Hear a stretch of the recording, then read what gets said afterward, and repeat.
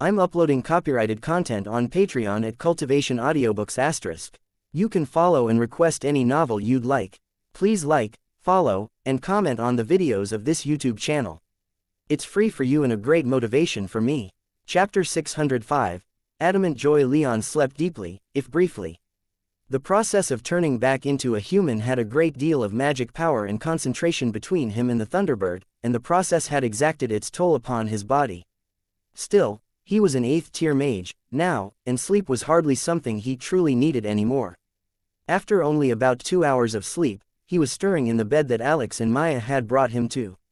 It was a near-identical copy to the quarters he and his retinue had been assigned on Sigebert's flagship, the cabins of a visiting paladin or someone else of high rank, but it was also clearly not Sigebert's flagship. Beside him on the bed, Maya had been snuggled up close to him with an arm across his chest. She hadn't been sleeping, so as he opened his eyes and instinctively started to rise, she was right there with him, sitting up in bed. "Leon," she whispered aloud. Leon glanced at her, his eyes still bleary with sleep and fatigue. But when his golden eyes met her lake blues, his face couldn't help but break out into a wide smile, and he pulled her into him and held her close. Neither moved for several long minutes.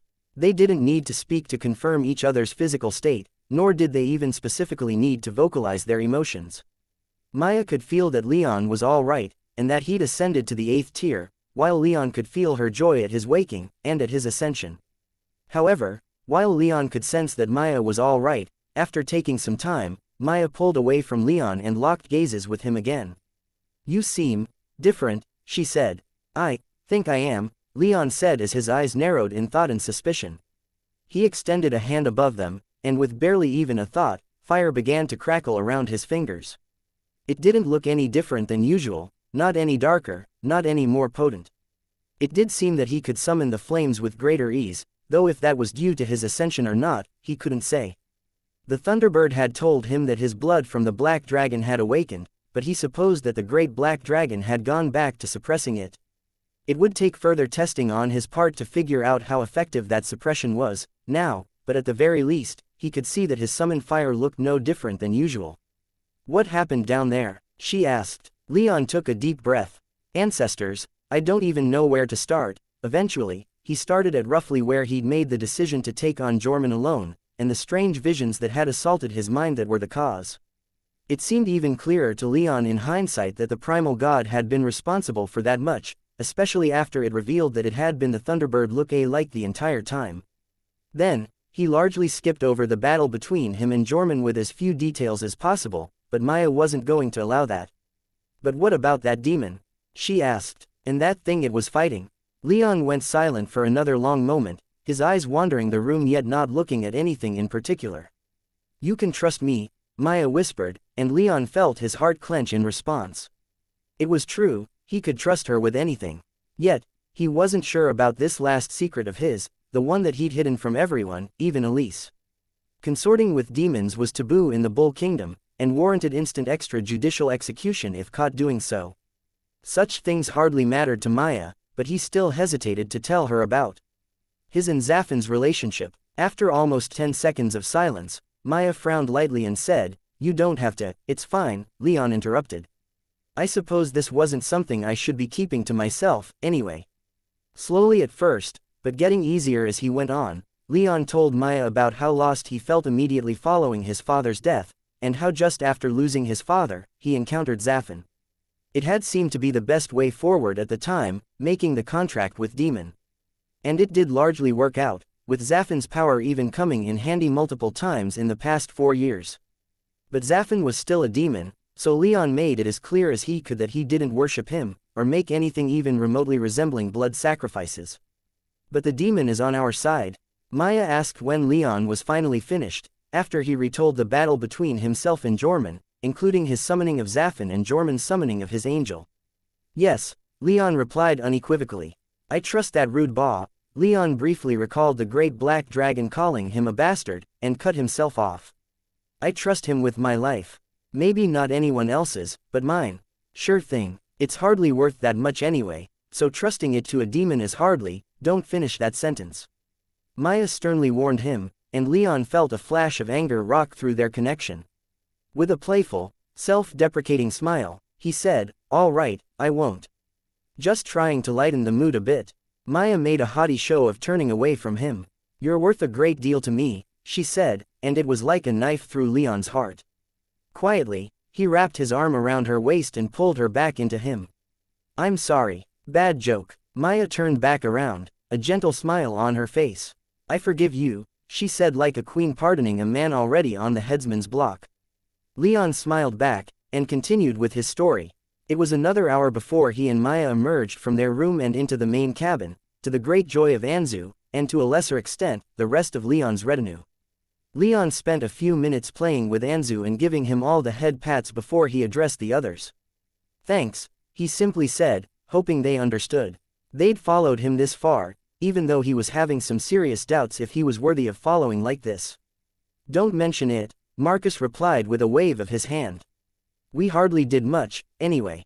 Seems like, you as that bird thing, your lady, and that demon did most of the work, we kind of just sat around feeling useless." Alcander didn't say anything, but Leon could see from his expression that he was feeling similarly useless. Gaius, meanwhile, clapped Leon on the shoulder, and said, "Good to see you up and about." "You too," Leon sincerely replied. Alex, meanwhile, snuck up behind Leon about as well as she could, and then jumped up and grabbed him in a headlock. He barely even bent over even with all her weight and strength trying to pull him down, but she acted like she was winning, anyway.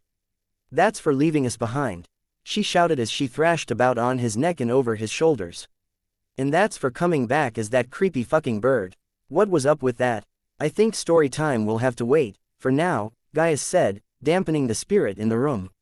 "Now that you're up, Leon, there's a lot that needs to get done, and I think there's plenty that our fleet would love to have your help with." Leon nodded, and then made his way back out onto the deck of the ship, followed closely by the others. He had his own things he needed to take care of, too, chief among them finding his sword, and finding Zaffin. The first thing he did upon stepping foot back out onto the deck, even before taking a long, deep breath of fresh air, was project his magic senses. He largely kept his attention fixed far above the paltry dozen or so ships that remained floating, scanning the skies for Zaffin. He figured the demon would still be flying. In the time since he'd last been properly conscious and above ground to see it, the sky had cleared up completely. There were a few wispy clouds in the sky, but they were fluffy and pure white, with not a single storm cloud to be seen. It was fairly late, but the sun still shone quite brightly, and the open ocean was a beautiful shade of blue, purple, and red, reflecting the evening sky. But after a brief pause, Leon realized exactly what was wrong with this picture. They were supposed to be in the same place as the Eighth Island's remains, but the ocean was completely empty of anything that could remotely resemble a landmass, save for the shadows of those islands dozens of miles away. "Everything's gone," he whispered, vaguely remembering something to that effect from the battle. "Whatever that big snake did sucked all the land below the water," Alex explained. "Sucked quite a few Legion personnel down with it," Marcus added. "How many survivors?" Leon asked. "Among these ships," Gaius spoke up, "I'd say about 3,500 sailors, maybe half a battalion of Marines. Of those ships that were sunk, we haven't seen even a single survivor. There are a lot of things that live this far out to sea that have probably eaten their corpses," Maya added. "The storm would summon them, that serpent would have kept them at bay. Without it around, they feasted." "A pleasant thought," Marcus said, turning slightly pale. "They were probably all dead by that point," Alcander pointed out. "Either drowned in the storm, or finished off by that serpent. Not a lot of drawn-out deaths, I should think." Marcus grimaced. "Small comfort after all of that. Every available comfort ought to be taken after a battle like that," Alcander responded, his tone less uncaring and more exhausted and resigned. Leon could understand his point of view. Better to focus on the good in any given situation, even if that good is only slightly less terrible than the rest of it. Resting his hands upon the guardrail of the deck, Leon noticed several Legion sailors exit the command tower, take a quick look around, and start heading in his direction once they noticed him. He gritted his teeth, just barely refraining from pulled back his lips into an annoyed grin, a threatening baring of his fang of his teeth. Until he had his ducks in a row, he didn't want to deal with anyone else's problems, even though he knew he had to. He still had a few minutes before they arrived, though, so he took some more time to examine their surroundings. His magic senses had grown in power so much that he was rather overwhelmed. He could see everything within a 200-mile radius of the ship, and the sheer amount of information that poured into his brain was extremely disorienting and more than he could handle. He refocused the scope of his search, taking his time as he reveled in the power on one hand, but also quite impatient to see some results on the other. By the time the sailors from the command tower had approached, he'd seen neither hide nor hair of Zaffin, and his sword was still nowhere to be found. He was actually rather scared to ask anyone about them, fearing that they might try to convince him both were gone and now out of his reach. His sword, Leon could at least see their perspective. Even if he knew where it was beneath the waves, he had no clue how to reach it. If even Maya was unwilling to go that far below the waves around here, then he more than hesitated to just jump down there and try to use his water magic to get it back. Still, he felt empty and restless with it gone, and he had no intention of leaving this place until it was back in hand. Sir Leon, the lower ranked of the 2 Legion sailors asked several awkward seconds after he and his companions approached Leon. Drop the, sir, Leon said, still staring out at the sea, trying to find even the slightest hint where his partner or his weapon might be. Right, the sailor said, his voice quivering with nervousness. The legate requests your presence. We have some visitors. Leon froze for a moment in confusion, and he spared the sailor a quick glance, and then one more at his superior, who nodded in confirmation. The superior clarified, that was quite a battle, whatever you and that demon did. Leon shot the superior a glare of warning, and his words hitched in his throat. I mean, there was a ton of magic being thrown around. Even this far away from the centers of power, people noticed. While you were resting, 2 envoys from the Central Empires arrived, and they've asked to speak with all of our representatives. The legate would like for you and your lady to be present at the meeting. He nodded to Maya to make sure Leon knew who he was talking about. Leon sighed. There a time frame for this? No, see, the junior sailor said, catching himself right before calling Leon by the knightly style. The sooner this is taken care of, the better, though. The fleet's communication stone went down with Sir Sigebert's ship, so we're on our own to deal with this. Not even Dame Basina or Sir Thuderic are in any position to help. With a quick redirection of his magic senses, Leon smiled as he saw a few Legion scouts at the edge of his range scouting out the waters around the 5th island. If the scouts were only just there, then the other 2 fleets were still at the 4th island, but they ought to be wrapping things up on their end. The remnants of Sigebert's fleet would probably meet up with them at the 5th island. I'll head in a moment, he said, and Alex, as if she were still his squire, quickly stepped in to take the details of the meeting as Leon turned his attention back to the sea. Ancestor, he whispered into his soul realm, knowing the Thunderbird to still be at the mountain where they'd replicated the primal god's enchantment. I can't leave without the family blade. Nor should you, replied the Thunderbird, her resonant voice dripping with arrogance. I bore that sword since the primal age. It has been one of the solidest foundation stones upon which our clan thrived, one of the most potent weapons that rendered our enemies but ash on the wind. Which is just why I want it back, Leon quietly replied. I can't leave without it. His voice shook, and the Thunderbird almost audibly restrained her arrogance. I understand, she said, her tone turning motherly. It is of my blood which you share. It is adamant, and will not suffer at all for being out at sea, and having once been the seat of the Iron Needle, it will not tolerate just anyone taking it in hand. That's good to know, but how do I get it back? Leon asked. Surely there's a way, even if I have to carve this entire ship into once giant enchantment to dredge it up from the ocean floor, I'll do it. It shouldn't require that much, the Thunderbird said with amusement. The blade will long to return to you. You just have to call for it, and it will answer. Leon fought back against the urge to immediately roll his eyes. You make it sound so easy, he dryly stated. Extend your hand, the Thunderbird instructed, and after a moment of hesitancy for not wanting to appear weird in front of everyone, Leon followed her instruction. Looking weird was the least of his problems, right now. Good, the Thunderbird said. Now, reach out with your heart and mind, and will the sword to return. Let my power flow through your hand and show it the perfect place to rest, but show your intent to wield it in battle again. Her voice grew in volume until she was practically roaring within his soul realm, and he couldn't help but get a bit caught up in her hype. Lightning danced around his fingers as his companions took a step or two back and asked some questions of him, which he was a little too focused to answer. He reached out with his intention, silently shouting, though not in any recognizable tongue.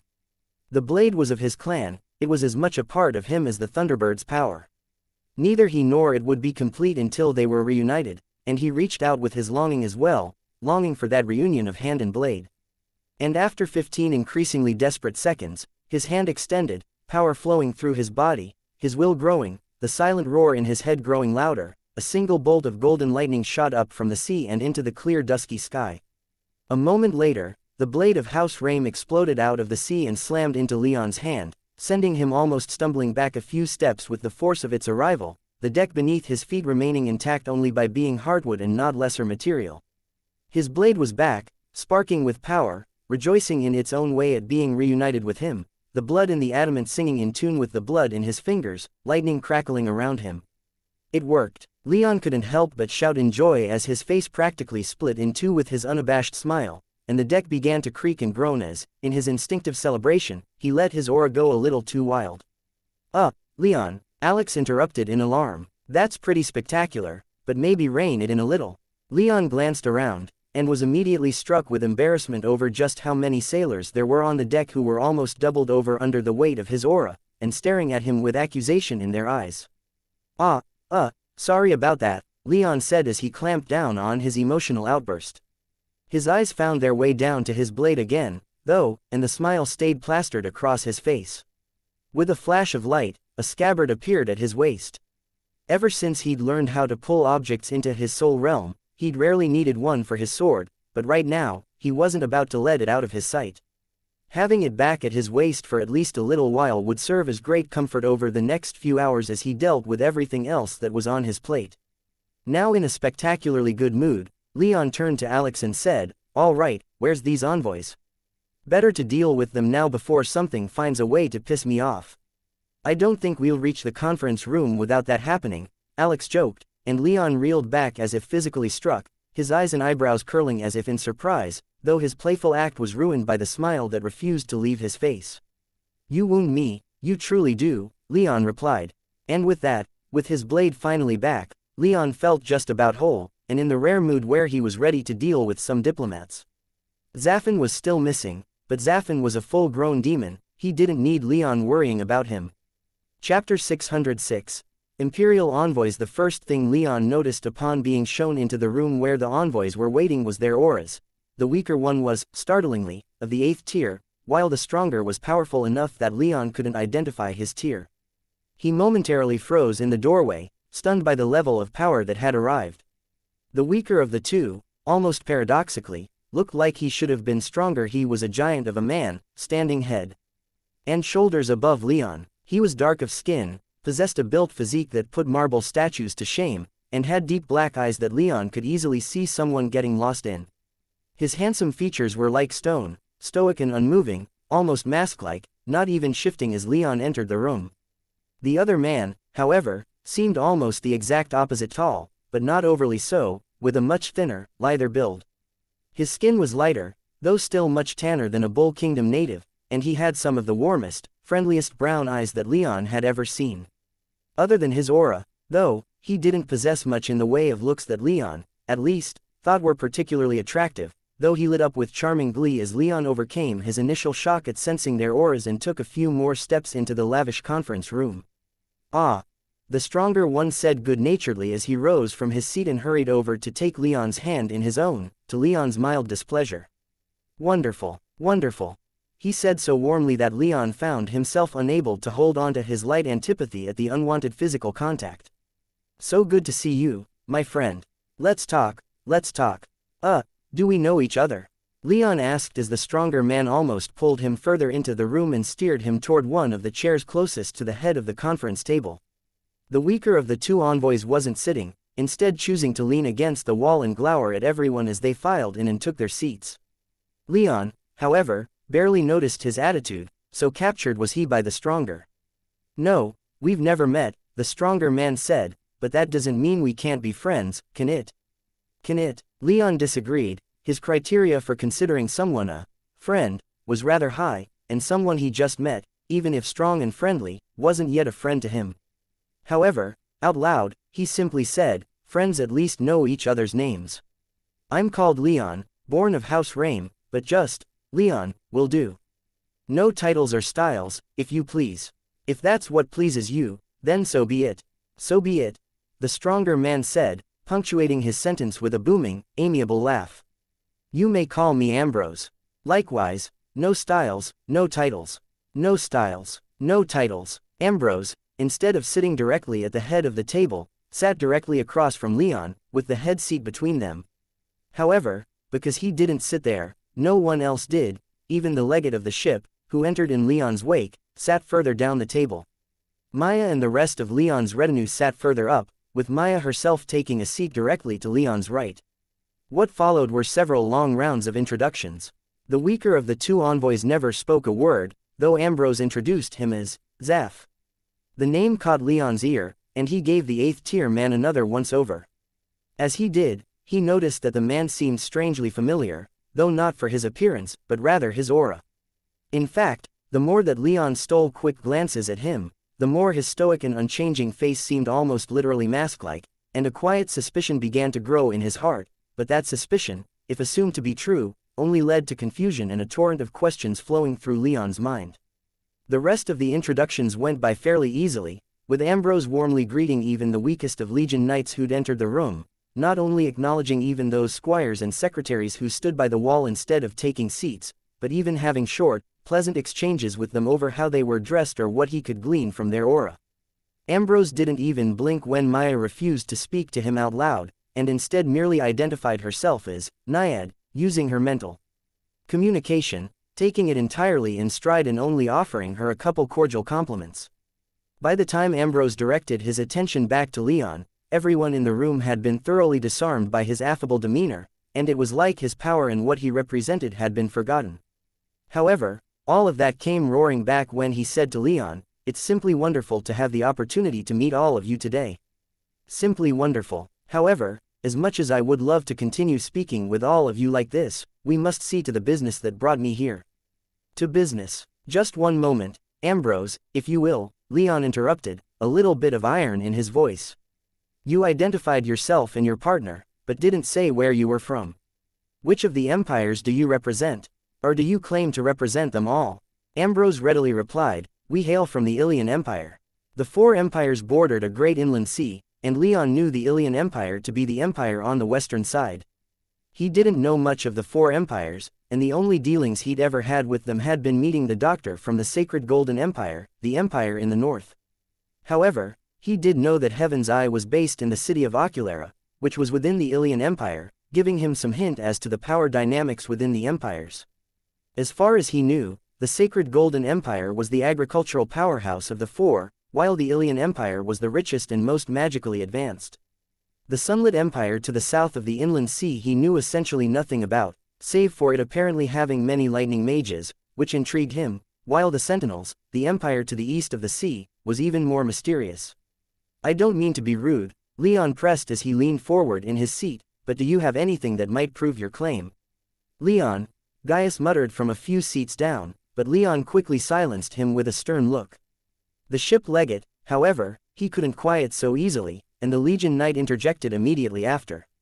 The envoy's credentials checked out, at least as far as we were able to confirm. Leon wondered just how much they were able to confirm, given the status of the fleet and their communication issues, but with the way that many of the Legion Knights were staring at him with pleading eyes, Leon decided to simply take Ambrose at his word and leaned back in his seat. So, naturally, he was fairly surprised when Ambrose conjured a metal ring from his soul realm, so large that it was worn around his 3 middle fingers on his right hand and was wider than his fist. The plate of the ring was adorned with an exceedingly intricate design of some kind of bird of prey whose wings appeared to be on fire. Leon knew absolutely nothing about imperial heraldry, so the design was largely lost on him. However, the ring emanated a strong aura of magic, strong enough to have the hair on the back of Leon's neck standing on end. Ambrose said, "These rings are given to all who serve the Ilian Emperor." "This was given to me by the Ilian Emperor personally." Given personally. Leon took a deep breath, then shrugged.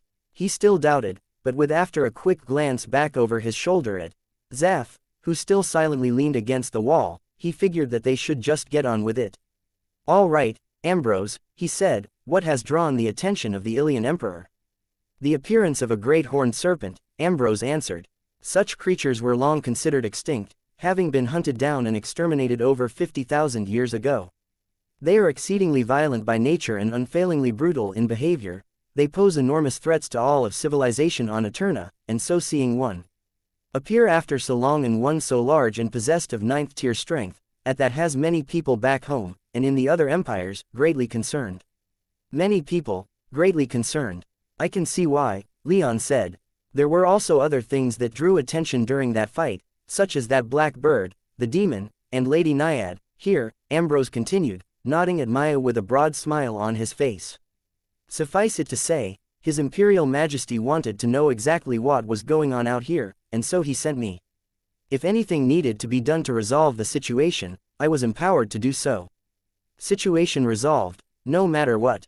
Leon returned the smile, though his was far colder than Ambrose's. Sounds like your emperor took this situation extremely seriously if he gave you permission to do whatever you thought necessary.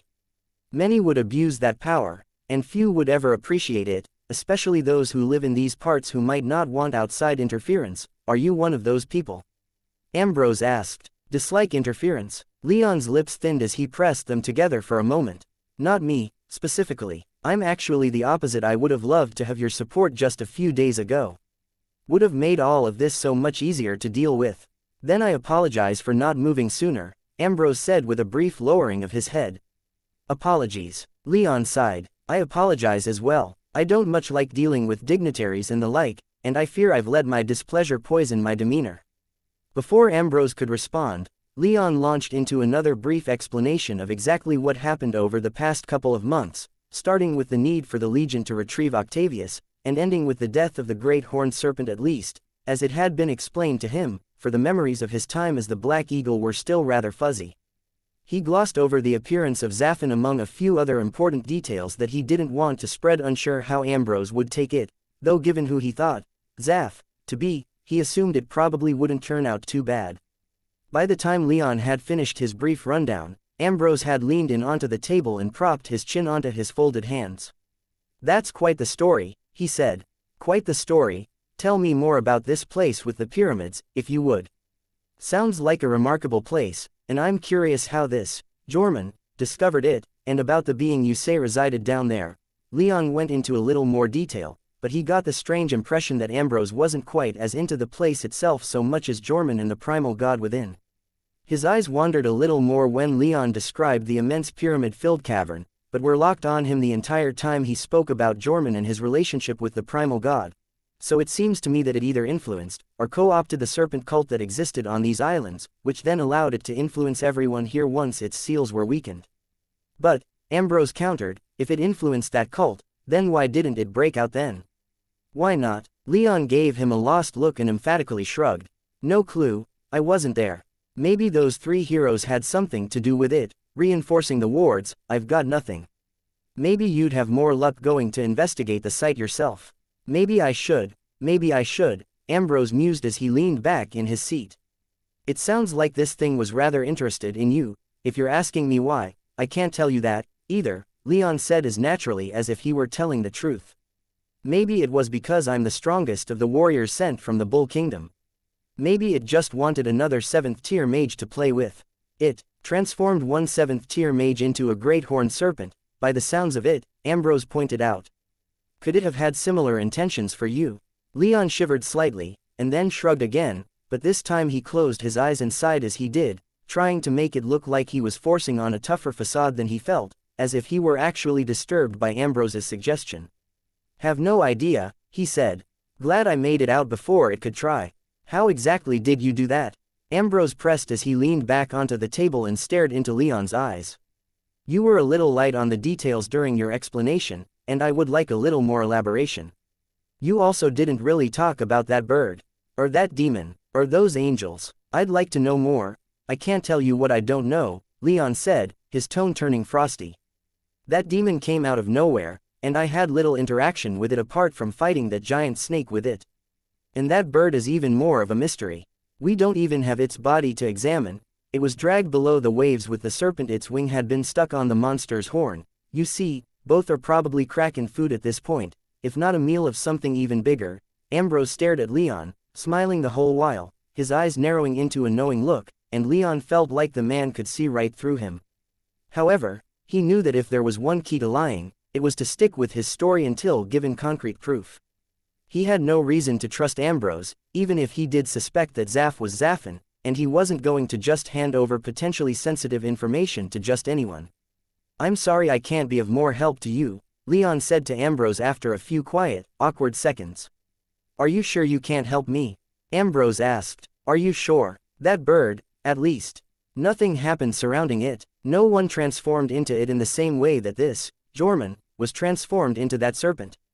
Leon's stomach sank into his feet as he realized he'd probably said too much in his explanation, but at this point, he was committed, and even if this man knew exactly what happened, Leon wasn't going to admit it to him. "I'm sure," Leon simply replied, and Ambrose responded by continuing to stare at him for several more long seconds. "Very well," the envoy said with a shrug. "I suppose I have what I came for. The bird and the great horned serpent are dead, the ocean nymph seems to be." Leon felt a flutter of anger flow through Maya, and Ambrose paused for a moment. "Ah, my apologies, my lady, the river nymph isn't a threat. I suppose that just leaves the demon to be found. We can't have something so powerful just running around unaccounted for, can we?" The Legion Knights in the room muttered their agreement, and while she didn't look at him, Leon did feel Maya's attention fixate on him for a moment. He took it the same as if she'd given him a worried look, and he squeezed her hand reassuringly beneath the table. This at least 9th-tier envoy didn't seem to be pressing them, so he figured if they just kept their mouths shut, everything would be fine and the envoys would leave in short order. However, he was hoping he'd get the chance to speak with Zaf. Before they left, he wanted to know if Zafin was all right, and the more he thought about, and the more he observed Zaf's aura, the more he was convinced his guess was right. He briefly tried to mentally communicate with Zafin through their contract, but he didn't receive a response, and Zaf didn't let any indications slip that he'd heard Leon. Fortunately, he felt like his theory was essentially proven when Ambrose rose and said, "I ought to get going, but might I ask for a few moments of your time, Leon? My companion would like to have a few private words with you." "Might I?" "Sure," Leon awkwardly stated, encouraged but surprised that Ambrose would just come out with such a request. "Wonderful," Ambrose exclaimed. "Simply marvelous. Well, then I'll get going first, and leave you with this, Leon." Ambrose waved his hand and produced a card about the size of both of Leon's hands put together. It was made of some kind of stiff paper that Leon could feel was lightly enchanted to increase its durability, and written upon the card was what seemed to be an introduction. "I'm always on the lookout for talented mages, you see," Ambrose explained. "If you ever find yourself in the Ilian Empire, look me up. That letter has my address, and will serve as proof of affiliation if I'm not around and you're greeted by my servants." Leon felt a few hidden strands of killing intent coming from the Legion legate, but they were quickly clamped down on. He supposed he understood the reaction. Leon was no longer a Legion Knight, but there was still lingering attachment among the Legion to him, and yet here was someone whom they couldn't really compete against blatantly headhunting him. Leon stashed the letter of introduction into his soul realm, and Ambrose strolled out of the conference room with hardly an ounce of worry etched upon his face. The rest of the Legion Knights slowly made to follow suit, and Leon had to hurry his own retinue along to follow them. They protested, but after just asking them to wait outside and giving in to Maya's demand to stay, he was left mostly alone with Zaf. As soon as the door was shut and the enchantments blocking their voices from reaching outside, Zaf dropped all pretenses and said with the familiar voice of Leon's demonic partner, "Leon, I need to get back into your soul realm right now, this illusion is starting to fade." "Zafin?" Leon asked, and Zaf responded by letting his aura spill forth without any deceptions. Leon smiled as he recognized his fury as he recognized Zafin's unmistakable aura. Zafin wasn't a friend, he told himself. He was just a partner and an important weapon in Leon's arsenal. With a nod from Leon, Zaf's body began to immolate right there in front of Leon, and Maya shrank down into a bead of fire no bigger than a finger, and rushed into Leon's chest. There was some concern within Leon that this was a trick, but he felt the power shared between him and Zafin flutter, and he knew his demonic partner had returned. "Ah," Zafin muttered as Leon watched him settle back into his pavilion. "Good to sit back down, even in this rustic-ass place. Seriously, Leon, that old mind palace you had was so much classier, you ought to tear this shit place down and go back to the old one." Leon's jaw immediately clenched so tightly shut that he felt like he was at risk of cracking several of his teeth. Yep, that's Zaffin, he thought. Chapter 607. Cataloging loot. Zaffin was back in his soul realm, and his sword was back on his hip. He was with Maya, and his small group of followers were in good health. As far as Leon was concerned, the only thing his life truly lacked right now was Elise, everything else was just as it should be. However, there was still business to deal with. So, demon, Leon said as he leaned back in his chair, what in the hells was all that about? As he asked his question, Leon squeezed Maya's hand again, giving her some comfort despite essentially locking her out of the conversation with Zaffin's return to his soul realm. Was that guy really who he said he was? Fuck no, Zaffin grumbled. That was the fucking grave warden himself. He came here to investigate why one of his charges was trying to escape. Leon froze, though not for long.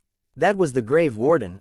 He asked, still fuzzy on just what that title meant. He also expected someone as purportedly important as the grave warden would act more dignified, majestic, would act more like a man of his station and would be above using such simple ruses and deceptions.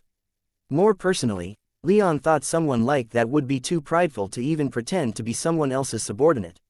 In that respect, Leon thought someone like the grave warden would act more like an inhuman, emotionless deity far above humanity, or would act more like Zaffin, completely without thought for manners or decorum. Don't judge such beings by their appearances, Zaffin warned. A person doesn't live even a fraction as long as that man has without being odd, and either mentally strong or twisted in ways that would allow one to weather all of that time with some modicum of sanity intact. That makes him strange and unpredictable. Best to keep your distance, if you want my opinion. That's a good idea, I think, Leon thoughtfully replied as he toyed with the grave warden's letter of introduction. Do you know what he wants with me? He suspected it was because of his lineage, and the grave warden maybe not wanting him to become a new hegemon of this plane, as Jason Carranos had tried to do so many millennia ago, but as Zaffin had just said, the mind of something as ancient as the grave warden likely couldn't be so easily predicted. When we spoke, he asked about you and your power, Zaffin said. Not once did he ask about your intentions or goals. Just how strong you were, and what you've done in the past. I gave him few answers, but even in return for that, he offered to help us reunite. Thanks for your discretion, Leon said. I'm almost surprised, though, I wasn't sure if you were going to return. You still owe me power and a safe haven, human, Zaffin frostily replied. Our contract is not yet dissolved, and so we must endure each other for a while, yet. Leon smiled, and he put the grave warden out of his mind. Someone with that kind of power wasn't someone he could truly fight against, nor could he ever prepare for him. So, Leon decided not to ever call upon him, and stashed his letter of introduction in a tiny out-of-the-way corner of his soul realm's vault. He'd be better off planning for things that he could deal with, such as Heaven's Eye, the Four Empires, and the remains of his clan's ancient facilities that seemed to have yet to be discovered. There were also slightly more immediate concerns, such as the items that he'd discovered just before transforming into the Black Eagle, Jorman's hammer, his onyx bracelet, and the most intriguing of all, the sealed book. Those all warranted some in-depth examination. However, before even all of that, he had some responsibility to the Legion to take care of, assisting with any search and rescue, and helping to lead them back to Luduric and Basina. None of that was particularly intensive, but it would serve to help give him some time to think, and he already had a few ideas that he wanted to flesh out a little bit more. The disappearance of Zaff was taken largely in stride. Given that he seemed to represent the Ilian Empire, everyone readily accepted Leon's explanation that after their short conversation about Leon's specific fighting style, a lie that Leon told them to cover his reunion with Zaffin, the man had vanished. Following that was finishing up the fruitless search for any survivors. The remains of the fleet sailed fairly far away from the annihilated 8th Island looking for any members of the Royal Legion who might have survived the battle, but found not even a single corpse. Leon was a little disappointed. Sigebert had proven himself quite honorable in the end, and it was a terrible loss to the Bull Kingdom to have lost such a man. They'd even lost the corpse of Octavius when Sigebert's flagship went down, so they couldn't even bring that back with them to the Bull King, only word of the second prince's death. As they searched for survivors, though, Leon's mind turned away from the concerns of the Bull Kingdom and more toward his future.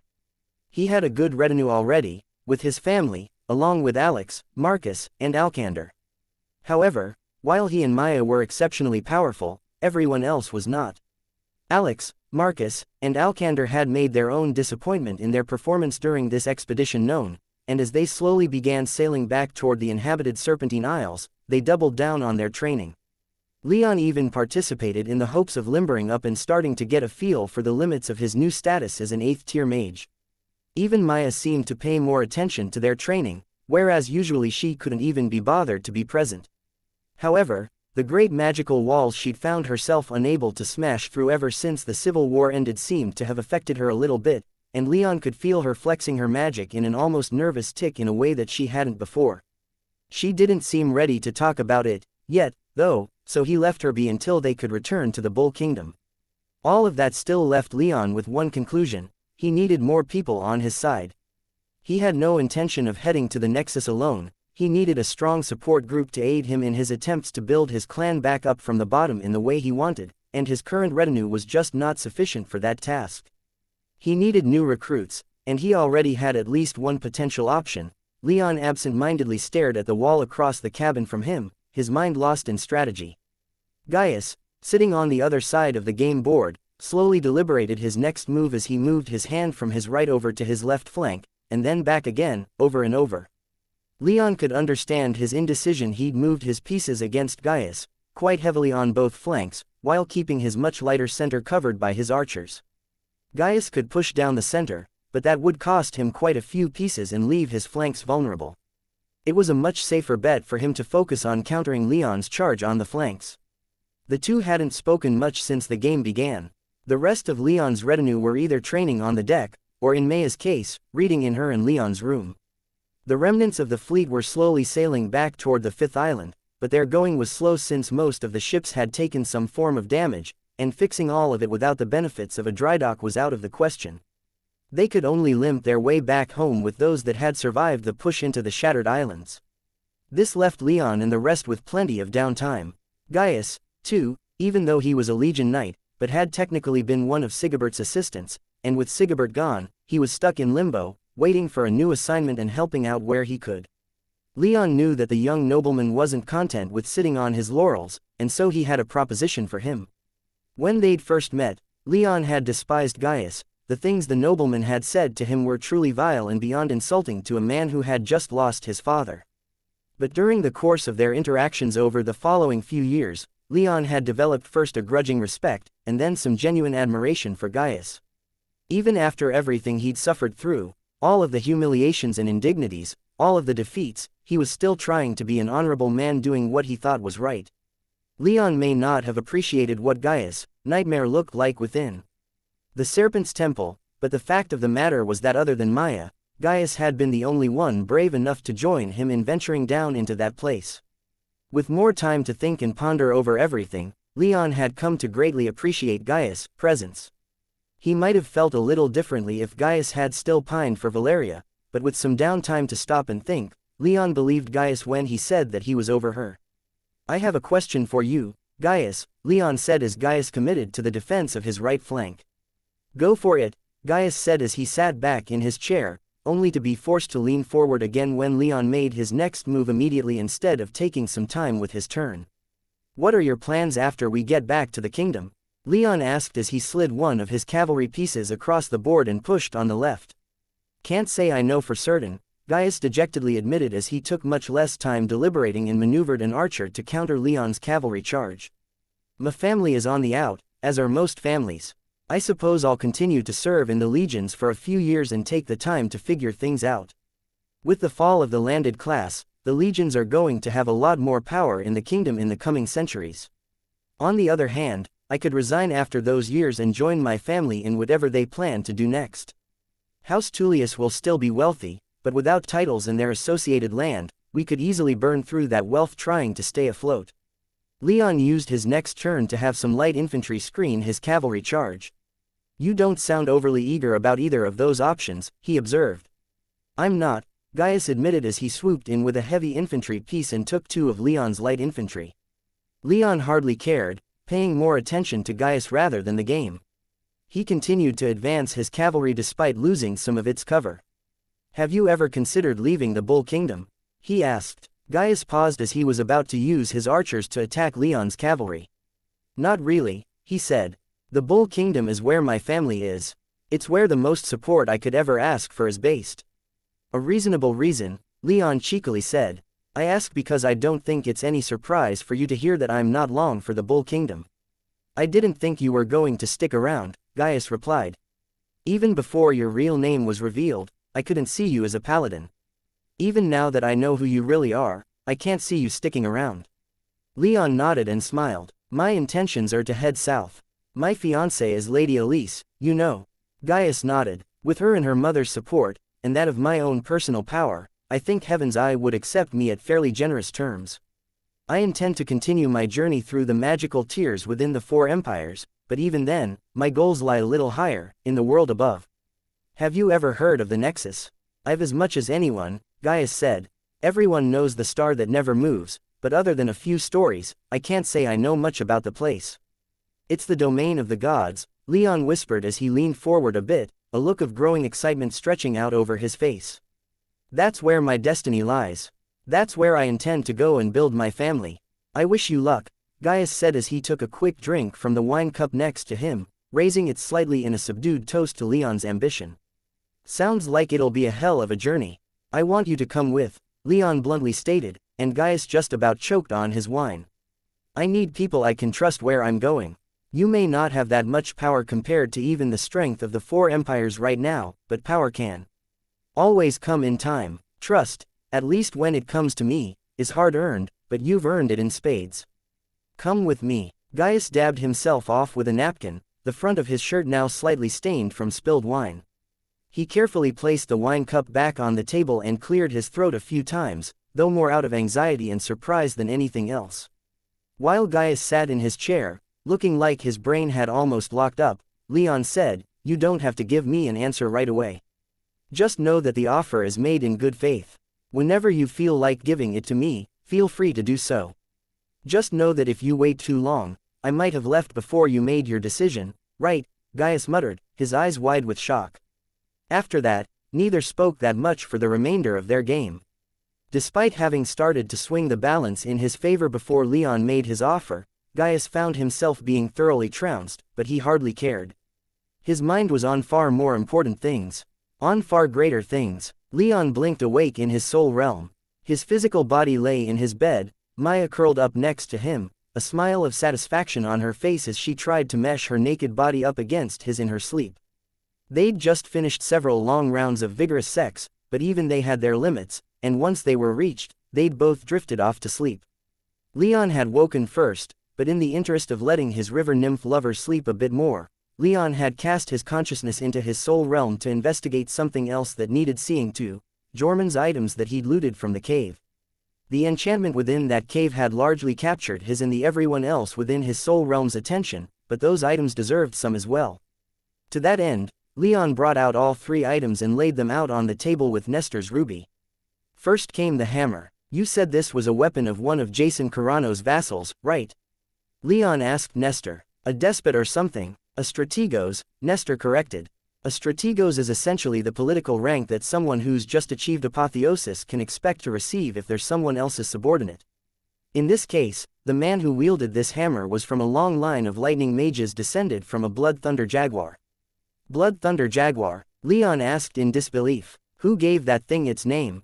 A 13-year-old. No, he chose it himself, Nestor replied with the vocal equivalent of a shrug. Taste is subjective, who cares what it named itself? Leon did the physical shrug that Nestor couldn't, and the dead man continued. It's a powerful weapon by your standards, and I suppose, even by mine I would say it's quite a good weapon to wield. It's a weapon that controls Earth, though, and correct me if I'm mistaken but I don't think a Blood Thunder Jaguar has much command over that element. No, he and those of his bloodline held no particular command over Earth that other lightning mages within my father's court did, but they did loot this weapon from another clan that did. Which one escapes my memory at the moment, but it hardly matters. Even in the hands of a mage only lightly skilled in earth magic, it's still quite a potent weapon. That, I can't argue with. Jormung wasn't an earth mage, but Leon knew very well that in his hands, this hammer had been a force to be reckoned with. What about this bracelet? Our clan used items like this to command war beasts, Nestor said. Makes sense, Leon replied, remembering that during the Battle of the Fourth Island, Jormun's krakens had arrived right after he'd brandished this bracelet. It uses darkness magic to entrance the mind of unintelligent creatures. It wouldn't work on even the simplest minded human, or on some of the more intelligent beasts that populate our universe, but most beasts would find themselves completely under your thrall should you use this bracelet on them. And how is it used? Leon asked, his eyes lighting up with glee at the potential this bracelet showed. Nestor was quiet for a moment as his weak magic senses swept over the onyx bracelet, taking in every detail, including the 6 dull, lifeless, black gemstones that adorned it. You'd have to take a drop of blood of the beast you wish to enthrall and drop it on these gemstones, he explained. At least, that's how it should work. I can't be sure, it seems lightly damaged.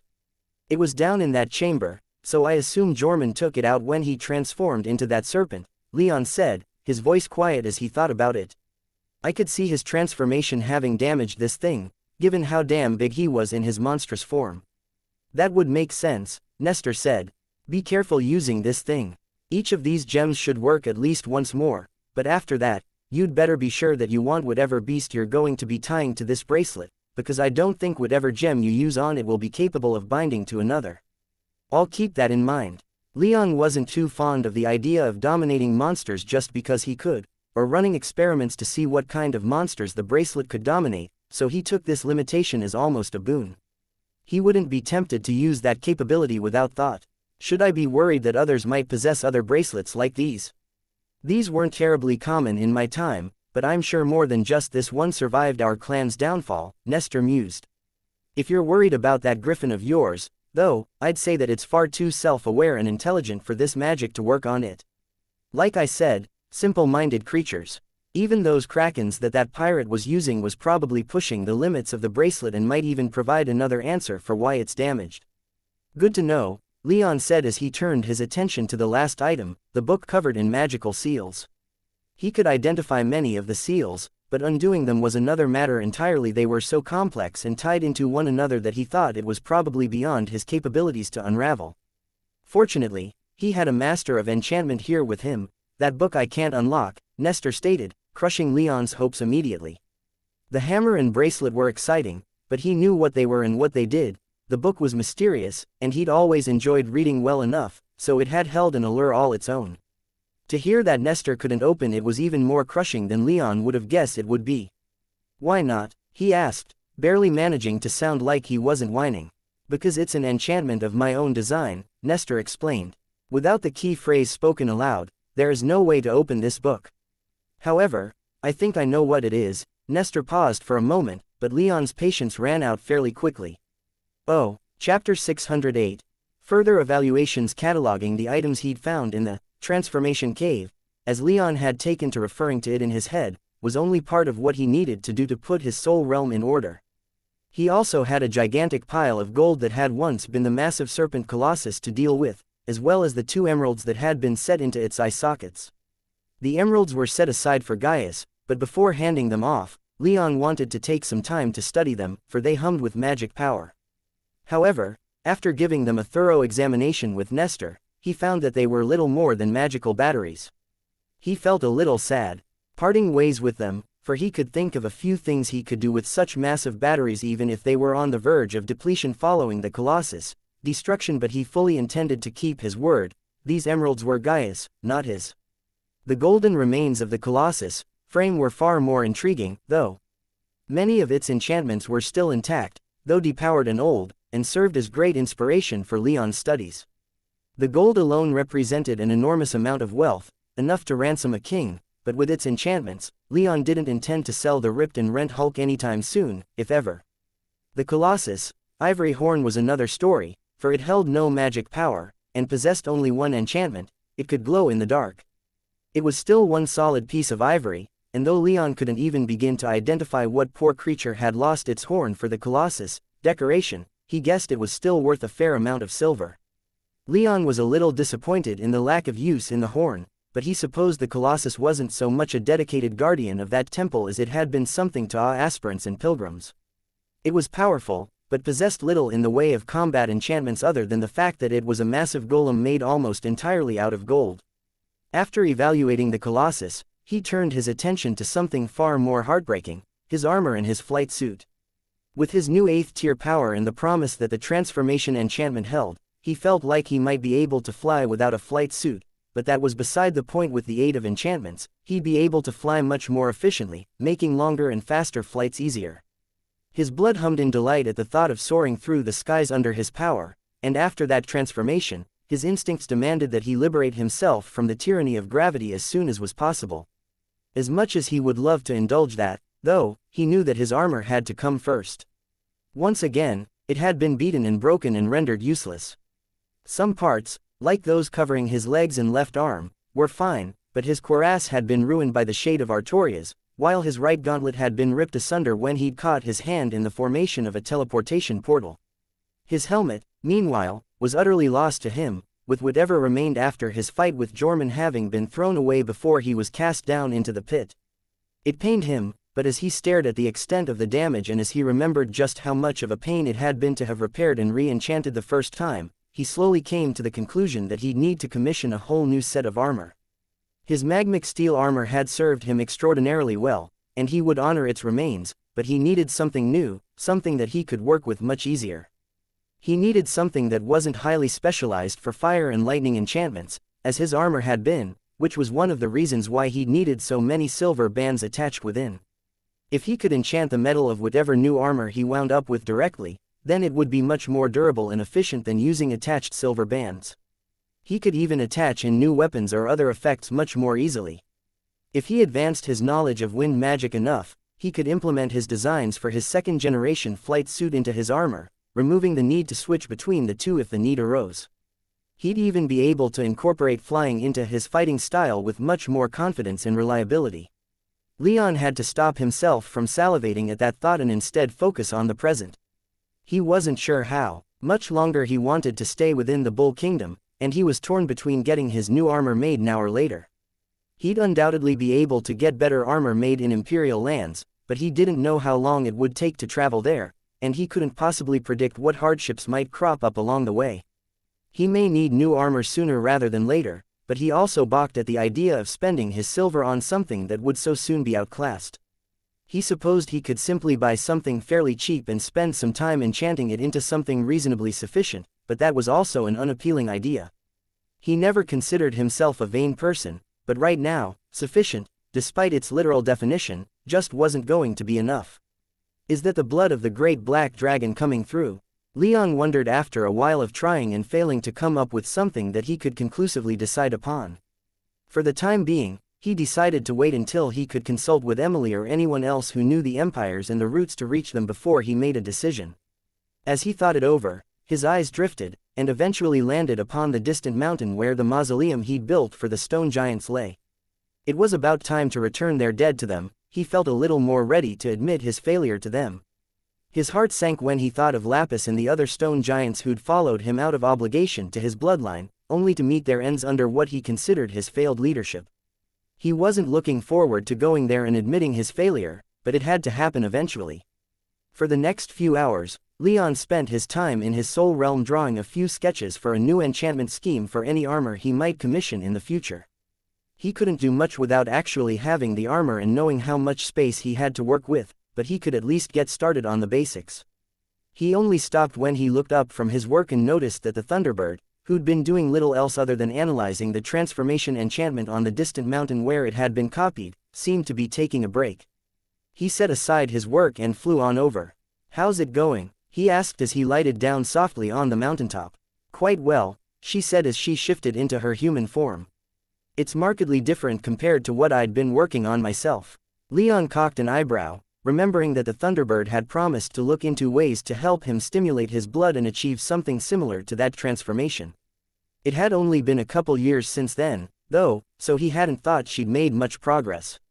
"How so?" he asked as he let his eyes wander up and down the enchantment, taking in the countless runes that made it up, admiring how it formed long streams of light in the air. "It requires an immense amount of power to pull off, for one," the Thunderbird said with some disappointment, "but I can't really argue too much with its results. It certainly sets out to do what it was designed to do."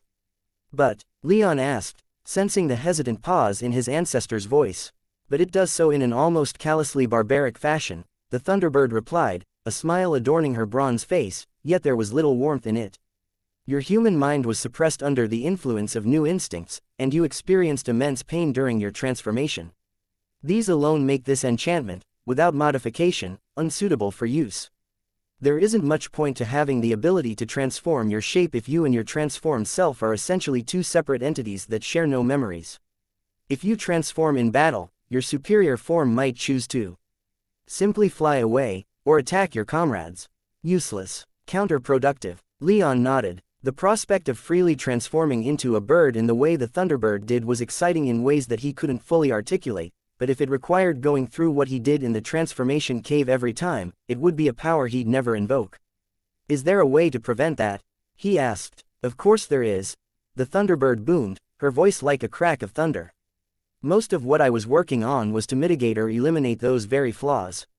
Is there anything obvious? Leon asked as he slowly walked through the arches of light formed by the millions of floating runes. There are a few things I've already done, the Thunderbird proudly stated. Nothing great enough to make this thing usable, yet, but progress has been made. This thing worked by stimulating blood far more than was necessary. Or maybe it was necessary, Leon countered. This enchantment wasn't designed for me, remember. It was designed for Jorman, whose family had gone so long without awakening their blood that they'd lost the ability to do so.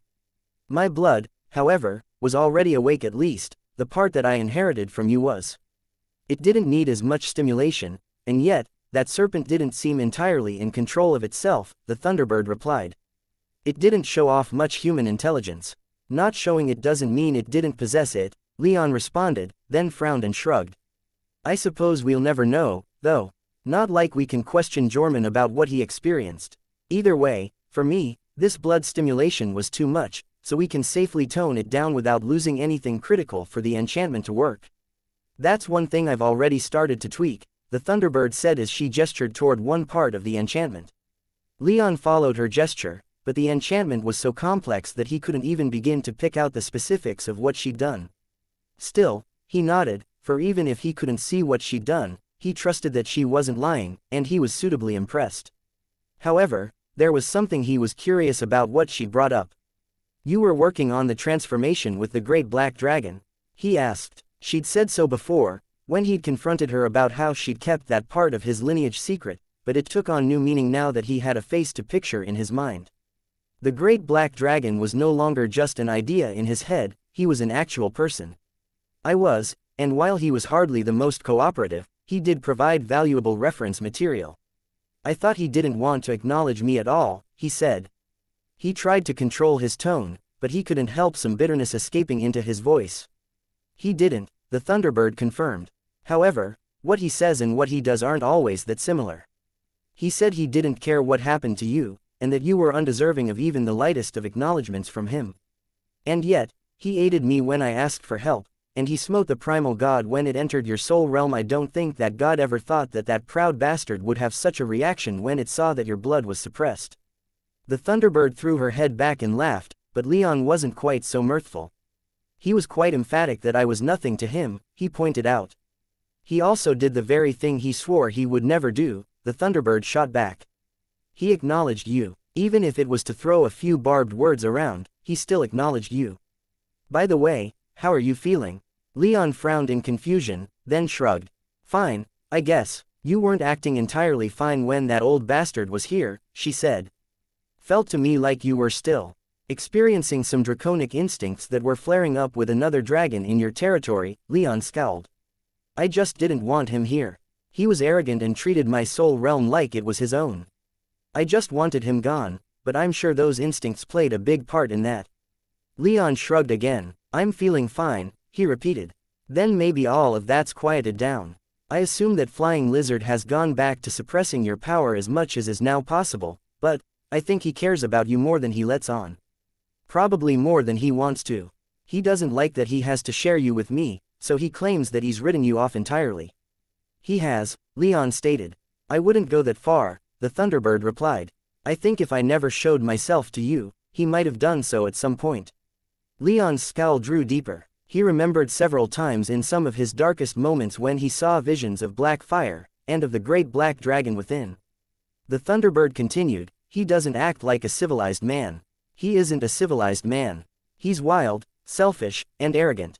He predates civilization, and never took to it once it came around. He does what he wants and he doesn't like to share. But I think, for all of that, for all his protestations, that he does on some level care about you, even if he only cares that you still bear his power and have inherited at least a part of his legacy, and thus you reflect upon him. Regardless, I think it's best if we add in some new parts of this enchantment so that it doesn't try to stimulate that side of you. Leon raised an eyebrow in silent question as he glanced back at his ancestor. This thing was designed to stimulate all of your blood, and perhaps some of why you experienced so much pain was because of these two sides of you at war within your body to see which would come out dominant. I'd say mine won out, in the end, just as it always does. The Thunderbird glanced off into the mists, a gloating smile on her face, and a chuckle managed to escape Leon's lips. How much work would that entail? Leon asked. I don't know, the Thunderbird admitted. At the very least, it should help to limit the scale of this enchantment, to focus only on my bloodline rather than going for both mine and his, and that ought to help with the much bigger problem that you have with this, the power. Leon nodded. It had taken essentially all of the power from the power crystal that he'd looted from Nestor's lab to activate the thing in the transformation cave, and he couldn't just conjure a similar amount of power. If this transformation was ever to become practical to use, then it needed some serious refining to make more magically efficient. It also funneled a great deal of power into you to fuel your transformation, the Thunderbird mused aloud. We'd need to stop that, too, otherwise you'd injure yourself. You'd have to transform using your own power if you've any hope of using this consistently without being torn apart. I suspect that would also help to limit the scale of this. The Thunderbird drifted off into technical babble that Leon was surprised to find he was able to follow fairly well. It seemed his lessons with Nestor were starting to pay off, even if he lacked the skills to actually implement any of the Thunderbird's ideas. So, as she returned to working on that, Leon turned his attention to the last bit of Soul Realm business he had to take care of, fully evaluating and fixing the damage done by the Primal God and his Soul Realm's tremendous growth. Most of the damage had already been fixed not long after Leon returned to his human body, but he still needed to do one last pass to fix the broken mountains and frayed edges of his Soul Realm. And he found quite a few cracks and rents. That he'd missed in his first pass that he quickly closed with a bit of applied mist of chaos, though that hardly meant his Soul Realm had been completely fixed. It didn't end at the edges of the island, after all. Once that was finished, he was left with an island that was about 20 miles in radius within his Soul Realm, which was now 10 times as big. There was an immense amount of empty space between the edge of his little island, hovering there in empty space, and the edges of the mist. So, he got to work filling all of that in, too. It was tedious, and he took many breaks, and as a result, when he felt Maya starting to stir next to his physical body, he'd barely even started on expanding the land he had to work with. Still, he gladly took the opportunity to stop making flat earth and dirt out of mist and return to the physical world. He'd have quite a bit of time after returning to the Bull Kingdom. He still had a few responsibilities to the fleet on his plate, but once this expedition managed to limp all the way back to the kingdom, he'd finally have time to devote his full attention to his personal matters. Not the least of which was Valeria. Just the thought of her instilled a feeling of deep dread within Leon. He knew how she felt about him. She'd confessed as much on their way north after the southern campaign of the Civil War. He'd made his desires known to her as well, but whether or not she was actually willing to enter a relationship with him was, well, he figured he'd see when he'd see, and that for now, it was best not to worry. Whatever her answer, he'd find out soon enough. Chapter 609. Making his own way back. Basina and Udurek stared at Leon in disbelief, Leon having just wrapped up an abbreviated report of what had happened after Sigebert's fleet separated from the other two on the third island. They were in the Earl's Manor on the fifth island. The town surrounding it had less than 5,000 residents, and the manor itself wasn't huge, so the Legion fleets were having some trouble finding places to dock. Legion engineers were swarming over the cliffs along the shore, building additional stone docks for the fleet to use, but the remnants of Sigebert's fleet had little trouble finding space. They were just so few, now. Once they'd docked at the fifth island, Leon and the rest of the fleet's remaining command staff made their way to the manor to make their reports. Leon's retinue was with him until the meeting started, when only Maya was allowed to stay at his side. The legate in charge of the sole remaining dreadnought of Sigebert's fleet was there as well, along with several of the tribunes who captained the fleet's war galleys. All of them backed up Leon's story, leaving little room for Basina and Udurek to disbelieve Leon's story, even though Leon could see they very much wanted to. Their faces were stony by the nature of being older commanders who'd been in the Legion for decades apiece, but there were a few twitches here and there that Leon could pick out, putting their inner thoughts on display. Leon had just dumped a lot on their plates, and their first instincts were clearly to rack their brains in an attempt to either downplay or toss out Leon's report. To an extent, he didn't blame them. He would doubt such a story, too, if he hadn't lived through it. A pirate trying to raise an ancient god was much less believable than a fallen islander noble fighting for the emancipation of his people from the Bull Kingdom, and much harder to deal with. But it had been dealt with, so Leon had, perhaps foolishly, gone into the meeting hall somewhat optimistic that neither of the fleet legates would have that much to complain about. He'd even been low-key looking forward to looking them in the eye and telling them, with the rest of Sigebert's remaining command staff there to back him up, that he'd been right all along. That they were so obviously trying to figure out a way to not believe him was throwing a bit of a cobra into his horse race, so to speak. That's quite the story, Basina eventually said after an uncomfortably long silence, looking surprisingly tired as she slumped back into her chair and pressed her fingers into her eyes, rubbing them vigorously before leaning forward and staring at Leon. Are you sure it's accurate? A flash of anger tore through Leon, and he had to fight the urge to sneer. His patience for this was practically non-existent after everything that had happened over the past week. They hadn't believed him before, and as a result, he'd only had one fleet at his back when he'd gone to stop Jorman. Yes, I'm sure it's accurate, Leon said through gritted teeth. It was a struggle not to release any killing intent, but he felt like his attitude was made clear, for Basina's eyes narrowed in displeasure.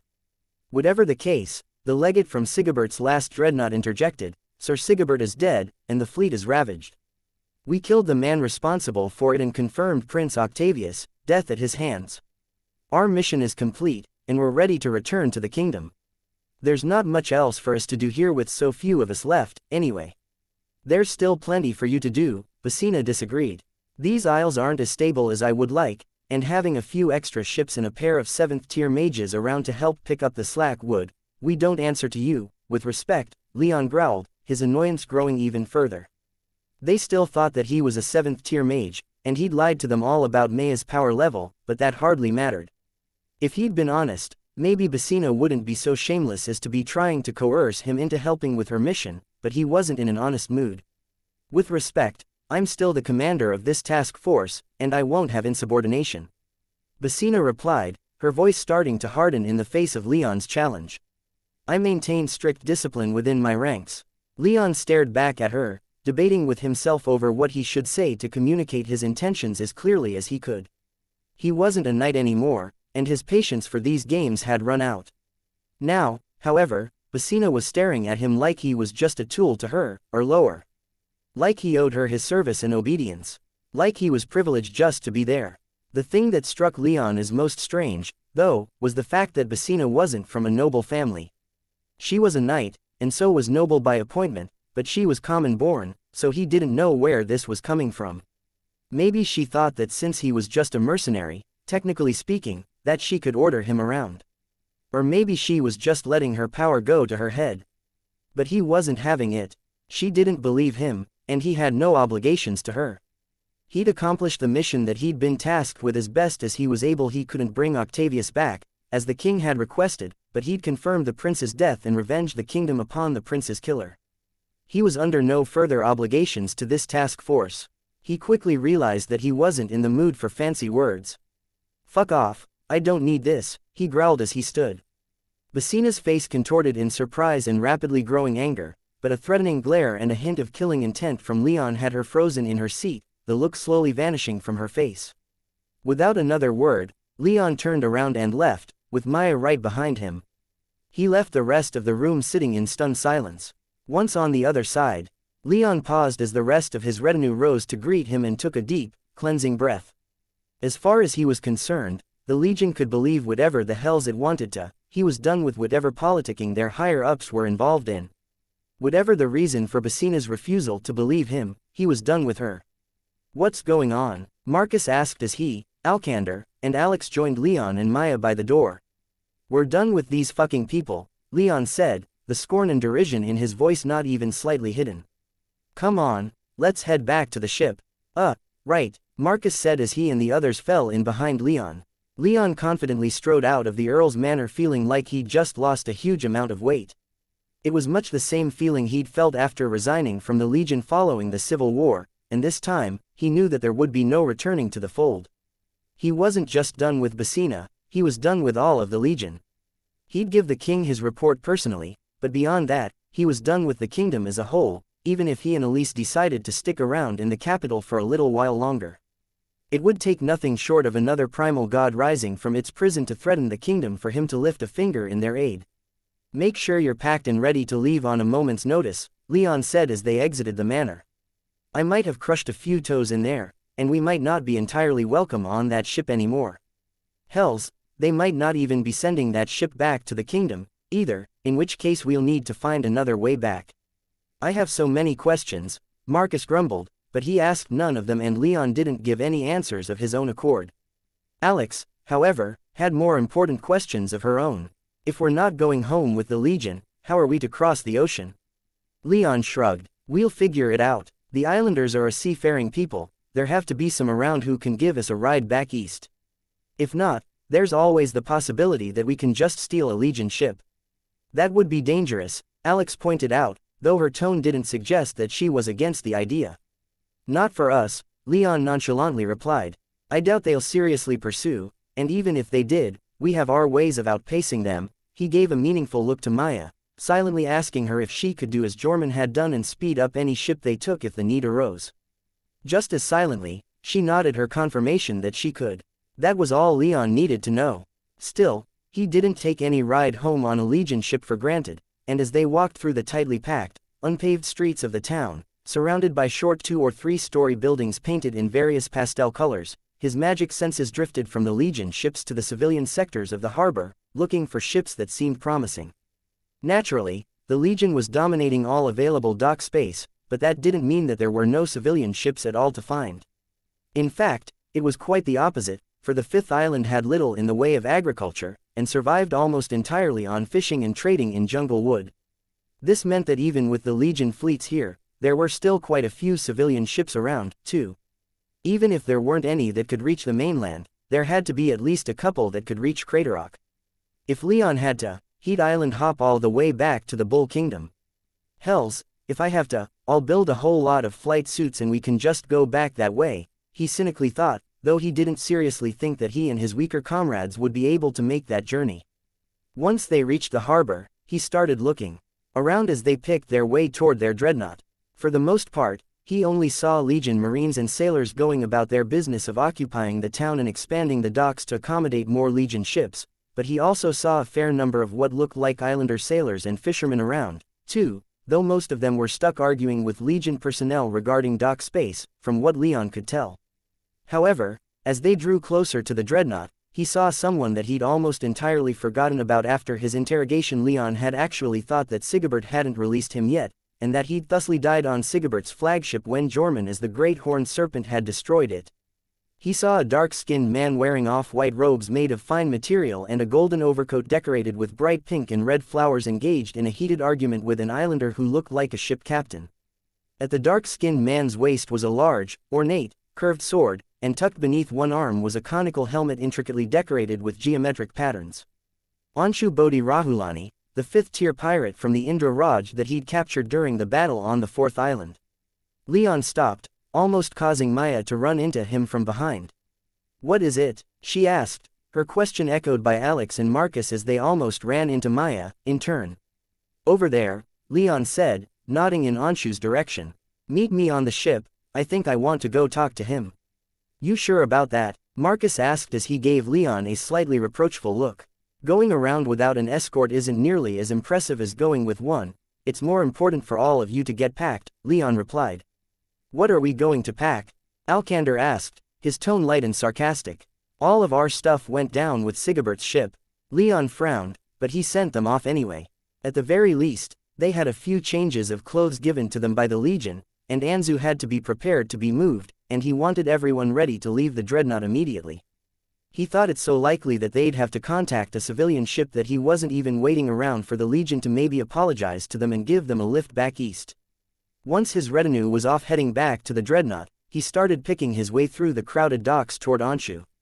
He wasn't sure what he wanted to say to the man, but Leon wanted to talk to him anyway.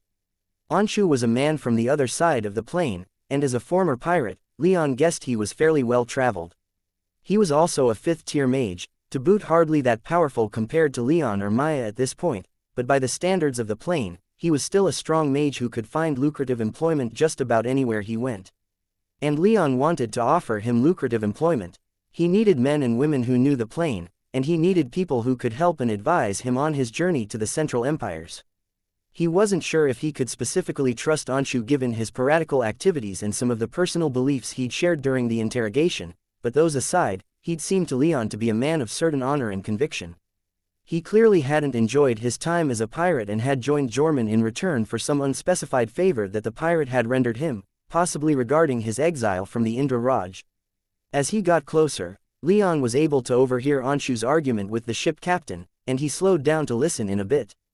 It sounded like Anshu was trying to barter his way onto the man's ship, but the captain wasn't having it. He already had enough crew and so was turning down Anshu's offer to pay for his time aboard the ship with labor. He wanted either coin or some other material payment. It sounded like he'd taken a bit of a shine to Anshu's sword, but Anshu wasn't even entertaining the possibility of parting with it just for a ride, and he had no coin to give the man instead. After a few loud exchanges, Leon approached the two from behind Anshu. "Good day to the two of you," he loudly said as casually as he could as he slid in next to them close enough that he made it clear he wasn't just passing by. "The fuck you want, the captain demanded, his islander accent fairly thick but not incoherent. Anshu just stared at Leon in mild surprise. "Just wondering which of these ships is yours, and where you might be heading," Leon said with as natural of a smile as he could muster. "This one here," the captain growled as he pointed a thumb over his shoulder at a fairly sizable ship. It was long and thin, and looked like it was being loaded up with jungle timber. "Heading to Craterrock. Isn't that just wonderful? I was hoping to catch a ride that way, myself," Leon mentioned as he reached into his soul realm for a dramatically large bag of silver and began to casually toss the bag up and down, letting the coins within jingle pleasantly. "Is there some arrangement that I could make for myself and my comrades?" The captain looked like he just about answered affirmatively, but then his eyes drifted back in Anshu's direction. "This mudskin one of yours?" he asked. Anshu almost drew his blade for that insult, and Leon was impressed with his self-control that he didn't. The captain was only 4th tier, and Leon guessed that he would go down fairly quickly against the much more visibly armed Indradian. After blinking a moment to control his own repulsed reaction, Leon turned to Anshu and asked, "Heading to Craterrock, too?" Anshu slowly nodded as his look of fury slowly faded. "I can pay for him, as well," Leon said to the captain. "How much?" Perhaps it was because the captain was clearly more comfortable dealing with the lighter-skinned Leon regardless of the reason. Leon was still making more progress than he'd been only a moment ago, but Anshu let Leon do most of the haggling, remaining silent for the remainder of the exchange. Leon managed to bring the price down from 1,500 silvers per head to only 800 with a little dramatic display of lightning magic, and he was informed that the ship would leave the following morning. Any accommodations for his group, especially Anzu, such as food and drink, would have to be provided by Leon personally. Once that was over, the captain returned to his duties of packing the ship with timber, and Leon and Anshu were left alone. "Thank you," Anshu hesitantly said after a moment of silence. "I don't know how much longer I would have had to languish in this damn place without your assistance." "I'm sure you would have gotten off the island somehow," Leon said with a smile. "In this part of the world, I don't think a 5th-tier mage would have that much difficulty being kept anywhere they don't want to be." "Are you implying that I should have attacked that man?" Anshu asked, his tone sounding rather offended. Without waiting for Leon to respond, he continued, "I would rather stay here indefinitely among these provincial oafs than sully my honor so." "An interesting view from someone I pulled out of a sinking pirate ship," Leon said with a wry grin. Anshu turned and glared at him, but didn't speak to defend himself. "I'd like to talk with you, if you have a few minutes," Leon continued. "I've an offer for you that I think you'll want to hear." Chapter 610. Making a pitch. Finding a private space within the occupied town wasn't easy, but after about 15 minutes of wandering, Leon and Anshu found a fairly deserted cliffside platform that gave a fantastic view of the sea. It was about as open as such a cramped town could afford, and Leon could confirm with his magic senses that there weren't any people listening in. Not that he particularly cared if anyone did, he just wanted the privacy. Still, as he took a position leaning against the stone guardrail and stared out over the tops of the buildings and cliffs at the open ocean. He knew that he probably didn't have long before the Legion moved on to this point, as well it offered too great of a vantage point for monitoring the ocean to ignore.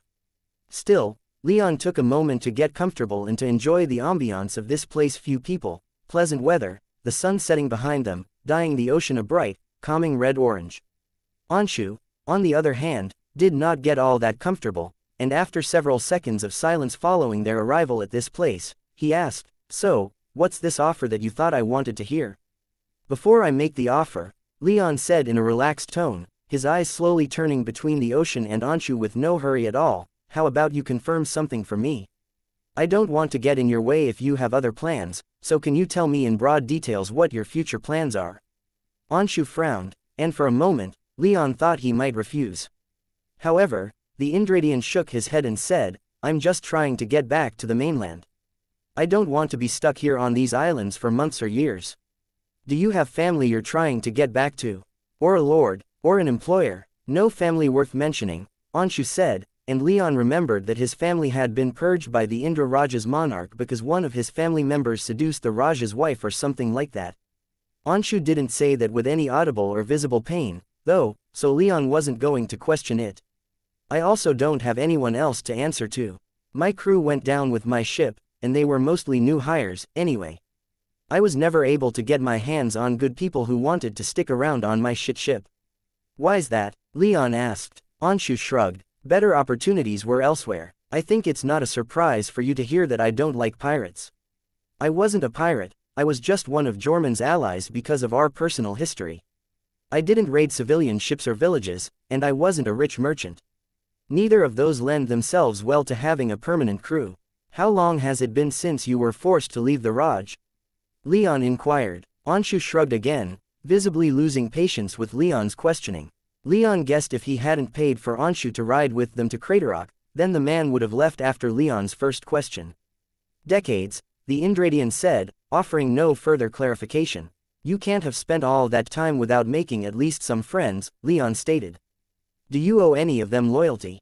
"I have few friends," Anshu admitted, his eyes narrowing in what Leon hoped was a realization of what this was. Being always on the move doesn't make it easy to make good friends. "I know a great many people, though, and have some friendly acquaintances all over the plain." "In the ports of the Halcyon Federation?" Leon asked. Anshu nodded. "How about in Samar?" "I've never traveled so far north before," Anshu said, to Leon's mild disappointment. "How about Eskelion, then?" "I know some people, but those people aren't the friendliest, especially to wayfaring captains. I can't say I know that many people who would be happy to see me, but I don't have any enemies there, at least." Leon nodded in acknowledgement. "How extensive are your contacts, then? I don't want to have to ask for every damn corner of the world." Anshu explained, "I can find friendly berth in just about every port. From the Halcyon Federation all the way to the Pepper Islands in the far south. The free cities of the Tam I know well and can find a place to rest and resupply wherever I find myself. I've been to the Pegasi states before and know a couple people, but for the most part, they're preoccupied with imperial business and don't have much time for outsiders unless they're bearing significant amounts of Indradian spices. If need be, I could easily find my way from the Hills of Dawn in the Halcyon Federation all the way to the fortress city of Argos, the naval gateway to the Four Empires." Leon smiled. "I trust you know why I'm asking you these things. This is an interview, is it not?" Anshu asked. "It is. I find myself in need of strong, knowledgeable, and well-traveled companions. And you fit the bill for all three. If you don't want or can't take to the seas again under your own banner, then I would like to offer mine join my retinue, and I will ensure that you are well paid for your services, and always have a place to sleep and rest within my home and camp. Is that of interest to you?" "It might be," Anshu replied. "I have to say that I'm not too thrilled at the idea of giving up the freedoms I've enjoyed these past few decades. It's hard to go from captaining my own ship to sailing under the wing of someone who doesn't even look old enough to grow a proper beard." Anshu stroked his spectacular black mustache as he said that, almost provoking some feelings of jealousy in Leon, but he didn't let those feelings get out of control, for it was true, Leon's facial hair was quite thin and atrocious. Leon often neglected his hair when out on long campaigns, but he always carried a razor to take care of his patchy facial hair whenever his patience for how it had grown ran out. Even now, as he stood speaking with Anshu. His hair was thick and overgrown, but his face was smooth and clean-shaven. Hard, but not impossible, Leon responded, outwardly unfazed by Anshu's statement. Young though I am, I also happen to be an 8th-tier mage. Is following one of my power shameful? That statement finally provoked a reaction. Anshu first turned from gazing out at the sea to staring at Leon in abject surprise, which morphed over the course of several seconds into one of disbelief. If it's true, no, it isn't, Anshu said, his tone indicating that he didn't think it was true.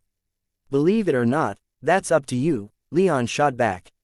The fact of the matter is that I'm stronger than you enough that you couldn't even touch me if you tried.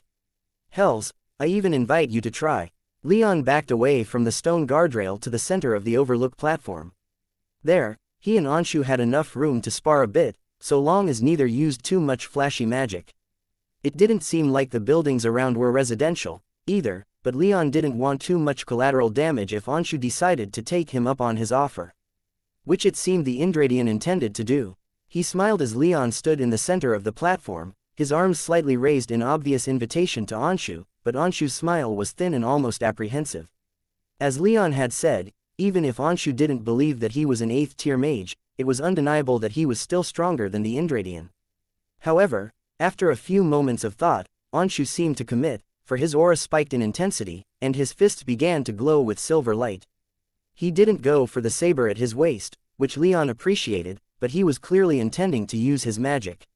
And it seemed that Leon's initial impression of him following Anshu's capture was correct. He was a light mage. Anshu charged with terrific speed. He was a 5th-tier mage, and with light magic, he moved almost too fast for a mortal eye to track. But Leon's eyes weren't mortal, and as his silver-blue lightning filled his body, Anshu practically moved in slow motion. Anshu began with a quick right hook at Leon's face. A quick lean and turn of Leon's head had Anshu's fist hit nothing but air, but the Indradian was undaunted and stepped forward into a follow-up left uppercut. That, too, missed completely, and for the next few minutes, Anshu aimed punch after punch at Leon, all to no avail. Their short sparring session was ended when Leon, in his only move other than to dodge, swept Anshu's leg and sent him tumbling to the ground.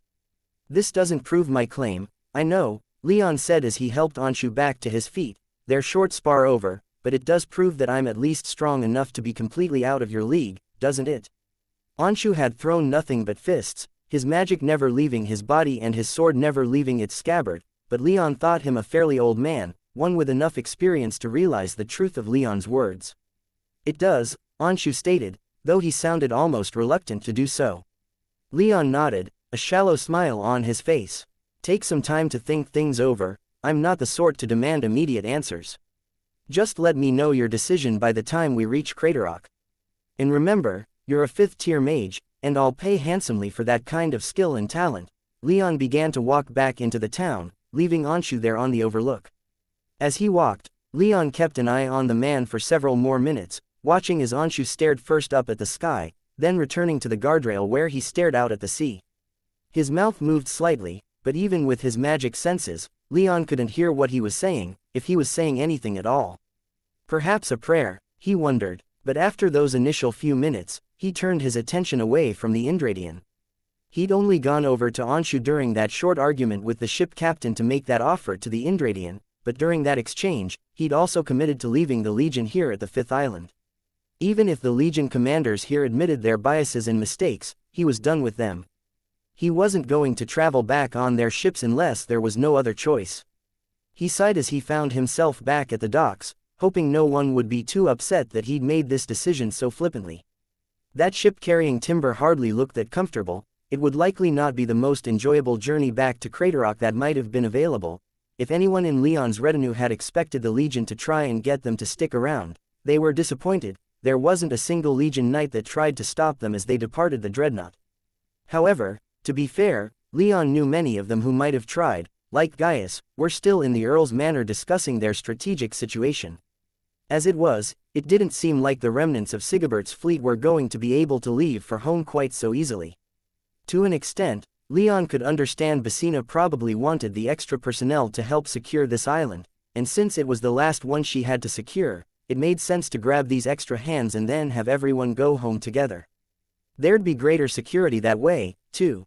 But even though he could understand her reasoning, he wasn't going to wait around, and so it seemed that leaving on the timber transport was the fastest way back. He was a little regretful that he didn't have another chance to speak with Gaius, but he assumed that when the fleets returned, Gaius would seek him out if he decided to take Leon's offer. So, Leon put all of that out of his mind. He'd made his offers to Gaius and Anshu, and now he just had to play the waiting game. To pass the time until the morning when they could leave, Leon had his retinue head up to the small overlook a few hours after leaving Anshu there alone. Anshu wasn't there anymore, but Leon wasn't expecting him to be. Instead, the overlook was deserted, the perfect size for a bit of training. The biggest thing Leon wanted to do was to help Alex, Marcus, and Alcander ascend. They were all three still only 4th tier, a perfectly respectable, and even quite high, tier to have for their ages, but given how strong their enemies had been these past couple of years, 4th tier just wasn't sufficient. He recognized that letting them focus entirely on combat training during this expedition was likely a mistake, though not one that would have changed anything had it not been made. Even if they'd focused on growing their raw power, the gulf between them and Jorman's heavy hitters wasn't something that could have been crossed in only a couple of months. So, once they arrived at the overlook, Leon spoke with them for a while to figure out just where they were intending on going. At this point, they only had to figure out how to change their element-less magic power into elemental magic, and they'd be counted as 5th tier mages, and their combat capabilities would skyrocket. Alex, perhaps unsurprisingly given how long she'd followed Leon, was interested in walking the path of a lightning mage. That brought a smile to Leon's face, and he knew that he could definitely help her in that regard. Alcander, too, said that he wanted to pursue something that Leon had experience in, fire magic. Leon was easily able to give both him and Alex strong pointers for how to develop their magic further. Marcus's intended path was not one that Leon had much experience in, unfortunately. He wanted to become a light mage, and not one that focused on healing. Rather, he was interested mostly in the speed and offensive benefits. Leon couldn't speak much on practicing light magic, but he had Nestor to consult on Marcus's behalf, along with all the books from his family's archives. It wasn't too much trouble to have the librarian Golem find a few books on light magic, none that were particularly dangerous to hand out, and of which he had several copies that he could give to Marcus. All of that only ate up about an hour, though. Alex and Alcander began to meditate and practice what Leon had explained to them, while Marcus sat down to study, and Anzu laid down to sleep. Maya laid down on top of Anzu, ostensibly to sleep the night away, but Leon could tell that even though she'd laid down and her eyes were closed, she was still awake and restless. He was tempted to go and ask about that restlessness, but he could also feel that she wanted to be left alone for a little while. He did his best to send his own feelings through their connection, his trust and love, to make sure that she knew that whenever she was ready to talk, he'd be there to listen. For the night, however, it seemed like he was on his own. With little else to do, Leon sat next to Anzu and cast his consciousness into his soul realm. He exchanged a few barbs with Zafin and Nestor, but he wasn't there for them. Rather, he had some more important things to see to, namely, repairs to his soul realm. He'd done much to fix the foundations of the island that had been damaged by the primal god, but that didn't mean that his soul realm as a whole was fixed. Combined with the damage his soul realm had sustained during its uncontrolled expansion, he didn't think he'd be able to grow it anymore for years, let alone think about ascending to the 9th tier. Unfortunately, there wasn't much more that he could do himself to help his soul realm heal. He wasn't that debilitated by these injuries, they were mostly just hindering his growth, but it was still annoying beyond words. But those thoughts he pushed out of his head. After everything that had happened during the expedition, he supposed he was lucky to still be alive. So, he flew out to a distant mountain near the edge of his island and began to pull in the mists of chaos, using them to grow the island and to solidify the island's foundation.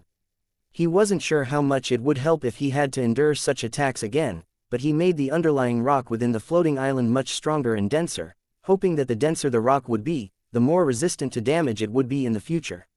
As he worked, he also did a bit of expanding of the island. He didn't add mountains or anything else of the sort, just expanding the island as a flat plain out from where his mountains ended. His mind palace was a recreation of his childhood home, but he didn't want his entire soul realm to consist entirely of mountains and the one forest. He wanted plains, rivers, deserts, and oceans, too. He wanted his soul realm to be a world unto itself, or at least, as much of a world as a soul realm could be. He thought of Khosrau as he worked. He didn't much care for the man as the Thunderbird and Justin Isonos had described him a hero to the human race he may be, but he was also the man who killed the Thunderbird and, by Justin's account at least, was the primary reason that people from the Nexus hated those with inherited bloodlines. His policies seemed to be the reason why his mother was attacked and his father was assassinated. Still, as much as Leon disliked him, he'd been struck by the idea that he'd managed to bring his soul realm out into the physical world. That was such an expression of power that Leon could barely imagine it, but there was a large part of him that wanted to see if he could pull off the same feat, and if he was ever to succeed in doing so, then he wanted his soul realm to be a place that people could actually live. A place that, maybe, just maybe, could be a home for him and his family one day. Chapter 611. New Retainer, New Obligations. The time for Leon's retinue to leave came soon enough, and not a single member of the Legion came to stop them, not even when they brazenly marched through the docks like they were parade grounds. They took their places on the timber transport ship, and once everyone was on board, the ship departed. The space they had was cramped and relatively uncomfortable, but Leon could see that the remaining dreadnought from Sigebert's fleet wasn't being prepped to move, so any lingering doubts he had over their course of action faded into nothing. It seemed that Basina had gotten her way and the remains of Sigebert's fleet weren't going to be allowed to return to the Bull Kingdom just yet. It was an uncomfortable trip. There was little in the way of privacy since everyone, crew included, all slept and ate in the same room, and the captain of the ship was rather insistent that Leon's people stay away from the timber that had been secured on the deck. Leon tried to reason with him, saying that no one wanted his wood, but the captain didn't want to hear it. Leon was only able to extract a very reluctant promise to let him and Anzu above the deck once a day for a few hours so that he didn't have to deal with a stir-crazy 5th-tier griffin. If Leon hadn't been able to use his magic senses to keep an eye on the captain, the rest of the crew when they went about their duties, and the ship's course, he might have been concerned the captain planned something untoward. As it was, all he and his retinue had to endure were a few strange looks every now and then. The crew otherwise left them alone. They largely spent their time training. Leon did his best to keep them focused on one thing and one thing only. Ascension to the 5th tier. Anshu was there, as well, but he kept to himself. He didn't say or do that much, spending his time much the same as the rest of Leon's retinue, either reading a couple books that he'd stashed away in his soul realm, or quietly meditating. From the way his magic swirled about him, Leon could tell that while he wasn't close to forming his magic body and ascending to the 6th tier, he hadn't just started, either.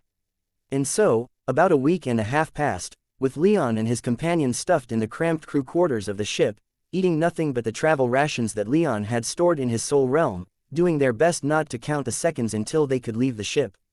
Leon tried to stay as positive as he could, but after only 3 days, at which point they'd only just passed the 4th island, he was already weighing the logistics of taking Anzu and flying to Craterrock. He never seriously considered it, but how much longer the journey was going to take was constantly on his mind, let alone the possibility of returning to the Bull Kingdom in similar conditions. But, finally, the ship pulled into the harbor at Craterrock. There were still a few Legion ships around, but for the most part, it seemed like the city had gone back to whatever, normal, had been before Jorman had showed up. Leon could sense a few Legion Marines here and there, but it seemed like whoever had been installed as the interim Earl was the one keeping the peace. Leon and his retinue stumbled off the ship at the earliest opportunity, the captain even seeming somewhat taken aback as he thundered down below deck, shouting for everyone to get off his ship, only to find that Leon and his companions were already trying to push their way past him to get the hells off his damn boat and back onto dry land. After some brief, almost comical celebrations, Alex, Alcander, and Marcus all went off to find some place where everyone could spend a few nights, because there was no way any of them were going to get on another ship bound for the Bull Kingdom before they could rest up and get some privacy first. Leon, however, didn't accompany them. Instead, Anshu lightly grabbed his arm and asked to speak privately, which Leon agreed to, only allowing Anzu and Maya to accompany them.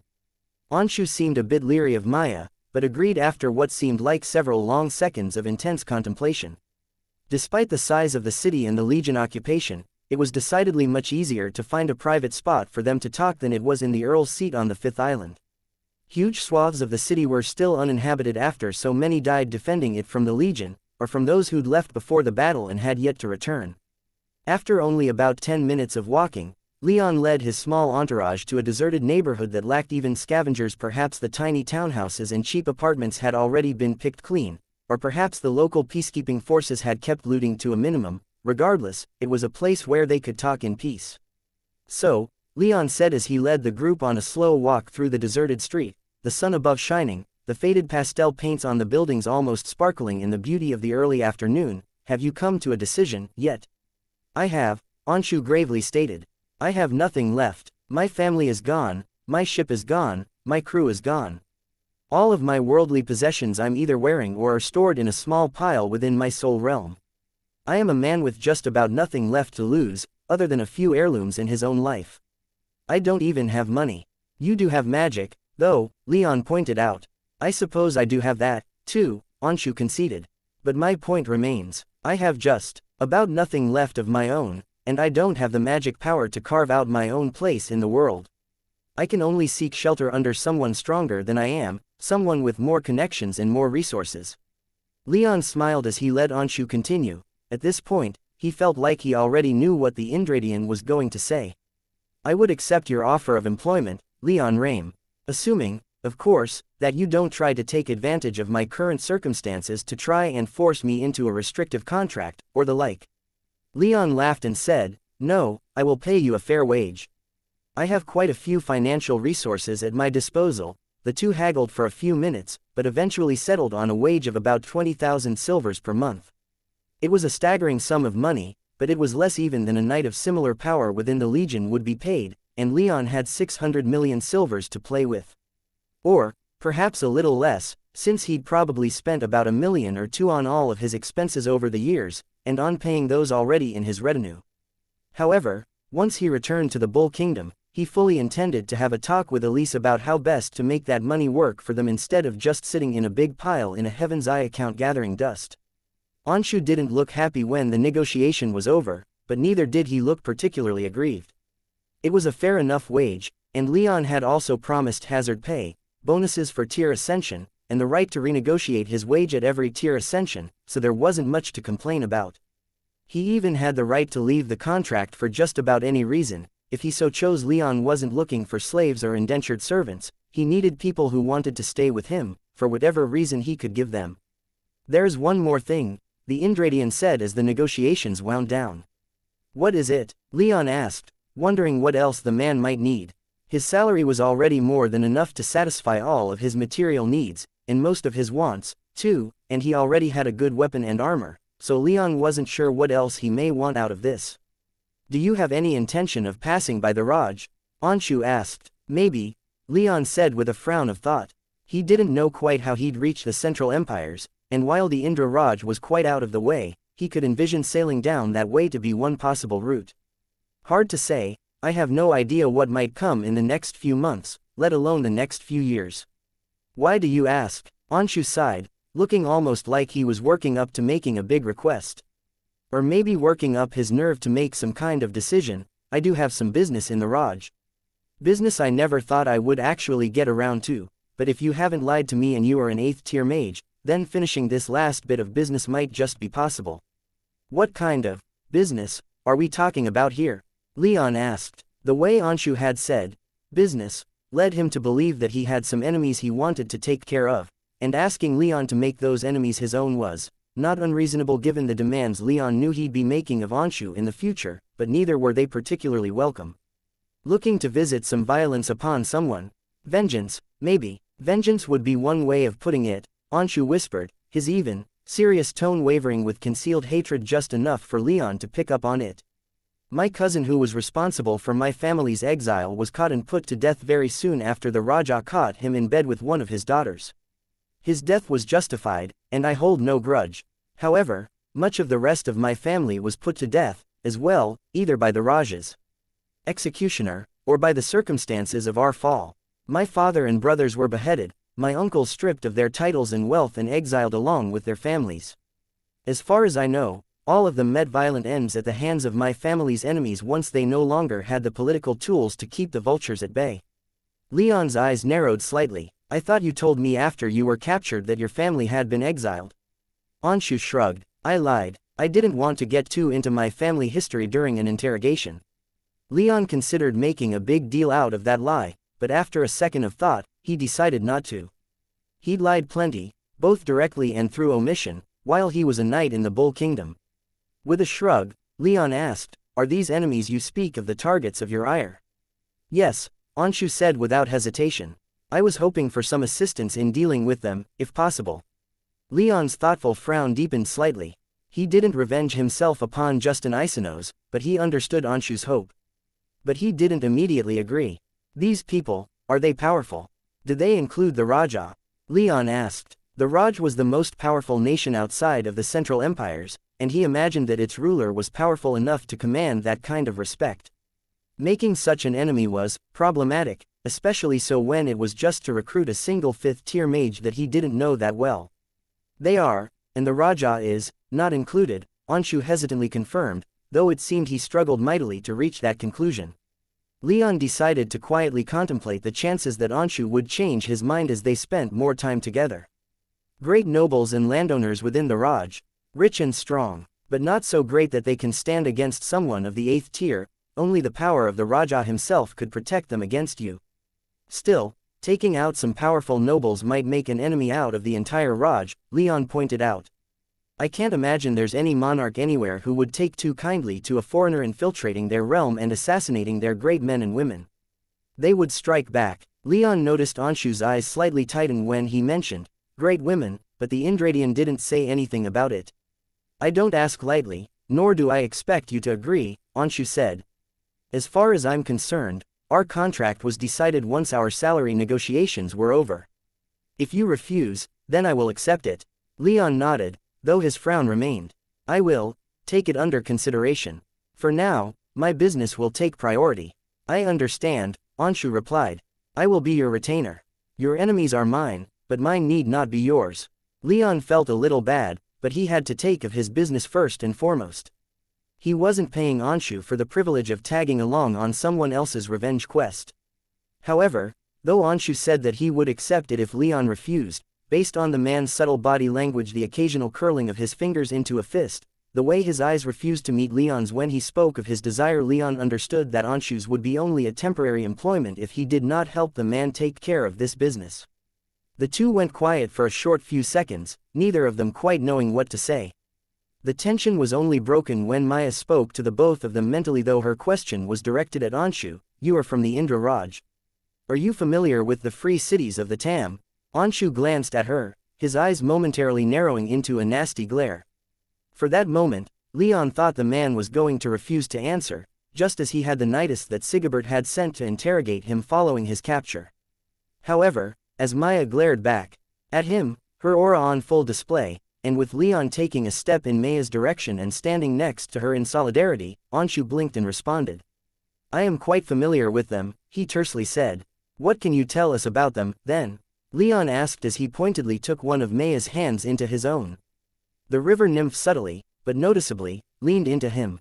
The two made it clear enough by their body language that if Anshu had any reservations about speaking with a woman, then they were better checked at the door. Anshu began slowly and hesitantly, but sped up and spoke with more passion as he spoke more of the region of the world that had once been his home. The free cities of the Tam are a number of independent trade cities on the southern coast of Eterna. They lie just beyond the Raj's southern border, on the far side of the White Tiger Mountains. Most of the jungle stops on our side of the mountains, leaving the Tam to be relatively arid, but with exceedingly fertile farmland. The merchants of the Tam are extremely rich, trading in the many spices that grow in their lands to all corners of the world. Many Rajas have attempted to exert their dominance over the coast, but no matter how far they've pushed, they rarely manage to make their control last for more than a single generation. The free cities of the Tam owe no foreign monarch their allegiance these days, and will often squabble and bicker amongst themselves over shipping lanes and trade zones, but will usually band together as one if any of them are threatened by an external force.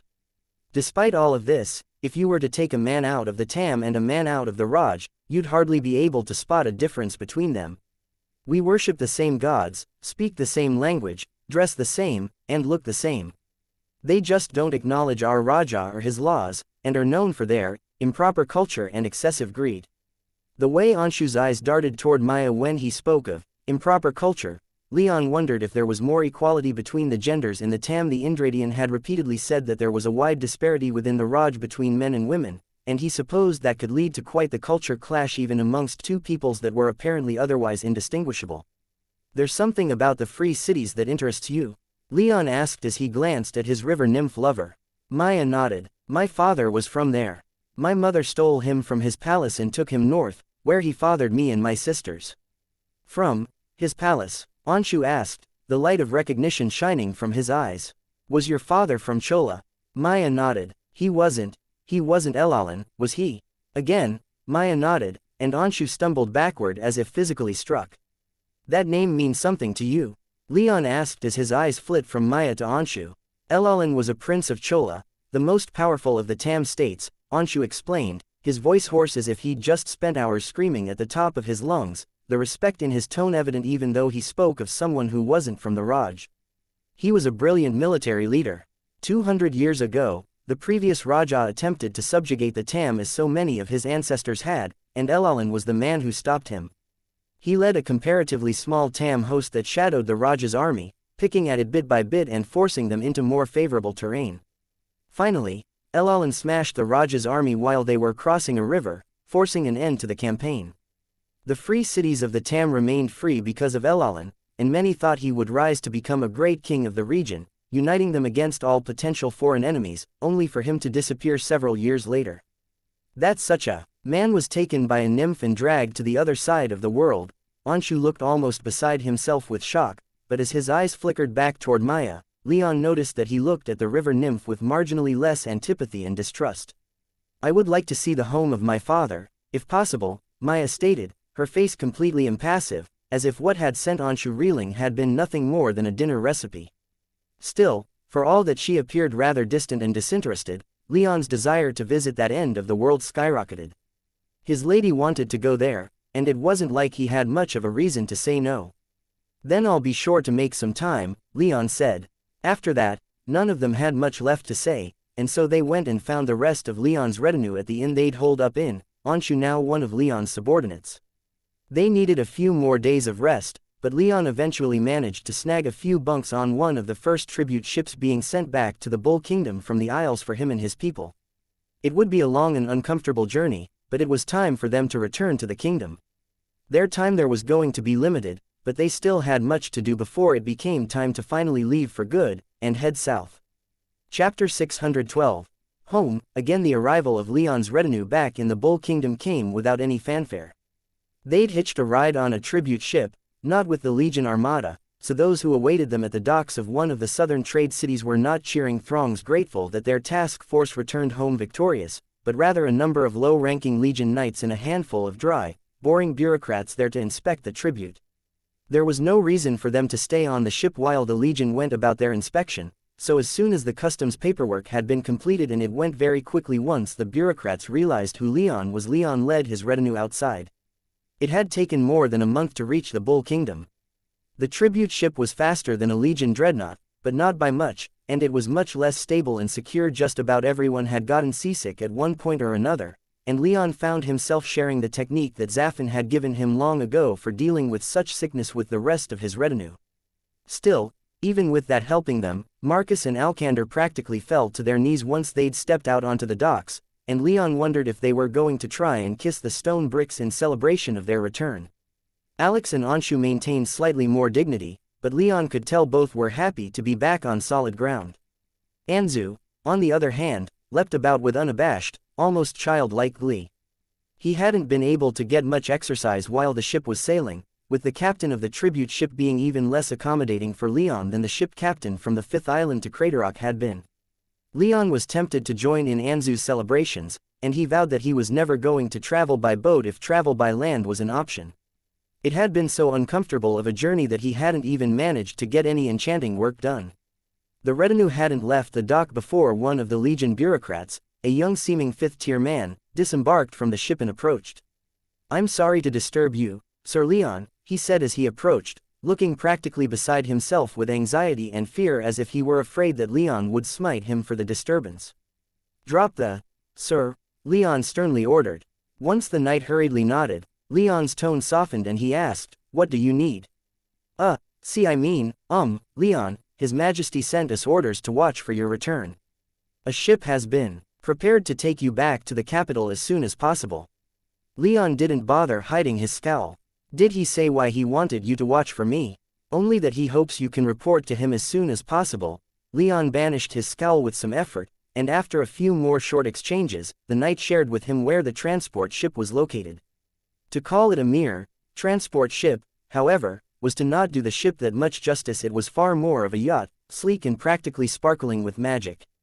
On both sides of the beautiful ship had been prominently painted a golden bull, signifying that this was one of the royal family's personal ships. Once the crew of the yacht learned that Leon had arrived, they hurried him and his retinue aboard, and then set out with all haste up the Naga River toward the capital. Leon wasn't too happy to find himself so soon on another boat, and neither were most of his retinue, but every second brought him closer to Elise, Valeria, and their home, so he was able to bear it. Fortunately, the yacht ride north was much more comfortable than the previous 2 ship rides had been, with every one of them getting their own personal cabin and plenty of private space.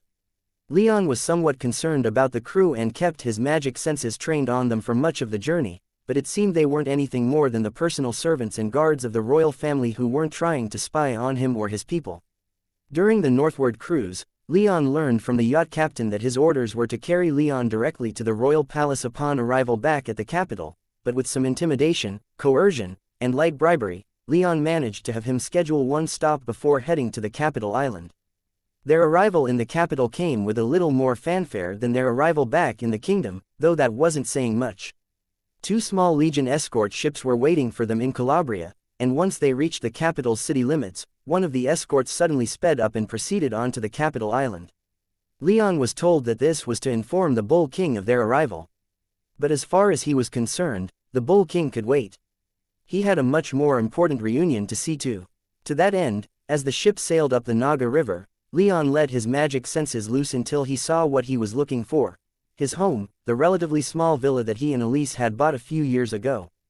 It had a dock on the Naga River, but Leon didn't even wait for the yacht to get closer. He, almost without telling anyone, simply got on Anzu and prepared to fly off, only waiting long enough for Maya to climb on behind him. Then, with only a quick barked instruction at the yacht's commanding knight to meet him at his villa, Leon, Maya, and Anzu took off from the yacht's deck and soared through the sky. Wind magic propelled them on at great speed, as if Anzu could pick up on Leon and Maya's anxiety and need to return to their home. Neither could see within the villa thanks to the defensive wards Leon had woven into its structure, but there were enough servants and others around that Leon felt confident that Elise and Valeria were inside. And then his belief was at least partially confirmed when he saw Valeria wander out into the backyard, dressed in simple, loose training attire and wielding a short practice spear. She looked like a star had come loose from the sky and landed at his home. Her silver hair glittered in the light of the afternoon sun, her body almost glowed with strength and health, her sapphire eyes were narrowed with deadly focus, and her 5th-tier aura soared with power and vigor. Leon didn't think he'd ever been more physically attracted to her than that moment. She was more angelic than even the angels he'd encountered, and his hands unconsciously tightened their grip on Anzu's saddle in longing. He wanted to land right in front of her, leap off of Anzu, and take her into his arms. He wanted to do so much more than that, but with a deep breath and more than a little regret, he tempered those feelings. They still had to work things out between them, but the simple fact that she was at his home had him hopeful for their future. While his eyes were locked on Valeria, it seemed that some of the servants noticed him and Maya flying in on Anzu and had run inside, for the only possible person that could distract him from Valeria right now was led out into the villa's front courtyard by one of the Heaven's Eye gardeners, who then pointed right up at them. And there she was, her hair shining like fire, her eyes glimmering like the finest of emeralds, her hands rising to cover the smile of absolute joy that had come to her lips as she laid eyes upon them. Even from as far away as he was, Leon could hear sobbing and laughing at the same time as they approached as quickly as Anzu could carry them. Anzu flew over the noble district like white lightning, but as fast as he was, Leon was barely able to wait long enough for him to land. As soon as Anzu was close enough, Leon slid out of the griffin's saddle and let his momentum carry him the rest of the way. As soon as his boots touched the grass just past his front gate, he was sprinting for Elise, lightning surging through his muscles to propel him even faster. She, too, started to run forward, but with Leon's lightning magic, She barely got in 2 steps before his arms were around her and he was lifting her into the air with a joyous cry. He spun her around and sealed her lips with his. Their kiss was long and passionate, filled with longing and unfulfilled desire. Elise's hands roamed Leon's body, while his were almost frustratingly preoccupied with holding her aloft. They only parted when Anzu landed and Maya rushed over to join them. The gardener had made himself scarce as soon as he could, leaving the 3 about as alone as they could be in front of the villa where many others were working. Eventually, though, they had to part, but they did so slowly. First, their lips unsealed, but Leon and Elise still pressed their foreheads together as Maya embraced Elise from behind. Then, they leaned back a bit so that they could look the other in the eye. "You couldn't have sent word that you were coming?" Elise sarcastically asked as her face split with an enormous grin. "We traveled as fast as we could without abandoning everyone else," Leon whispered as he leaned forward and kissed her on the cheek. "Faster than a messenger, even," Maya said as she kissed Elise on the other cheek. Only then did Leon and Elise start to properly separate, though Maya remained locked around Elise. "It's about time you came home," Elise said as she took a deep, steadying breath, the heat in her eyes that had ignited upon seeing Leon and Maya remaining, though. "You are back, right?" "Yes," Leon replied, "though I have some business with the king first. There won't be any more journeys like this, at least, not for a long while. I can only speak for myself, but I want to stay home for a while with you too." "I agree," Maya said as she subtly began to steer Elise back inside, to the redhead's delight. "Get that business done, then," Elise impatiently said. "You two have been with each other for months, but I've had none but my own fingers to comfort me." She then disentangled herself from Maya just enough to lean over and whisper her pent-up desires into Leon's ear. "I need you. If you don't come home and fuck me until I see stars as soon as you possibly can, then we're going to have a problem." It took a titanic amount of willpower for Leon not to immediately tear her clothes off right then and there and carry her to their bedroom, but he somehow managed to refrain. "I'm going to say hi to Valeria, and then I'll be off. I'll not stay long with the king." "You'd better not," Maya said, speaking for both herself and Elise as she practically lifted Elise off her feet and began to carry her toward the bedroom. Leon was left standing in the atrium with a smile and a look of longing as he fought to contain himself. He could hear Maya already starting to pull Elise's clothes off, and Elise's shrieks of bliss, and in that moment, there was nothing he wanted more than to join them. However, a moment later, he bit the insides of his cheeks and turned away. There'd be more than enough time for that later. He calmed himself down and then walked out to the backyard, where Valeria was quietly performing some moving meditations. Her eyes were closed and her movements were slow and flowed like water. She was using her training spear more like a dancer's baton than a weapon, and Leon found himself completely entranced with the sight. Valeria's hair was like a river of silver flowing behind her, lustrous and unconstrained. Her clothes were loose, but showed enough of her body line that in Leon's electrified state, she seemed a goddess of beauty. He wanted to go over to her, but any words he might have said in greeting evacuated his mind as soon as his eyes landed upon her. He could only stand there, entranced, as she moved. And then she froze, her sparkling blue eyes opening slowly and turning in his direction. A smile broke out across her face as she saw him standing in the doorway looking at her. It was a loving smile, devoid of any lust or antipathy, and Leon felt almost ashamed of his attraction to such a vision of beauty. But then the moment was over. She gave him a quick wave, and he came back to his senses. "Hey there," he called out as he slowly walked over to her. "Naiad and I are back, bringing word of victory, I hope," Valeria replied. "I'm sorry I couldn't go with you. I know that I should have been there as your retainer, but no need to finish that," Leon said with a wave of his hand, as if her expressed regret was something he could physically disperse. "Family should always come first, no matter what. Speaking of, how's your father?" He tried to keep his voice neutral and curious, but he strained a little as he asked his question. Valeria seemed to pick up on it. If Justin had died, then Leon wouldn't have cared that much. His only emotional investment in keeping Justin alive was the impact his death might have on her. Her face fell a bit, but then perked back up. "He's doing fine," she said. "Heaven's Eye has skilled healers seeing to him. He's already healed enough to start recovering his magical strength." Leon wasn't sure how he felt about that. He was an 8th-tier mage, now, but that ascension had come at a price that prevented him from making further progress, at least, for the foreseeable future. Justin had already ascended to the 8th tier once, and Leon could easily see the man ascending much faster now that he was doing so again. And he couldn't help but wonder what Justin would do if he were to surpass Leon in raw power. It would certainly cast some doubt in Leon's mind over whether the man might stick to his agreement not to interfere in Leon and Valeria's business. He might even try to fulfill his original plan and attack Leon in the hopes of killing him and being able to return home to Lord Cameron. "That's good to hear," Leon responded, unable to keep the question from coming out a bit. "It is," Valeria said without batting an eye. Leon nodded, suddenly feeling incredibly awkward, all the passion he'd felt at returning home dissipating in a matter of seconds. The two stood there for 10 painfully seconds before either said another word. "So, anyway," Leon said, breaking the silent tension, "I have to report in at the royal palace. Shouldn't take too long. You've been staying here, yes?" "These past few weeks, I have," Valeria replied. "Elise was kind enough to give me one of your spare rooms. Said it's mine as long as I want it." Leon smiled and nodded again. "Then let's talk again tomorrow. I'm sure we'll have much to say, but for now, there are other people who need your attention," Valeria asked, finishing his statement, to which Leon nodded once more, this one with his fair share of awkwardness and regret. So, she took a few quick steps forward and suddenly pressed her lips against his in a soft and rather chaste kiss, stunning him so much that she'd pulled back before he could even physically respond. "I look forward to having that talk, then," she stated as she gave him a promising grin and walked several dozen feet back into the yard. She returned to her moving meditations, and Leon could see the tip of her training spear sparkle as snowflakes began to fall from it. He had to go, but he also wanted to stay and watch for a little while longer. Maybe even have that talk right now instead of later.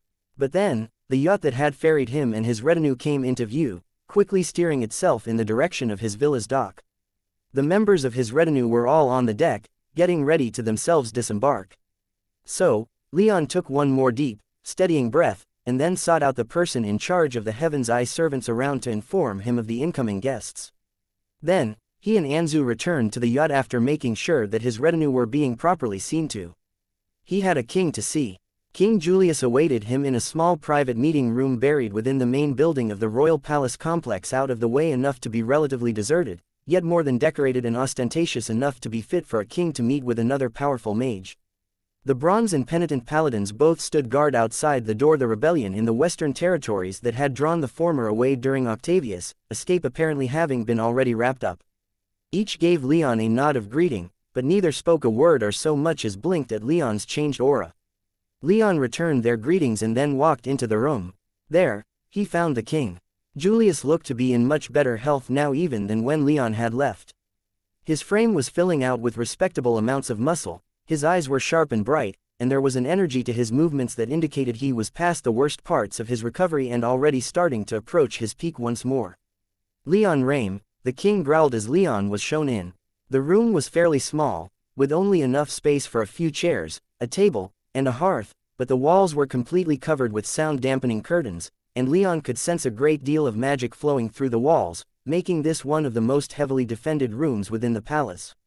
"You're back, and without any of the fleets. I wanted to return as soon as possible," Leon said with a shrug. "I can understand that," the king said. "But is that something that you should be so flippant about? Dame Basina sent word back to me a couple weeks ago accusing you of all sorts of misconduct, including desertion. And here you are all but admitting to it." Chapter 613. 3 becomes 4, "You think I'm a deserter?" Leon asked, the corners of his lips turning up in amusement. The king was staring at him with an expression of such seriousness that he almost took Julius's words at face value and assumed hostility. The king was silent for a long moment, and he took a few slow, ominous steps toward him. Then, the older man smiled and exclaimed, "Absolutely not." The two chuckled a bit, and the king waved Leon further into the room, both of them taking seats in the plush armchairs around the small table. As they sat, Leon asked, "So, has Dame Basina made any more slanderous accusations against me?" "Many," Julius replied, "though I'll not repeat them. Nearly all of them would have earned you the death penalty if a trial were held, and you convicted, but I'm no longer a member of the royal legions," Leon finished. "Precisely. Your job was finished, as was that of Sir Sigibert.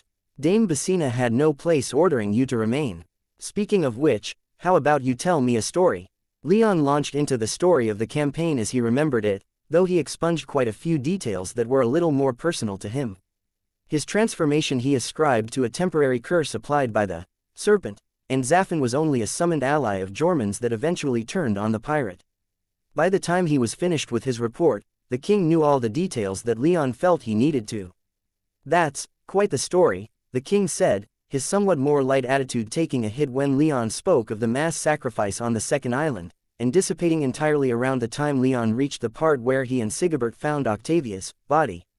"That's what everyone says," Leon dryly replied, though he didn't say anything else, instead letting the king process everything that he'd been told.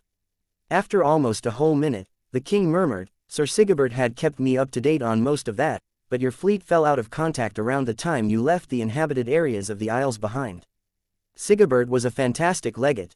He could have been a consul, in time. And all of those in his fleet were brilliant servants of my kingdom. They will all be missed." Leon silently nodded, unsure of what he could add to that. He didn't quite agree with the king's assessment of Sigebert, but he at least held some positive opinion of the man after he agreed to set everything else aside to go after Jormung. The king sighed, and after a few more seconds, he said, "By the way, Leon, congratulations on your ascension. 8th tier is, well, it's no small feat. And for a man like you, so young, there's no way I can convince you to stay here, is there?" Leon bitterly smiled and shook his head in the negative. "That's unfortunate for me," the king said. "But I suppose it's the best choice for you. Not even 21 in your 8th tier, this kingdom is too small for you. You'll need to find one that's bigger or build one of your own." "I intend to do just that," Leon whispered.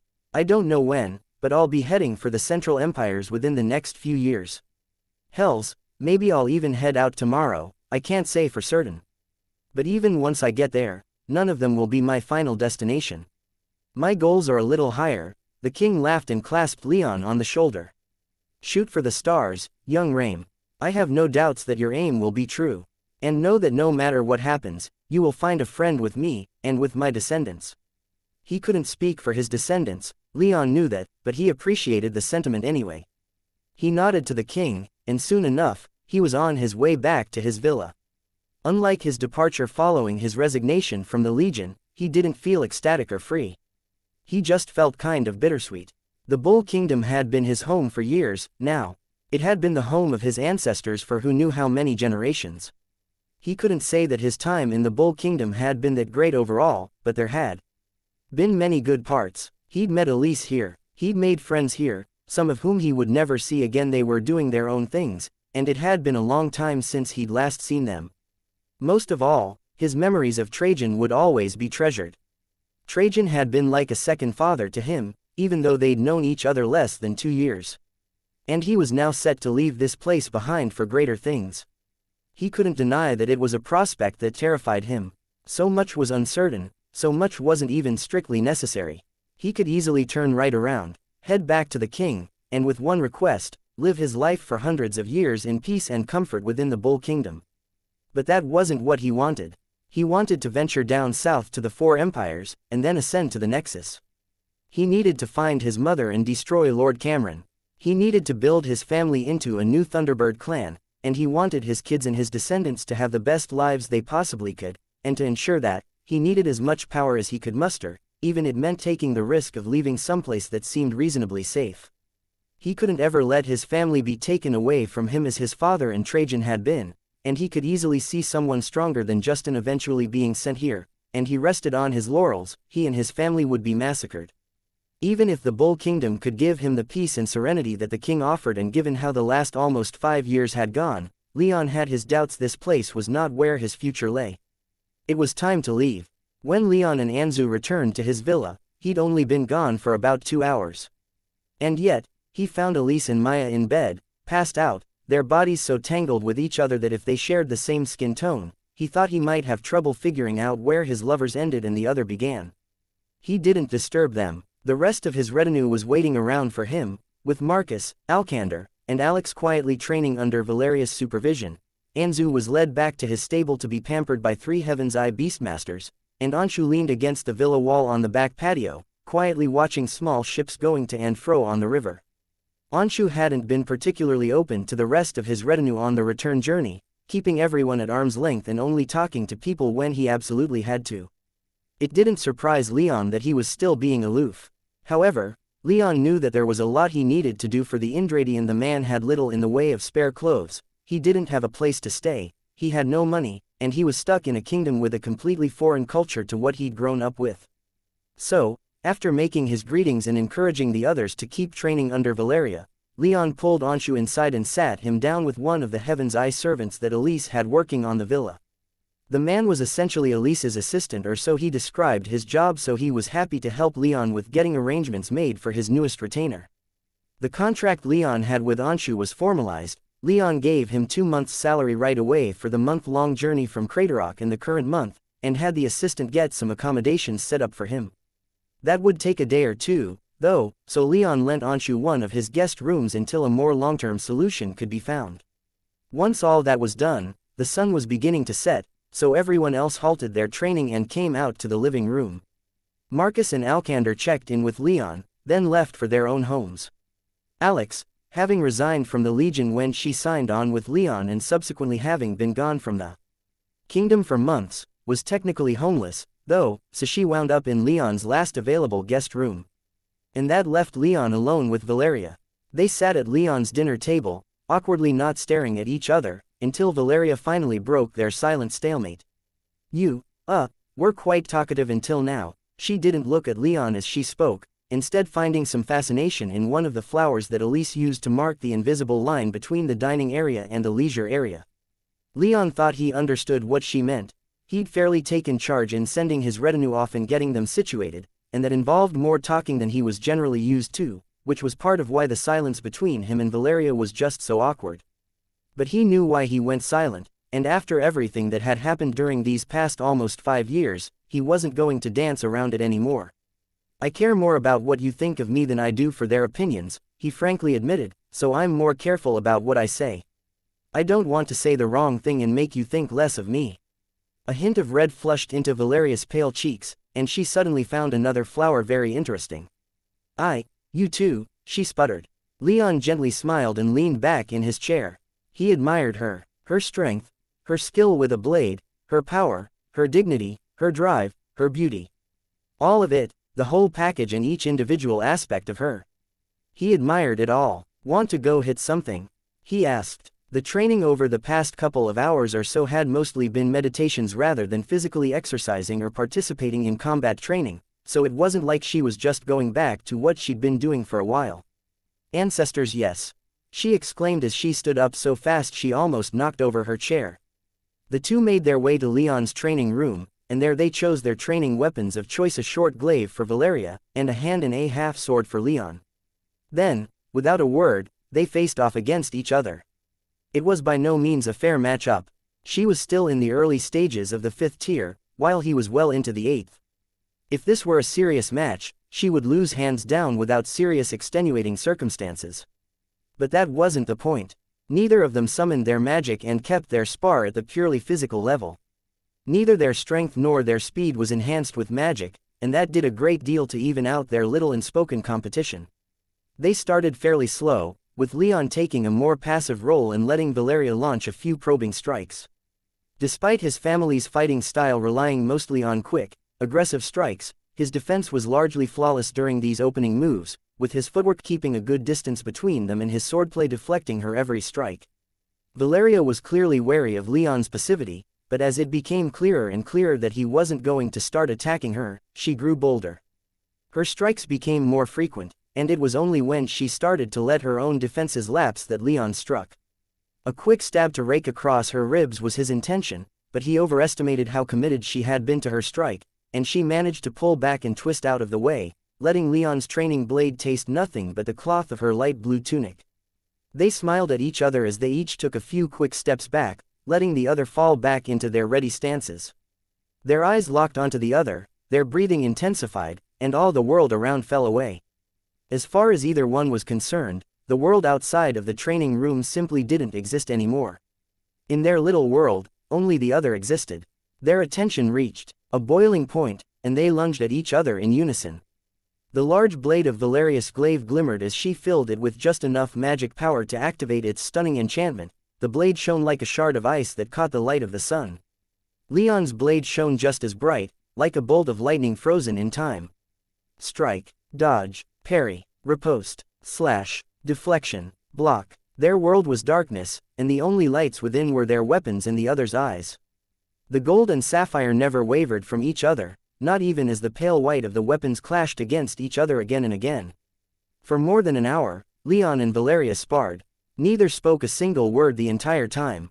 In the state they were in, words were superfluous. Their attention was wholly focused upon the other, and they knew that they were all the other was thinking about. Every little detail about themselves, the other saw, and they liked what they could see. Both completely lost their sense of time with the other filling their attention. But, eventually, the spell had to break, and the final move came when Valeria rushed in with a vicious slash, which Leon blocked as he'd done many times before. However, her glaive caught on his sword's guard, locking their weapons together, and their immediate responses of trying to pull apart only resulted in them pulling the other closer. And there, they froze, their dance ended. Their gazes were still locked together, their noses practically touching. Their training weapons were forgotten, and their heads began to slightly tilt, then grow even closer. Their lips brushed against each other, and it was like a dam burst. Leon dropped his sword, and Valeria did the same with her glaive, the weapons falling to the floor like unwanted waste. Leon wrapped his arms around Valeria's waist and pulled her closer as he pressed his lips against hers. She practically threw herself into his embrace as she wrapped her arms around his neck, returning his kiss with passion. Leon's tongue pressed in past Valeria's lips, and after a moment of seeming confusion, she opened her mouth to meet his with hers. Her hands roamed the back of his head, tousling and tangling his overgrown hair, while his hands wandered her back, starting by rising to her ribs, and then falling down to grasp her hips. Both pressed themselves against the other as they kissed. Neither broke for long seconds, each communicating in the only way the other needed. Valeria moaned with need, but then pulled back. Leon didn't think he'd ever been quite so attracted to her as he was in that moment, even when he'd seen her earlier on his approach, but he didn't follow her. Instead, he watched her as she pulled back, his eyes full of heat, almost a reflection of hers in gold instead of blue. She'd practically draped herself over him, but as she pulled back, she withdrew both her legs and arms from his body. His hands remained at her waist, though, and she didn't seem to mind at all, especially since her hands remained on his shoulders. Her eyes were still fixed solely upon his, too, and, like he was staring into a mirror, Leon could see a smile of pleasure and arousal playing across her lips. There the two stood for several more seconds, communicating completely without words.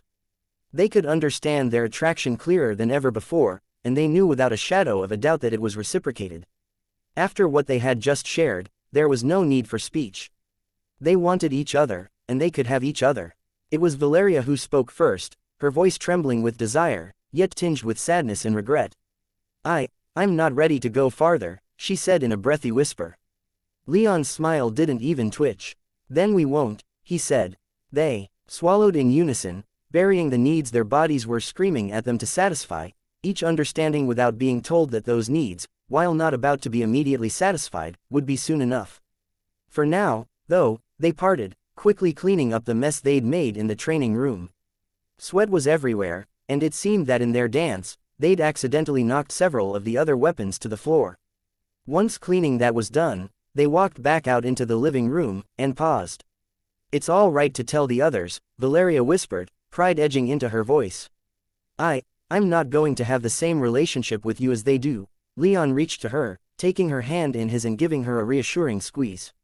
I can't say I'm not disappointed, she playfully hit him on the shoulder as he gave her a sarcastic grin, but I understand. Ours isn't the most common. Leon paused for a moment as he contemplated what he was about to say.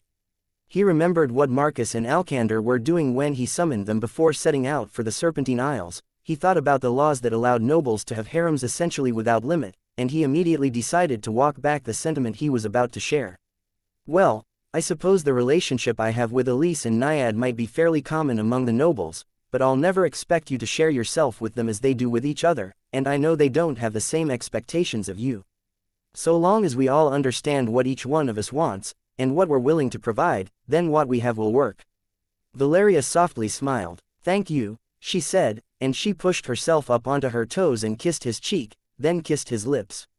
As she fell back to her feet, Leon's head followed her, and when their kiss broke, as he pressed his forehead against hers. Whatever you need, whether that's time, or anything else, I'll give it. I know, she softly, lovingly whispered, and then she finally pulled away from him.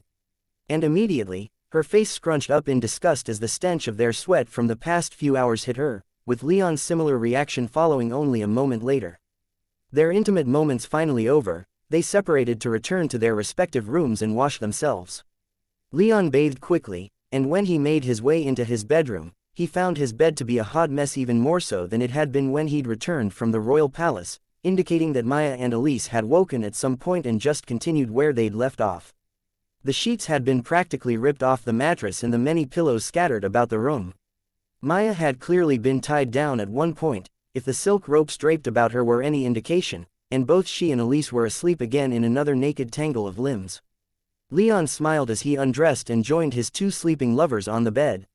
He snuggled close, got comfortable, and then took a deep breath as he thought about the family he had. Elise, Maya, and now, Valeria. It might be difficult, and there'd likely be hard times ahead, but they could make this work.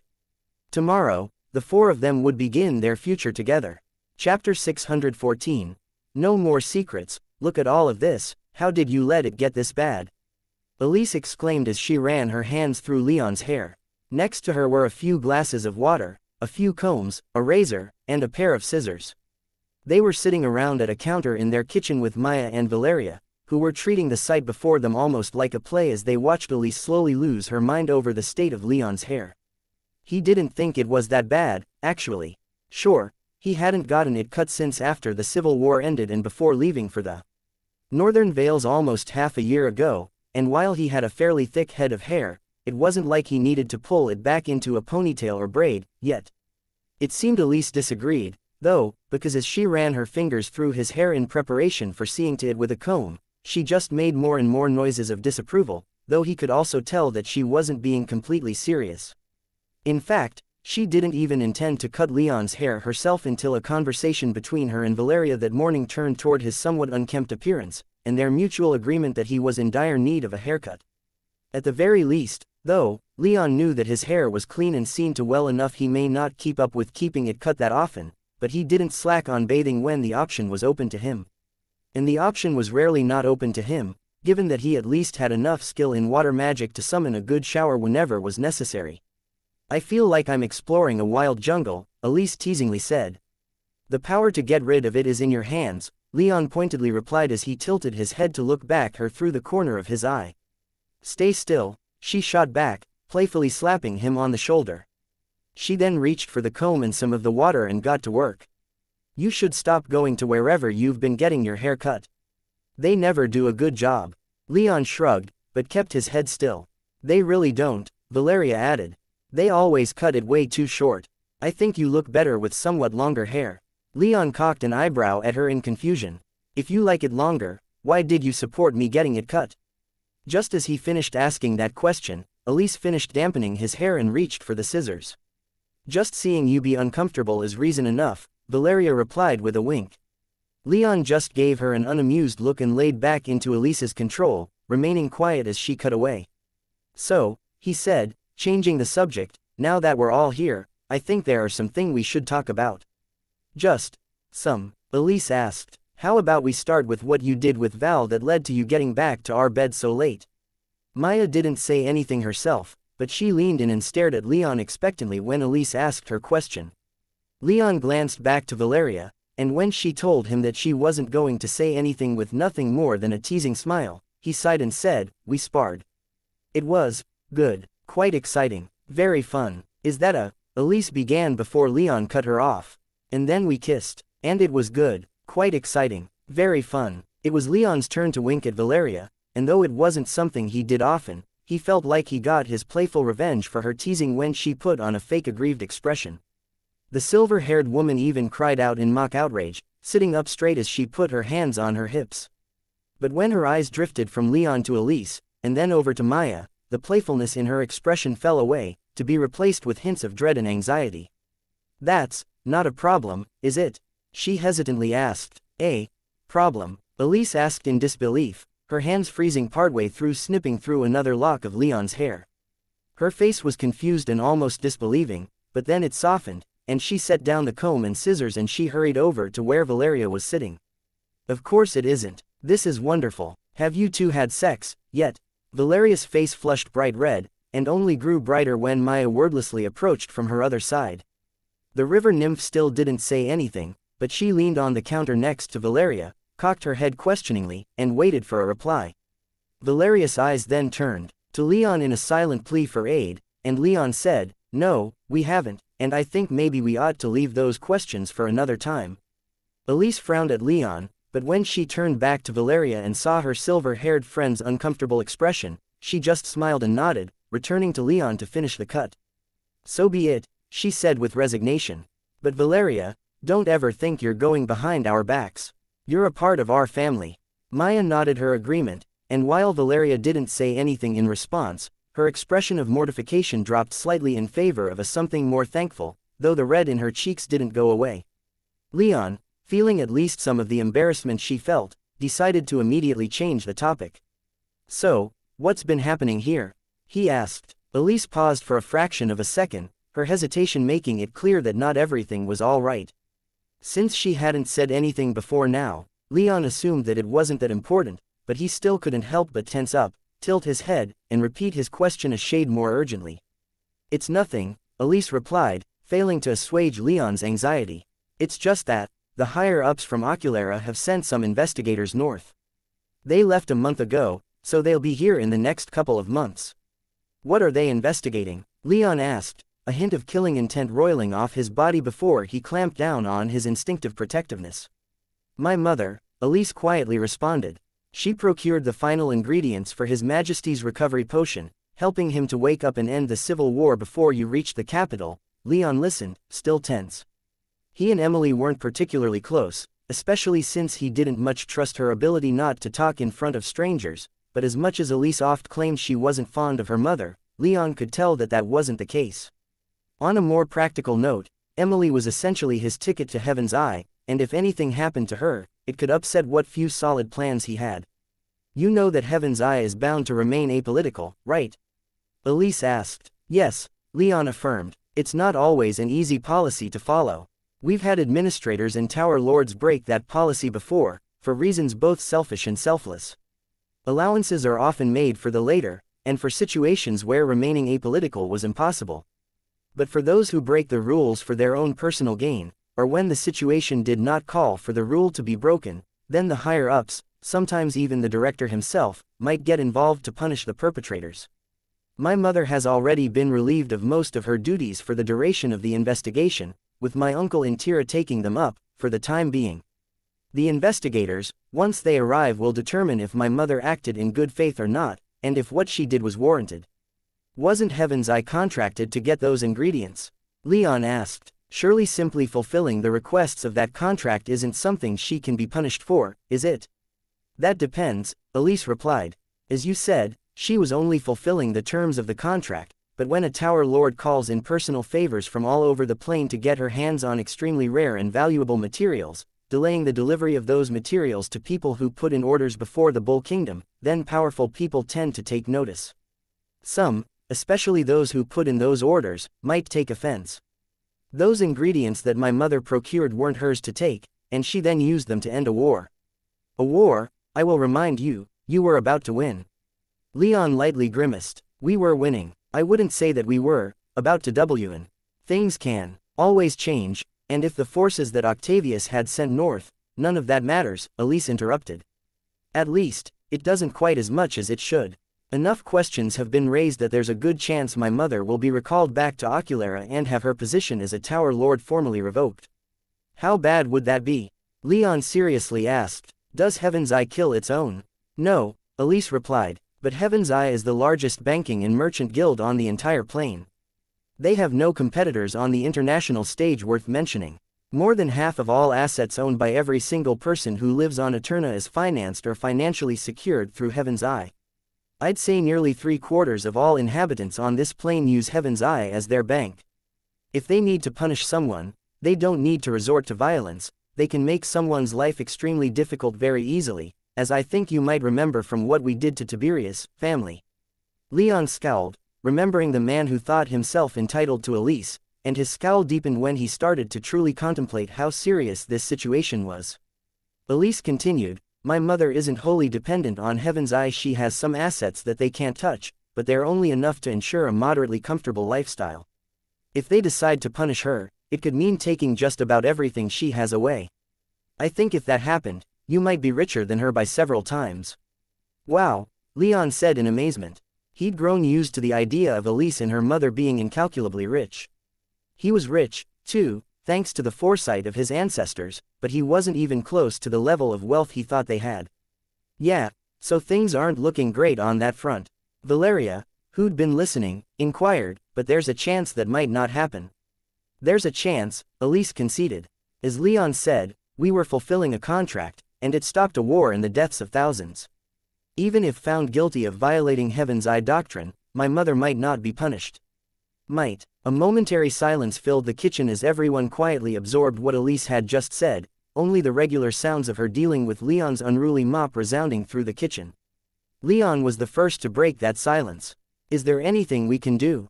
he asked. Elise paused for a moment to embrace Leon's head. "No, love, this isn't a solution that I think anyone can help with. All we can do is hope that my mother isn't found guilty. As it is, though, I think it's extremely likely that her position as Tower Lord will be revoked. Heaven's Eye survives based on its reputation. Even with all its power, it can't compete with the four empires, and if the empires see the guild getting its hands dirty in politics, they might take more drastic actions against us. Heaven's Eye won't risk its position just for my mother, even if she is found innocent. Well, that sucks," Leon commiserated as Elise went back to finishing up on his hair.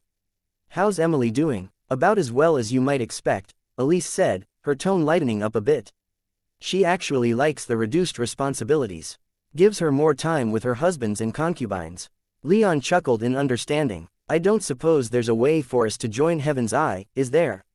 he asked. "Are you asking seriously?" Elise responded. "I am." Elise paused again and strolled out from behind Leon to look him in the eye. "That would be a big step, I think. I'm not saying I want to go and join them right this very second, it's more of a, in a few months or years kind of thing. You three know that I want to go to the Four Empires, yes?" The three ladies nodded their heads, and Valeria added, "And we won't be letting you go alone." "I'd never expect you to," Leon said with a smile. "But it makes what I'm planning more important. I don't want us to go down there, risk my family and friends going down there without some kind of powerful institutional support. Having Heaven's Eye on our side would alleviate my concerns greatly. The Four Empires are incredibly powerful, and so is Heaven's Eye," Elise said as her eyes drifted southward in thought. "But neither are so powerful that they won't accept a new 7th tier mage into their ranks for generous compensation." 8th tier, Leon corrected, a smile blooming on his face that was both moderately embarrassed and moderately proud. He hadn't told Valeria his power the day before, and Elise had been too submerged in Maya for the information to be shared, so he had the pleasure of informing them now. Valeria froze in shock, while it took Elise a couple of seconds for what Leon had just tersely admitted to sink in. 8th tier, she whispered, her eyes quickly flitting between Leon and Maya, seeking confirmation that Leon wasn't talking about their river nymph lover. Maya just nodded in Leon's direction, and Elise lit up like the dawn. 8th tier, she shouted again, this time much more ecstatically. "Yes," Leon confirmed, and Elise jumped into his arms, kissing him, and pressing her body against his. It took him and, he assumed, her quite a bit of self-control not to tear off each other's clothing and take each other right there in the kitchen with Maya and Valeria watching, but after a couple seconds, they managed to pry themselves apart, though Elise positively glowed with joy and desire. "How did that happen?" Valeria asked, her tone both happy and incredulous at the same time. "I thought you weren't even close to the 8th tier, yet." "I wasn't," Leon confirmed as Elise skipped back behind him to finish the haircut. As she worked, Leon launched into what felt like his 100th explanation of everything that had happened during the campaign. Unlike more of his other explanations, though, he left out no detail. Not even Zaffin, and as he spoke of Zaffin, he felt Elise slowing down in the trim, while Valeria began giving him strange looks as she realized he wasn't joking. "I was alone," Leon explained as he dove into his tangent of what had happened at Zaffin's prison, explaining to them the same things he'd told to Maya when he'd let her in on his last secret.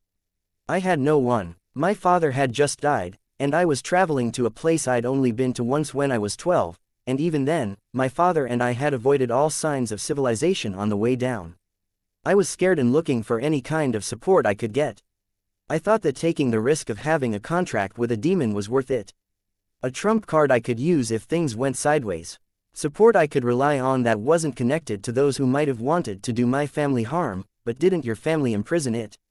Valeria asked, her expression lightening somewhat, giving Leon the impression she wasn't judging him too harshly. But Elise's hands had stopped, and she'd gone quiet, and he was rather terrified to turning to look at her. I never said it was a particularly good plan, and it was a risk, no matter what I might have thought at the time, Leon admitted. But I was desperate, terrified, and only 16. He quickly finished his tangent, and then paused as everyone absorbed his confession. Just as he did when he told Maya, he made damn sure to note that he wasn't a demon worshipper, and he'd never once made a blood sacrifice to Zaffin, then highlighted all the good that having Zaffin on his side had done for him. By the end, Elise had come back around to face him, her expression grave. Her eyes narrow in displeasure. "How long were you planning to keep that secret?" she asked. "As long as I still felt ashamed about it," Leon said. "As long as I still lacked the courage to admit it," Elise sighed, and Valeria said, "I don't mind. I mean, I don't much like that it was kept a secret, but I can understand why it was. Especially a secret from me." Leon reached over, and he had to stretch a bit, but he briefly grasped her hand and smiled at her. Elise seemed more troubled, so when he turned back to her, Leon just sat there, awaiting her judgment. I don't like that it was kept secret, either," she slowly said, enunciating her words as if she were apprehensive of what she might say if she let herself loose. "I understand, too, but I still don't like it. I guess that it's fine." Her gaze sharpened as she glared back at Leon. "There are no more surprises like this, are there?" "Not one," Leon unhesitatingly replied. "With that in the open, I have no more secrets, not from you three. At least, no secrets I'm consciously keeping. I'm no storyteller, and I'm sure I've forgotten to tell you three at least something." Elise sighed, and said, "I want to be involved in your life, Leon. I can understand why you might keep secrets when they're dangerous, but I want you to know that you can trust me with anything. And I trust you with this, demon. If you say it's not a threat, then I'll believe you." She quietly went back to finishing up his haircut, and Valeria added, "Partnerships with demons aren't exactly commonplace within the Nexus, but neither are they unheard of. I don't mind that you have a demon on your side. What is his name, again?" "Zaffin," Leon replied. "Zaffin," Valeria whispered. "Wait a minute, wasn't he one of the previous Lords of Flame?" Leon blinked in surprise that she recognized the name, and he felt Zaffin's attention within his soul realm suddenly snap to Valeria as an undeniable sense of pride began to flow along their contractual connection. "Yes, he claims that he's one of the Lords," Leon said in amazement. "Honestly, I hardly believe him. He's not exactly lordly, if you know what I..." Suddenly, Leon felt Zaffin's power surge through their contract, enter his body, and erupt from his nose, sending a tiny burst of demon fire shooting out through his nostril. It was a weak thing, doing no damage at all to him, but tickling his nose and making him violently sneeze. He groaned in shock and disbelief, and all three ladies stared at him with similar emotions gracing their features. As Zaffin's raucous laughter filled his ears, Leon just said, "See. I guess now that you all know about him, I can look forward to him screwing with me without restraint." "Wondrous." From behind him, Elise chuckled and said, "I'd like you to tell me more about this, Lord of Flame, business. If it means what its name implies, then having some other powerful being on your side is something to celebrate, isn't it?"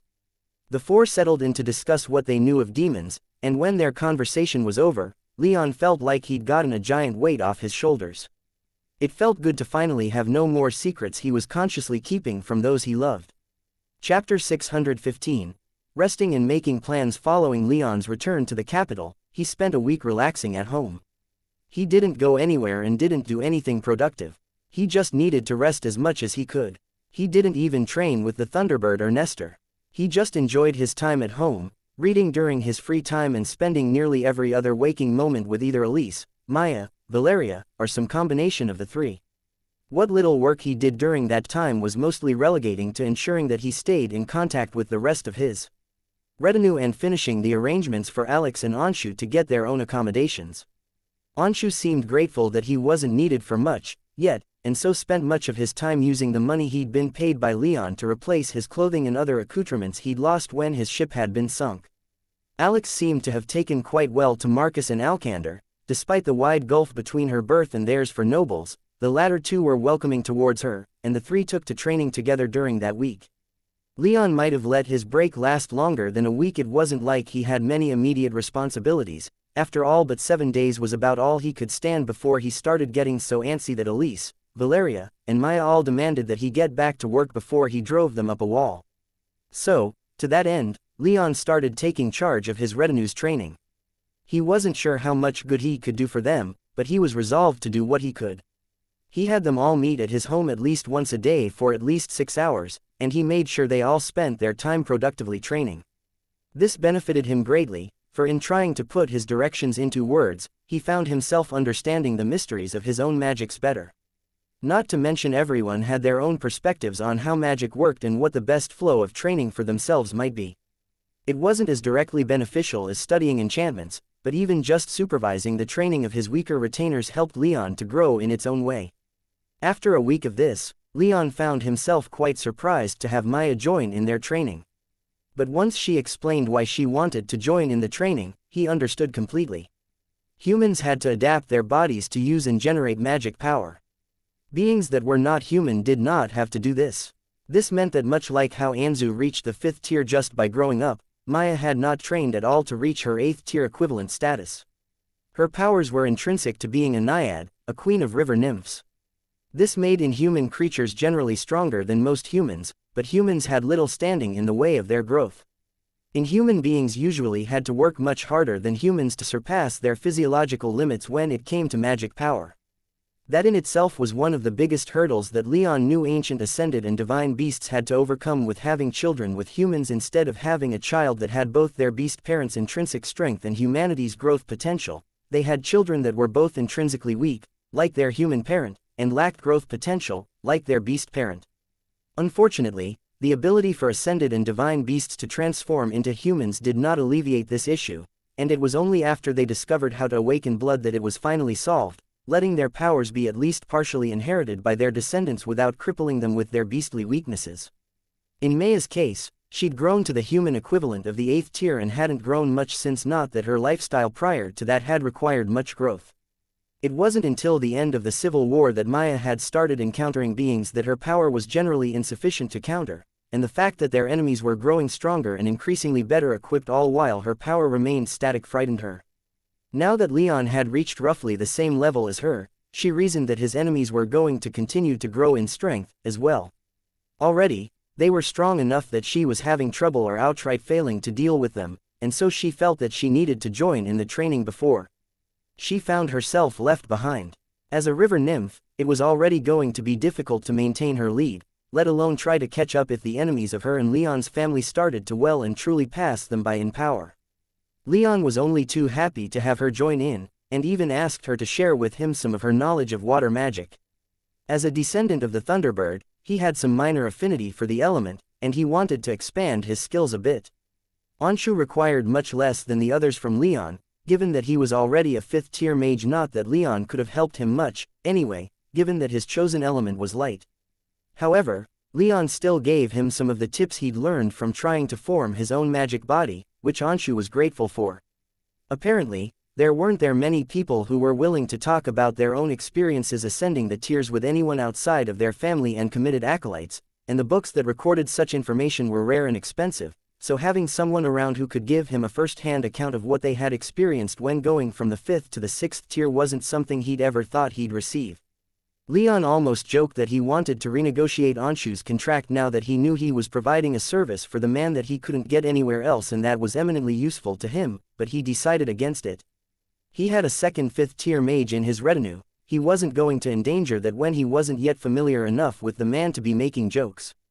Valeria, meanwhile, spent her time either reading some of the water manuals from the Rame archives that Leon lent to her, or talking to Maya about the element. Once again, there wasn't much Leon could do to help her since she was already more powerful with her chosen ice magic than he was. He was able to share a few little tidbits from the Thunderbird, but otherwise, it was Maya who was giving her the most instruction, not that Maya gave her much at all, so Valeria largely trained on her own. But training only accounted for 6 hours out of the day, and there were plenty more to be filled. Leon once more threw himself into his enchanting studies, spending at least 4 hours every day within his enchanting workshop, sketching new enchantments, honing his skill and muscle memory for drawing the modern runes. Nestor gave him much instruction during these hours, and he could almost feel his skills and knowledge rising at a tremendous pace now that he had time to dedicate to the art. However, he felt it was too soon to test his growing skills with anything more than a few small spell scrolls. His big projects, his armor and replacement flight suit, he decided to put on the back burner until he could figure out how exactly he wanted to handle them. For one, he'd yet to test his theory, but he felt like with his 8th tier power, he might now have the power to sustain flight on his own, without the aid of enchantments. For two, he wanted his armor to be of much higher quality than his original magmic steel and skyflax suit had been. That suit of armor had been fantastic when he'd been facing down 4th, 5th, and 6th tier enemies, but given that even with his enchantments, it had been rendered unusable twice in barely more than 6 months was his main motivation. When he got to work on something new, he wanted it to last long enough that he wouldn't have to arrange repairs less than a year later. Of course, he had 5 relatively powerful people now relying on him to pay them, and while he had an enormous amount of wealth, it wasn't enough to sustain such great expenses for the long term. And so, he'd gone to Elise. He'd been hoping that Emily might also participate in the meeting, or at least someone that both ladies trusted who was good with numbers, but Elise was the first and most important person that he could think of to bring these problems up with. She sat down with him, Maya, and Valeria, and the 4 went over all of their combined assets. For Maya, those were too minimal to count, and while Valeria had more, neither of them could contribute much financially to their situation. For Leon and Elise, though, they had to make some in-depth plans regarding how to sustain their lifestyle, especially now that Emily was in serious danger of losing her position. Elise had her own assets, of course, but once she laid them out, Leon realized that she only had about 100 million silvers to her name. Most of her and Emily's wealth had been derived from their positions within Heaven's Eye and being able to leverage the guild's resources, and so Elise didn't have much speaking very relatively saved up in her own name. Since she and Leon were engaged, they both decided to pool together half of their financial resources, which would be personally managed by Elise. The rest of their separate finances would be left to managers within Heaven's Eye. Leon thought this a little risky, but Elise assured him that even if Heaven's Eye decided to punish Emily, that those assets would be safe from seizure. The biggest problem, though, was how exactly to grow those assets. They could live extremely comfortable lives for hundreds of years on that money, but with their plans to move south to the Central Empires, which was a region of the plain that was far more costly to live, not only was it not going to be enough for Leon's plans to expand his retinue, it also greatly limited their ability to make long-term investments until they actually arrived in imperial lands. What followed during that conversation was Elise using a lot of financial words and future speculations that Leon was largely left blinking in confusion. When she asked him for his opinion of what to do with all of it, he had few answers other than, "I hit things with sharp metal. And sometimes I zap them with lightning." Elise wasn't thrilled with his response, and when she made her displeasure known, Leon shook himself awake and got serious. He needed to have a way to help support their family and his retinue if things fell through with Heaven's Eye. And in that, he knew exactly what he could do. "I'm an enchanter," he said. "As am I, though my skill is hardly much to brag about," Valeria added. And like that, Elise made the decision to purchase some bulk enchanting supplies, and Leon and Valeria got to work pumping out healing spells, which were always in need, and other more utilitarian spells that Elise could quickly sell. It wasn't quite indicative of how life would be without Heaven's Eye since Elise used her connections to sell what they made, but in a trial run that lasted a week, the 3 collectively made about 400,000 silvers just on the spells. Leon also made a few of his trick weapons with some leftover silver bracelets, which added another 400,000 to their stockpile, all for a paltry initial investment of about 10,000 silvers. They weren't quite ready to commit to that course of action, so after that week was over, Leon, Valeria, and Elise returned to their more normal routines. It had been a hellish week of focusing almost every available second on enchantments, but it was good to know that they all had a reliable source of income if the worst came to pass. They'd never be able to sustain such a pace, but Leon also had some ideas for other, more expensive and lucrative enchantments that would require more expensive materials. Money still concerned Leon, but he had no more trouble sleeping. Wondering just how he was going to pay for a larger retinue with the wages that stronger mages would demand.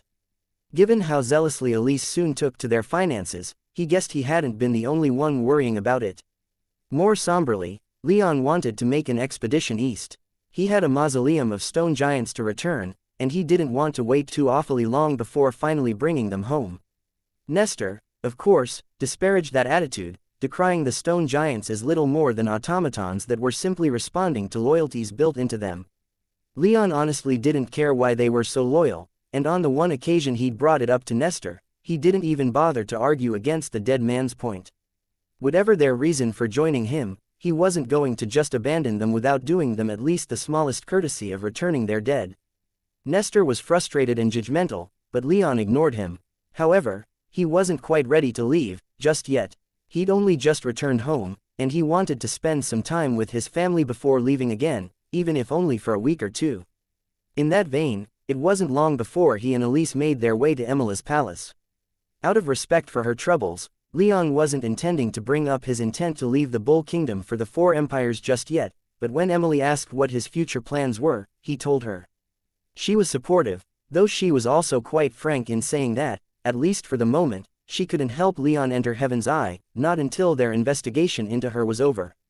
She, at least, was more confident of her chances to beat the charges levied against her than Elise was.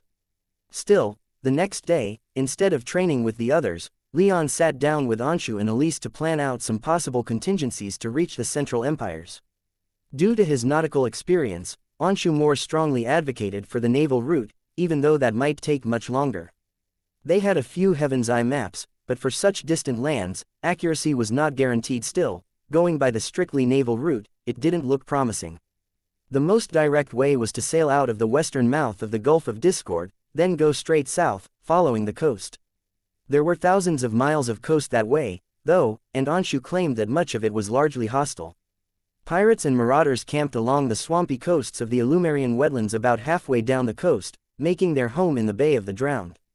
Worse, the Indra Raj held suzerainty over most of the Pepper Islands at the southwestern tip of the continent, meaning that Anshu couldn't guarantee that he could get them through without trouble. If they did get through, though, it would be a much safer journey through the waters patrolled by the ships of the free cities of the Tam, the Pegasi states, and then the imperial navies. Going east, they would eventually pass through the veins of vigilance and enter the Argonaut Sea, where the city of Argos stood as the gateway into the Sunlit Empire. All told, that journey would take at least a year by Anshu's reckoning. Their other possible route was to go north, sailing around the northern coast of the continent toward the Talfar and Han kingdoms. However, the main problem with that was the northern coast was dominated by the frozen mountains, and so there were no safe harbors to be found.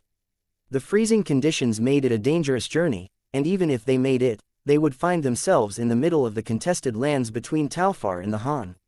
And even if they got through there without trouble, they would still find themselves within the Sakura archipelago, where Han fleets competed against the constantly feuding 7 clans of Yamato, and the silver ships of the Unconquered attacked everyone they could find, Heaven's Eye or not.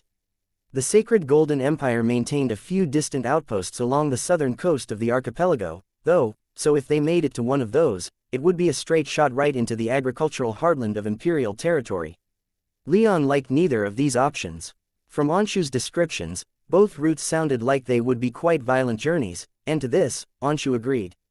If he were to travel alone, or even with just his retinue, Leon might have found them a little more palatable, but with Elise and whatever noncombatants she might bring, those routes were saved for plans Y and Z.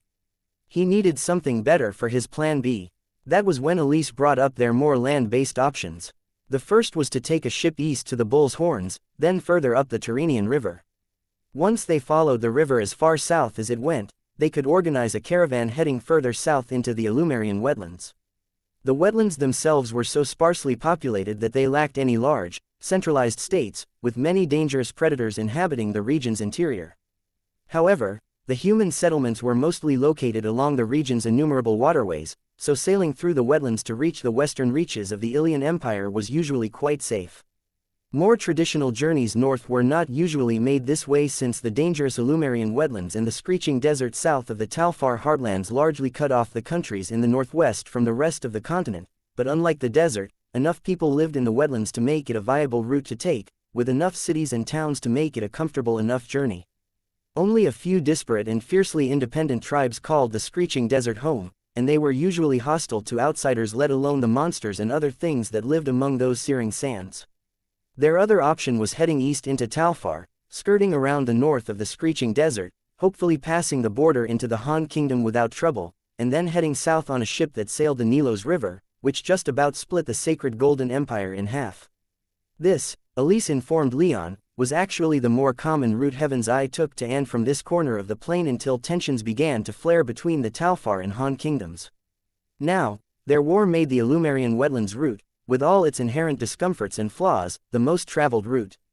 Leon agreed with Elise that this was probably their best route, but no matter what, their chances of safely reaching Imperial lands would be greatly increased if they could go under the banner of Heaven's Eye. It would take a few months for the investigators to arrive, and their investigation would likely take months on its own, so Leon made his peace with the fact that he'd be in the Bull Kingdom at least for another half a year. Though, if he were honest with himself, he wanted at least that much time to rest, relax, and just spend time with his family and friends without worries or responsibilities. It had been more than a year since he'd been able to just relax at home with Elise without time restraints, with the Civil War, his expedition north back to the Northern Vales, and the Serpentine Isles constantly interrupting him. Now, he had the luxury to take some time to relax with those who mattered to him, and he was going to take full advantage of that privilege. Chapter 616. Testing Power. So, how's it going in here? Leon asked as he reached the bottom of the pit where the Thunderbird had inscribed the transformation enchantment within his soul realm. Much progress has been made, she replied as she transformed into her human body and touched down on the stone floor. I've excised numerous redundancies, and managed to remove the biggest hurdle in the entire enchantment, the part that caused your soul realm to grow unsustainably. The power requirements are still a problem, but I think if given a few more weeks, I should be able to reduce that even further. Leon stared at his ancestor in amazement, then his eyes began to wander the pit. Indeed, though his eyes weren't quite up to the task of analyzing the enchantment in its entirety, he could see that it had already been radically simplified. And in just a few more weeks, he might be able to transform again. I had a question about that, he said. You said after that fight with Jorman and his primal god patron that the great black dragon's power had likely been awakened within me, but I don't feel any different, and my fire is still just normal. Are you asking if I was wrong? The Thunderbird sweetly inquired, though her smile promised only death if Leon answered positively. So, Leon took a moment to temper his response. No, he hesitantly replied. But I can't help but wonder, that elitist jackass has gone back to suppressing your bloodline, the Thunderbird nonchalantly explained. It looks like he's being more efficient about it than I thought he would be, but not nearly as much as I feared he could be. Tell me, have you been feeling territorial? Greedy? Do you crave solitude more than anything? Does the sight of other human males conjure competitiveness within you? Do you act any more belligerently than you did before all of that happened? No to most of that, I think, Leon replied as he awkwardly rubbed the back of his neck and stared at anything that wasn't the Thunderbird. Though, I suppose money's been on my mind a little more than usual. Would you say it's an unusual fixation, to the point that the acquisition of more money is taking priority over everything? His ancestor asked. No, Leon quickly replied. Then, at the very least, it's easy to see that your draconic instincts have been suppressed. I suppose that might mean that your power is being suppressed, as well. But as I said back when I made that first claim, your blood, once awakened, isn't so easily forced into dormancy. Besides, the inheritance has been settled that Scaly Bastard can't completely subvert the power that is in your blood. Maybe your fire isn't black, and maybe your eyes can't annihilate everything you see, but I'd warrant that your fire magic is stronger than usual. Have you tested it out much? No I haven't, Leon replied. Then, how about instead of training with me today, you go and do that? The Thunderbird suggested in a way that made it clear it wasn't a suggestion. I have divine works to study, and I was in the zone when you arrived. I'd like to get more work done today, if you please. Recognizing that he was being dismissed, Leon narrowed his eyes in irritation, but accepted it, nonetheless. The Thunderbird was working on something for him, after all, and while he didn't like the idea of being kicked out of his own soul realm, he couldn't deny that some practice and testing of his power was needed. For the most part, his personal training had been restricted to lightning and some instruction of his retinue. With a sigh and bitten tongue preventing him from making any further remarks, Leon returned to his mind palace. On his way back to the physical world, he stopped by Nestor's table, where the imprisoned man was busy studying the sealed tome that Leon had taken from the transformation site that he presumed Jorman had stolen from somewhere far to the southeast. Making any progress? He asked Nestor. Some, Nestor replied in a manner quite similar to the Thunderbird. I made these locking enchantments to be unbreakable, even by me. But I was younger and less experienced back then, and even though I have no arms with which to take notes, I think I can get this open. Leon frowned and nodded. This is all modern runework, isn't it? He asked. Yes, as you can plainly see if you use your own damn eyes, Nestor snipped back. Leon rolled his eyes and smacked the ruby off the table, with a cry of pain and shock from Nestor. He could take disrespect from the Thunderbird. She was his ancestor and the progenitor of his line and his power, but he wasn't going to take it from the man who'd invaded his soul realm and tried to steal his body. Might want to watch your tongue, Leon warned as he picked up Nestor's ruby and placed it back on the table. Nestor's ruby glowed as if representing his impotent anger, and as if his teeth were gritted in humiliation and displeasure. Nestor replied, noted. Leon then took a seat next to the table, closed his eyes for a moment to suppress his irritation, and then said, how about we start again, with both of us being a little less shitty? A long silence followed, and Nestor eventually replied with, yes, this is all modern runework. Why do you want to know? Ancient runes are more powerful, aren't they? Couldn't a simple, unlocking, rune or something be drawn and have the journal open? That's always a possibility, Nestor replied. But, as it's always a possibility, I'd made some contingencies for such a thing. A brute force attack like that won't work. You have to either have the key, or what? Or you're out of luck, Nestor finished, his tone strained and filled with frustration. Leon grunted in acknowledgement, then genuinely thanked the dead man, who seemed unsure of if Leon were joking around or not. Leon didn't stick around to explain himself and returned to his physical body to start working on feeling out the limits of his power. He made his way outside, and then doused the backyard with water. He was about to be playing with fire and then went and stood on the stone patio just outside of his back door. He stood there for several long minutes, letting his fire magic surge through and fill his body. He paid as much attention to its flow as he could, and he noted that it did seem to come to him faster than before, but he couldn't say definitively that it was due to his bloodline or just a mistake on his part from not using fire as much as he could. Next, he summoned fire outside of his body by raising his hand and filling his palm with flame. Then he raised his other hand and filled it with the traditional bright, crackling pride of dragons, too. There were a few things he noticed as he held the fire in his hands, and he began to run through other things that occurred to him to test.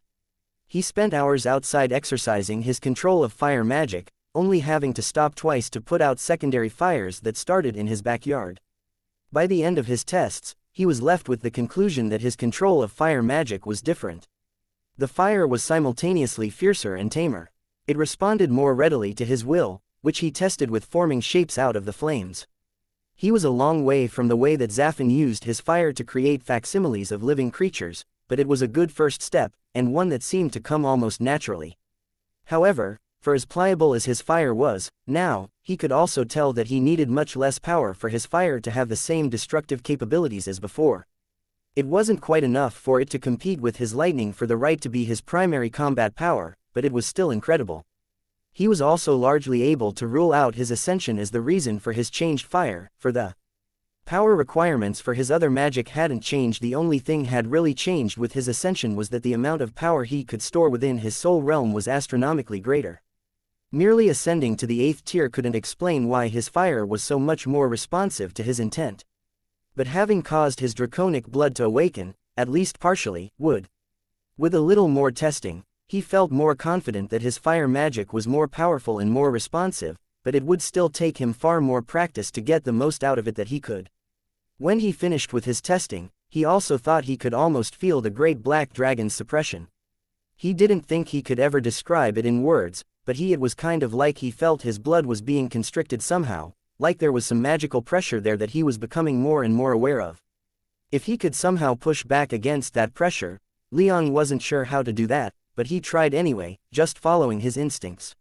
He summoned his power and tried to resist the vague, almost ephemeral suppression he felt, but much like a baby trying to walk, he failed, and he realized that it would take quite a bit of power, grit, and practice to properly fight back against it, let alone remove it completely. And that wasn't even speaking to what the great black dragon himself might do in response. The suppression itself already proved that the divine beast had a significant degree of control over Leon's body, so it wasn't inconceivable to Leon that if he managed to resist the suppression, the dragon might do something more drastic. However, a counter-argument that occurred to him was that he'd apparently used that power before once or twice before during moments of extreme emotional volatility, and he couldn't remember the suppression increasing at all immediately following those moments, or any other side effects that he could ascribe to the great black dragon punishing him for using that power. He'd have to test that out in the coming weeks and months, but he felt like the dragon's threat to keep him from invoking the power he'd inherited was fairly toothless. Now that he could perceive it, he intended to work at undoing that suppression, and the great black dragon could eat shit as far as he was concerned. If the power was in his blood, if it was as much a part of him as the Thunderbird's power, then he was going to use it, the dragon be damned. Once he was done running his fire magic through every test that he could think of, he decided to move on to something that was a little more personally enticing. For a long time, he'd been stricken by the idea of flight. Maybe it was his Thunderbird and dragon blood giving him some of his ancestors' instincts, or maybe it was just childlike wonder, he couldn't say, but flight was a power that he craved more than just about anything else that his magic could do for him. Anzu could carry him into the air, but that wasn't enough. He needed to do it himself, to know that the only reason that he soared through the firmament was because of his power, and not because he was directing something else to keep him aloft. Even his flight suit, while delightful and had sated him in some ways, still left him wanting. What little he could remember of his time in his avian form definitely scratched that itch, though, and now that he was 8th tier, he thought he'd give something he tried earlier in the transformation cave a few more tries. Until this point, he'd needed the aid of his flight suit to fly under his own power. He just wasn't proficient enough with wind magic or powerful enough to lift himself off the ground reliably, but now that he was an 8th tier mage, he thought he might as well give it another shot, or two, or maybe 100. He'd only intended it to be something to cap off his magical training, a couple of jumps to try and at least glide back to the ground after leaping as high as he could, but the first time he tried, he found that he couldn't stop. He'd leapt into the air with a fairly conservative amount of strength. He was an 8th tier mage, and so could leap hundreds of feet if he so chose, but he only went for a few dozen, though that still gave him more than enough time to try and keep himself in the air.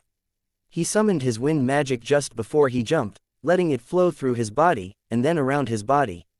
He formed an intense cyclone around his legs, hips, and waist, delighting in the way that he could feel his body grow lighter and start to lift up off the ground. And then he jumped, though he'd only made it a little over 3 stories into the air, with his wind magic grasped tightly around his lower half and midsection. He not only took 10 seconds to fall back to the ground, but he remained quite stably balanced the entire time. He kept the lift directly under him and didn't flail around, using his experience from his first couple of attempts right before his transformation and from using his flight suit to keep himself upright in the air, and thus, not crashing to the ground. And when he touched down on the ground, he found that he hadn't used that much magic power in his attempt, either. His next few attempts went both much better, and much worse at the same time. He leapt higher and higher each time, and each time, he used more and more magic power and less physical strength. He would then start to float to the ground with increasing slowness, but with more time in the air, he'd eventually lose his balance and inevitably hit the ground face first. And yet, without fail, he'd leap back to his feet and try again. It was growing easier for him to remain in the air, and he was slowly puzzling out the best way to keep a hold of himself in the air so that he would remain upright, but he was also burning through his magic power at an alarming rate. Each individual attempt wasn't that draining, but he was making so many. He supposed it was also easy for him to see why wind mages didn't fly everywhere. Flight wasn't quite so easy, but he wasn't going to give up until he'd achieved it. At least, he wasn't intending to until, after another in a long series of crash landings, he realized that Elise was sitting in a chair outside, quietly watching him. He pushed himself to his feet and dusted off as much of the dirt as he could, then walked on over. "Oh, no," Elise sarcastically called out as he approached, a wide, amused smile on her lips. "Please don't stop on my account. You look like you're having so much fun destroying our lawn again." Leon just shrugged, then dragged another chair over to sit next to her. The entire time, her eyes followed him, practically devouring every detail. She said with only a hint of temptation in her voice. You're looking good, love grass stains aside, of course. How are you doing? Pretty damn good, Leon said as he collapsed into the chair and held out his hand for hers. A moment later, the two were happily entwining their fingers with the other. It's nice not having responsibilities to anyone other than those I've chosen to be around. Nice knowing that I can stay around here for as long as I like with you. Nice having the free time to dig holes in the lawn, she playfully asked as she glanced at him, nothing but love in her eyes. Free time is a wonderful thing to have, Leon said with the utmost seriousness. Good for the soul, good for clearing the head and getting to the bottom of certain issues. What issues were you working on just now? Flight, mostly, Leon replied, and he quickly shared with her what little he'd learned about both flight and his bloodline from his afternoons spent training and testing his magic. Elise stretched and sighed once he'd finished. I suppose I'll have to start taking my own training more seriously from now on, won't I? She said, I've been slacking a bit since making it to the 4th tier, but if you're aiming for the Nexus, then I can't fall behind. 4th tier is still pretty uncommon in the Nexus, as far as I'm aware, Leon pointed out. I don't want to be just uncommon, Elise shot back with a cheeky grin. I want to be completely unique. In that, I think you've already achieved your goal, Leon softly replied. The sun was shining as it slowly descended in the west, the Naga River glittered in its light, and through Elise and the gardeners she'd contracted, their yard and accompanying flower gardens radiated health and beauty. But Leon only had eyes for Elise, they were locked on her, and his lips were turned up in the silliest, and yet most loving smile he was capable of expressing. She laughed, then pulled his head into her voluptuous chest. If I'm so unique, then when are you going to lock me down, She playfully asked. We've been engaged for months, now, and we've yet to even talk about our wedding. Leon, not fighting at all to extricate his face from her grasp, thought for a moment, then replied as best as he could with his face pressed into her breasts, my instinct is to say that we ought to wait until we reach Oculera, but after some thought, I think we should get married before we leave. That doesn't mean right this very moment or anything, but I assume you don't want to leave behind everyone that you know without sharing this with them. No I don't, Elise firmly said. There are some people among my mother's staff that I would like to invite, and I don't know if they will be leaving the kingdom when we do. I also want Princess Christina and Asia there, and some other people. The two sat there making some rough plans for their wedding, mostly going over the guest list for another hour before heading inside. There would be quite a few more conversations they'd need to have, and a lot more planning, but at least they were finally getting the ball rolling. For Leon, though, the need to head east and return to the stone giants started to take more and more priority in his mind as he and Elise talked. They were planning their future, but the obligation of returning the giants' corpses to their people weighed on him to the point that the next day he made the snap decision to get it done. If he wanted to face the future, then he needed to fulfill this obligation to the past. Chapter 617. Life and Responsibility. Leon and his retinue had been home a month, and he knew that it was time to head east and return Lapis and its fellows to their people. His heart madly raced and his face burned with shame for bringing them home in such a state, but he could no longer ignore his responsibility. Those giants deserved to rest with their people, not to languish in his soul realm for the rest of time. It wasn't an easy thing to do, but he had to do it. Elise wasn't too happy with his sudden decision, but after a month back home, Leon thought that a week or two to take care of this one last bit of business was all right. She agreed, but couldn't hide her worry for him since he decided to go alone, accompanied by no one else save for Anzu. Maya was even less thrilled about that, but Leon convinced her to stay behind. This was something he needed to do himself, to take as much responsibility for the deaths of the giants as he could. He could take comfort in the arms of his lovers when he returned, but for now, he didn't think he ought to be so comforted when he was bearing the corpses of those who'd followed him to the Bull Kingdom back to their homeland. The one person he was surprised had nothing to say about the matter, though, was Nestor. The dead man steadfastly maintained that the stone giants weren't alive, and that Leon's decision was foolish, but other than that, he almost refused to speak of the matter. Leon wasn't sure, but he was rather suspicious that Nestor dreaded the journey to the stone giants.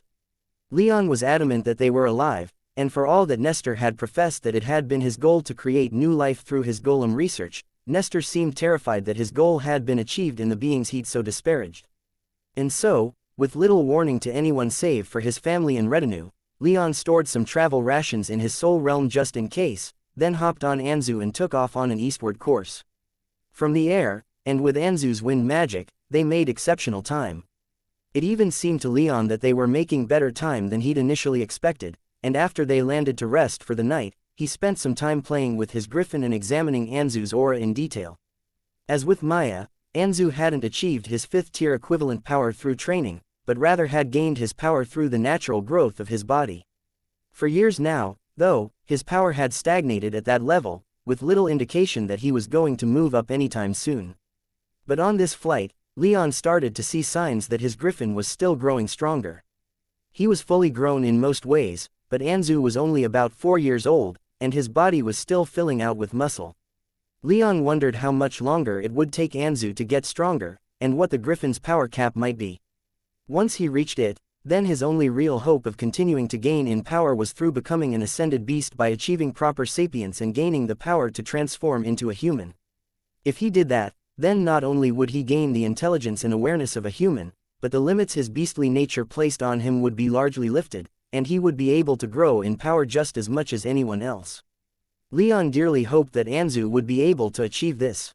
He loved his griffin as much as he would a baby brother, and having the griffin stagnate and eventually be left behind would be heartbreaking. They didn't stop at any towns or any other human settlements. Leon, and even Anzu to an extent, preferred to rest out in the wilderness when they needed a break. In this way, they further increased the speed with which they hurtled across the kingdom, passing into the eastern territories on the 2nd day, and reaching the edges of the border mountains by the morning of the 4th day. Here, Leon had Anzu slow down a bit. With his power, he was fairly confident that he could handle any threats that may arise out in the wild mountains, but he didn't take it for granted. The giants had often warned him of the many monsters within the mountains that they had to deal with, including other griffins and creatures like manticores that wandered in from places farther away. Fortunately, they didn't have much further to go to reach the crater tribe, so Leon kept his aura threateningly projected to ward off anything that might have otherwise considered them food, and kept his eyes peeled for any other threats. He saw many creatures out in the mountains, from dozens of other griffins flying about to other birds and mountain cats of all shapes and sizes. He only ever saw one thing that was particularly unusual, though it was also fairly familiar. It was a quadrupedal creature twice the size of a full-grown bull, with an incredibly muscular frame emphasized with tight black hide that looked tougher than enchanted leather. It had a ridge of brown fur running along its spine, 4 beady black eyes, and pitch-black tusks jutting out of its long, vicious jaw. It radiated an aura of the 7th tier, but Leon could tell from its size and obvious muscles alone that it was likely stronger than just about any human of equivalent power. He'd seen one of these creatures before on his expedition to Nestor's lab.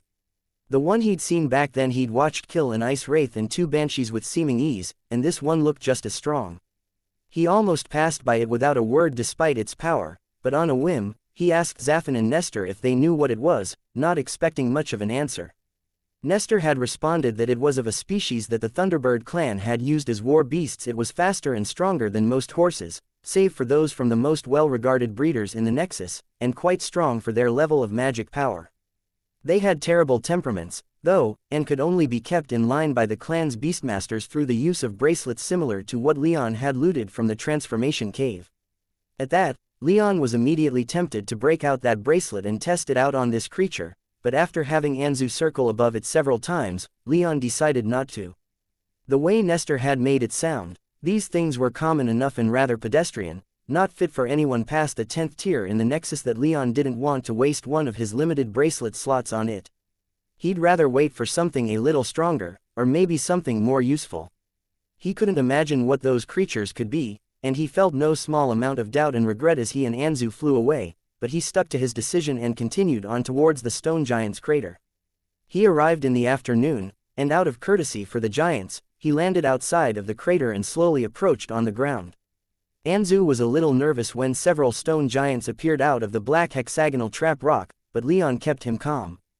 The stone giants bowed slightly upon recognizing Leon and escorted him into the crater and towards Reiko's palace. Leon's heart rate accelerated with every step he and Anzu took.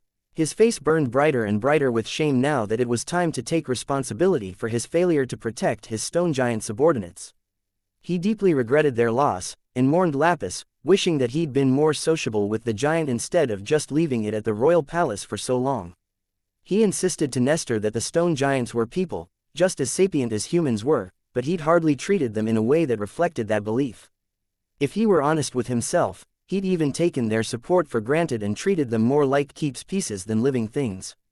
It was with rapidly deepening shame and regret that he and Anzu were shown into Reiko's throne room, where the stone giant itself sat upon its throne surrounded by about 20 other fifth-tier equivalent stone giants. Leon.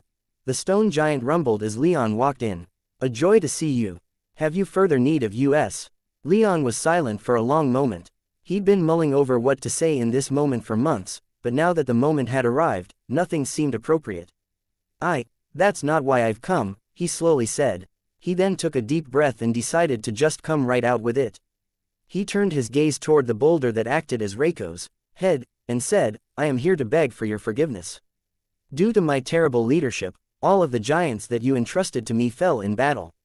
I have come today to return their remains to your people, to honor their sacrifice in any way I can. And to ask for the forgiveness of your people, even though I don't believe I deserve it. With a wave of his hand, Leon emptied the mausoleum within his soul realm where the stone giants had been interred. 100 large piles of stone appeared within the great hall, and Leon quickly scanned them, doing his best to acknowledge each and every one. They'd all volunteered to head west with him, and for their efforts, they were now returning in pieces. The one that hurt most of all was the pile of stone closest to him, streaked with blue stone. The giants watching him hardly reacted to 100 corpses of their fellows appearing amongst them, and Leon grew tenser and tenser as no response was made. He couldn't even sense any magic senses being used to inspect the stone giant corpses. The giants watching him from the throne dais were silent and still as statues. And then, after many long, painful seconds of silence, Reiko's asked as quietly as its rocky voice would allow, is that all you've come for? Leon understood the language of the stone giants, but the sheer alien nature of their speech made distinguishing their tone a difficult thing to do. Reiko's sounded matter of fact, with a fairly flat tone. Leon couldn't tell if the stone giant was angry, sad, or not. It sounded almost like it was just asking a simple question. That is all. Yes, Leon replied. I've led so many of your people to their deaths that even if I were in a situation where I might need your aid, I don't think I could suppress my shame enough to ask for it. From within his soul realm, Leon could sense Nestor's attention, though the dead man remained silent. We exist to serve those of your blood, Reiko stated. Such is our purpose. To fulfill our purpose is the greatest joy we can ever hope for. To lose so many of our people is a blow, but they return to our creators, to your ancestors with glad hearts, of that, I'm sure. Worry not, Leon, we are honored by your concern, but it is unnecessary. Leon lowered his head. I don't believe it is. Lapis was a friend, and the others put their trust in me, and I can hardly say that their sacrifice was worth it. It didn't need to happen, and only did because of my own failings.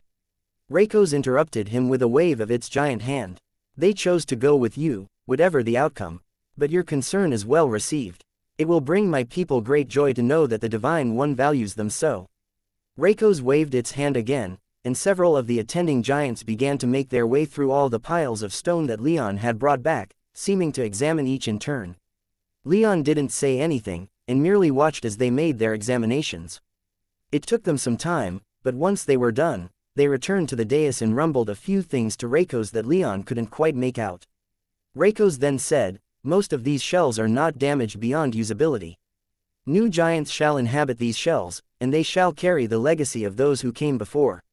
The previous inhabitants of these shells were warriors who served the divine and met a glorious end in battle, killing the enemies of our creators. We can only hope that the new lives these shells will hold will be able to live up to that legacy. There wasn't much left to say. Leon still felt ashamed, and the fact that Reiko's never once blamed him for the deaths of the giants he'd taken only drove the dagger in deeper. But at least he now had closure, and soon, he and Anzu were shown to the giants' guest room, where they rested for the night. The following morning, Reiko's offered to continue hosting them for as long as they wished, but Leon needed to get home, and so he declined. Reiko's, visibly saddened to see them unable to stay for a while, reiterated it in the rest of its tribe's commitment to the Thunderbird clan, though not in those exact words. Regardless, when Leon left its cave, it was with the promise that should he ever need them again, the giants would be there to render him assistance. He dearly hoped their aid would never be needed again, but he filed the information away, just in case. As he left, instead of immediately taking to the skies with Anzu, he led his griffin into the rocky maze in the center of the crater and slowly meandered his way towards the ruins of the cradle.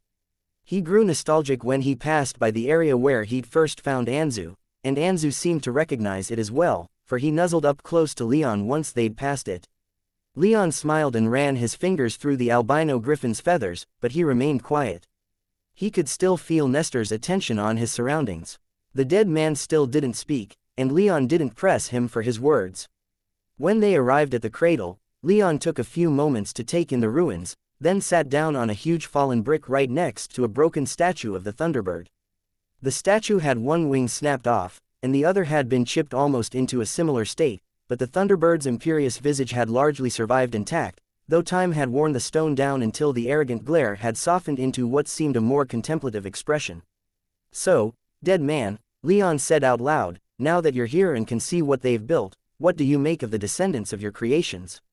Nestor didn't immediately respond, but Leon could feel the man's attention waver slightly, showing that he'd definitely heard him.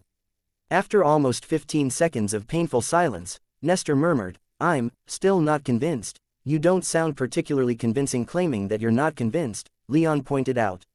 "Why are you so resistant to acknowledging that the stone giants achieved what you wanted for them? Is it just because if you did, then you might have to take some measure of responsibility for them as your creations?" "They haven't at all achieved what I wanted for them," Nestor shouted back. "They were built to be the slaves of the clan, and slaves they remain. You only have to march back into that leader's palace and demand their entire species come to an end, and they would all kill themselves without question." Leon frowned in displeasure. "It's clear enough that they're still influenced by the instructions you instilled into their ancestors, but hating them for that doesn't disprove their sentience. They speak, feel, think for themselves. Their decisions may be aligned with the purpose you built their ancestors to fulfill, but I find it hard to believe that you can look at all they've built here and still deny that they are people." Nestor fell silent again for several seconds. "Ugly," he finally spat. "Uncouth, inelegant, flawed. When I sought to build new life, I aimed for beings that were greater than mankind, with a beauty and elegance that couldn't be denied by anyone. I aimed for perfection. These things are not perfect. Let's entertain the idea that I'm wrong and you're right, an absurd assumption to make, but let's make it anyway. If these glorified slaves that I built to construct and maintain this lab that now lies in pieces, and that have continued to fulfill that function by continuing to construct shelters around it and refusing to move on, are alive, then I can only assume that the universe is insulting me. I've built so many golems over my lifetime that the idea of such imperfect beings surviving among them all is, I would destroy them if I had the means." Leon sighed and leaned back on the brick he sat upon. "We all find meaning wherever we can," he quietly stated. "They just found it in the purpose you built them for." Nestor didn't respond, and then an idea occurred to Leon, one that had him bolting back upright, his eyes wide. "Nestor," he said, "golems are automatons animated by a wisp created by one who has achieved apotheosis, are they not?" "That's an insultingly dumbed-down way to phrase it, but I can't say you're wrong," Nestor admitted. "Are there other kinds of life forms that might be able to use a golem's shell to move around and interact with its environment?" "I've never seen one, but I wouldn't rule it out," Nestor replied. "Some experiments were done with using magic bodies to animate a golem's shell, but it was found that a magic body doesn't have enough magic power within it to properly drive a golem, not to mention a magic body is so fragile that allowing its power to be siphoned away to animate a shell is dangerous. A golem shell would probably require a source of magic power to be properly animated and prevent the hypothetical being made of magic power from killing itself by using up all of its power." "You say that, but the stone giants seem to have found a way around that," Leon pointed out. "The last time I came here, they were even in the midst of reproducing. Surely that means that even a being that exists only as magic power can exist within it without burning itself out, no?"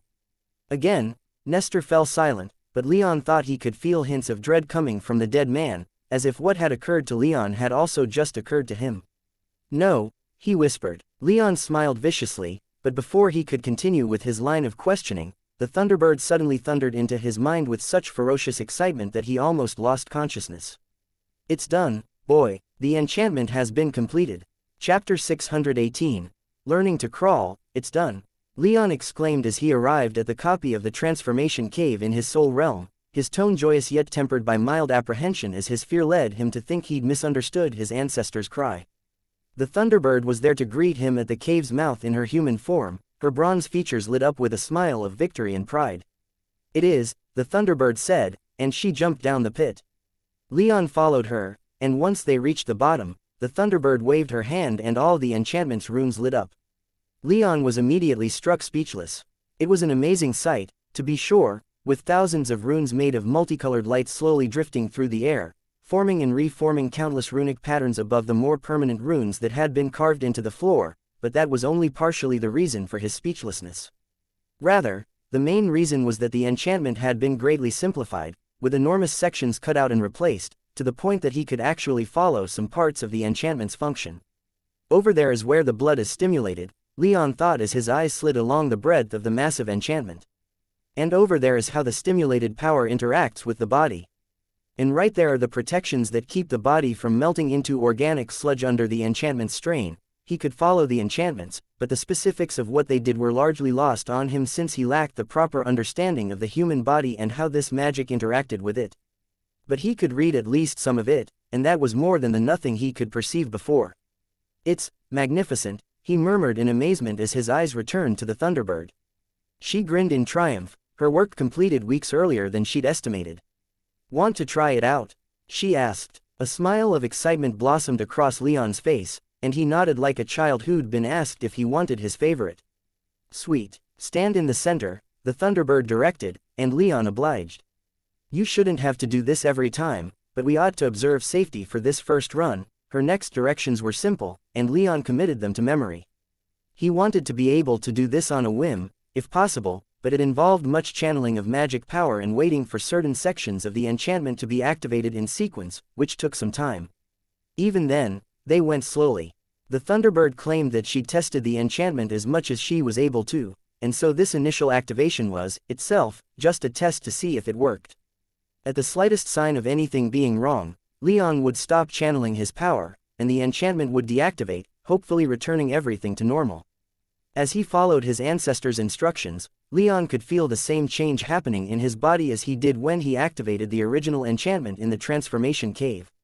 His skin began to itch, and much of the magic power in his physical body rushed through his veins like a hurricane. He braced himself for pain, but he felt nothing but the shifting of magic power. And then, he felt himself start to change. He still felt no pain, but he could still feel feathers erupting from his skin, he could still feel his bones warping, he could still feel his muscles growing. It almost felt like undergoing a medical procedure with heavy local anesthesia. His magic power was rooting around in his body, but not a single pain signal was transmitted along his nerves and into his brain. Another thing he expected was for his draconic heritage to rear its head, but not a single draconic scale appeared along his body. His eyes remained gold, and his feathers a beautiful gold-spotted brown. His body also didn't grow quite as large as it had during his first transformation, stopping its growth once he'd reached about twice his human height. On a more esoteric note, he could feel his soul realm flexing under this transformation, but he still felt no pain, and nothing within his soul realm seemed to break. It cost him a great deal of magic power to use this enchantment, but his soul realm was able to weather that drain just fine. He could tell that the Thunderbird was keeping a close eye on everything, though, so he concentrated as much as his subdued anxiety would allow on activating the enchantment.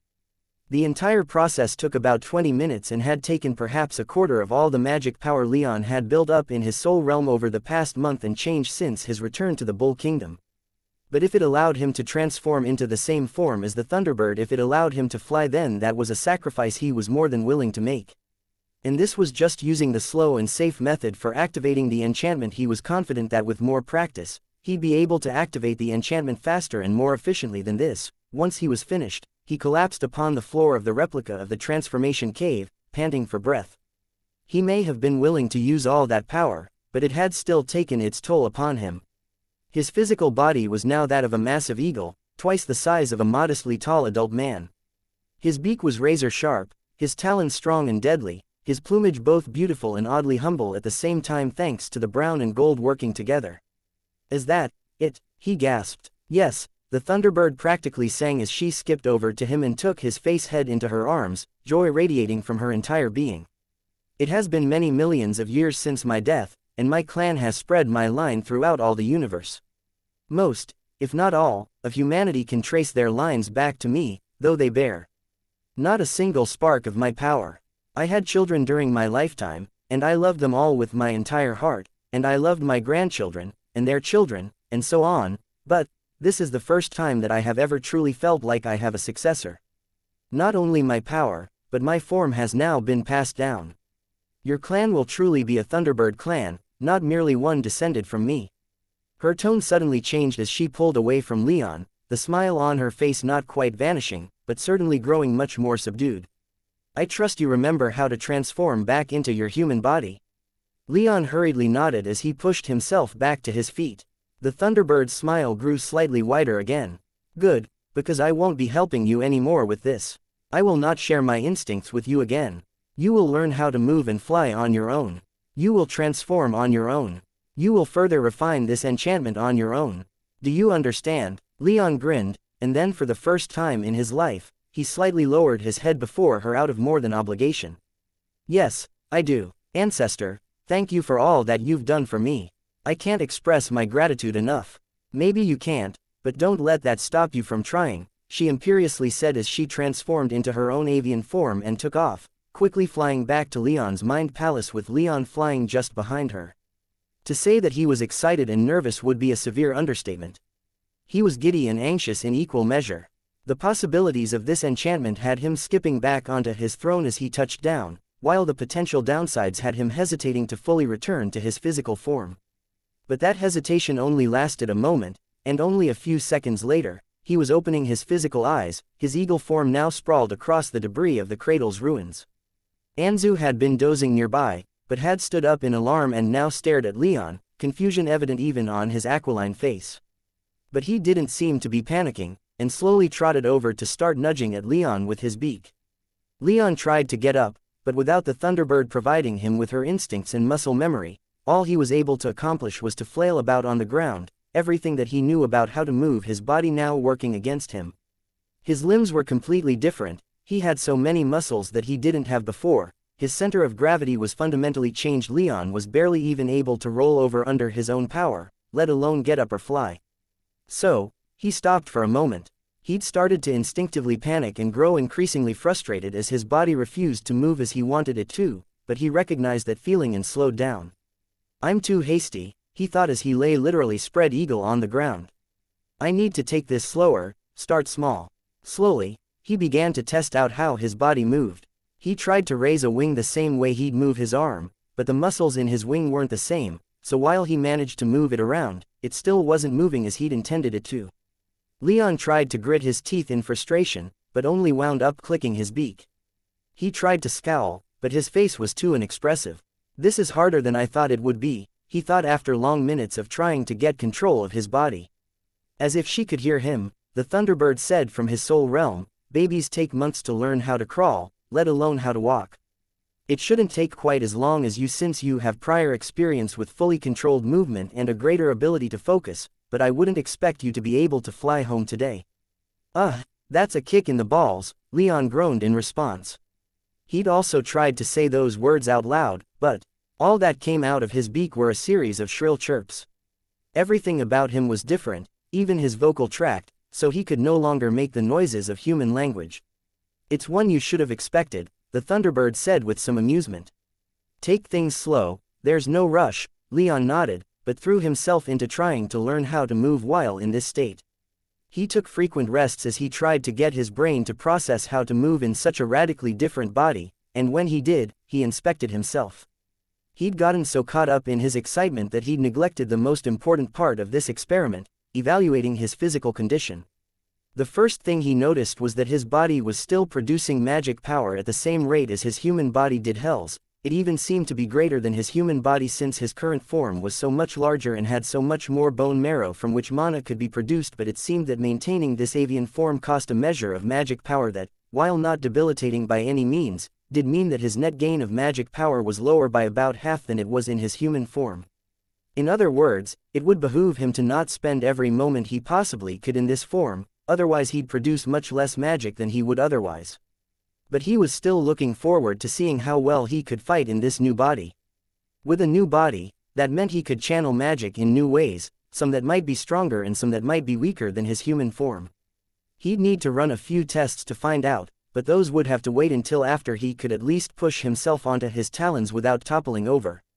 A feat that he wasn't able to achieve in several hours of flailing about in front of the cradle, unfortunately. During his examinations, though, Leon concluded that he was able to transform back into his human form essentially at will simply by cutting off power to the enchantment in his soul realm, a much less involved and mentally taxing process than returning to human form had been following his fight with Jorman. So, as the sun started to set, Leon transformed back into his human form. His face immediately turned bright red as he realized that he'd torn his clothes to pieces during his transformation, but dressing himself with other clothes from his soul realm was easy. He'd just have to keep in mind that his clothes didn't transform with him. Once that was done, he ran a few fingers through Anzu's feathers comfortingly. The griffin had been remarkably relaxed during the entire transformation, so Leon gave him a quick snack of a pre-roasted rabbit in appreciation. Then, he made a quick check of Anzu's saddle, mounted up, and steered him into the air. Leon and Anzu circled the crater tribe of stone giants once, with Leon imprinting the place into his memory, letting the shame and regret he felt dampen his excitement in the Thunderbird's success before he left the crater, unsure when, or if, he would ever return. If he had his way, he wouldn't. He couldn't deny that Nestor had at least some point when he'd said that the giants were slaves, acting only in accordance with the purpose he'd given them upon their creation. He didn't believe they were still slaves, but they still felt an uncomfortable affinity for his blood. He wanted them to be free, and so he felt like removing himself from their lives was the best thing to do. It might not get rid of those underlying directives, but he hadn't the skills or the knowledge to know how to do that. Space between us is best, Leon thought as he and Anzu turned back west, beginning their return journey to the Bull Kingdom. As with their journey east, they stopped only when they needed to rest, and they never stopped. Within human settlements, they took a little longer to reach the capital again, however, for Leon insisted that every time they take a stop, to transform into his avian form and try to learn how to control his body, each transformation requiring less and less magic power. And he made great progress in learning to move. To the last stop they made before reaching the capital, Leon managed to stand upon his own talons without toppling over. He was still shaky and constantly had to adjust his balance, so flying was still out of the question, but that he was now able to stand in that form meant that he was getting much closer. He was still a little disappointed. Despite what the Thunderbird had said, he'd at least hoped that he'd be able to make the last leg of their journey himself instead of relying upon Anzu to fly, but it was what it was. When they landed on his front lawn, only just over a week since he'd left, Elise, Maya, and Valeria already knew that he'd returned thanks to his mental communication with Maya. Elise had clearly been working in the gardens growing some medicinal plants, Valeria had been training, and Maya had been sleeping by the looks of things, but all were happy to see him return. He just reveled in their presence for a while, and over dinner, he told them of his trip back to the Crater Tribe, and the completion of the transformation enchantment at the end. Of course, everyone wanted to see it, so Leon stripped down, covered his body with some conjured water to preserve his modesty, and went outside where he transformed, to the delight of his lovers. He was quite grateful that he was able to stay standing the whole time. He didn't know if he could have survived the embarrassment if he'd been able to do little else but flail about on the ground in front of them. But he was home, and he didn't make a complete fool of himself, which was about as much as he could possibly hope for. For the next couple of weeks, he spent all of his free time in his avian form, which wasn't that much since he still had to spend a significant amount of his waking hours training with his retinue, too. They were all invariably impressed, though in different ways. Anshu was struck silent upon seeing it, while Marcus and Alcander seemed a bit nervous, and Alex was practically bouncing with excitement and admiration. He couldn't do nothing but train, though, and so when he needed a break, he'd usually spend it with either Elise, Maya, or Valeria. When he was with Maya, their time was usually spent quietly reading or having sex. For the time being, there were essentially no other activities that they wanted to do when in each other's presence. Valeria acted as a strange counterbalance. She wasn't yet ready for that level of intimacy, but she and Leon still grew increasingly closer and more comfortable with expressing their attraction to the other. They kissed without reservation, and even made out a few times, though never progressing much further beyond that. However, when they trained, it was like all the rest of the world no longer existed, as their attention was focused solely upon the other.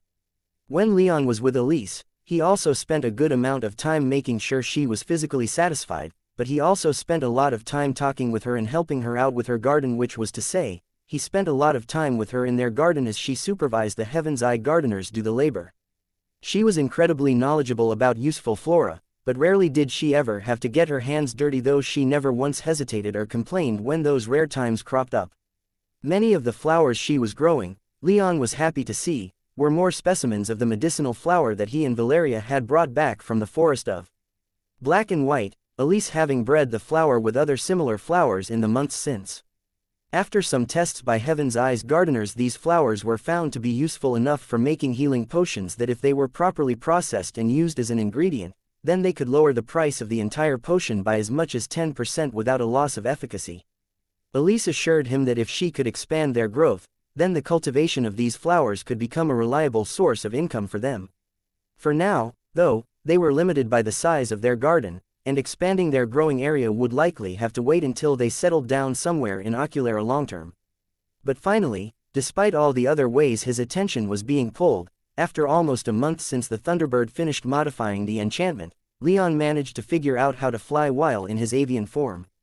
It required a fairly large amount of wind magic to keep himself steady, but he was able to take off and shakily fly once around the villa before landing. And he felt like a god, giving off a loud eagle-like shriek as he spread his wings in triumph. His blood sang in joy, his happiness evident even without a human face to express it. He was finally free of gravity. He could finally fly without the use of equipment or relying upon Anzu. He'd never felt freer. Chapter 619.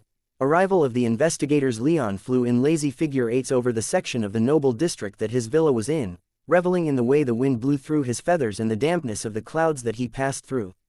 Flying around above the capital wasn't exactly legal, but he didn't much care. This was a fulfillment of a primal urge that he'd had for years. He could finally fly. And without a flight suit or his griffin carrying him. Such a feeling of elation that this brought him wasn't one that he was going to let a few Bull Kingdom regulations ruin for him. It seemed that the Bull Kingdom largely agreed, because no one came to angrily knock on his doors and demand that he stop despite his complete disinterest in hiding or explaining to anyone outside his family or retinue what he was doing. Perhaps it was because the regulations were there as a safety precaution, but he meant the Bull Kingdom no ill will, and he knew that the powers that be in the kingdom were aware of his attitude. So, he spent quite a few days following his return from the Stone Giant's crater flying around in avian form. He could fly quite quickly, faster even than he could run on foot. He estimated that if he needed to, he could travel 1,000 miles in a day, which was more than fast enough for him to fly out of the capital for some time to test his magic while in avian form. The locations he chose for his tests were uninhabited hills close to the capital. There weren't many uninhabited regions so close to such a large city. A lot of food was needed to feed the city, and so most of the land around the capital was devoted to producing that food. However, the farms were mostly concentrated in places like around the Naga River, or further west where the soil was richer and the climate more forgiving. To the east, the ground became rockier and sandier, and so there were less farms and villages to get in his way. And without many people around, he could really let loose. He began his tests with his lightning, for that was his most important magical element. He found that he could not only conjure lightning out of his body, as he could in human form, but when it was cloudy, if he reached into the clouds with his magic power, he could even call forth a lightning bolt from the heavens. It was actually an easier technique to use than conjuring lightning from his body, for he was just using the lightning magic that was already there rather than needing to produce it on his own. The downside was that he was restricted in using it. Only on days when there was sufficient cloud cover could he call a lightning bolt from the sky. Further testing in his human form found that he could do something similar, but it was much harder to do. The Thunderbird had explained that this was because his avian form was more in tune with the ambient magic power surrounding him, but from then on, she began to teach him how to manipulate the weather. It might be a while before he could do something as dramatic as summoning a thunderstorm, but now that he was truly awakening to her power, she didn't want him to stumble down this path blind and deaf. She'd give him the guidance he needed. Lightning wasn't the only element he practiced, though. His wind magic was almost as potent as his lightning magic, now, especially in his Thunderbird form. It was almost as natural to him when in the shape of the Thunderbird to reach out to the plain around him and call the wind to him, moving it about almost as easily as it was to breathe. His water magic was still rather lackluster compared to the other two, though in his eagle shape, it was still easier to conjure than normal. Still, it was a disappointing increase compared to the former two elements. In short, despite the disappointment of his lacking talent in water magic, it was made clear enough in his testing that in his Thunderbird form, his magic was stronger and more efficient, so it also stood to reason that from now on, it was his best combat form. Unfortunately, learning to fight in his human form took most of his childhood, and he had an innate understanding of how his body was to be moved. Even though he'd now learned how to fly in his new Thunderbird form, having the dexterity, flexibility, and muscle memory to properly fight in that form wasn't something that he could build in just a few weeks or months, even with how dedicated he was to learning. He wasn't sure if such physical fighting was even needed, but for now, his Thunderbird form would be forced into more of a ranged combat style than he was used to.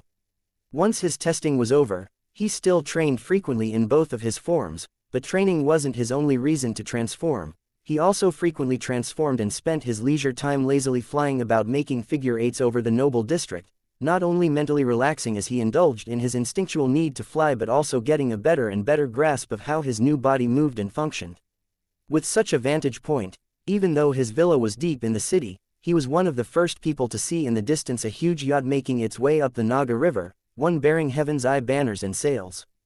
This was no pleasure ship, though it was sleek and beautiful, made for cutting through both rivers and open oceans while also projecting an aura of awe and majesty, but it also had a full complement of what looked like small flame lances of some kind, though they were far too small and compact to have come from the Bull Kingdom.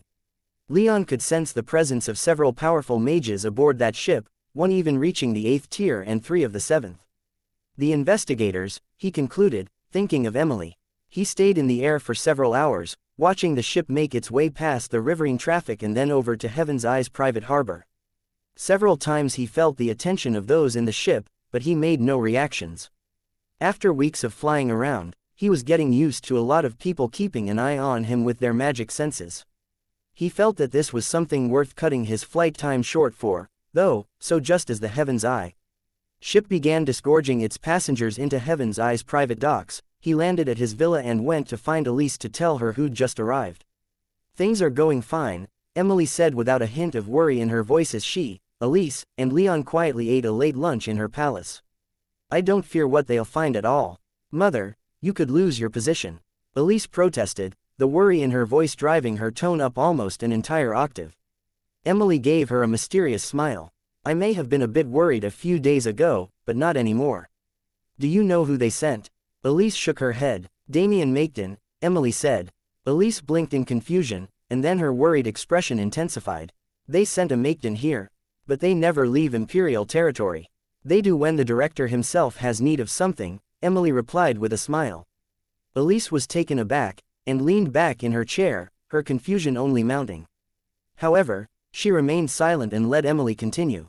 "Damien is here to officially investigate me for my role in ending the Bull Kingdom's civil war, but unofficially, he told me that the director is going to remove me from my lordship over this kingdom's primary tower and recall me to Oculera no matter what they find." "What?" Elise shouted in panic, but Emily held up her hands and calmed her daughter down with a placating gesture. "Don't worry, Butterfly," she whispered with a smile of pride. "I'm being recalled to serve in Oculera in a greater capacity. John Cosmos died 2 years ago, and his seat on the board is open. The director has tapped me to replace him." "But," Elise sputtered before trailing off. It seemed to Leon that she'd realized something, but he didn't have enough knowledge of Heaven's Eye's higher management to come to the same realization. "I'm sorry," he spoke up, "but it seems strange to send people here to investigate supposed wrongdoings only to, in the same breath, indicate that you're being promoted. Aren't you worried that this is a bait and switch? That they're only trying to placate you with talk of a promotion so that you won't interfere in their investigation? That they're using this to keep you from fighting back while they get rid of you?" "That's a remarkably cynical take on the matter," Emily remarked with a smile. "Normally, I would say that such an attitude would be the correct one to take if one always expects the worst, then one will rarely be unpleasantly surprised. This case is different, though. The director doesn't play politics like that. If he wants someone gone, then they disappear, simple as that. The director got to where he is today by being both ruthless and honest to a fault. His word is as good as gold, and Damien Maketon brought a letter written in the director's own hand giving me his word." "That seems kind of contradictory," Leon muttered. "It isn't at all," Emily responded. The director removes threats and obstacles with extreme efficiency, while treating everyone else with the respect that he would expect to be treated. No matter what, he'll always speak straightly with you. If you anger him, though, then you'll just disappear one day, never to be seen again. Leon murmured in response, grim. Emily shrugged. He's been the director for the past 2 centuries. You don't stick around that long at the top of Heaven's Eye without being a bit grim. Leon nodded, but if it were Emily's aim to ameliorate his and Elise's worries, she'd failed. However, he felt at least reasonably confident that he could now bring up the key part of his future plans with her without putting undue pressure upon her. If you say that this is fine, then it's fine. How much power would you have as a board member of Heaven's Eye? A ton, Elise answered, immediately as she squeezed Leon's hand, giving him a smile that was still somewhat worried, but also a little bit relieved, as well. The board of Heaven's Eye are the personal advisors of the director and the highest level of managers in the entire guild. They handle entire branches of the guild so that the director can focus on the guild as a whole without getting too bogged down focused on one particular aspect. I think John Cosmos was the chief of acquisitions. Emily nodded, then further explained, if I succeed Cosmos, then I will be in charge of finding and acquiring not only rare materials, but all materials that Heaven's Eye provides, from as mundane as grain to as rare as wyvern hearts. That sounds like one hell of a job, Leon remarked. Heaven's Eye was the single largest provider of just about anything and everything on an international scale.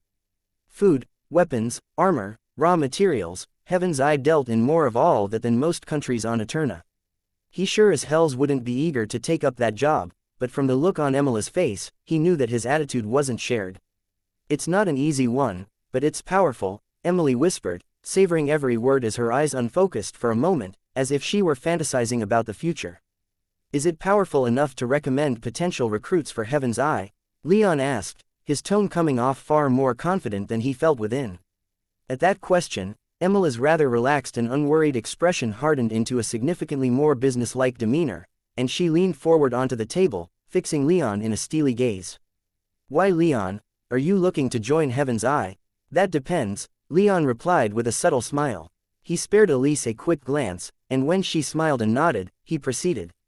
I need contacts down south. I need a support structure. I'm not willing to pledge fealty to Heaven's Eye, but I'm willing to give up a measure of my independence for Heaven's Eye's support. That is complicated, Emily said. If you were willing to join Heaven's Eye outright, then it would be the easiest thing to have you join. 8th-tier mages aren't exactly common, even down in the Central Empires, so Heaven's Eye getting its hands on another one would be quite the coup.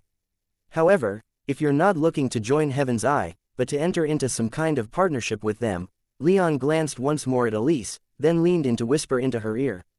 Her expression froze, and she glanced back at her mother, then at Leon, and then back at Emily. Slowly, she nodded, though her expression didn't soften at all. With a wave of his hand, Leon conjured the platinum card he'd retrieved from his family's archives beneath Tira onto the table, and it was Emily's turn to freeze. You know that I plan to achieve apotheosis and enter the Nexus, Leon stated. You know at least some of my lineage. I have great plans, and for that, I have need of Heaven's Eye's resources. Everything that Emily didn't know about Leon, save for Zaffin, Leon began to explain in all the detail that Emily wished for after extracting a promise from her to keep it to herself and to never share with anyone the information he was about to share with her.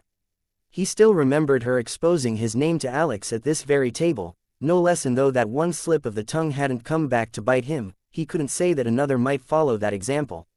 For her part, Emily was extremely apologetic about revealing his identity to Alex, chalking it up to a mistake made in the heat of excitement at his and Alex's presence. She readily gave him her word that whatever he had to say to her would be kept in confidence, and she said it so seriously and with such conviction that Leon fully accepted her declaration. He proceeded to tell her about the Thunderbird clan and its subjugation of Eterna, some of which Emily had already been familiar with, though she didn't have enough detail to know that it was the Thunderbird clan, instead only knowing them as nameless extraplanar invaders who'd eventually been repulsed and defeated 80,000 years ago. He then explained how House Raim was descended from the Thunderbird clan, and then finished that story with how his father met and fell in love with a princess of the Great Black Dragon clan, though he wasn't able to say definitively why his mother had been here. Then, he switched gears, and began to speak of the future, of the clan he hoped to build, and the heights he hoped to rise to within the Nexus. Finally, he finished with giving her a brief explanation of his enemies, including Khosrau and the 3 lieutenants that Justin Isanos had warned him of back in Nestor's lab. And I want to emphasize that I'm not looking to actually take over Heaven's Eye or anything like that, Leon said. All I want is support as I rise. Nothing more. What form that support might take is not yet for me to expect. I don't even know what I really need to achieve apotheosis, or to grow strong within the Nexus, yet. All I know is that within the next century or two, I hope to take my family and ascend to the center of the universe. When he finished, Leon squeezed Elisa's hand, who'd snuggled up close to him in a show of support as he told his story, especially once he reached the death of his father. Throughout his spiel, Emily was silent as the grave. She merely listened and waited for Leon to finish, and once he was done, she continued to be silent as she mulled over his words, taking the whole spiel uncharacteristically seriously. Leon let her think and process, knowing that his story wasn't one that any sane person would take completely at face value. But he hoped that he'd presented his case well, and that Emily could offer him at least some nominal support, even if it was just a few introductions down south. Emily regarded him coldly, her emerald eyes piercing right through him, her expression unreadable. And then, she suddenly brightened up and said, "What kind of person would I be if I left my son-in-law out in the cold?"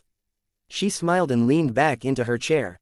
"We have to discuss what joining Heaven's Eye means for you in the short term. They'll not accept you if you don't give them anything in return, 8th tier or not." "I'm willing to sell spells and enchanted weapons through them," Leon said. "What might they expect of me, though? What might they ask of me? What could I get in return for varying levels of commitment?" Emily replied, "It depends. You won't be used as a mule, and your skills in enchanting would have to be officially evaluated. You won't be stuffed into an office, either. I suppose they might ask you to deal with situations that often crop up that might require some magical muscle. You might have to escort a dignitary around, lending them legitimacy and respect by your presence. You might have to liaise with imperial envoys who would be insulted if they met with anyone of lesser tier. I honestly can't tell you what they might ask of you, because at your level, they won't expect you to work in a defined role unless you join the board or are appointed as a Tower Lord." Leon frowned, but he nodded in acceptance. That might be a price he'd have to pay, but he still had some concerns. How often do these kinds of situations arise where an 8th tier mage's power is needed? Not particularly often, Emily said with a shrug. Heaven's Eye is powerful enough in other ways that we don't really have to rely upon our muscle, and generally speaking, relying upon violence or the threat of it doesn't sit well with the empires. If Heaven's Eye threw your weight around for petty things, it might make the empires a little nervous. However, meeting and escorting dignitaries around might be relatively frequent, especially in Oculara. It sounds like Heaven's Eye has to walk on eggshells around the empires, Leon observed. They do. It's a complex relationship. Heaven's Eye is extremely old, and extremely widespread, enough so that they have influence from the centers of power to the furthest reaches of the plane. If the empires were to act against them, it could cause serious economic damage to everyone, not just themselves. However, for all its power, Heaven's Eye can't match any of the empires in military might, especially since we don't have even a single 10th tier mage. If we did, though, the empires might just decide that we've grown too powerful and start to act. It's a difficult balancing act for Heaven's Eye to walk. On the one hand, we have to make ourselves so useful that we're tolerated by the empires. On the other hand, we have to go to great pains to make it clear that we're not a threat to imperial hegemony, else they'll finally decide that we're more trouble than we're worth and act against us. I understand, Leon replied.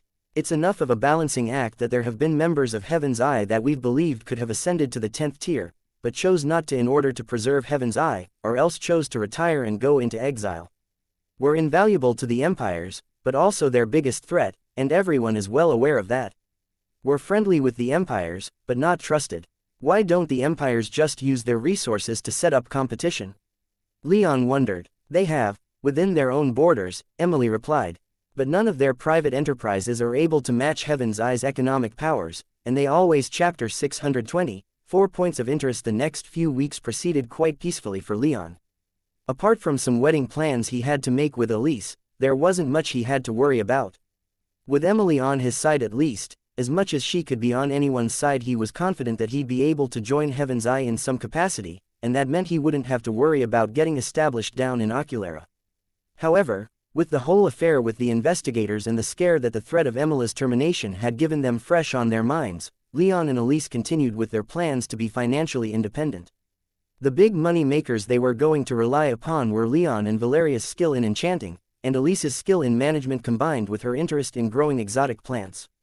Oculera was in a fertile region of the Ilian Empire, so they made plans to find some land and use it to grow their medicinal flowers, along with whatever else caught Elise's fancy. She had a growing interest in growing grapes and other, more magical fruits to make wine, and that got Valeria excited, too. Leon, who drank wine only rarely, and never partook in anything stronger, didn't share in their excitement nearly as much, but he was still happy that they could find something to do together. Maya was left feeling kind of left out, though. She didn't have many skills that could translate well into the civilized world. She could hunt and fight, but other than that, she didn't know what she might be able to contribute. That sense of inferiority and uselessness, however mitigated by Leon and Elise, then resulted in a redoubled effort in her training. In her mind, if all she could do was hunt and fight, then she wanted to be damn good at both. When it came time for Leon and Elise's wedding, though, everyone set aside their goals and diligence for a few weeks. When the date arrived, it had only been 2 months since the investigators arrived, and almost 4 since Leon and Maya's return from the Serpentine Isles, a staggeringly short period of time for planning a wedding, but they didn't have much time left in the kingdom, and so had to hurry a bit. It was simultaneously a sumptuous and luxurious affair, while also retaining some air of privacy. The guest list was rather truncated, and that exclusivity, combined with the social statuses of Elise, Emily, and Leon, made it one of the most prestigious and talked about events in the Bull Kingdom. The king himself, and all of the free paladins made an appearance, as did the immediate royal family August, Stefania, Christina, and Antonius, as well as August's mother and the king's favorite concubine, Isabella. Accompanying them were a handful of other familiar faces, including xianxia, Valeria's friend from the Knight Academy, and Dame Maxima, the head of Princess Christina's personal guard, whom Leon met in the opening stages of the Civil War. All were happy and congratulatory, at least. On the surface, Leon thought he imagined it for a moment or two, but he could have sworn he felt a few wisps of killing intent directed towards him from Princess Christina, but the princess was so chipper and happy the rest of the day that he put it out of his mind. Several high-ranking legates and consuls, including Minerva, who'd been promoted to consul of the East, succeeding Trajan, also showed up. Roland had also been invited, and so were a number of high-ranking Heaven's Eye personnel, such as Ajax, Emila's brother. In addition, a handful of the most important merchants, bureaucrats, and nobles from around the kingdom were invited. Only 2 noble families who'd supported Octavius made an appearance: the Duke of Lentia, Gaius' older brother, and the Duchess of Vesentio, both of whom had defected to August's side during the Civil War. In fact, in the course of welcoming their guests, Leon and Elise learned the Duchess of Vesentio and Prince August were in marriage talks themselves. That whole affair with August and Vesentio, assuming it worked out, struck Leon as almost ironically similar to the position Octavius had been in. Octavius' mother had been the daughter of the powerful Duke of Valencia, and his mother's younger brother had been the Earthshaker Paladin. Now here was August getting set to marry a duchess himself, whose cousin was the Brimstone Paladin. The issue of the ongoing mass revocation of landed titles aside, it was a powerful pairing, and likely ensured at least some stability would last out in the Western territories, where Octavius' support had been strongest and where the royal legions were still quashing dissent. In total, there were only about 100 guests, including Elise's friends and Leon's retinue. The wedding itself was traditional by Bull Kingdom standards. Elise wore a long dress that hugged her body quite tightly, with a high leg slit and low cut that also left her arms bare, made of silk grass and dyed blood red to complement her hair, which had been done into long waves that cascaded down her back, and ornamented with an emerald-studded golden tiara. Leon, using all his wisdom and humility, admitted to his lack of knowledge regarding fashion in the weeks leading up to the wedding, and so had made Elise's day by asking for help in picking out his attire for the event. Elise, in an ecstatic fervor, brought Valeria on board, and together the 2 friends conspired to pick his clothes for the day. They eventually settled on a suit that seemed to have been made of silver thread that sparkled in the daylight, beneath which he wore a blue silk grass tunic. His outer coat was adorned with pale sapphires, which, Valeria said, were meant to evoke the aesthetic of his silver blue lightning. They thought he looked quite dashing in it, so while it wasn't something he would have ever chosen to wear under normal circumstances, he still wore it proudly and without even the tiniest of complaints. Prince Herculanus himself, the king's eldest son who'd forsaken his claim on the throne for the call of the blood priests, facilitated the ceremony. A stone tablet was taken to the wedding location, a park within the noble district that Elise was fond of frequenting, whereupon Leon and Elise's names were inscribed. The tablet was then copied and taken to Tira, to be stored within the tomb of Leon's ancestors, as were nearly all the other marital stones of his family. The copy was kept by Leon and Elise. Once that was done, Prince Herculanus bound them with silk, pronounced them husband and wife before the kingdom and their watching ancestors, and then prayed for their well-being, making for a mercifully brief formal ceremony, but the day wasn't over yet. After the main ceremony was over and everyone socialized for a few minutes, with Leon and Elise's respective social and professional circles offering their congratulations, came time for the games. Everyone, regardless of class or social station, participated in a race where they were encouraged to use physical force to fight to the front of the group, though few got too rough or took the race too seriously, especially with so many powerful mages and important men and women participating. Then, a number of volunteers stepped forward to spar for the entertainment of everyone. Alcander wound up the victor, though many of the stronger guests didn't participate. Finally, the ceremony was capped off with a long feast, during which Leon and Elise walked around to speak with all of their guests and thank them for attending. Throughout the entire ceremony, Maya and Valeria rarely left their side. Given the Bull Kingdom's allowance of polyamory, the two weren't looked down upon at all throughout the ceremony, even as they acted as Elise's ladies-in-waiting throughout the day. Their dresses were less radiant than Elise's, but Leon still thought that Maya's simple sea green dress and Valeria's ice blue were dazzling. The final event of the day was an exchange of gifts between Leon and Elise. For the most part, their gifts were functional. Leon gave Elise a number of rare flowers that he'd heard she was interested in cultivating and that he'd subsequently bought, and a spectacular gold ring set with 4 emeralds that had been enchanted to enhance her earth magic, which was the element that she decided to devote herself to learning. Elise, meanwhile, gave Leon a number of specialized tools that would greatly aid him in enchanting. All beautiful gifts worthy of their relationship, but the true gifts were those given in private, which were far more personal. Elise gave Leon an amulet that hung from a fine gold chain, set with a cloudy diamond and 3 lightning-shaped sapphires, which were enchanted to act like magic batteries he could draw from if he started running low on magic power. Leon had been in battle so many times and had so often run low on magic power that he was overjoyed to receive such a gift. Leon, meanwhile, gave Elise a stylish coat that had been made from the substantial fur left over from the snow lion he'd hunted to awaken his bloodline.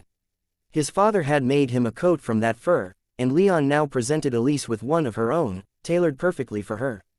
Despite the time the fur had been buried underground and languished in Leon's soul realm, it was still just as beautiful and lustrous as ever, shining brightly in the light of the setting sun. Leon then surprised Valeria and Maya with coats of their own, each one subtly different in cut and style, though all had been lightly inscribed with enchantments that increased their toughness, allowing them to act as fairly light armor. It left Leon with precious little fur remaining, but in seeing the shared joy on Elise, Valeria, and Maya's faces as they tried them on, he felt that every stitch had been worth it. And so ended Leon and Elise's wedding. They spent practically the entire following week attached at the hip or other places, reveling in calling each other husband and wife. Maya was usually not far away, and rarely was she ever clothed. Even Valeria got significantly more intimate with Leon, with both exploring each other's bodies in any way they desired, though they had yet to cross that final line into sex. Still, it was undeniable now that Leon and Valeria loved each other, and were together, which frustrated Valeria's father. He and Leon met up once in the days following the wedding, when Leon and Valeria visited him in a small villa that Heaven's Eye had arranged for him. He no longer needed constant attention from the healers, and he'd recovered enough to radiate the power of a first-tier mage, but he still had some trouble getting around. As much as Leon hated it, he knew that Justin would have to accompany him and Valeria when they left the Bull Kingdom. He still struggled with the hatred he felt for the man, but Justin knew the Nexus and Lord Cameron far better than Leon. His knowledge would prove invaluable when Leon and his family and retinue finally began their journey to the Nexus. With some reluctance, he included Justin in their plans to head south. He still planned on interacting with the man as infrequently as possible, though. And so passed several months. Months filled with training. Months filled with expanding powers. Months filled with love and joy. But after 5 months, it was almost time to leave, and so time for more concrete plans for the future to be made. "I want to know everything," Leon said to Nestor as he laid the map he'd copied from the cradle out onto the table before the dead man. He'd made some small modifications to his soul realm in the months since he'd returned from the cradle after bringing Lapis and the rest of its comrades home. Just before the Thunderbird had announced her success in modifying the transformation enchantment, Leon had been questioning Nestor about the possibility of putting other magical entities into golem bodies instead of wisps, with the implied threat of stuffing Nestor into such a frame. There were plenty of obstacles to overcome, enough that it wasn't truly feasible, as Leon had learned in the months since, but he'd also decided to play with Nestor a bit and erected a life-sized statue of Lapis within his mind palace that loomed over Nestor, while simultaneously reminding Leon what his failures in leadership had already cost him. But he wasn't here speaking with Nestor to threaten him, now. Instead, he needed to have a better idea of what he needed to do upon arriving in the Central Empires. Already, he'd had several long meetings with Emily, planning out their route south. The route she'd planned on was the same one that Elise and Anshu had both agreed upon, though the latter only reluctantly, seeming to want to disagree with anything Elise had said and only engaging her in conversation by Leon's order. They'd travel south along the Naga River, then catch a Heaven's Eye ship east to Arimenium, sail south along the Tyrrhenian River, make their way into the Illumerian wetlands, and then from there it was just one long boat ride through the rivers, swamps, and marshes until they arrived in the hinterlands of the Ilian Empire. However, getting to Oculara in the Ilian Empire was one thing, what he did after that was another. He trusted Elise to get their immediate needs seen to the purchase of a fairly large home, and then getting their business ventures started, but he had his own projects. Namely, the many sites that had been marked upon the map within the cradle. He'd had Prince Antonius look into them years ago, and he'd found out that nearly all lined up perfectly with cities within the Central Empires, leading him to believe that all of those sites had been found and plundered already. However, there were 3 sites within Imperial territory that didn't line up with cities. Leon's interest primarily lay with those 3 sites, but he wasn't going to take for granted the possibility that all of the sites had been discovered or completely ransacked. So, he needed to know from Nestor what each of these sites were. Given that the Rame family archives, Zaffin's prison, and Nestor's lab had all been marked on the same map, Leon wanted to reach those sites and ensure that nothing dangerous was being stored there, just waiting for some unlucky or nefarious person to stumble upon them. He didn't know the exact details of his clan's invasion of Eterna, but he knew at least that they had made a mess of the plane, and he wanted to clean up as much of it as he could before he left. Doing so might even let him in on more clan secrets that he might need in the future. While he wasn't going to count on it, every site on the map could just as likely hold something fantastic that was just waiting for him to recover, or something dark and terrible that he needed to deal with. Finding answers to all of these mysteries was exactly why he was now speaking with Nestor, along with learning more precise details of the clan's takeover of Eterna. "We sent many advanced scouts," Nestor explained, after going on a lengthy caveat about how he wasn't too concerned with the tactics of the invasions, having left most of that to his father, brothers, and sister in favor of continuing his studies. Leon just nodded and hurried him along. "I think it was about 1,000 of our warriors riding in 5 arcs. They weren't our best, but they landed upon this plain with considerable force at their disposal, and prepared themselves for retaliation from the locals, or the Grave Warden. None came, so they spent a few years getting the lay of the land, interacting with the local states and heralding the arrival of our forces. When the main armies of our clan arrived, the scouts had built up a base of support, and those who weren't already on our side were summarily crushed.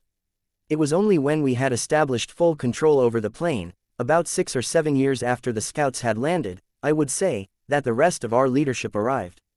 This was during a time of reconstitution for the Nexus, yes?" Leon asked. "Yes," Nestor replied. "The Nexus had already started to crumble, signaling that it was about to fall apart, with the pieces blasted into the void to become new planes, and a new Nexus to form around the origin spark. This is always a process that takes centuries, though, giving just about everyone more than enough time to evacuate to the orbiting planes further out in the universe to wait for the new Nexus to manifest. But I digress. Once our leadership arrived, we set about establishing ourselves here. It was a primitive world, one without many of the creature comforts that many of our leaders were used to. It wouldn't do to have even a vassal strategos housed within what they might consider a shack, even if the locals called it a palace, so we had quite a bit of building to do. For most of our clan, our golems that we brought served as labor enough to get us established, but for the leaders of the vassal clans that followed us here, we had to conscript many of the locals to work on our projects. I can't imagine they were happy about that, Leon said through gritted teeth. They were compensated well enough, Nestor sniped back. Money and positions were given to those who impressed us. We weren't here to stay, we were only here to find a universe fragment. Once it was in our hands, we intended to leave for the next plane in the divine graveyard, and we had no interest in leaving this plane broken and dead. Leon nodded, remembering when Nestor spoke of this before. However, he wanted to know about the sites on the map, especially those 3 that didn't become cities. What can you tell me about these points? He asked. Fortresses, manufactories, other places of import, Nestor replied. So places that are likely to have been found? Leon asked. I would say that's a safe assumption, Nestor replied. The people of this plane rebelled against us after the death of my father, siblings, and the rest of the clan leadership. With our weakened state and our vassals fighting amongst themselves, I would imagine that many of these places fell into the hands of the locals, who then used them against those of our followers who were left. Leon nodded again. It sounded like many of these places were likely to have been destroyed in the chaos following Jason Carano's fall, but still, there were dozens of points, they couldn't all have been destroyed. Tell me about these 3. Leon gestured to the map and to the 3 points absent cities. Nestor hummed in thought. I believe the one there in the south was where we refined titanstone. Leon's ears perked up. You mean the stuff that was in the walls of that golden serpent colossus chamber? That is able to transfer magic with unparalleled speed and efficiency. Yes, Nestor replied. The lossless conduction of magic power that titanstone is capable of is essential for building any magical construct of note. Constructing arcs capable of traversing the void between even neighboring planes in any practical and safe manner is impossible without titanstone. It was only a refinery, though? Leon asked, seeking clarification. Yes, Nestor replied. Titanstone ore is solid, while its refined form is liquid, though it retains its shape while magic is conducted through it. There were a few places we found on this plane where titanstone could be mined, which was about the only resource that caught our attention, despite this place being known as the Divine Graveyard. You'd think a place with such a grand chapter 621, visitors, like this? Valeria asked as she slowly drew runic circle after runic circle on a sheet of cheap spell paper. Yes, perfect, Leon intimately whispered into her ear, feeling almost jealous at how quickly she was picking this up. She claimed that she wasn't that great at coming up with enchantments on her own, but her penmanship and the speed with which she could copy an enchantment even after only seeing it once was incredible. There wasn't much time left until they left for the Central Empires, and they had much to do to prepare to leave, but there was always time for a little bit of enchanting work. Leon and Valeria had been working together in his workshop for months, and while their work occasionally descended into blatant flirting, it was runes that occupied the lion's share of their attention. During their shared time together, Leon got the impression that she wasn't nearly as interested in the art of enchantment as he was, having only a passing interest at best, but he'd decided to share many of Nestor's lessons with her, which she absorbed like a sponge. It was almost a shame, in his mind. She wasn't nearly so interested in enchanting as she was in the art of war, and yet she was so damn good at enchanting that if it had been anyone else with such skills, he might have been bitterly envious. As it was, he was just glad he could share in his passion with someone he loved. Her talent was a happy bonus. In their months together, she could already create his best Thunderblast spells as quickly as he could, as well as his White Fire spells and all his Flare variants. He suspected if he wanted to impart all of the enchanting knowledge he'd accumulated from Zaffin, Nestor, and the Thunderbird over the past 5 years, he'd be able to do so in only a matter of a few more months. On this day, though, it seemed he was destined to not be able to spend that much time with her. They'd been working for only about an hour and a half before one of Elise's servants came hurriedly knocking on the workshop door. Annoyed, Leon turned away from Valeria and answered, only to be immediately told by the breathless and terrified young man that Princess Christina herself had arrived unannounced at the villa and was demanding to see him. That got Valeria's attention, who looked up from her own work and followed Leon back into the main villa. Leon hadn't had that much to do with Christina since he'd helped to escort her and her mother out of the royal harem during the opening phase of the Civil War. She'd stayed a guest with the Marquis of Ironford during the entire war, and he'd seen her only sporadically since then, with the greetings and congratulations she'd given him at his and Elise's wedding being essentially the only time they'd ever spoken directly to each other. But as Leon reminisced about the wedding, he did also remember something odd about her aura, a thin undercurrent of killing intent that had been directed his way. Christina had been the perfect vision of a princess, though beautiful, modest, polite, and witty, so he'd been somewhat confused, but he'd largely put it out of his mind.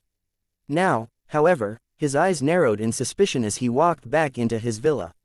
Elise was with her mother at Emila's palace, and Maya was busy in the training room quietly meditating while maintaining 3 flying water dragons that orbited her body.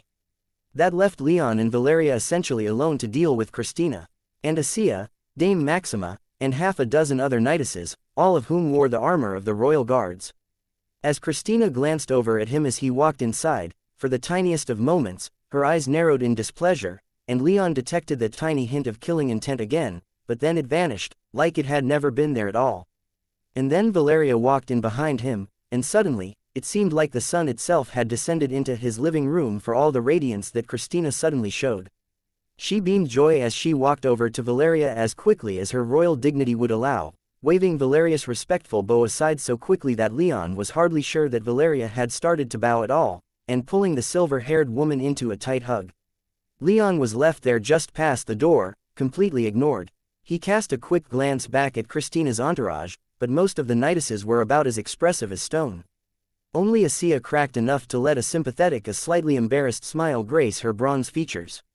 Out of respect for the princess and Valeria, Leon gave them some time and didn't listen in when it became obvious that they weren't going to separate anytime soon, with Christina pushing herself up onto her toes so that she could whisper into Valeria's ear, who hurriedly whispered back, throwing Leon the occasional look of confusion. So, Leon just walked further into his living room and got everyone as settled as they were willing to be. 5 entire minutes passed as Valeria and Christina whispered to each other, and those minutes felt like hours. But the two finally parted, and came to join Leon, Asia, and Maxima on the sofas, the 2 knighesses being the only ones of Christina's entourage to take Leon up on his offer of refreshments and seats. Christina sat across from Leon with both of the other knighesses on her left, leaving her right open in what Leon interpreted as a clear invitation to Valeria. When Valeria instead rather pointedly sat next to Leon, he felt that same flash of relatively weak killing intent from the princess, and he felt like he was starting to piece together her apparent antipathy towards him. When she spoke, though, she made the reason for her antipathy clear enough. "I hear you're trying to take away one of my sworn protectors, Sir Leon," she said politely, though after his time around Trajan, August, and the others in the royal family, Leon was able to pick up on enough subtext to know that if she could spit those words with the kind of venom that was considered unseemly for her royal person, she would have. Instead of directly responding, Leon glanced at Valeria, who gave him an apologetic look and said in his stead, "No, he's not. As I told you, I want to go with him. I am his sword blade now, and I became his retainer because I wanted to. He did not force me into anything, he hasn't taken anything, I'm here willingly." Christina's eyes narrowed, never leaving Leon during Valeria's entire spiel. Once Valeria was done, though, she demanded of Leon, "I asked Valeria to come back to my guard detail. She refused because of you. I want you to release her from your service before this journey you're obviously planning separates us forever." Again, Leon looked to Valeria. It seemed to him that this was something he was better off staying out of, and Valeria seemed to agree, because she didn't even wait for him to respond before she retorted, "Your Highness. Please, you're my friend and I love you as I would a sister. Under any other circumstances, I would join you in a heartbeat, but I can't stay here." Finally, Christina's eyes turned back in Valeria's direction. "I love Leon," Valeria declared, placing a curious emphasis on Leon's name that had his eyebrows slightly rising. There was subtext there, and he was quite sure it was something that was none of his business. Valeria continued, "I also have desires of my own that are pulling me away from the kingdom and along the same path as Leon. I'm sorry, Your Highness, but I simply can't stay, not even if Leon were to release me from his service." The young princess stared alternately at Leon and Valeria, her eyes narrow, her expression set in disapproval and anger. But then her expression began to slide into acceptance, and Leon momentarily thought that whatever this was had ended. Christina immediately crushed that thought when she defiantly declared, "Then I'm going with you." Leon reeled like he'd been physically struck, and while Valeria's reaction was a little tamer, she didn't immediately respond, leaving Christina to continue without interruption. "Dame Asia, I apologize for doubting you.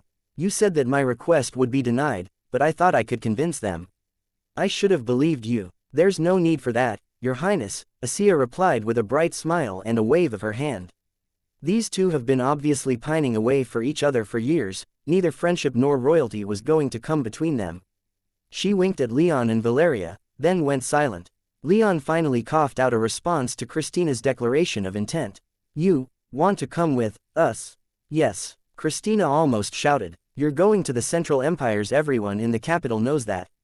The imperial lands sound wonderful, and I greatly desire to see them. Heading south with Heaven's Eye and one of the kingdom's finest former knights is the best time to go. I can't imagine the king would agree with that, Valeria began before she was cut off by Dame Maxima, who Leon knew had been Valeria's mentor knight she squired for following their time in the Knight Academy. The king adores his youngest daughter, the knightess said. There are no laws or regulations preventing Princess Christina from leaving, either. So long as she stays in contact with His Majesty, perhaps even acting as an official ambassador to the Ilian Empire, then she has every right to venture south, and His Majesty will not force her to stay regardless of his personal reluctance to see her leave. Leon laughed nervously, unsure if he ought to refuse or not. Generally speaking, he didn't want people just inviting themselves along, especially people like Christina who he didn't know well. However, since it seemed Christina was far more interested in Valeria, he decided to just shut his mouth and watch Valeria's reactions. Not for the first time he rued that he didn't have the mental communication power that Zafin had finally started to teach him. He was making some progress in it, but not enough to be useful, yet. Valeria seemed just as conflicted and surprised as he was, and after a few more exchanges of her trying to talk Christina out of joining them, she and Leon walked back to the enchanting workshop to talk in private. So, what do you think? Leon asked. I think that we can't exactly stop the princess, Valeria said. After finally being freed from the royal harem, she now has a chance to travel the world. That has been her dream for her entire life, to break free from the constraints that have been placed upon her due to her station and go on the kinds of adventures that she read about in books. But, Leon protested, though he wasn't sure how to articulate his response. He had an instinctual aversion to just letting people tag along and separating himself from those feelings to make more practical arguments for not letting Christina come with wasn't easy. I understand that she's not particularly strong, Valeria said, and it was true. Christina was still only of the second tier. Her bloodline hadn't even been awakened, so as far as Leon was aware, she was hardly going to grow quickly, either. She's still a princess, and she'll bring many guards with her. Besides, her presence would hardly matter much since we'll be traveling with a Heaven's Eye caravan, which will have more security than I think the Bull King could provide. Leon scowled, still not wanting that responsibility, but neither did he say no. What do you want? He asked her. Set aside all other considerations, I don't care much for the practical reasons for allowing or not. Just, what do you want to do? Valeria was quiet for a long moment. And then, she said, I think Dame Maxima would come with, as would xianxia. Christina is my friend, and xianxia is like a sister to me. For a long time, it was just me, her, and Elise in our friend group. And I have to admit that the idea of leaving xianxia and Christina behind had been weighing on my mind. And Maxima was the knight who mentored me, so I know full well that she's one of the most competent warriors this kingdom has. It's truly a shame that she's been stuck in the royal guards. She could have done a lot of good during the war. That sounds like a practical reason, Leon said with a wry smile. With me, my fiery friend, and Maya, I don't think we need to worry too much about practical concerns so long as we stick to human territories. I don't want to jinx us, but that confidence only grows when I consider that we're going south with Heaven's Eye. So that just leaves us with what we feel. Do you want Christina, xianxia, and the others to come with us? No one else's opinion matters, not the king, not any of the princes, not a single other person in the kingdom. What do you want? Again, Valeria was quiet for a long moment, but from her expression, Leon guessed that she was just working up the nerve to give voice to her desire. He could already see what it was going to be, so he resigned himself to have to suppress his own misanthropic instincts that were screaming at him to march back into the villa and deny the princess her demand. I want them to come, Valeria quietly stated, as if she were scared the words were going to hurt her. I don't want to leave them behind, Leon nodded. Then we won't leave them behind. I know that Elise doesn't want to leave xianxia behind, either, and having both her and the princess with us on the journey will make her ecstatic. Maya won't care, so if it came down to a family vote, she'd probably abstain. Do you not want to? Leon silenced her with a gentle wave and shake of his head. Whatever people ask of me, my instinctual answer is to tell them no, he admitted. However, I actually like xianxia. I can see why you and she are such great friends, and I don't dislike Christina. What's more, bringing them would make you and Elise happy, so if that's what you want, then I would happily oblige. Valeria smiled, and gave Leon a hug and a kiss on his cheek. The two went back inside to tell the princess what they'd decided. It seemed they would have a few more guests on their journey south. Christina wasn't the only visitor that Leon received that day. The princess had been quietly joyous that she was being allowed to join their journey south, and so had left not long after to prepare herself and to inform everyone at the royal palace. Afterward, Leon and Valeria returned to work in the workshop, but their focus had been disturbed, and neither were all that productive. It was almost with a glad heart that, when the villa servant knocked on the workshop door again to inform Leon of another guest, he left to go and meet them personally. Valeria this time elected to remain within the workshop, muddling her way through some of Leon's older, less efficient, and more needlessly complex spell designs. When Leon returned to the villa, he found someone that he'd almost written off, Gaius Caecilius Tullius. It had been more than half a year since Jormungand's defeat and Leon's departure from the Legion fleets, and he hadn't heard a thing from Gaius since then, aside from the thanks he received for sending Gaius the emeralds that had been set within the eyes of the golden serpent man Colossus. Gaius! Leon exclaimed in surprise. Gaius had been standing just inside Leon's villa from the entrance hall, staring into space, but when Leon called out his greeting, he turned toward him. Leon, he said with much less enthusiasm, though for all that lack of excitement, Leon could detect not antipathy in his tone or aura. What brings you here? Leon asked as he waved Gaius over into the living room. Gaius took a deep breath, and didn't respond for several long seconds, his face wearing a conflicted expression, as if he were wrestling with something in his head. It's not an easy thing, he quietly said. Leon thought he knew what Gaius was talking about, but he didn't interrupt to seek clarification. I quit the Legion 2 months ago, Gaius stated.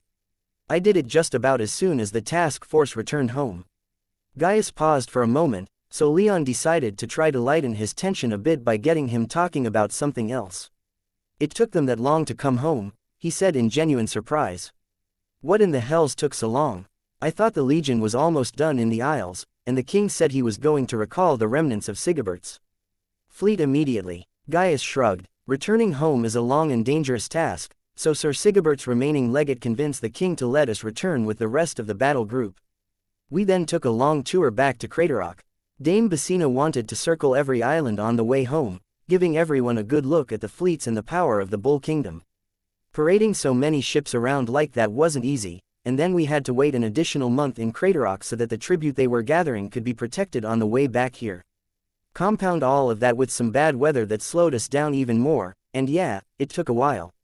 Leon nodded in understanding. I'm glad I left when I did, then, Gaius chuckled, visibly relaxing a little bit.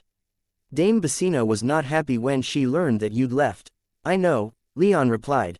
When I reported to the king, he told me she sent a report back to him saying that I'd deserted the fleets. Gaius nodded. I think she was hoping the king would have the power and inclination to hold that arrogant, disrespectful wretch, as she called you, responsible for angering her. Leon just shook his head in disappointment. He was tempted to speak ill of her more, but decided that Bassina was just not worth his time. Anyway, Gaius continued, I've spent most of these past 2 months back home in Lentia. Congratulations on your wedding, by the way.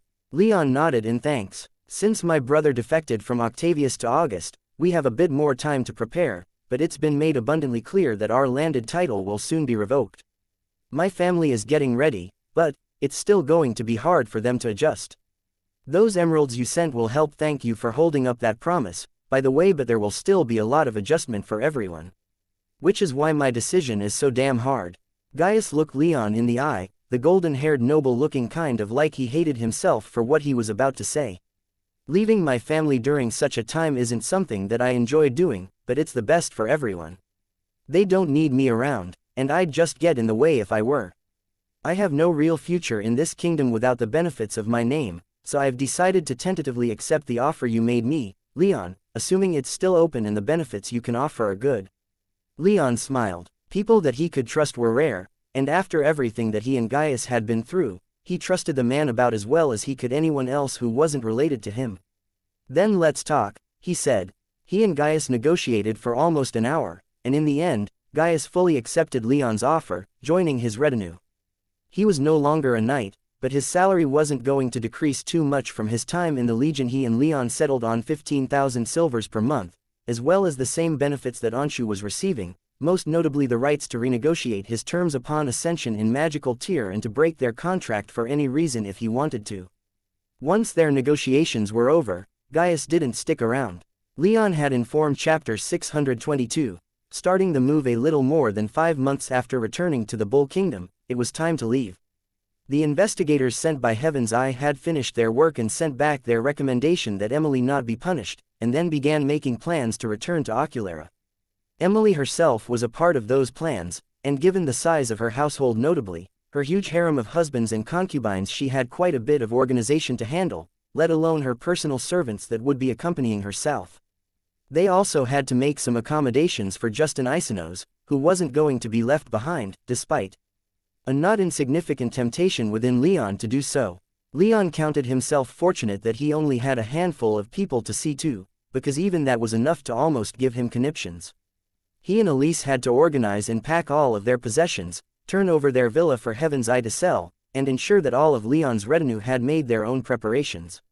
Leon also had to undo most of the defensive wards he'd applied to the villa. It was a lot of work, and a lot of coordination with Heaven's Eye, but finally, the day came. It was bittersweet, more so even than when Leon departed the royal capital for the last time. He was leaving behind the Bull Kingdom, his home for half a decade. That he was bringing along most of the people that he'd made friends with and liked helped, but it was still leaving the familiar in favor of the unfamiliar, and it left him sad and scared, though not nearly enough of either to make him stop.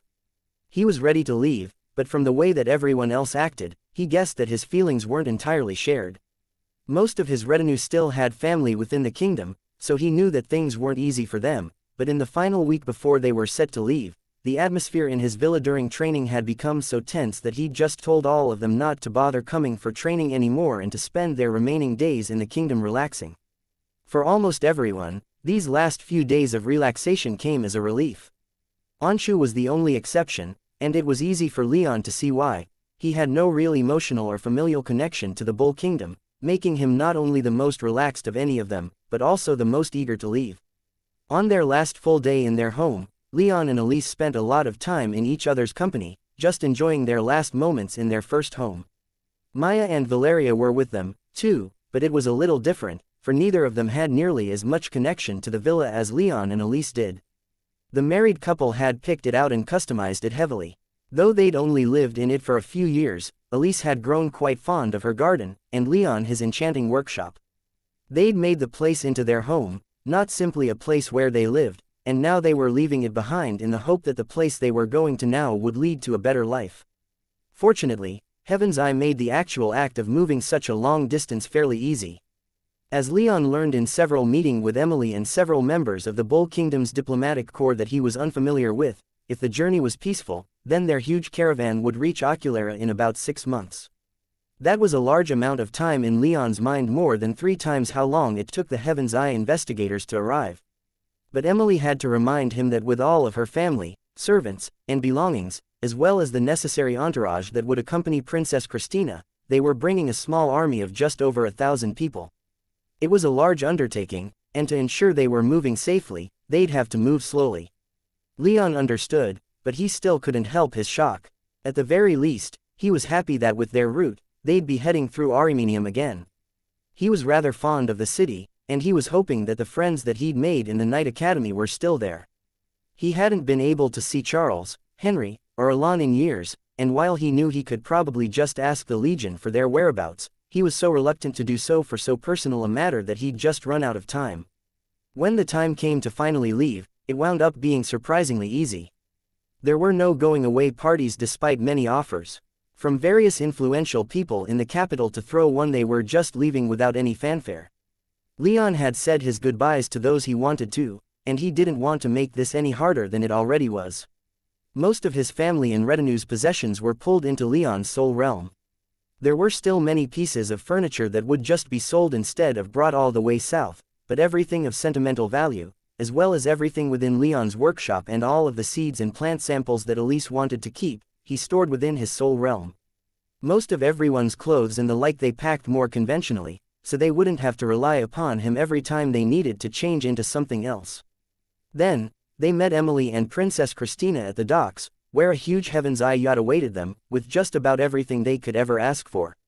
Many of them got their own rooms, such as the princess and Emily herself, as well as Justin, who still had to have some Heaven's Eye healers nearby despite his improved condition. Leon shared with Elise, Maya, and Valeria, but their cabin was large enough that no one felt like they were intruding or that they didn't have enough privacy. Leon's retinue got their own rooms, too, but their rooms were much smaller. There was even a large cell for Anzu, with 2 resident beastmasters. Just about everyone else, though, had to share relatively cramped, though still comfortable and luxurious, quarters down below the main deck. With the princess aboard, the yacht would be escorted by a couple of Legion ships, which floated nearby, waiting for everyone to get aboard and to leave. And so, the huge Heaven's Eye yacht carrying Emily and her family, Leon and his family and retinue, the princess and her retinue, and the Heaven's Eye investigators, left the capital of the Bull Kingdom.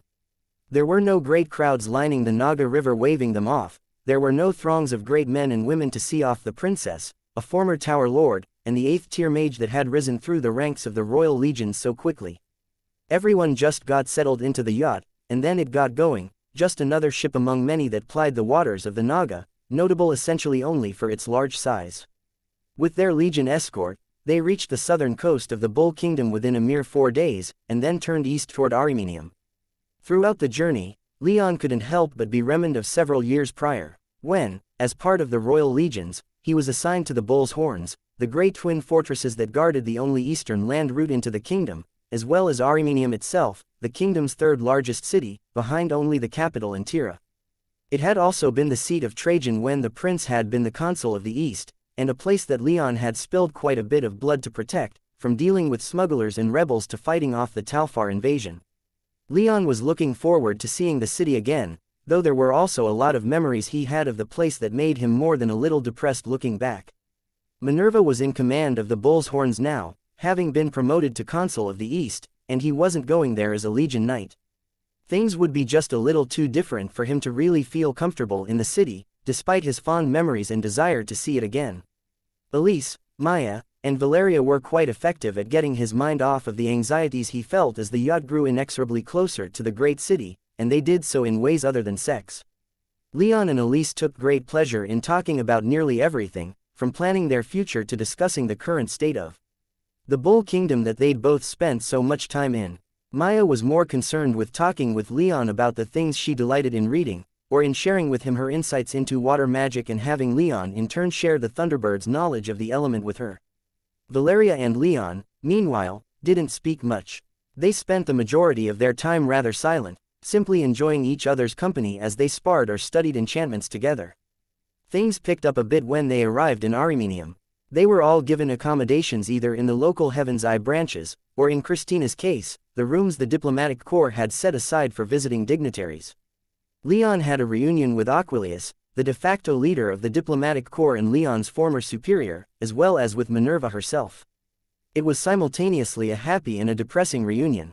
Happy, for Leon was reminded of better days spent under Trajan's wing, but depressing, for it made it crystal clear that those days were over. They were going to stay in the city for a while, at least 2 or 3 weeks, so Leon didn't linger during the reunion. Minerva and Aquilius had a princess to see too, of course, and there would be other events and parties that they would hold with her in the city that he would likely be invited to, so he didn't want to impose when their attention was better spent elsewhere. However, before he left, he did make sure to ask after his Knight Academy friends, hoping that they were still around. Fortunately, it seemed their legion was not only still in the city, but also hadn't been deployed during the Civil War. Charles, Henry, and Alon had apparently stayed at the Bull's Horns defending the Bull Kingdom's eastern border throughout the entire war. Leon was relieved, and had a message sent to them inviting them over to his guest villa near the local Heaven's Eye branch. Then, he finally left the Horns to spend the rest of the day resting with his lovers. "This place is a wwwful," Asia complained as she leaned back in her seat. During the entirety of the first day following their arrival, Xianxia had stayed with her princess, ostensibly to protect her, but really in Xianxia's words, at least just to follow her around and afford her more authority by virtue of having followers. Since Christina was spending most of the second day locked in meetings with Aquilius, Minerva, and other high-ranking Legion officials and had almost 36 other knighesses who could follow her around, Xianxia was given the day off. Consequently, she immediately went over to where Elise and Valeria were staying with Leon and dragged all three of them out with her to hit the town. Only Maya stayed behind, who wanted to sleep in and get in some training. Leon knew that she'd drop everything and come to them if the need for her power arose, but he didn't think she'd be needed in that way. Xianxia only dragged them all to some local chariot races. After a couple hours spent watching the local teams race through the increasingly complex tracks, though, it was clear that she was thoroughly unimpressed by the spectacle. "There's a reason that there's no large stadiums here," Valeria pointed out in response to Xianxia's complaints. "This city is hardly known for its strong sports offerings.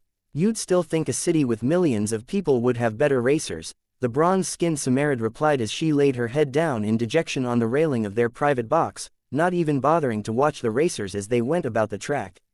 Leon wasn't much of a chariot aficionado, but he'd been to a few races, and with his limited experience with the races back in the capital, he thought these showings were honestly not as bad as Xianxia were making them out to be, but not anything special, either.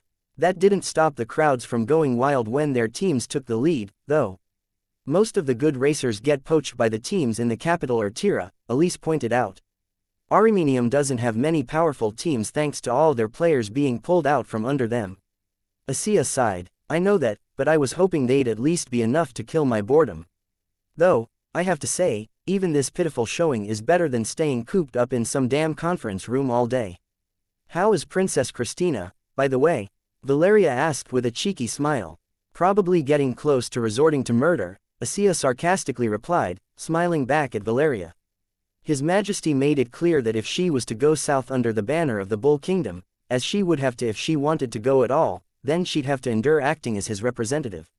"And that means meetings. Lots and lots of meetings. I don't envy her." "It's not all that bad," Elise said. "When you're the most powerful one in the room, it can be pretty fun making people dance the way you want them to." Leon almost wondered aloud if Christina was the most powerful one in those rooms, with both Aquilius and Minerva present. Ostensibly, she was, but in practical terms, he had his doubts. He was wise enough not to ask that question aloud, though. "Do you think I could convince her to ditch her duties and see the gladiator matches tomorrow?" Xianxia asked. "Are you asking just because you want to see the gladiator matches?" Elise inquired. "Of course," Xianxia shamelessly admitted.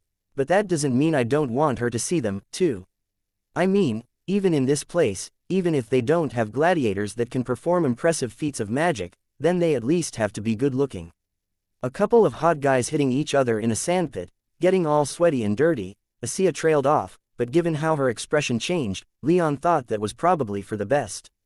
"By the way," Xianxia said, "my parents are here." "They are?" Valeria and Elise asked in unison. Leon found himself more than a little curious, too, because he didn't know that much about Xianxia's family. He knew they came from the Samar kingdom, but much more than that, he was woefully uninformed. "They are," Xianxia confirmed. "They're supposedly trying to meet with some nobles across the Gulf. They tried playing coy, but I got them to tell me what they were planning during my going-away party a few weeks ago." Leon glanced southward, his magic senses briefly projecting in that direction. Armenium occupied the north side of this easternmost corner of the Gulf of Discord, but it was an enormous city, one with a great deal of strategic potential. With it in complete control of the Tyrrhenian River Delta, it also controlled essentially all trade from further south that came out into the Gulf of Discord, which was how nearly everything imported into the Samar kingdom got to their cities, which were mostly located along the coasts on the Gulf's south side further west. The Samar kingdom had built a city of their own near Armenium to the south, but it was a few miles down the coast from the river delta, and only boasted a population of 20 or 25,000. It was a city that mostly served to ensure their interests were seen to in the Gulf rather than to compete directly with Armenium, and was largely inhabited by wealthy Samarid merchants and those in their employ. "Is there something going on we should know about?" Elise suddenly asked, sounding deadly serious, and Leon gave her a questioning look, though she didn't seem to notice it. "Not really," Xianxia replied with a dismissive hand wave. with their chances of becoming landed nobility here in this kingdom now essentially nil, they're just refocusing on getting their exile revoked. So, they're mostly just meeting with some of our extended family and others close to the Sultan. That sounds kind of dangerous, Leon whispered, half to himself. Exiles risked quite a bit returning home before their exile was formally and publicly revoked. Xianxia shrugged. Her Highness offered them some help, so we might be heading over there with my family to have a short meeting, using my parents as mediators. Shore up relations with our southern neighbors on our way through, and all that. Should help my family's case. My parents will be making first contact, though, and I'll be the only going with them for that first meeting. Why are they exiled, if you don't mind me asking? Leon asked. Xianxia's face momentarily fell, but then cheered right back up a moment later. I don't mind it, but my parents might. They were close to the previous sultan, and when he died, he chose one of his sons to succeed him, but many of the more powerful nobles in our kingdom supported another. Should sound pretty familiar, right? Leon nodded with a bitter smile. The Bull Kingdom just got through a rough civil war regarding a similar question of succession, and he also knew that part of the reason why Prince Owain of the Talfar Kingdom had launched his own invasion of the Bull Kingdom a few years ago was because he wanted to dispute his sister's succession to Talfar's throne. The peaceful transfer of power is damn difficult, he muttered. It wasn't that bad for the Samar Kingdom, Xianxia explained in a cheery tone. The current sultan is the one chosen by the nobles. My family supported the previous sultan's choice of his son. The current sultan was the previous sultan's cousin, I think. Regardless, he rose to power quickly when nearly the entire kingdom save of the city of Samar itself declaring for him. The previous sultan's son surrendered instead of resisting, and I think he was executed. Most of his supporters were executed, too, but my family was fairly powerful, and many nobles were either their friends, or owed them favors. The current sultan decided to just exile them instead of taking their heads so that he could keep those nobles happy. So, they came here, to the Bull Kingdom, where they could keep an eye on the situation back in Samar while also trying to build a new home here. You sound remarkably chipper about the whole thing, Leon said with a smile. Does she ever not? Valeria quipped. She then gave Xianxia a sarcastic smile and added, honestly, Xianxia, it wouldn't kill you to be a little grumpier, you know. It might, why take the chance? Xianxia said, her statement punctuated by the roar of the crowd as one of the chariot teams won a race. When the furor died down, she added, besides, I think it would kill you to be a little happier, grumpy guts. Valeria's smile grew wider, and she pulled Xianxia into a soft headlock, and the two young women began to play fight in their booth. Leon found it a far more entertaining show to watch than the chariot races, and Elise even mockingly started trying to get him to bet on either Xianxia or Valeria to win. Leon didn't name any names, but he and everyone else had a good time, anyway. Even if the chariot races were going to be boring, they could still make their own fun. Chapter 623, Sharing the Sky. The first day after their arrival in Arimenium, Leon and his family met up with his old friends from the Knight Academy after parting with Xianxia after the disappointing chariot races. It had been more than a year since they'd met up, and right from the beginning, Leon could tell that things were different. He'd ascended twice in that time, while Charles, Henry, and Alon were still in the third tier. Worse, it seemed that his reputation had started to affect them. Their meeting was awkward, with the three of them not quite knowing how to talk to him. Not even Elise could get them to open up. Leon supposed he understood. As an 8th tier mage, he was now head and shoulders above just about everyone in the entire Bull Kingdom, power-wise. He wasn't their stronger and more experienced friend anymore. He was now essentially something that was untouchable, something beyond what they could consider a friend. After a couple hours of polite, if awkward conversation, Leon's old friends left. Leon had toyed with the idea of inviting them south with him, but Charles had met a girl in Arimenium that he clearly didn't want to leave. Alon was still married to his 3 wives, and Henry seemed happy enough, he supposed.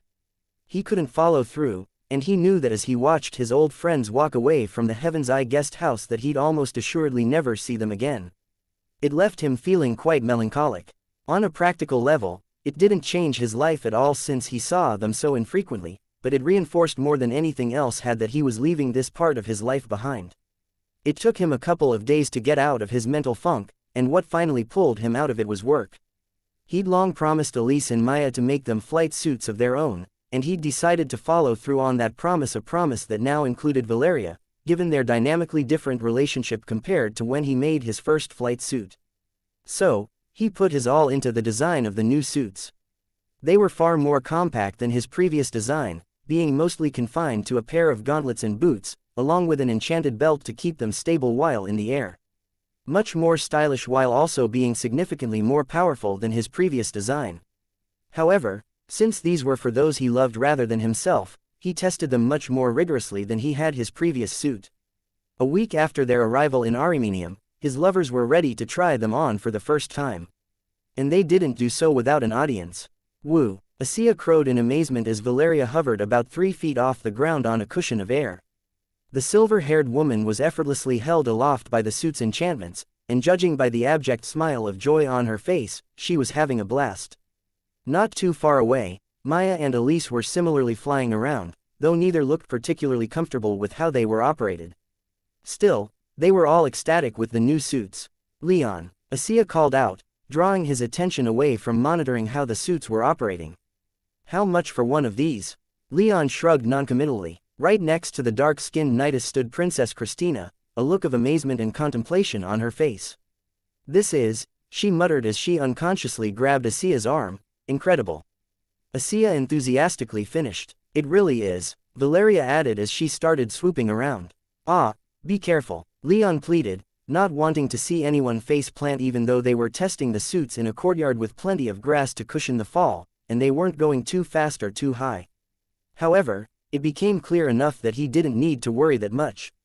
Following Valeria's lead, Elise and Maya started to get a bit bolder in testing the limits of the flight suits, flying around above the handful of spectators as they reveled in their liberation from the ground. And it seemed that either all three were natural flyers, or his new stabilization enchantments were doing their job admirably, for they took to his flight suits like they were born for them. Leon couldn't help but smile as he pushed his anxiety down, seeing them move about so naturally in the air.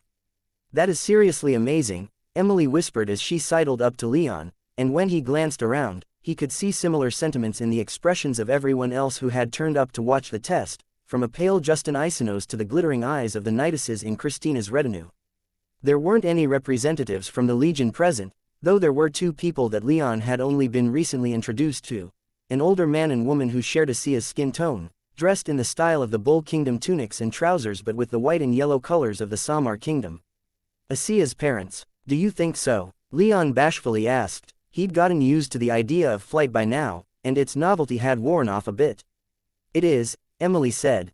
Few people outside of the Central Empires can fly without the aid of a flying war beast. If you were to make more of these suits down south, you'd make quite a lot of money. Good to know, Leon said, his smile growing wider. But you have to make me one first. Xianxia cried out with great enthusiasm, only for that exuberance to be immediately quashed. Xianxia, her father said, his voice deep and rumbling, you're not bothering your friend, are you? It almost sounded like a threat, but the wide smile on the handsome Samarid's face betrayed his good humor. Still, Xianxia shrank down a bit as if she'd just been caught with her hand in the proverbial cookie jar, then turned to her father, gave him a glowing smile, and said, "No, Daddy." Her voice had gone up almost a whole octave, and she also sent her father's way an exaggerated wave. But Leon noticed that not once did Christina let go of her knight's arm. The princess was still staring at Valeria slowly swooping around and doing little pirouettes in the air, seeming to have the time of her life flying about. He turned his attention back to the Samarids and said, "It's not a bother, really. If it was, I'd just tell her a flat, no." The elder Samarid just smiled as Xianxia posed triumphantly, smirking as she glanced back at Leon. "So, does that mean I can get one of those suits?" she asked impishly. "No," Leon immediately replied, smirking in a perfect mirror to her. She acted like Leon had just inflicted a mortal wound upon her, gasping and reeling back until her mother sternly said, "Xianxia, you're acting undignified, and before her highness, too." Xianxia immediately straightened up, while Christina let go of her arm and fixed Lady Samarid in her warm brown gaze. "I don't mind. It's quite refreshing, actually, to have one of my knights be so unrestrained." With the princess having spoken, Lady Samarid couldn't say anything more, and her husband chuckled good-naturedly. "You've found some good friends, kiddo, to tolerate your antics so." Leon decided he liked hearing the man talk. He spoke in a slow drawl that by its tenor alone seemed to relax everything around him. Xianxia and Christina went over to Valeria and Elise, who'd started flying together in the courtyard, leaving Leon alone with all of the rest of the onlookers. The princess's knights were watching her like a cast of hawks. Emily never once let Elise out of her sight, but with Xianxia not participating, her parents seemed to feel comfortable sidling up close to Leon. "Leon Rame," Xianxia's father said, "is it all right if I call you that?" "Just, Leon, would be fine," Leon replied as he turned to speak with him. "Ah, in that case, you may call me Caillou," Xianxia's mother added, "and me, Iset." Leon nodded in gratitude. They were nobles, and if Xianxia hadn't been exaggerating when speaking of them, they'd been quite important with the Samar kingdom before their exile, but there wasn't so much as a trace of arrogance in their demeanor. Though, Leon supposed that a few decades in the Bull Kingdom could excise arrogance from any foreigner. "I was hoping to speak with you for a bit, while the ladies are busy," Caillou whispered just loudly enough that his voice could be heard over the gleeful whoops and cheers of Leon's lovers having fun flying around. Leon gave him a look of mild expectation. "You sound like you have something specific you want to talk about." "I would be interested in speaking with you no matter what. We're both foreign to this kingdom, at least in spirit, after all." Leon couldn't argue with that. Even if he was of House Rame, he'd still been raised away from the kingdom and had been thought to be a Valeman until relatively recently. "Though," Caillou continued, "with the recent decision that my daughter made to accompany her princess south, I found that I wanted to speak with you even more. It's not easy on a father to lose his daughter like this, even if she is all grown up now." "There's no need to worry," Leon replied. "I won't let anything happen to her, or anyone else on this journey. But I don't think she needs my protection. Anyway, we'll be traveling under the banner of Heaven's Eye, and she'll have the backing of a princess. I can't imagine there are going to many situations she'll find herself in where she'd need my aid." "You're still an 8th tier mage," Caillou pressed. "It's no small comfort to both of us just hearing you say those things, though." Iset nodded in agreement. "Well, I'm married to one of her friends, and involved with another," Leon said. "I'm not with Xianxia, but Elise and Valeria treat her like a sister. I wouldn't call us friends, but she's still practically family." "That's good to hear," Iset murmured with a bright smile on her bronze features. The three stood there for a few more seconds, watching Elise and Valeria try to catch Xianxia as she jumped into their waiting arms, and failing, though with how much everyone laughed, no one was hurt or took offense. "So," Leon said as the silence started to make him feel awkward, "I hear you two are heading across the gulf in the next few days." "Indeed we are," Iset said, her face lighting up.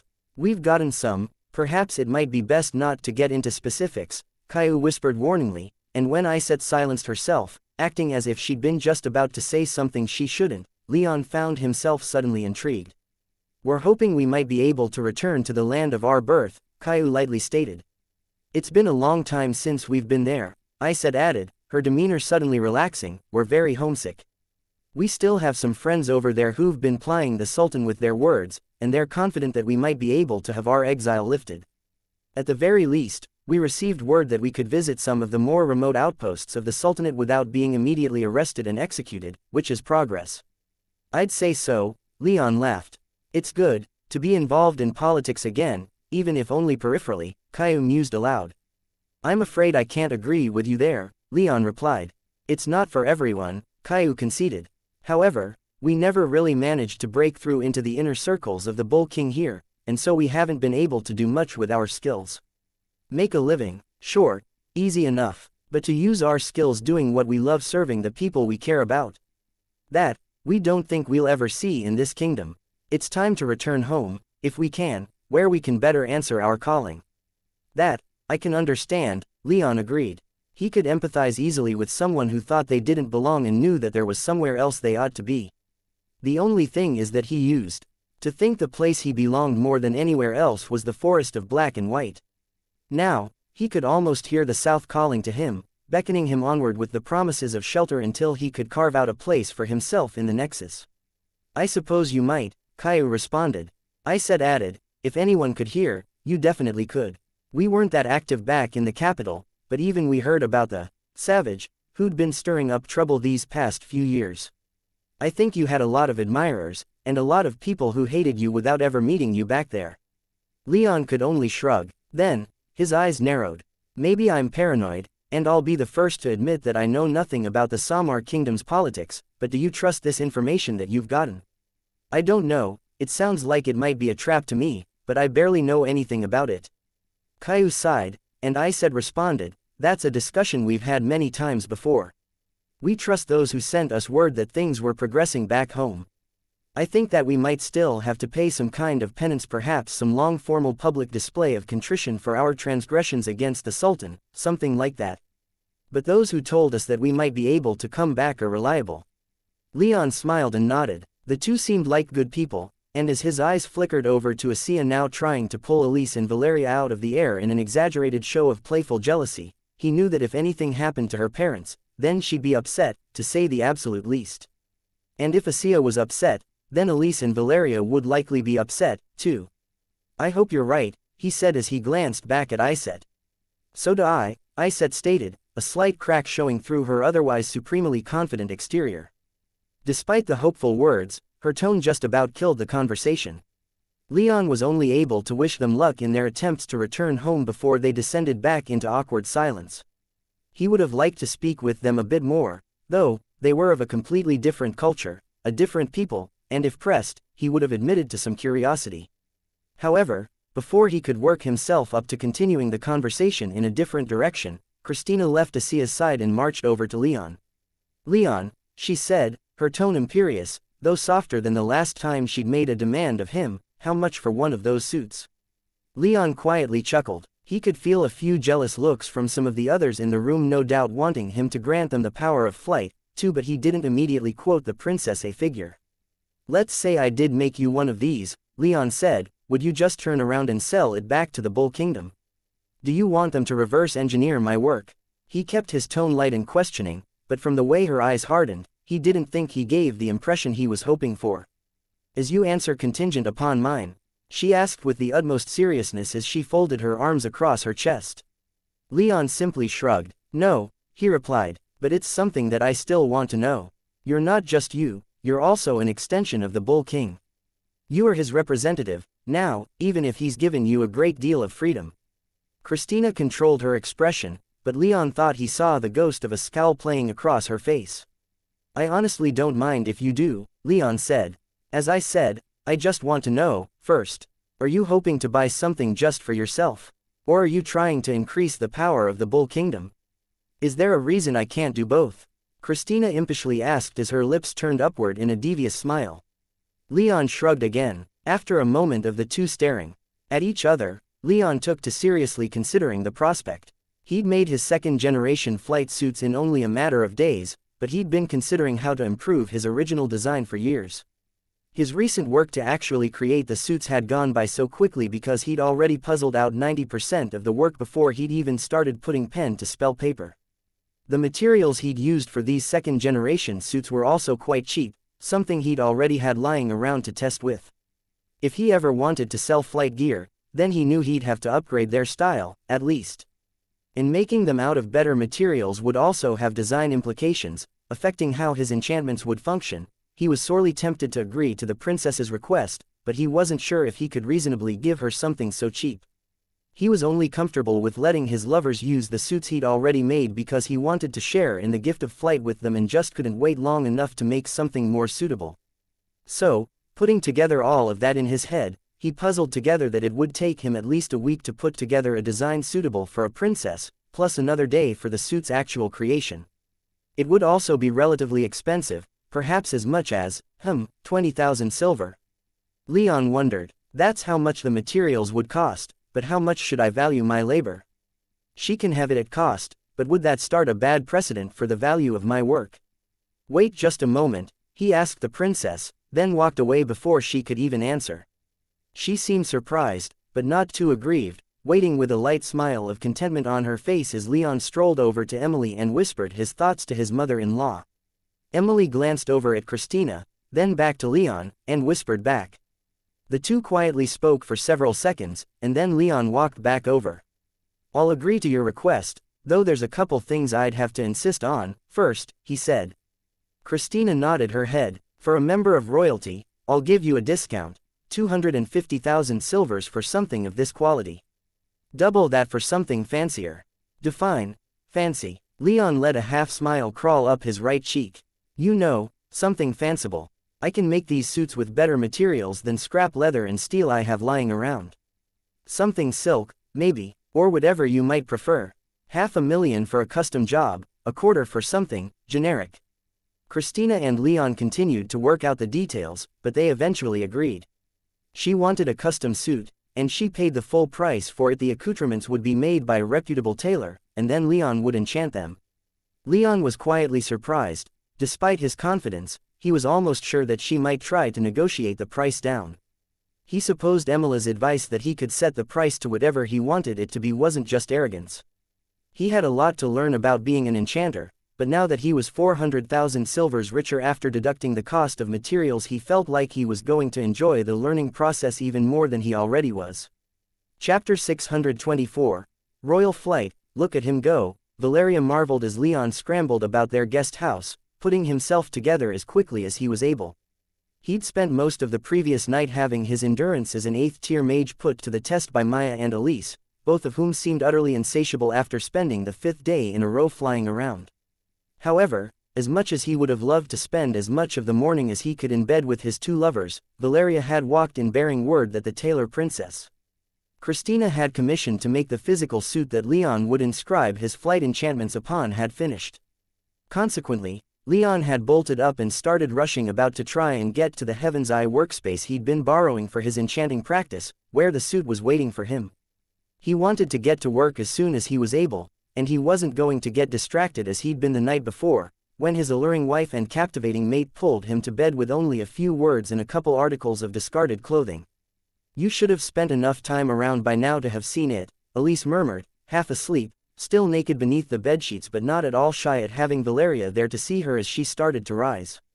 When he gets something in his head, it's nearly impossible to get him to focus on anything else. You always seem to have a way of bringing him back around, though, Maya whispered into their minds as she stirred, then rolled over until she was resting her head on Elise's thigh as the redhead sat up in bed, showing about as much shame in her lack of attire as Elise did. Elise could only smile and shrug in response as all three ladies drank in the sight of the naked Leon scrambling about in complete disarray, looking for where in the hells his clothes had landed after being almost literally torn from his body. Valeria had been somewhat bashful when she'd first entered the room and found the three knocked out, sprawled across the bed, their limbs practically tied together, but she'd quickly overcome that embarrassment. The first couple of times she'd walked in on Leon sleeping with either of the other two, she'd apologized and left. However, over the past several months, she'd gotten somewhat used to it, especially since Maya and Elise didn't much care for restraint when at home or in private, and now that Valeria was in a relationship with Leon, they didn't restrain themselves around her, either. Leon still scrambled about, but when the words the others were saying finally registered, he stopped for a moment to actually think about the situation, and realized just how flustered and in a rush he'd been. He could have just immediately dressed himself in clothes from his soul realm. So, he did just that, and then began striding toward Valeria by the door before Elise loudly cleared her throat. He froze and turned around just in time for the glorious view of Elise getting out of bed with a flirtatious smile, reveling in the way his eyes roamed her spectacular body. She subtly grabbed something off a nearby writing desk as she sashayed toward Leon, but he was so distracted with staring at her that he didn't see what she'd picked up. "Here, husband," she whispered, reveling in using that word as she pushed a pen and several rolls of paper into his hand. She then kissed him on the cheek, brushed a hand against his well-built chest, and then gave him a smoldering wink that put all kinds of ideas into his head. "Take your time," she breathed as she pushed herself up onto her toes and leaned in to whisper into his ear. "We'll still be here when you get back, so focus on your work, for now." Leon smiled as Elise pulled back until her face was just an inch or two away from his, their eyes locked onto the others, the two communicating their desire for the other without needing words. But Leon decided to use some words, anyway. "Thank you, wife," he softly said as he pressed his forehead against hers, relishing her title just as much as she did with his. They locked lips again, and then Elise pulled back. Leon, with a look of both pride and embarrassment on his face, turned around to head back outside with Valeria. They were fairly quiet as they walked through the marble halls of the relatively small but still objectively quite large guest house, but as they exited the building into the front courtyard, Valeria whispered, "I'm not sure I'm ever going to get used to that, walking in like that." Leon asked as he tried to avoid his embarrassment with the conversation by shuffling through the papers in his hand that Elise had stopped him from leaving behind. He'd been refining his flight suit designed to work on the princess's much more elegant and expensive clothing, and he'd taken his work home with him intending to put in another couple of hours after dinner. Maya and Elise's desires had altered his plans, though. Yeah, Valeria replied. Leon shrugged as he did his best to just bury his embarrassment and speak openly about this topic. It wasn't like he was ashamed or anything, and he and Valeria were in a similar, if slightly less physically intimate relationship, now, too. It's a good thing to see how comfortable they are having you around, he said. I'm sure you think so, Valeria cheekily responded. It also shows how comfortable you are with them, Leon pointed out with a cheeky smile of his own. Maybe one day you'll find yourself in the same bed with them. Don't count on it, Valeria shot back with a playful shove. They're beautiful and sexy and gorgeous, but I'm not into them like that. Leon shrugged again. To each their own, but it's still good to see everyone getting more adjusted to what we have. It is, Valeria honestly agreed. The two went quiet for a few seconds. Eventually, they began to speak about the flight enchantment that Leon was going to make, and which Valeria was going to assist him with. If they wanted to do this properly and without destroying the expensive materials that the princess had picked out, then they had to do this right. Plus, this was their first commissioned work, and it was for a princess, so Leon and Valeria were feeling the pressure, even if they didn't show it. The process of applying the enchantment within the workshop went fairly straightforward, though. The boots, gloves, and belt that Christina had commissioned were works of art unto themselves, with the boots made of the finest and sturdiest leather that had been trimmed with stark white fox fur. The gloves were woven from dark green silk grass, and the belt was a cord of silk, primarily green but accented with thin strips of what seemed like actual threads of gold. Leon had managed to suitably alter his enchantment scheme enough to fit on the proportions of these garments without Nestor's help, which he was quite proud of. And with Valeria's help, the work of inscribing these items with the flight enchantment was completed earlier than expected, clocking in at only about 6 hours of focused work. At first, though, it seemed like it was going to take much longer than that, as both were extremely nervous when starting out, neither quite wanting to be the one to start applying the runes and potentially do irreparable damage. But after Leon bit the arrow and got underway, their tensions quickly evaporated. They had studied enchantments together for months, now, and they just fell into the same routine, each simultaneously hyper-focused on the task at hand, while being extremely aware of the other. Working like this might have been too distracting for many other pairs to make work, but for them, it allowed them to work in sync with each other. Valeria would fetch materials exactly when Leon needed them and hold an article of clothing steady as Leon applied flowing lines of runes along the seams of the boot's leather, so that when the final enchantment was activated, they would faintly glow, giving the boot an appearance of having been trimmed in silver. Then, when Leon started to slow in his work, his focus slipping in his mental fatigue, Valeria took over, with each continuing to swap out the roles of inscriber and assistant as needed, breaking up their work into chunks that each could easily manage. When everything was done, the flight suit was, in a word, perfect. Leon knew such a thing as perfection was fleeting, dependent on the perspective of the viewer, and ultimately impossible to truly achieve, but for the skills he and Valeria possessed, combined with the obvious skill of the tailor who'd made the pieces to begin with, he knew when examining them that they were as close to perfect as they could reasonably attain. A quick battery of tests proved the flight suit to be safe and functional, and so they sent word to the princess that her flight suit was ready and returned to the Heaven's Eye guest house to await its pickup. Neither were entirely expecting the princess herself to show up, practically breathless, less than half an hour later with about as manic a gleam in her eye as her royal dignity would allow, her entire guard detail in tow. Notably absent was Asiya, though Leon then remembered that she and her parents had headed over to the Samar side of the Gulf a couple of days ago. They met Christina in the front courtyard, and the princess rushed over to Valeria, practically throwing herself into the silver-haired woman's arms in greeting, while almost ignoring Leon entirely, doing no more than saying his name to acknowledge his presence. Leon returned that with a quick nod of his head, and then silently directed her attention to a nearby table where the flight suit was waiting. Christina walked over, her eyes wide, her lips turning upward in a bright, cheery smile. At first, she delicately reached out a hand to touch the gloves, almost seeming like she was afraid they'd shock her. After a moment, though, she was pulling the gloves onto her hands, and Dame Maxima, the head of her guard detail, was rushing forward. "Your Highness, Perhaps it would be better to have these things tested a lit. No, Christina replied, not speaking loudly, but punctuating her command by freezing in place and turning her eyes back upon her nidus. Her deep brown eyes, normally so warm and friendly, were ice cold, and though Christina was only second tier, and Maxima was sixth, it was the nidus who shrank back. Leon watched in awe as Christina put the flight suit on. She was the descendant of the Bull Kings, cut from the same cloth as Trajan, and she'd more than showed that off over the past couple of months.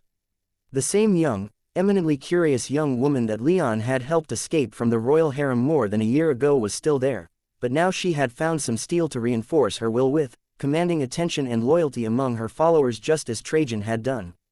But it was her curiosity, not her steel will, that seemed to be propelling her into putting on the flight suit without waiting around for anything else, though Valeria did step in to reassure the princess's guard detail that the suit had been tested and was safe enough to use. That calmed them down a bit, but then the princess activated the flight suit as soon as she'd put it on. Immediately, she was catapulted several dozen feet into the air, terrifying her bodyguards who began to shout in alarm, while Leon and Valeria were practically pushed aside as the niduses swarmed the ground beneath the princess, ready to catch her if she were to fall.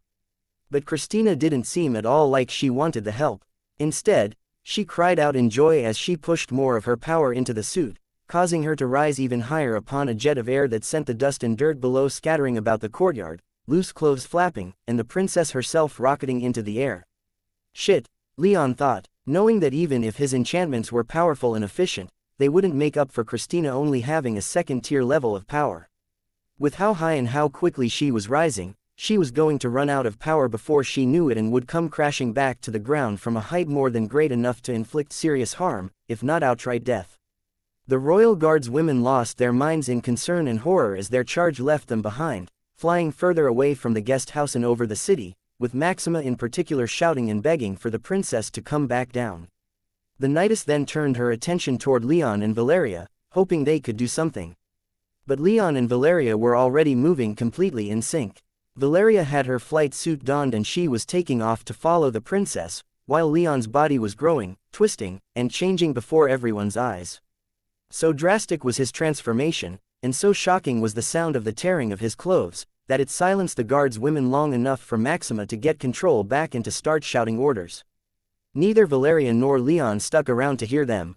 Valeria had already taken off in pursuit of the gleefully reckless princess, while with a mighty beat of his enormous wings that knocked over several of the weaker members of Christina's guard detail, Leon took off after her. He was an 8th-tier mage, and in his Thunderbird form, his command over wind magic was more than considerable enough to hurl him higher and faster than either of the other ladies.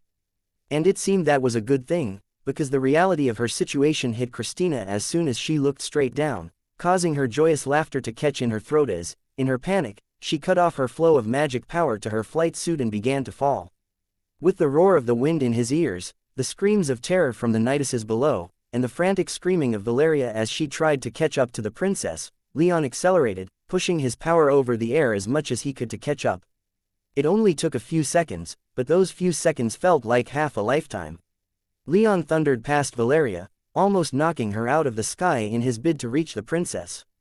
He didn't worry too much about his silver-haired lover, for at the 5th tier, it was hardly more than an inconvenience to her. He then braked hard as he approached Christina, who'd flown surprisingly high up and far away from the guest house in her short flight. It was almost nothing to him to turn in the air and start falling with Christina right next to him, matching her speed and angling himself closer. He didn't pull out of the fall until he could feel the princess grabbing onto his feathers and holding on for dear life. Then, he adjusted his position so that Christina was right between his shoulders, leveled off, then spread his wings. He and the princess came to a gentle landing in a small grassy park within the Heaven's Eye enclave, and with hardly a chirp, he bent low and let Christina easily slide off his back. Only then did he realize that he was in pain. He dimly remembered a white-hot flash of pain during the landing, like someone had stabbed him with a needle, but now it was just a dull, annoying throb. And turning around, he immediately saw the cause. Christina fell to her knees in the grass, the widest smile on her face as she stared up at the sky, while clutched in her fingers was a massive brown feather the size of her entire arm, her fingers locked around it so tightly that her knuckles were completely white. Ow! Leon bitterly thought as Valeria landed right next to them and the niduses led by Dame Maxima sprinted over to secure their princess. There were a few other onlookers. 2 All Heaven's Eye personnel who were in the middle of walking through the park as they went about their day in the guild's complex. They stared in wonder and confusion at the sight before them, at a princess who'd fallen out of the sky on the back of a gigantic raptor. Valeria, seeing that Christina was seen to by the nidices of her guard detail, took a moment to conjure an opaque wall of ice to cover Leon as he shifted back into his human form and dressed himself. He considered himself fortunate that he hadn't been wearing clothes he particularly cared about when he did transform, and he vowed to look into some possible solutions to the problem of destroying all of his clothing every time he wanted to change into his Thunderbird form. When he was dressed, Valeria shattered the ice wall into snow to melt in the relative heat of the Armenian afternoon, and she and Leon walked over to the princess. "Are you okay?" Valeria called out as they approached. Christina, instead of responding verbally, disentangled herself from the throng of guards and threw herself into Valeria's stunned arms, laughing the whole while. She seemed energetic and upbeat, but Leon could see a few traces of fatigue in the corners of her eyes. She was filled with joy, and that gave her physical energy, but she'd likely used a significant amount of magic power during that flight. "I'm better than okay," Christina shouted. "This is amazing. We have to go on a flight together, sometime." As she shouted her last statement, she leaned back while still in Valeria's arms, and gave the silver-haired woman a glowing look of expectation, locking their gazes together. Valeria clearly didn't know what to say, and after an awkward moment, carefully extricated herself from Christina's embrace. "I think we might be able to manage something," she said. "You can't do anything like that again. You could have died if you'd flown too high to safely get back down." Valeria continued to reprimand the princess, and in stark contrast to how Dame Maxima had done so only a moment ago, Christina actually shrank back, looking rather chastened by it. But when Valeria gave her a more concrete acceptance of going out flying together later, the princess's face lit up like the dawn. But then Valeria leaned in to whisper something into the princess's ear, and Christina stiffened as she slowly turned her head to look at Leon. Then, she relaxed and sauntered over to Leon. "Thank you for your assistance, Leon," she said with the perfect poise and demeanor that would be expected of a princess, acting as if Leon had merely passed her a stack of papers or something else of no consequence rather than saving her from potentially serious injury or death. Not that Leon cared about the apparent snub. "Don't worry about it," Leon replied with a dismissive wave of his hand. "Just, don't go expecting another ride like that. I'm not a horse." He gestured to the huge feather Christina was still clutching onto, which hadn't disappeared or changed at all with his return to human form, and the princess suddenly went beet red. "Ah, I apologize for that. Pulling this didn't hurt, did it?" she said with genuine embarrassment as she held out the feather for him to take. Leon seriously considered taking it back, but he could see as the princess's eyes darted back and forth between his face and the feather, she didn't want to give it up. To an extent, he could understand why. It was a beautiful shade of healthy brown, and the tiny flecks of gold interspersed throughout it had it sparkling in the sun. It even still carried a hint of his magic within it, not enough to pose much of a threat to anyone or really be useful in any way, but enough, he estimated, to keep the feather looking healthy and freshly plucked for many years. He extended his hand, but instead of reaching out for the feather, he just pushed the princess's hand back to her. "You can keep it," he said. "Consider it a reminder and trophy for having survived a dangerous endeavor." The princess smiled and clutched the feather. Chapter 625. Leon's response after the Legion messengers arrived to inform the Princess of Assia and her family's arrest by the Samar kingdom. Christina was in quite the state. But after a few minutes, and with a few exchanged words with Valeria, she pulled herself together, reasserted her royal dignity, and departed the Heaven's Eye compound to return to the Bull's Horns. Despite initially being completely distraught, when she left, Leon could see steel in her eyes, and her aura radiated with an undercurrent of killing intent. The princess was furious, more so than he'd ever seen before. Valeria wasn't much more composed, and as they watched the princess and her guards depart, she seethed beside Leon, barely able to stand still. "You want to go with?" Leon quietly asked despite already knowing the answer. And Valeria knew that he knew the answer, and so didn't verbally respond. Instead, she began to emit an ice-cold aura with far more blatant killing intent than the princess had just shown. "Go with them," Leon said. "I'll get Elise and Maya, and we'll meet you at the Horns." Without wasting another moment, Valeria took off running after the princess, and Leon hurriedly returned to the guest house. The entire way, he wondered just how he'd break the news, but no matter what the response might be from anyone, whether that be from Minerva, Aquilius, or anyone else, he was going to go after xianxia. He liked her, maybe not enough to call her a friend, but she was fun to have around, and he knew that Valeria and Elise practically thought of her as a sister. There was no doubt in his mind that he was going to go after her, whatever the cost may be. "We've received word already from the Sultan," the diplomat Aquilius said to the gathered knights and legion higher-ups. This included Leon, Valeria, Elise, and Maya, all of whom Princess Christina, who was also in attendance, had insisted join the meeting. It almost felt like old times, being there in the war room of the Southern Horn. It was the same room where Leon had first met Prince Trajan, where he'd loomed menacingly despite sitting cross-legged on a raised dais while all of his commanders sat in proper seats. This time, though, it was Christina who sat upon the dais, while Minerva and Maxima stood off to the side. Aquilius sat just to the right of the dais, giving his report to the 2 rows of 6th-tier legates and their adjutants standing behind them. Aquilius continued, "They're claiming that Dame xianxia and her family were conspiring against the Sultan, meeting with seditious members of their nobility with the purpose of forming a coalition to rebel against the Sultan and replace him with one of the previous Sultan's younger sons." "When did this happen?" Minerva asked. 2 days ago, Aquilius answered. "Why did they only send word now?" Christina asked, the same steel that Leon had seen in her eyes now reflected in her tone. "For 2 possible reasons," Aquilius answered. "Either they wanted some time to prepare for our response, given that they arrested a knight in the service of one of our princesses, or they simply didn't realize they'd done so until now. I'd say the first possibility is more likely. They're thinking we're going to send someone after Dame xianxia to rescue her, and they might think that because she was with those arrested, the Bull Kingdom might be sponsoring rebellion in their kingdom. Or, a high-ranking diplomat that Leon didn't recognize sitting next to Aquilius suggested, these are just trumped-up charges that they know are false, but are using to capture exiled dissidents, and they don't want us coming after our knight, which might expose their duplicity and weaken their credibility. No matter the case, they don't want us going after Dame xianxia," Aquilius replied. "To the hells with that," Christina practically growled. "They took my knight, I want her back, and I want blood paid in recompense." Aquilius shot her a shocked look, and she rolled her eyes and added, "I'd settle for just getting my knight back." "There has to be an official response," Minerva stated, her tone cold and even, though Leon knew her well enough to see that she was just as furious at the Samar kingdom as Christina was. "We can't just let them seize our knights with impunity. Sending legion soldiers across the Gulf will only incite another war," Aquilius pointed out. "They've always been weaker than us," Minerva dismissively replied. "Their armies don't stand a chance against us here in the Horns, and their navy is too small to cross the Gulf in threatening numbers. A good strike force can recover our knight and chastise them against making such rash moves again." Leon liked the sound of that plan, but he understood why Aquilius just sighed and looked like he was trying to push a boulder uphill.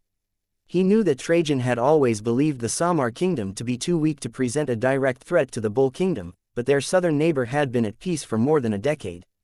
They might see that the Bull Kingdom had just come down from an invasion by Talfar, ravaged by a civil war, and then mauled by the Serpentine Islanders, and thought that they might try to push against Bull dominance within the Gulf of Discord. "That would require authorization by His Majesty, Dame Minerva," Aquilius tiredly replied. "And I would caution against starting another war while we're still recovering from the last one." "They are starting a war, Sir Aquilius," Christina insisted. "They took my knight, I won't stand for it.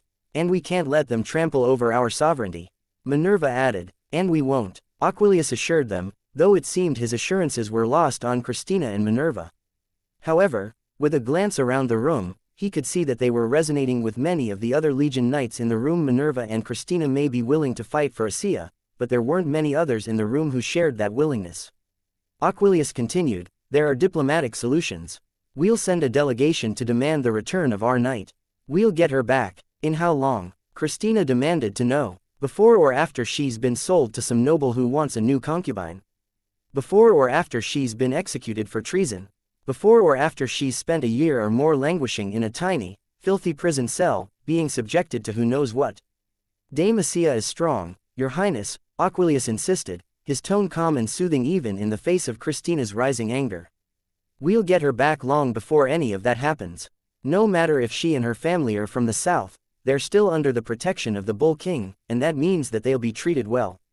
Christina looked unconvinced, and Leon was, too. It had been more than 2 days since they'd gotten word of Asia's arrest. She could be just about anywhere within the Samar kingdom by now. They could have put her on a ship and sailed her down the coast to one of their bigger and more well-defended cities, or they could have taken her to some black site in the middle of the unpopulated desert that made up the majority of the Samar kingdom's territory. What Leon did know, though, was that every moment wasted on debate lowered their chances of finding Asia. Already, he and Maya had both bathed as much of the gulf in their powerful magic senses as they could, but hadn't been able to find her or her parents. He and his family were in the back, not quite participating in the meetings since they weren't members of the Legion or any other Bull Kingdom government post, so he didn't feel at all awkward about leaning into Elise's ear and whispering, "I'll meet you back at the guest house, I can't stand listening to this any longer. I'm going scouting." Elise turned toward Leon, a look of reproach and anger on her face until a moment later when what he was saying clicked in her head. "If anyone asks, we just decided to leave until they make a decision," he said, and he nodded his head at Maya, who nodded back. Elise lightly frowned in thought, then gave the two a nod of her own, giving them her tacit permission to leave. Valeria heard the quiet exchange, and she nodded as well, leaving them with no other obligations to anyone in the room. Together, they slipped out of the meeting, ignoring the few looks of surprise they drew as they left. Once outside, Leon whispered into Maya's mind, "Can you shadow me from the coast?" "Yes," Maya replied. "They might have taken them west by ship, or south into the desert. Would the latter matter to you? I would find it uncomfortable, but the sand is nothing more than irritating. I'll be fine and my powers won't be affected too much." Leon smiled. "What if they've kept Asia and her family in the city?" "A possibility," Leon admitted as they exited the bull's horns and returned to Arimenium, "but not one I think likely. There aren't many defenses down there, certainly not enough to repel even a single legion, let alone us. The only reason I can think of to keep Asia and her parents there would be as a provocation." "Maybe that's what it is, then." Leon cocked his head in thought. "Again, maybe, but I don't think so. Maybe there are war hawks in Samar who want war with the Bull Kingdom while they think it weak, and they're trying to start something by arresting a bull knight. But I think this is more of an internal issue that Asia just found herself caught up in." Leon remembered the talk he had with Asia's parents the week before. They had told him that they were simply trying to return home and end their exile, not install a new sultan. He couldn't say if they were lying or not, but he was inclined to believe not otherwise. They wouldn't have allowed their daughter to come with them, in his mind. He figured this was just a ploy being used by the Sultan or someone close to him to get rid of potential threats outside of their borders. If Asia's family were taken out of the picture, then those in the Samar kingdom wouldn't have to worry about them soliciting bull intervention in their politics. A reasonable worry, he supposed, and if his guess was right, it was a tactic he might have to remember when he started to properly build his own state. Leon and Maya made their way through the winding streets of the city until they arrived at the Heaven's Eye compound. From there, they had access to the gulf through nearby canals that allowed Heaven's Eye merchant ships to directly enter and exit the enclave. Operating almost with one mind, the two separated, with Maya making her way to the canal to melt into the water, while Leon returned to their guest house, where he undressed in their private courtyard and transformed into his avian form. However, there was one last problem he wanted to try and take care of. His avian body was large and eye-catching. There weren't many birds flying around that were twice the height of a full-grown man, after all. To that end, he wondered if his ring of invisibility would work on him in that form. He was much larger, and he had no finger upon which the ring could be anchored, but he felt it was worth a try. He was in a hurry, so he only allowed himself a few minutes to experiment. Unfortunately, those few minutes were fruitless, as no matter how much he tried, he couldn't get the ring on his talon, nor could he get it to activate and shield him from view. With a sigh, he pulled the ring back into his soul realm and filed the idea away for later. Being able to transform was one thing, but if he could figure out how to both transform and be invisible, his beak wasn't capable of salivating, but he still felt the sensation of his mouth watering at the thought. Without further ado, with a burst of wind magic and a mighty flap of his enormous wings, Leon took off from the courtyard and shot into the air more than 100 feet above the city of Arimenium. That far up, he was hardly inconspicuous, but the vast majority of people only looked in front of them, not above, and the buildings in the city were generally more than 2 stories tall, further preventing people from staring. However, just in case, with a few more flaps of his wings, Leon vanished into the light cloud cover in the sky. There weren't enough clouds to completely shield him from unwanted gazes as he flew southward, but he flew more than high enough that when he wasn't covered by a cloud, from the perspective of someone on the ground without anything else to compare him to in the bright blue sky, he wasn't notable at all. Down below, he could sense Maya following his lead as he quickly left the Bull Kingdom's waters and followed the coast first south across the Tyrrhenian River Delta, and then quickly westward. The Samar port city wasn't far, only a few miles away, so he arrived above it in minutes. It was a starkly different city compared to Arimenium. Despite it being on the coast and having essentially the same building resources and general environment around it as Arimenium did, it was still clearly of a different architectural tradition. Most of the buildings were only a single story, featuring high arches on those that were larger, dozens of tall, thin towers scattered throughout the city that were warded against magic senses, and on a hill about a mile inland lay what were obviously the palaces and offices of those who ruled the city. Most of the buildings in the city were made of either plain gray stone or local wood, but these palaces and important buildings were made of glossy black glass that glistened in the light of the afternoon sun. Much like the palace of Asia's parents back in the Bull Kingdom's capital, Leon could detect a number of enchantments within the walls that altered how light interacted with the glass. Most of it seemed to be absorbed, reflecting little. However, Leon knew that at least some light would pass through the glass walls, dyeing the interior in various shades according to the tastes of the inhabitants. It was a spectacular style of construction, and one made even more so by the grand scale some of these palaces were built in. The largest of the palaces was where he initially focused his attention. It had one large building sitting at the center of its complex, built with a square footprint of more than 500 per side, with a large domed roof with a diameter of at least 200 feet at its base sitting in the center of the building over what Leon assumed to be its main hall. Unlike the rest of the building, which largely retained its black color aside from a few brightly hued highlights, the dome, while still made of the same glassy material, was entirely gold. In front of this main building was a large courtyard flanked by a many-columned peristyle, which covered paths and walkways to other, smaller buildings in the palace complex. He could see dozens of people walking through and within the smaller buildings and courtyard, and from their appearances, he judged this building to be the central administration building for the city. Unfortunately, the main palace building was warded against magic senses, so he couldn't see much more than that. "Can you sense Asia or her parents?" Leon asked to Maya, who was sitting just outside of the city's relatively small port. "No," Maya replied. Leon's avian face couldn't scowl, but he tried to, anyway.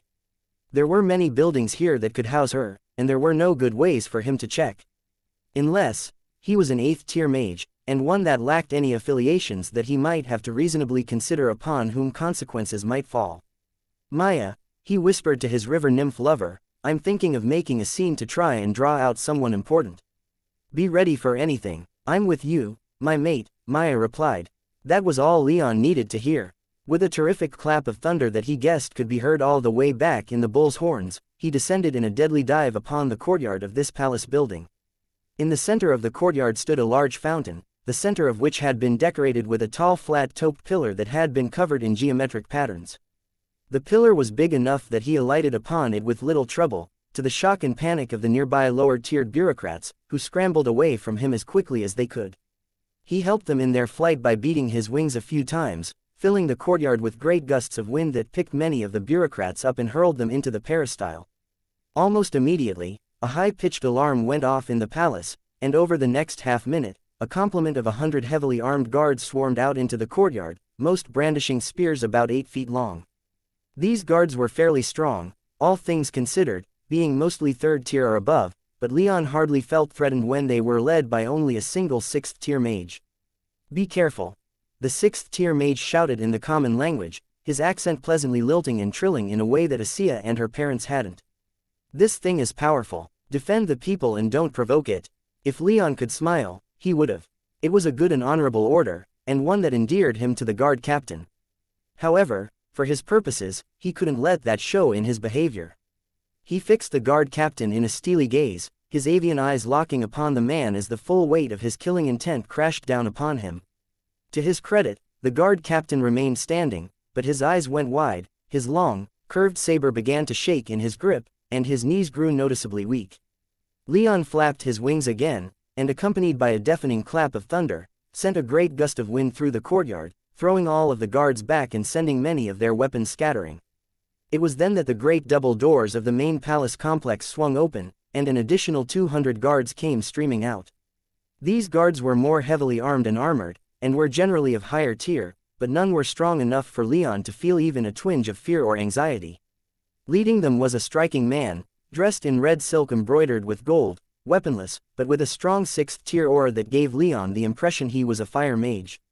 He was handsome, had long, curled black hair, an impressive beard, and the air command about him. "What is the meaning of this?"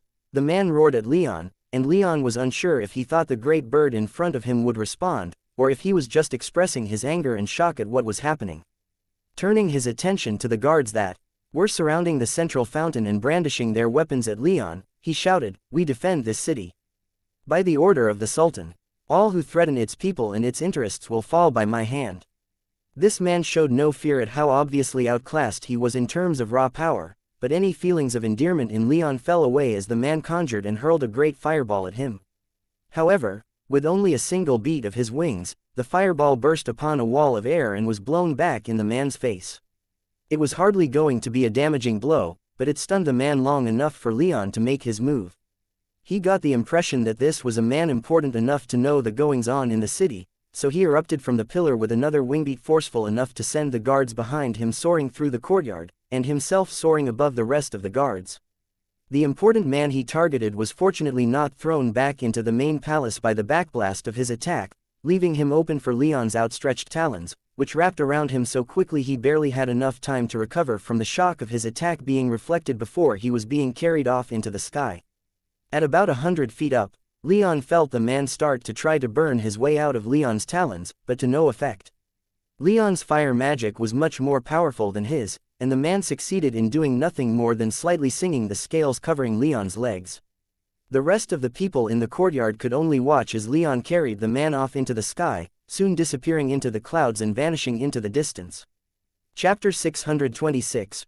Requesting an audience. Leon dropped his captured Samarid 6th-tier warrior on a hill several miles out from the Samar side of Ariminium, close to the Gulf. The man, disoriented from the rapid capture and subsequent flight, hit the ground and almost rolled all the way down the hill. In those few seconds before he managed to stop himself, two things happened. First, Leon alighted at the top of the hill, transformed back into his human form, and dressed himself. Second, a water dragon erupted from the gulf and bolted up the grassy hill. The man was able to struggle back to his feet just in time to fire off one small burst of fire from his hands at the oncoming water dragon, only for his fire to splash harmlessly across its aqueous form. The water dragon then crashed into him, consuming him entirely and carrying him back to Leon at the top of the hill. From the side of the water dragon, Maya emerged, a smug smile on her face, which quickly vanished after joining Leon, and the two slipped into business mode. Once they were ready, their prisoner was shifted through the interior of the water dragon. He was still ineffectually trying to burn his way out, but he simply didn't have the power to compete against Maya until his head poked out of the dragon's side.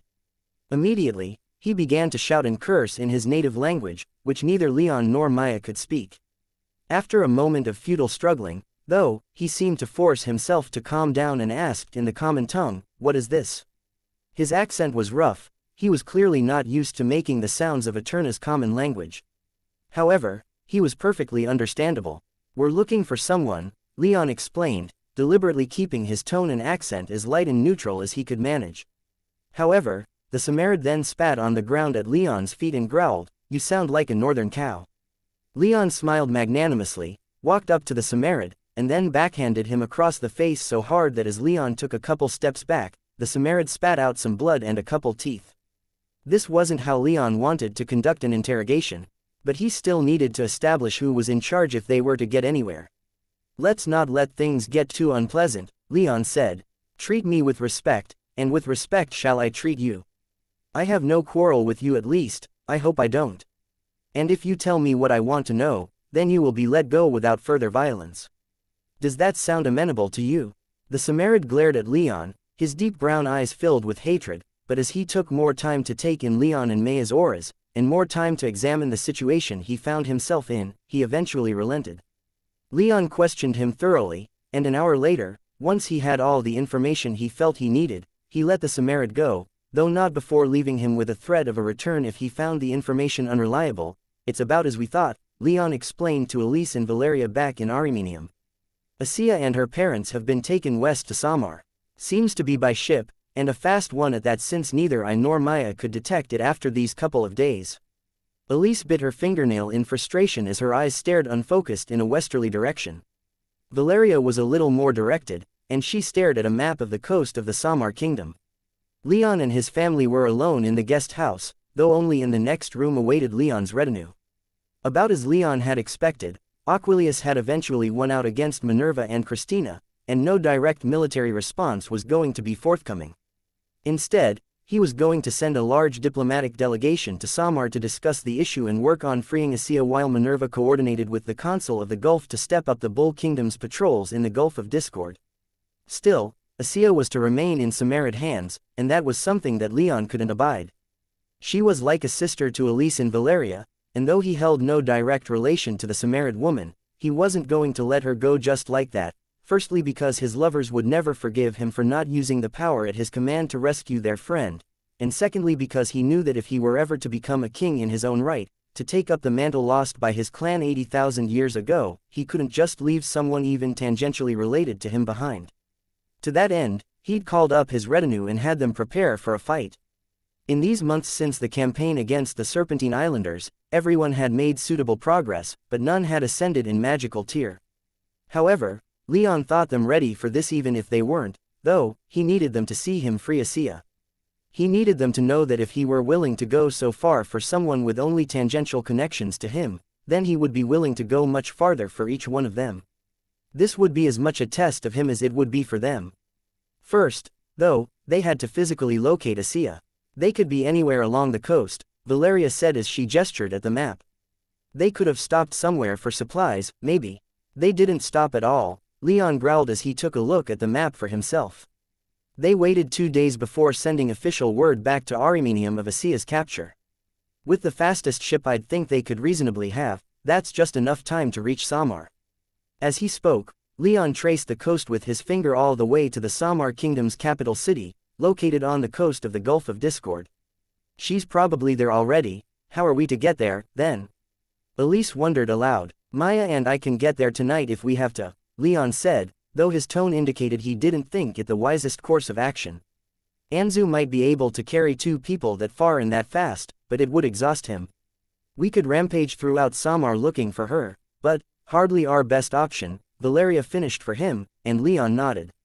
8th tier or not, numbers will eventually bring us down, and they have just as many 7th tier mages as the Bull Kingdom does. Indiscriminate violence is still an answer, but let's just call that Plan Z, for now. Other than that, Leon was wary of attracting the ire of an entire kingdom. Such an act could hurt him in more ways than one. For instance, other kingdoms, and even the empires themselves, might not take too kindly to him acting without restraint. It would likely also imperil his ability to join Heaven's Eye, who were bound to remain politically neutral. So, no, he didn't want to just start indiscriminately killing his way through the Samar kingdom. If possible, he'd prefer it if they'd just give xianxia back. If they didn't, then he'd be willing to slaughter his way through the desert kingdom, but he grimaced at the thought. There's hardly much other choice, is there? Valeria whispered in dejection. Everything else will take too long. It's already been days, and we don't even know if she's still alive. Valeria's words brought the already fairly depressed mood in the room down even further. Leon had no words to give in comfort, but he reached out and squeezed Valeria and Elise's hands. There's nothing that Heaven's Eye can do? Leon inquired of Elise, despite knowing her answer already. She confirmed it when she shook her head in the negative. Leon nodded in acknowledgement, and then asked only one more question. How easy would it be to rent or buy a fast boat? Leon's retinue pushed out of Armenium in a small, but fast ship big enough for a permanent crew of about 15. It was about as cramped as Leon could expect, but it was sleek and had a shallow draft, allowing it to slide across the top of the gulf with ease and great speed. Even better, it had both a mast for wind propulsion and magic engines that used water magic to augment its speed. After inspecting it, Anshu had reported to Leon that not only would his retinue be more than enough to get it moving, but it would also be quick enough to reach Samar in about 2.5 days, assuming they stopped to rest. They might be able to get there in less than 2 if they pushed through the night and didn't care what that rush might do to the ship. Leon was pleased, and since he didn't much care for the ship, he ordered his retinue to make all possible haste, regardless of the long-term damage the ship sustained. He let Anshu take over the ship, gave everyone orders to meet up in a small inlet about 20 miles away from the outskirts of Samar, and then he and Maya flew and swam ahead. They reached the capital of the Samar kingdom a little after noon the following day, and Leon had to slow down and marvel at the city that sprawled out before him. It wasn't nearly as large as the Bull Kingdom's capital, but that much was to be expected. A kingdom consisting of largely desert, even with the aid of magic, couldn't sustain a large population. Still, Samar had to have at least 250,000 residents, and the roads leading to it were crowded with merchants, as was the city's port. Most of the city, in contrast to the Samarid sister city to Arimenium, was made of tan sandstone cut into huge blocks that practically glowed in the light of the sun. The lion's share of the buildings themselves were built in boxy shapes, though there were a few poorer-looking districts where the perfect symmetry that could be seen in other parts of the city broke down and the sandstone was far more weathered and aged. Many of the buildings were painted, and after flying above the city for a while and inspecting it with his magic senses on his way in, Leon was able to determine a pattern. It seemed that private businesses were painted in various hues of red, residential apartments and townhouses were painted in all kinds of greens, and government buildings were either light sky blue or pristine white, depending on size. He guessed there were probably more nuances to the system, but he could neither read the Samar language, nor understand most of what was being said within the city.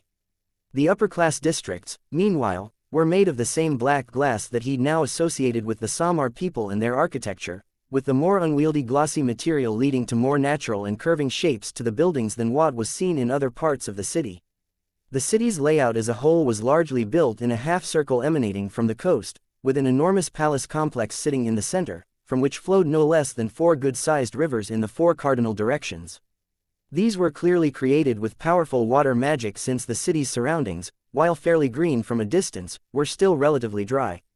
The greenery that could be seen was mostly from various palm trees and other desert plants that never grew particularly tall. So, these 4 rivers flowing from the palace seemed to be the city's only water source. The rivers flowing in great curving canals that, from the air, looked to be perfectly circular, and Leon found himself admiring how they not only ensured that every person, no matter where they were in the city, was no more than a few blocks away from one of these canals, but that the wide channels also acted as moats, separating the city into more easily defensible districts.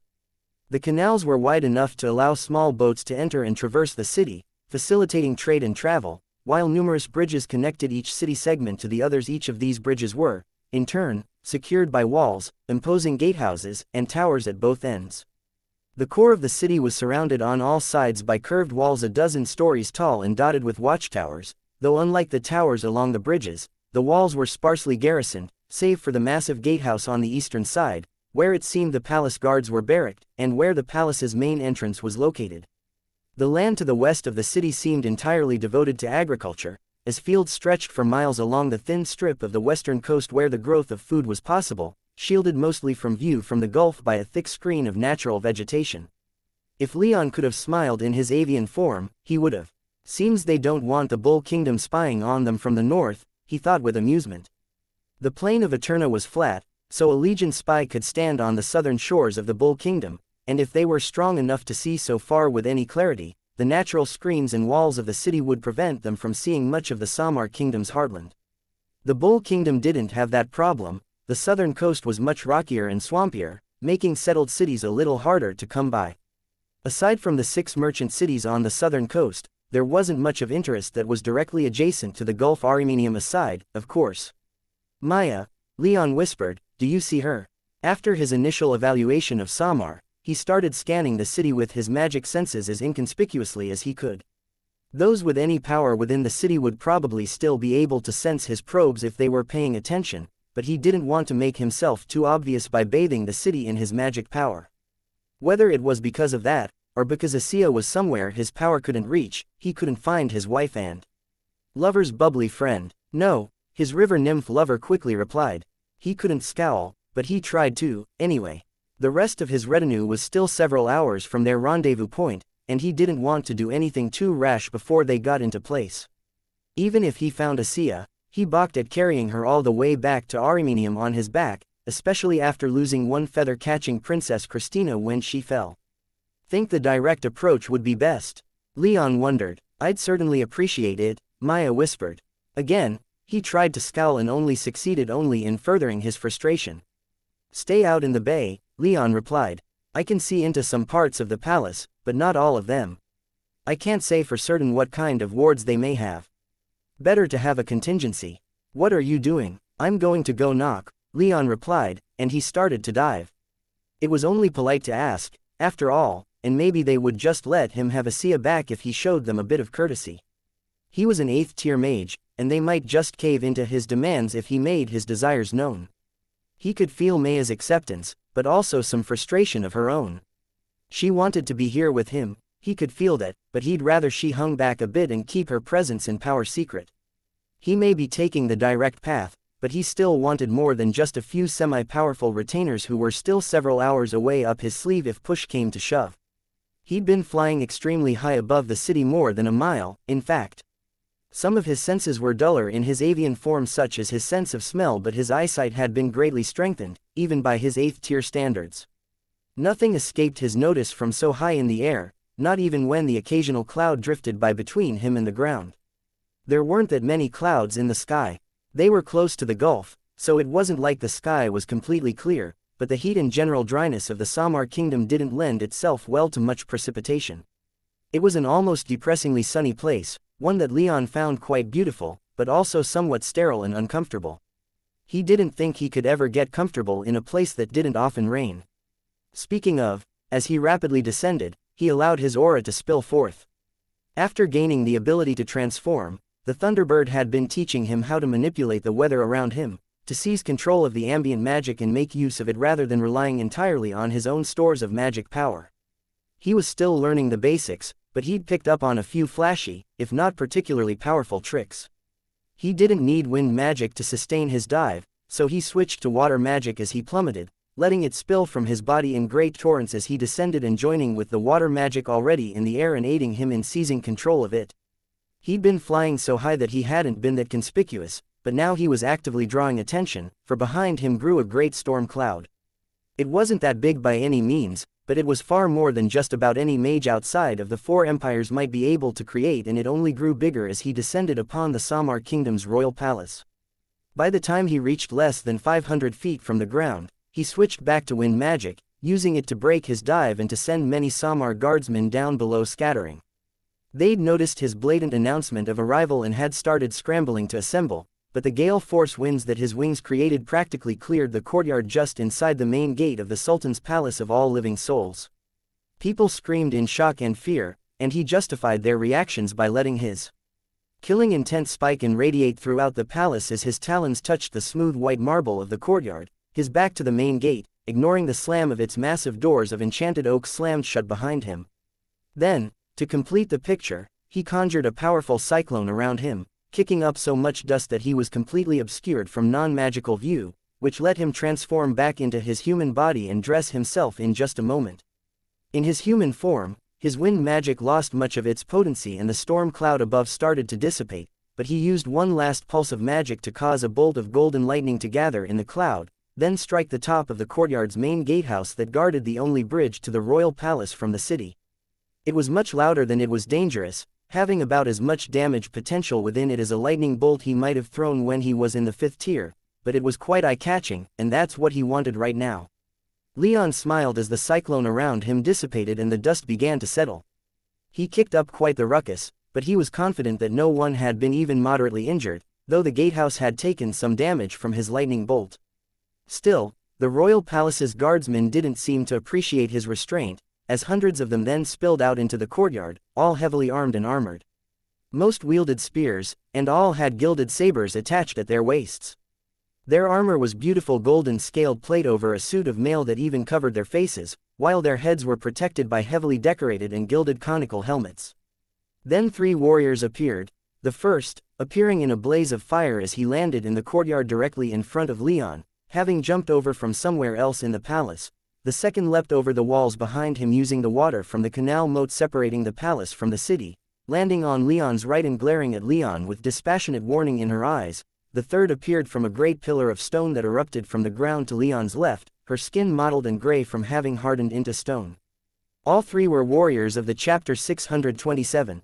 the Sultan's court. I'd like to request an audience with your Sultan, if possible, Leon said, smiling at the 3 7th-tier Samar warriors that had him surrounded, 1,000 Samar guardsmen at their backs.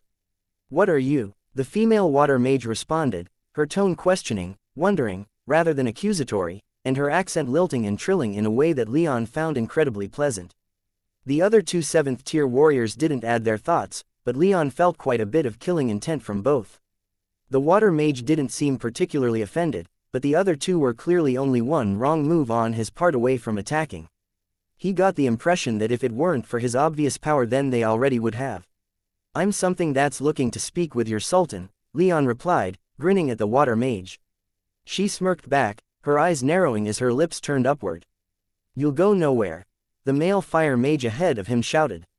Not until you identify yourself and state your true purpose in coming here. Leon turned his gaze back toward the fire mage and let his killing intent spill from his body like a tidal wave. The 7th-tier mages didn't react much, showcasing just how strong and experienced they were, but most of the other 1,000 guardsmen in the courtyard began to visibly lose their nerve. You may call me Eidos, Leon replied, his mind turning immediately to the name his clan had used for their base unit for measuring magic power when he tried to think of something fake. Someone I care about was taken captive by agents of your kingdom, and I wish for her to be released. I thought that my coming here to speak about the issue would be far better than taking the easier option of attacking like a mindless animal. Was I mistaken, or are you humans even more enslaved by your emotions than me? He guessed from their reactions that his entrance might have strongly implied him to be an ascended beast instead than human, and he had no problem at all leaning into their assumption. If any animal achieved his level of power, they'd almost invariably gain the power to transform into humans, so it wasn't even that unlikely of a story. It might also help to deflect blame for his actions away from the Bull Kingdom. The fire mage didn't seem convinced, though. But before he could shout back, the doors to a balcony overlooking the courtyard from the main palace building opened, and a 6th-tier mage walked out. He was an old man, with a long white beard, a large yellow turban wrapped around his head with a pair of decorative cloth wings extending out from the front as far as his shoulders. Commander Manser. The man shouted from the balcony, his voice echoing with authority and wisdom despite his relatively weak aura. Notably, Leon assumed for his benefit the man spoke to his people in the common tongue. The Sultan has granted an audience with our guest. The fire mage relaxed, as did the other 2 7th-tier mages and the rest of the guardsmen, though none of them lowered their weapons completely, nor did they take their eyes off of Leon. Despite this, Leon strode forward with what he hoped looked like the utmost confidence that betrayed none of his inner anxiety. The 2 female mages flanked him as he walked, while Commander Manser, the male fire mage, fell in behind him, though not without a glare of disapproval as Leon passed him. The guardsmen parted, creating an obvious path toward the palace's front doors, and Leon was escorted inside. He met the elder 6th-tier mage just inside the doors, who'd hurried down to the entrance hall to welcome him in. Lord Eidos, the man greeted with a respectful tone and a welcoming smile, though his eyes were hard and suspicious. Leon smiled at him and said, "Please, just, Eidos. You seem to have me at a disadvantage. Forgive my rudeness from before," the man replied. "My focus was on preventing any violence from breaking out. You must understand that your unannounced arrival has many feeling ill at ease." "And for that, I apologize," Leon responded. "Were I not in a bit of a hurry, I wouldn't have made so dramatic an entrance." "May I have the honor of knowing your name?" "I am honored to be known as Asher," he said. "I am the Sultan's vizier, and welcoming visiting dignitaries is one of my duties." "Well met, Asher," Leon said. Much like Asher, Leon kept his tone respectful, but not subordinate. He didn't answer to anyone in the Samar kingdom, and he had no intention of making it seem like he was their junior in any way. That being said, he didn't want to make any unnecessary enemies, either. He was curious about the title of vizier, though. From what he could gather of how he ordered around 7th-tier mages, and how everyone's eyes seemed to track him in the entrance hall, he supposed it was somewhat analogous to the Bull Kingdom's chancellor, the chief of the king's court advisors and his metaphorical right hand. However, the Bull Kingdom's chancellor didn't have much to do with foreign affairs, so he supposed it wasn't a perfect comparison. He could sense the guardsmen back in the courtyard being dismissed, but he knew that they'd be on standby as long as he was here, just in case. The 3 7th-tier mages, on the other hand, shadowed him and Asher as they exchanged. Meaningless pleasantries for about a quarter-hour Leon assumed so that suitable meeting chambers could be prepared. Then, only about 20 minutes after Leon touched down in the courtyard, the palace's seneschal approached the vizier, whispered into his ear, and Asher said, "The Sultan will greet you, now." From there, to Leon's subdued surprise, Leon was shown into the Samar kingdom's throne room. He'd assumed they'd take him somewhere more private, but he mentally shrugged and rolled with the surprise. It wasn't like this was to be his first time in a throne room, after all. The throne room was as magnificent a room as it ought to have been, quite large, more than enough to comfortably hold a court of at least 1,000. The right and left walls were open to the air, though, broken only by many columns supporting great archways, with beautiful gardens lying just beyond the throne room's marble floors, giving it a delightfully open feel and plenty of natural air flowing in and out. The ceiling was high and domed, with the black glass causing the bright yellow-orange light of the sun to dye the entire interior surface of the dome a deep blood red. The marble floors, meanwhile, almost glowed with the brilliant blue of a perfectly clear lake. The throne itself wasn't too impressive, being barely more than a wooden stool draped with golden silk and raised on a dais only a couple of steps above the floor. More impressive, however, was the mural decorating the wall behind it. Much like the rest of the art Leon had seen in the Samar kingdom, it didn't depict any human figures, but instead was a gorgeous display of fractal geometric designs rendered in gold on the glass background, dyed a vivid purple by the blue of the floor and red of the ceiling. Leon only spent a few seconds admiring the architecture as he was escorted inside. The court had been assembled, with hundreds of dark-skinned Samarids watching him enter and whispering amongst themselves. Nearly all were wearing loose flowing robes, though unlike the pristine whites and yellows that he'd seen Asia's family wear around, nearly everyone wore some bright flashy color. Many even wore garments that had been gilded in gold and silver.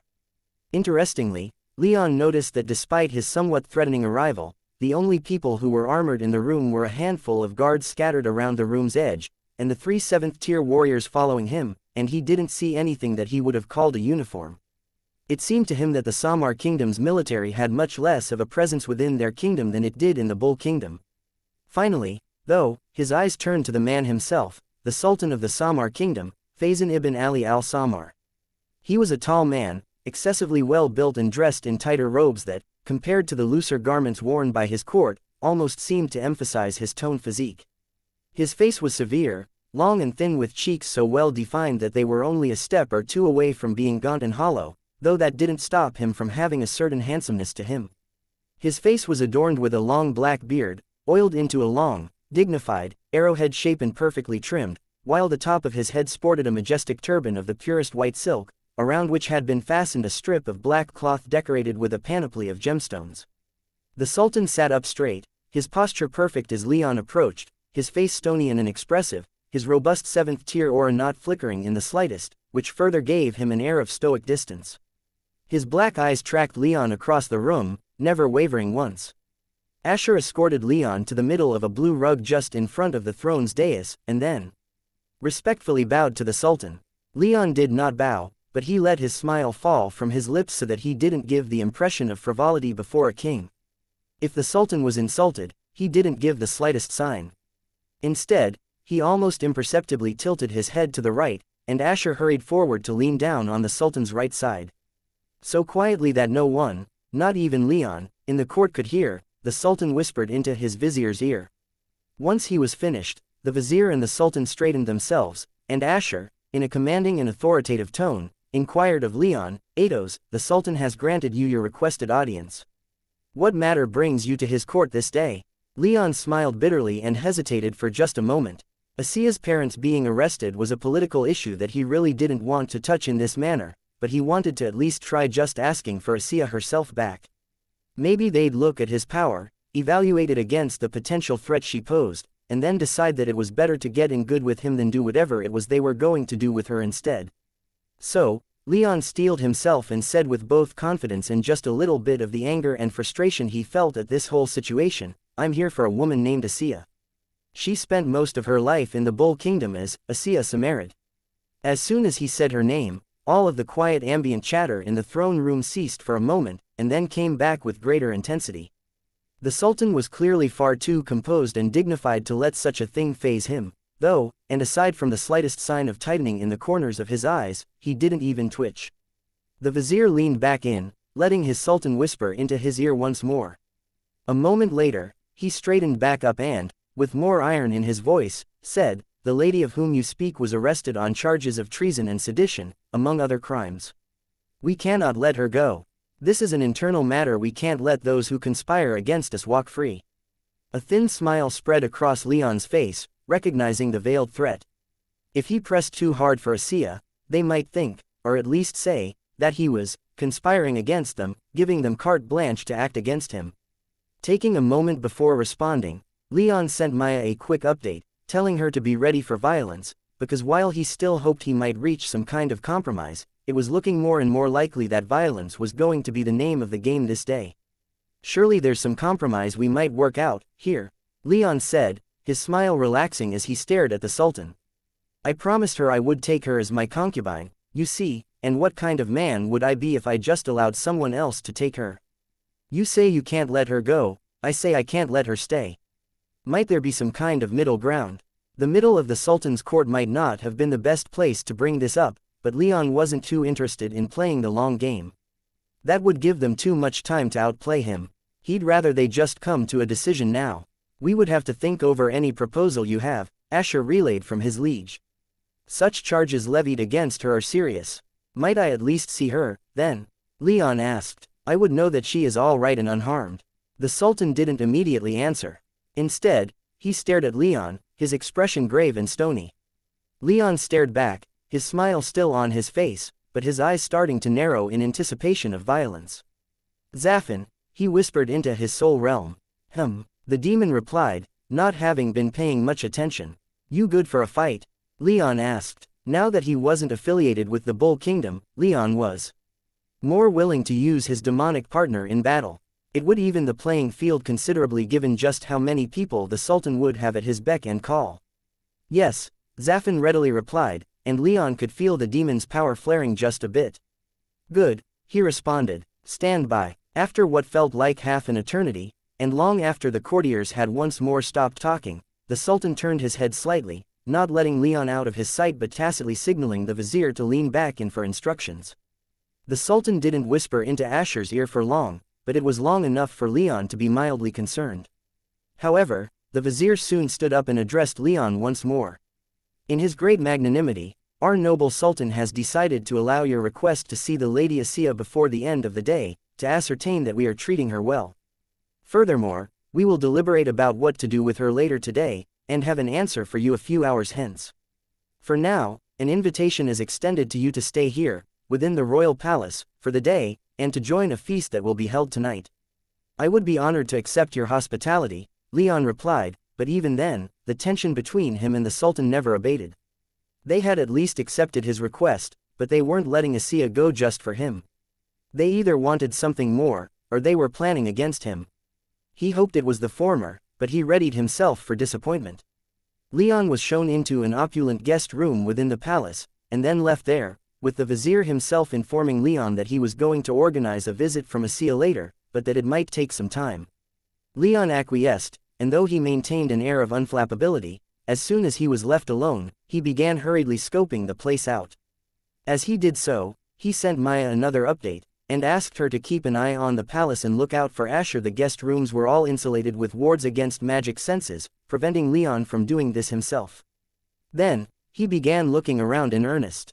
It was entirely possible that his hosts were now debating how to deal with him instead of how to comply with their agreement, and in what he felt was the likely eventuality of their betrayal, he needed to have a backup plan. The guest suite had plenty of windows that were openable from his side, which surprised him when he discovered it. They were more than large enough that he wouldn't even need to squeeze to get out of them. As an experiment, he opened a window, one that faced the front courtyard, and stuck his head outside, then projected his magic senses. To his delight, with his head stuck just outside of the wards, they weren't scattered. He couldn't see within the palace, of course, but at least now he wasn't completely blind. He left the window open, and then continued to inspect the room. There were all the splendid furnishings that he could expect a kingdom to provide for a visiting dignitary, but he ignored them all. Instead, he looked for peepholes, rapped on the walls looking for any that sounded strangely hollow, and took some time to kneel at the doors and listen for any sound leaking in from outside. His search was fruitless, so he was at least able to conclude that if the Samarids were spying on him, then they weren't being stupid about it. Still, he couldn't shake the feeling that he wasn't nearly as alone as they might want him to feel. After about 2 hours, Maya informed him that she saw the vizier walking to one of the more distant buildings in the palace complex, and a few minutes later, exit with Xianxia in tow. She was in chains and surrounded by guards, but to Maya's eyes, she seemed otherwise unharmed.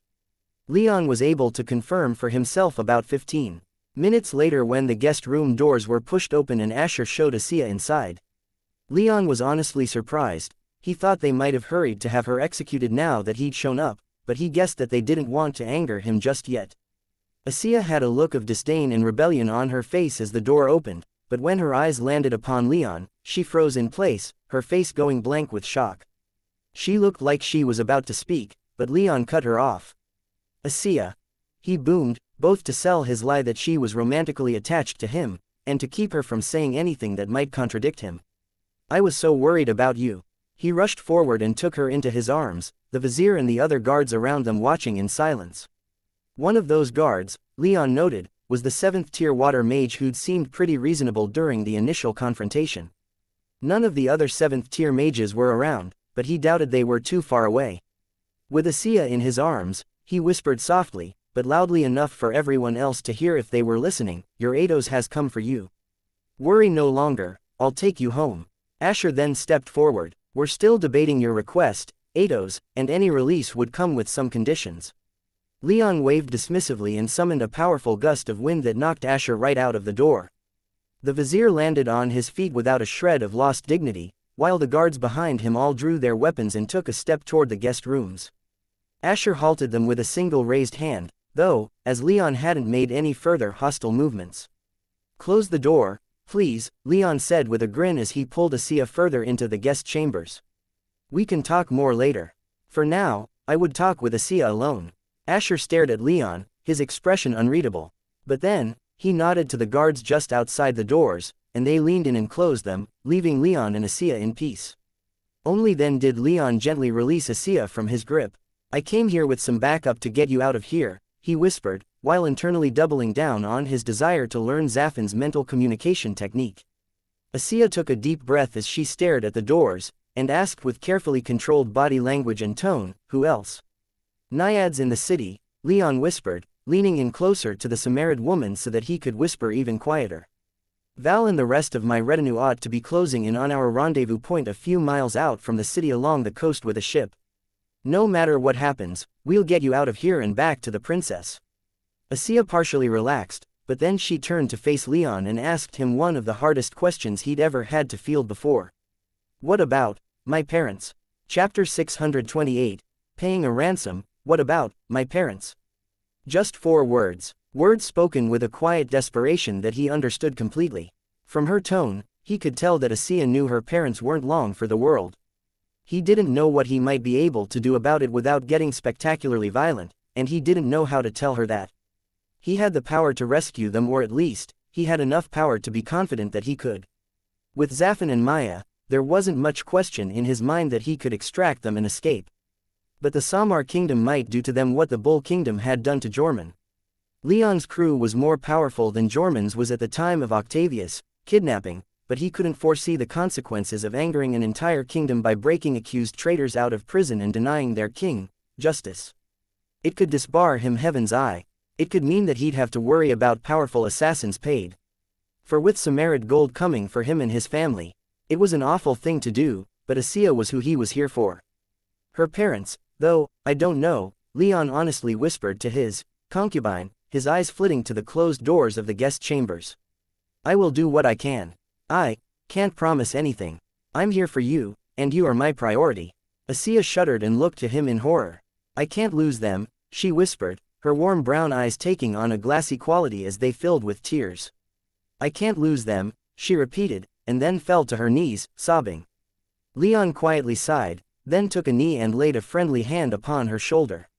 He'd told the Samarids that they were lovers, but outside of their overt attention, he wasn't going to get too physically intimate with Xianxia unless he couldn't avoid it.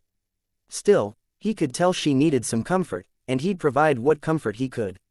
"I'll try," he whispered as her weeping continued. Are they being held in the same place you were? He didn't expect an immediate answer.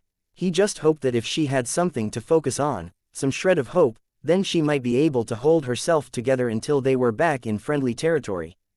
After about a minute, Asia's tears had dried, and she answered him, yes.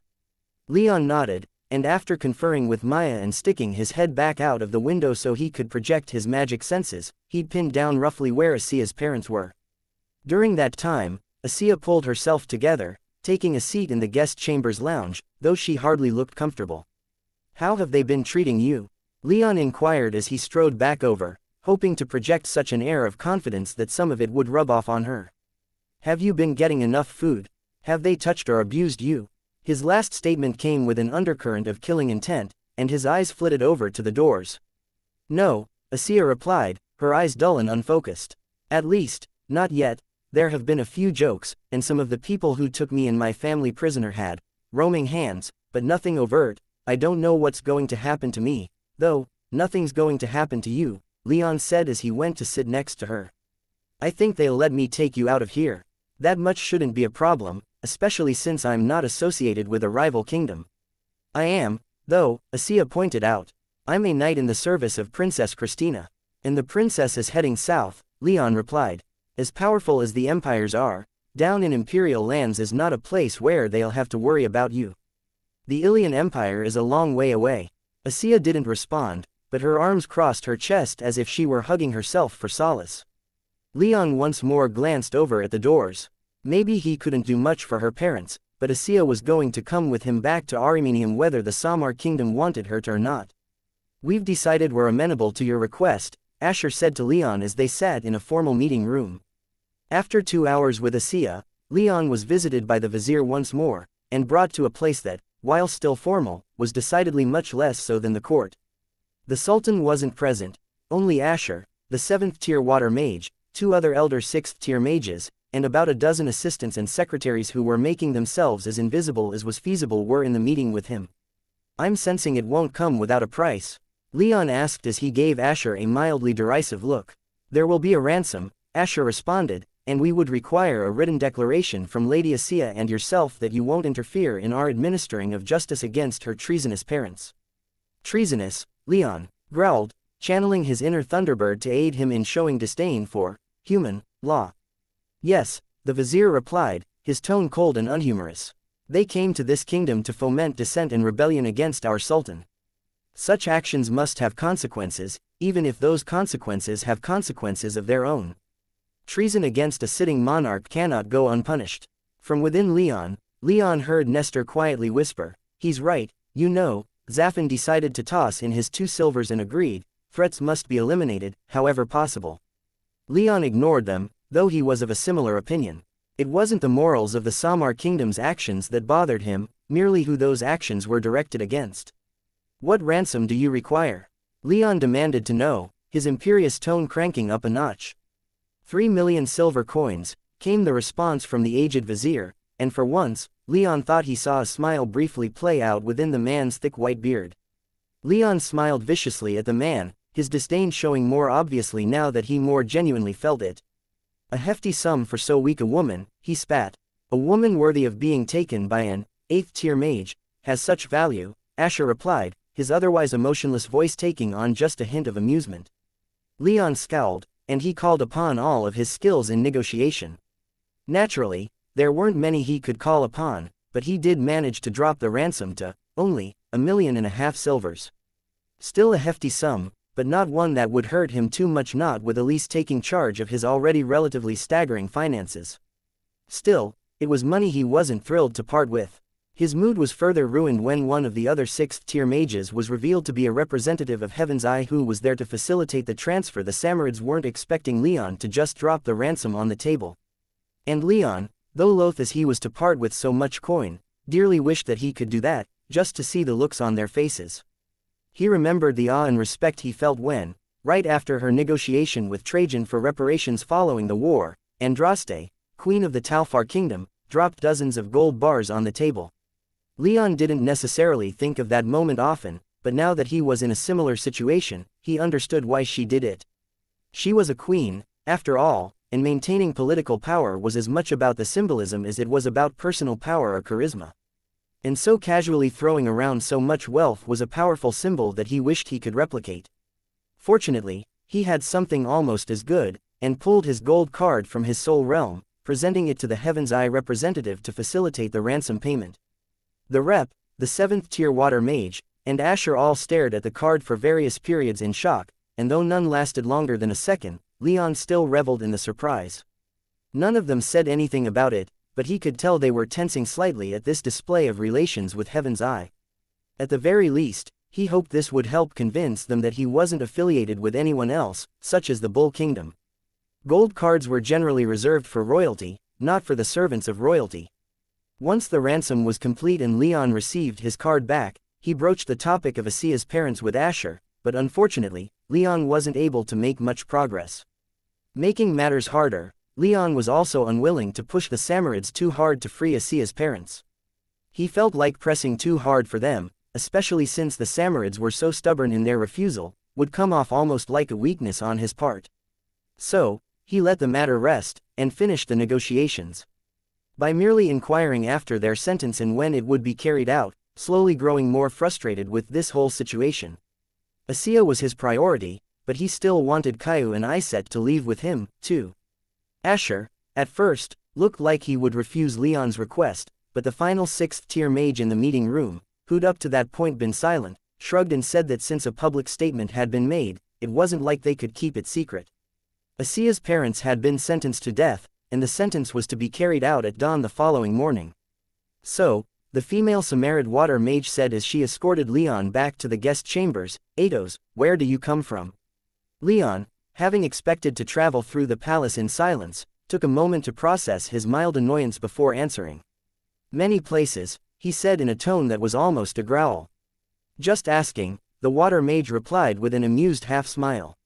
"I've never seen an ascended beast before, and I can't help but be curious." Leon sighed and asked, "What's your name, again?"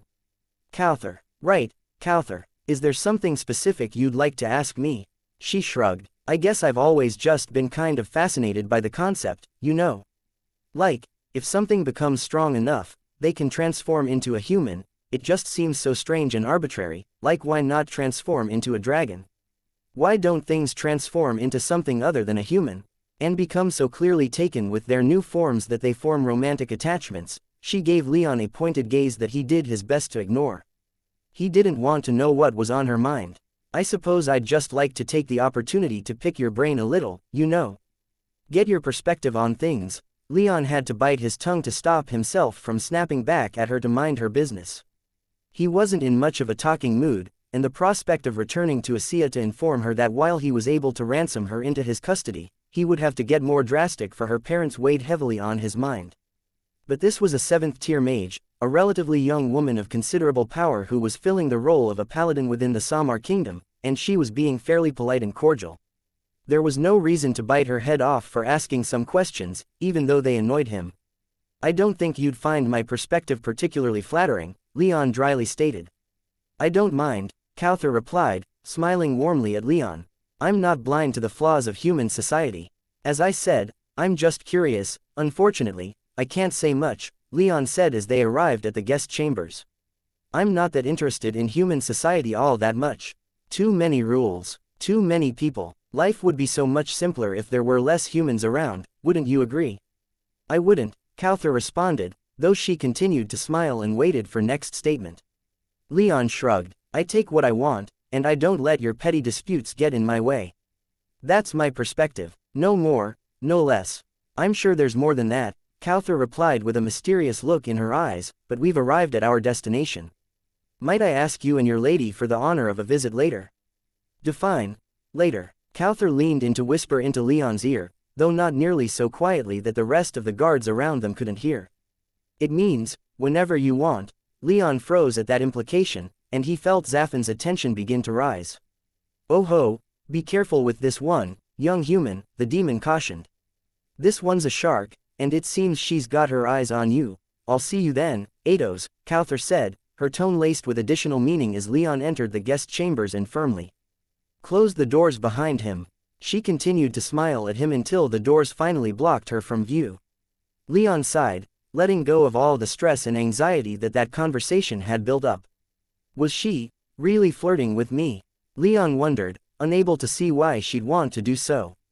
That has to be some kind of trick. He spent a couple minutes there in front of the door trying to puzzle out Cowther's intentions, but he received no insights from his ruminations. Having come to no conclusions, he could only hope not to encounter her again before he could get the hells out of this kingdom. First, though, he had to steel himself. He could hear xianxia in the other room, and he wasn't quite sure what to say to her. He didn't want to talk to her until he had a plan. And then, something occurred to him. Zaffin, you still there? Crawling back to me for help, human. Zaffin responded, a most wise course of action. I assume you need advice about women. Now, the thing you're going to have to do is to know, not about that, Leon interrupted exasperatedly. I was wondering if you were willing to go on a bit of a rampage. Leon and xianxia, with the latter's ransom paid, didn't stick around for long within the Samarad royal palace, regardless of the invitations that the Sultan and Cowther had extended to him over the course of the day. They didn't have much time, and neither were all that interested in experiencing more of the Sultan's hospitality. Xianxia, in particular, had endured more than her fair share. Some of the Samarids made token efforts to get Leon to stay, but he could tell from the subtle mannerisms of the officials that could muster the will to try that they all wanted him gone. He guessed it was having an unknown 8th-tier mage in their midst made them nervous. He was fine with that. He wasn't here to make friends with the people who'd kidnapped another friend. To that end, Leon led xianxia out to the nearest open-air courtyard to the guest chambers and got ready to leave. He could sense quite a few Samarid guardsmen following them, including Cowther and Commander Manser, the male 7th-tier fire mage, and he wasn't sure if it made him more nervous or more relaxed that this was the case. On the one hand, it meant that they hadn't found what he'd left in the guest chambers. On the other hand, when they did, they'd be close enough to engage him in battle, possibly harming xianxia in the process. So, while Leon trusted in Zaffin's ability to hide, he still wanted to get xianxia out of here before things started kicking off. So, with a degree of hurry but not so much to be suspicious, Leon led xianxia out into the courtyard.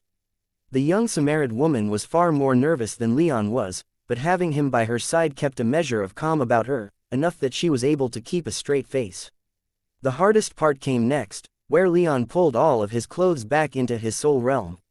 His face burned with embarrassment at exposing himself like this before so many Samarid guards, but if he was to be believable as an ascended beast, he supposed having no compunctions against showing his body could only help.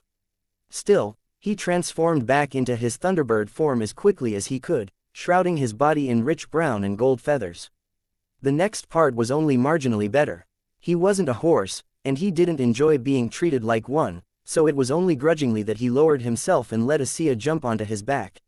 He felt her adjusting herself and grabbing some of his feathers, a deeply uncomfortable feeling, but one he could endure for the sake of getting her out of here. And with nothing left to do, Leon summoned his wind magic and took off into the evening sky, leaving the royal palace behind. But he'd be back soon. Leon and xianxia watched, as Leon's ship ran aground on the sandy shore of the Samar kingdom about 25 miles outside of the city of Samar itself. The ship was built to spend its nights on the coast rather than at sea, so while it seemed strange to Leon, Anshu at the helm was completely unperturbed with the ship now being mostly on land. It was about midnight, and Leon and xianxia had been waiting around the inlet for hours. Maya and Leon had made such good time in their journey that they'd long since left the rest of the retinue behind, but the ship had still arrived before Leon had been expecting it. Anshu had pushed everyone hard to reach this place in such a short period of time, and Leon couldn't help but smile in pride at seeing his recruitment of the Indradians so validated. xianxia, Valeria shouted as she ran to the guardrails of the ship, frantically waving her hand. A moment later, Marcus, Alcander, Gaius, and Alex appeared at her side, bows in their hands, their eyes sharp as they scanned the horizon, looking for any potential threats that might have followed Leon. Leon appreciated their vigilance, but there wasn't much need for it, thankfully. He'd flown as fast as he was willing to with xianxia on his back, and quite high up. Some of the Samar 7th-tier mages might have been able to follow them with their magic senses, but Leon hadn't noticed anything. As far as he could tell, the Samar kingdom had neither followed nor tracked them. He frowned at their negligence, but in this case, he'd take the unexpected windfall. xianxia gave him a quick look, questioning him with her eyes, the spark of hope still alive within her. Leon nodded, and she began to walk toward the ship, then picking up speed until she was in a full tilt sprint, and then using her magically enhanced strength to leap up onto the deck right into Valeria's arms. Leon followed just behind her, but he didn't get comfortable. Instead, he gave Valeria and Anshu orders to shove back off and head out into the gulf.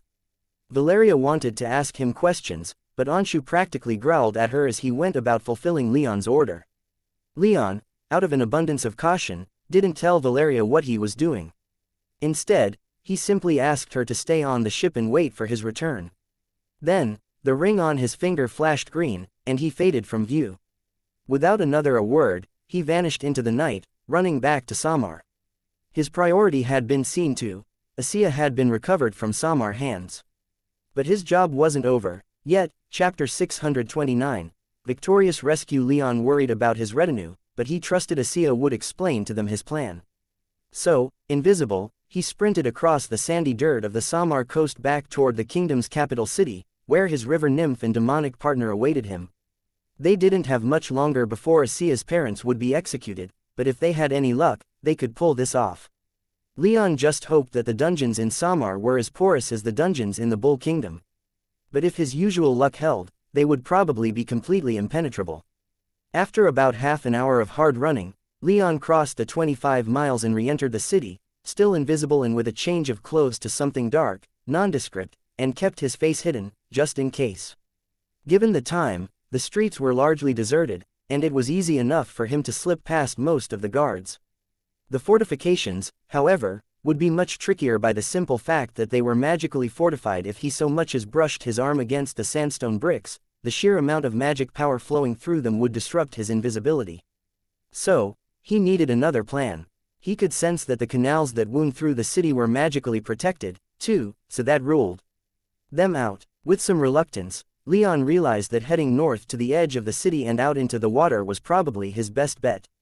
With Maya on his side, it wasn't like it was too risky, but he was a creature of the sky, and the idea of swimming even a modest distance out into the gulf gave him serious mental stress. He'd have to, though, if he wanted to get around the worst of Samar's defenses, which were concentrated around the coast. If he was able to infiltrate the port, then he'd practically have a straight shot into the adjacent palace, through a number of guards and gatehouses, but he'd be much closer than he was now. For just a moment, he allowed himself to contemplate the possibility of transforming back into his Thunderbird form. Unfortunately, nothing had changed since the last time he'd thought about it. He still hadn't the magical capacity to transform completely at will, so his 2 transformations today were already pushing his limits. Even one more transformation might start to severely impact his combat capabilities. Besides, with the way he arrived and departed from the palace, the guards were likely keeping an eye on the sky more than they otherwise would, and the sky was clear with a bright full moon out. He wouldn't be able to infiltrate unseen, and they'd easily identify him if he tried. So that left the ocean. Leon scowled, and then made his way a half-mile or so north, back to the coast, and there, frowned at what he saw. It seemed that his ransoming of Xianxia had the Samarids spooked, because their navy was out in force. Their navy wasn't nearly as powerful as the Legion's, with no ships nearly as capable as the Legion dreadnoughts, though they still had many war galleys of comparable size to their Legion counterparts. He could only sigh. No matter what, this was going to be damn difficult.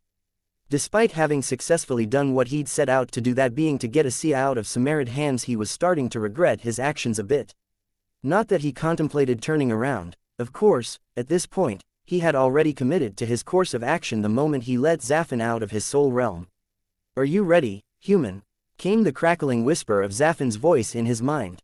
"Not quite yet," Leon replied as he hurried out onto the beach. Directing his thoughts to Maya, he asked, "Can you get me into the port?" "I can do more than that, if you need me to," Maya replied. "I wouldn't mind a lift into the palace," Leon quipped. "That can be done." Leon smiled at how casually she said that, and then dove into the water and submerged himself. He didn't have to swim too far out before he felt a shift in the water around him, and he knew that Maya had a hold of him. Only a moment later, he was pulled out into the water, and then circled back toward the port. "Zafin, now," Leon gravely ordered. Zafin didn't verbally respond, but only a moment later, a tremendous explosion rocked the city of Samar. The shockwave was so powerful that even below the surface of the water and protected by Maya's magic power, Leon could feel it resound in his chest, and he could hear the awful sound of countless pieces of glass shattering throughout the city. The Samarids liked to build out of glass, and while he assumed that most of those constructs were reinforced and magically protected in addition to being fairly robust in and of themselves, the power of his demonic partner was just too much for all of them to bear, and many had their surfaces crack and splinter in response to his attack. The royal palace was the center of the blast. Dark red demon fire consumed one of the outlying buildings and reached up into the clear sky, looming over the entire city and filling the air with the demon's power in a wordless promise of what was about to happen. Almost immediately after, alarms went up across the city, along with the sounds of screaming. With his magic senses, Leon could see what few civilians that were out in the streets scrambling for cover, while the city's guardsmen and nearby military forces hurriedly mobilized. This wasn't the best thing to see, but fortunately, it meant that many of the patrolling galleys pulled away from the port, while those still docked began to slide out of their berths, preparing to defend the port from a potential attack from the sea. It might make his escape more interesting, but for the moment, Zaffin's attack had successfully stirred up the hornet's nest, leaving it emptier than it was before. "Go!" Leon shouted to Maya, and a second later, he felt the water around him suddenly pulse. He felt himself drawn back, his river nymph lover's power tightening around him, and then it snapped, sending him flying out of the water and sailing a few hundred feet up and into the air. Unfortunately, his fragile shell of invisibility was sundered, forcing his ring into a 5-minute cooldown, but in the darkness and with his aura restrained, it seemed that he wasn't seen. Behind him, as soon as he was launched, the water within the port began to roil and churn as Maya seized control of it and turned it against the war galleys, further capturing their attention and keeping it from him. He wasn't able to watch for more than a few seconds, but even that was enough to see 2 water dragons erupt from the waves and wrap themselves around the hull of one of the galleys, splintering its frame and pulling it down below the surface, spilling its human contents out into the harbor. With a smile, Leon sailed over the royal palace's walls, clear over any defensive wards that might have been inscribed to prevent such a thing. His hood and cloth mask were in place, hiding his identity, but he wondered if that was even something he needed to worry about. He felt sure that as he flew over the walls that alarms would be going off somewhere, but he was also certain that with the recent blast and with an 8th-tier demon going on a rampage within the palace, the guards had other things on their mind. And, initially, it seemed his certainty paid off. He roughly landed just beyond the walls, the impact shuddering through his 8th-tier limbs, but in a fairly open space and unpaved courtyard surrounded on 3 sides by fairly small buildings, and the wall on the 4th on the opposite side of the palace complex from where Zaffin was on his deliberately attention-grabbing rampage. There weren't any guards around this courtyard, and more than enough places for him to hide until his ring was usable again. So, that's exactly what he did. He sprinted over into the peristyle, pulled open the closest door as quickly and quietly as he could, and then slipped inside. To his relief, he found himself in a small room for storing various sports equipment. He guessed this was a place reserved for the leisure of the Sultan or his guests, but that didn't matter too much right now, he just cared that it got him out of the open. Within the storage room, Leon could feel his heart madly thumping in his chest, resonating with every shockwave from every explosion Zaffin set off. Already, the demon was doing battle with the 7th-tier earth mage who'd confronted Leon earlier, as well as another 7th-tier water mage that he was unfamiliar with. Neither Mancer, the fire mage, nor Cowther were to be seen, which raised his paranoia quite a bit. Zaffin wasn't going too hard. Leon hadn't wanted to do too much damage to either the palace or the guards, he just wanted to grab Asia's parents and run. But Zaffin was now contending with 2 7th-tier mages, and even though he handily outclassed them on their own, they also had dozens of 5th and 6th-tier mages backing them up, putting more and more pressure on Zaffin as additional high-tier guards arrived to help in fighting the demon. As a result, Zaffin was starting to use bigger and more powerful magics just to sell the battle as real, and Leon wasn't sure how much longer it might be before Zaffin was pressured enough to begin actually fighting. If and when he did, then people would start to die. It felt like an excruciating eternity in that storage room just waiting for his ring to recover for use. Less than 5 minutes, but every second had felt like an hour. But the time finally passed, and Leon slipped back outside, became invisible again, and started making his way through the palace complex. The city of Samar was incredibly well fortified, with the core of the city surrounded by walls, and additional walls, huge gatehouses, and canals broke the city into many easily defended sectors. However, There were no such fortified districting within the palace, letting Leon practically have the run of the place without fear of accidentally brushing against something that would disrupt his invisibility again. There were still many Samar guards running around, though, and more than once Leon had to quickly dodge out of the way as a squad of Samarid soldiers rushed past him. He noted with dismay, running toward the courtyard he'd landed in. His destination was the building that he'd seen Xianxia escorted out of earlier, which he assumed to be the dungeon. Only a few buildings away, he found that his guess was correct, as a number of prison guards were rushing around throwing together what seemed to be an impromptu execution in the courtyard just in front of the building. Not too far away stood a huge man with his face obscured wielding a gigantic sword which, while obviously ceremonial, was also just as obviously sharp and well used. As Leon ran toward them, the Samarids made his job easy by hauling both of Xia's bound parents outside and forcing them to kneel on a pair of wooden blocks only a few steps out of the door. It seemed that even though there wasn't any direct evidence that the attack was meant to free them, the Sultan wasn't taking any chances and decided to step up the execution of Xia's parents. Both of them looked both terrified and at peace, at once unwilling to die here, yet resigned to their fate. They were made to kneel and lean on the blocks facing each other, and Leon could see them lock their gazes, unshed tears in their eyes as they found comfort in being with each other here at the end. The headsman approached, his blade gleaming in the light of the moon. He took a position above Iset, Xia's mother. The beautiful, outspoken woman took a deep breath, but a whimper of fear escaped her. "Please, me first." Caillou, Xia's father, shouted in desperation, seemingly unable to watch his wife die, or maybe hoping against all hope that some miracle might happen that would help them to escape from death. The guards ignored him. The headsman raised his blade, but in the instant before it fell, Leon arrived, his body straining as he sprinted to reach them in time. Fire burst from his hands, instantly dissipating his invisibility as the power of his 8th tier magic scattered the magic of his ring. Intense flame leapt from him like a solar flare, burning bright orange as it splashed across the 5th tier headsman from behind, engulfing him completely. Leon curled his fingers, causing the fire to double back rather than spill forward, consuming the headsman and only the headsman. Iset and Caillou screamed in shock and terror, and the dozen or so Samarid guards around the prison reeled with similar emotion. Leon, with such an advantage, ran through them like he was the specter of death itself. He didn't once draw his blade, only using his rarely used fire magic to incinerate several of the guards around his targets, and then erecting a great wall of fire between him and the rest. With a single gesture, the fire of this wall bent and surged, forcing the terrified 5th tier and below guards hurling back, singed but alive. With one smooth motion, Leon grabbed Caillou and Iset and hurled them away from the dungeon and back the way he came. "Got them," Leon shouted in his mind to Zafin. The demon didn't respond, but his power cascaded through the palace a second later as a pair of tiny fiery wings erupted from his back and propelled him into the air. Rising in but a moment to a height of more than 100 feet, Zafin began raining powerful fireballs upon the palace, while the fires that naturally covered his body prevented any ranged attack from making contact with his physical form, reducing most projectiles to ash and dissipating most magical attacks.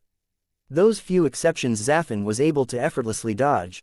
"What is this?" Caillou shouted in confusion as Leon practically hauled him and his wife through the palace complex toward the wall closest to the port. Their pace was fairly slow, but as he ripped off the two's bindings to let them run under their own power, their pace improved dramatically. There was a tower near the courtyard, and getting into the tower would give them access to the ramparts, and from there, they should be able to just jump down into the port if the wards were anything like what was used in the Bull Kingdom. They were designed more to try and keep people and possible projectiles from coming into the protected areas, not getting out of them. If it were the latter, it might interfere with the guards' ability to defend the walls. Despite planning on jumping down from the walls, both Caillou and Iset, while rather unimpressive in terms of magic power, weren't so fragile that they couldn't handle a fall of about 5 or 6 stories.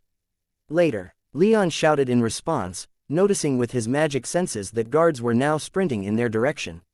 "If you don't want to die, then run." Neither Caillou nor Iset made any more arguments and followed Leon as they sprinted for the remote courtyard in the north where Leon had first landed. Unfortunately, some of the guards who'd gone to check it out after Leon set off alarms getting over the wall had stuck around despite not finding anything, and Leon counted at least 3 dozen guards swarming over the courtyard.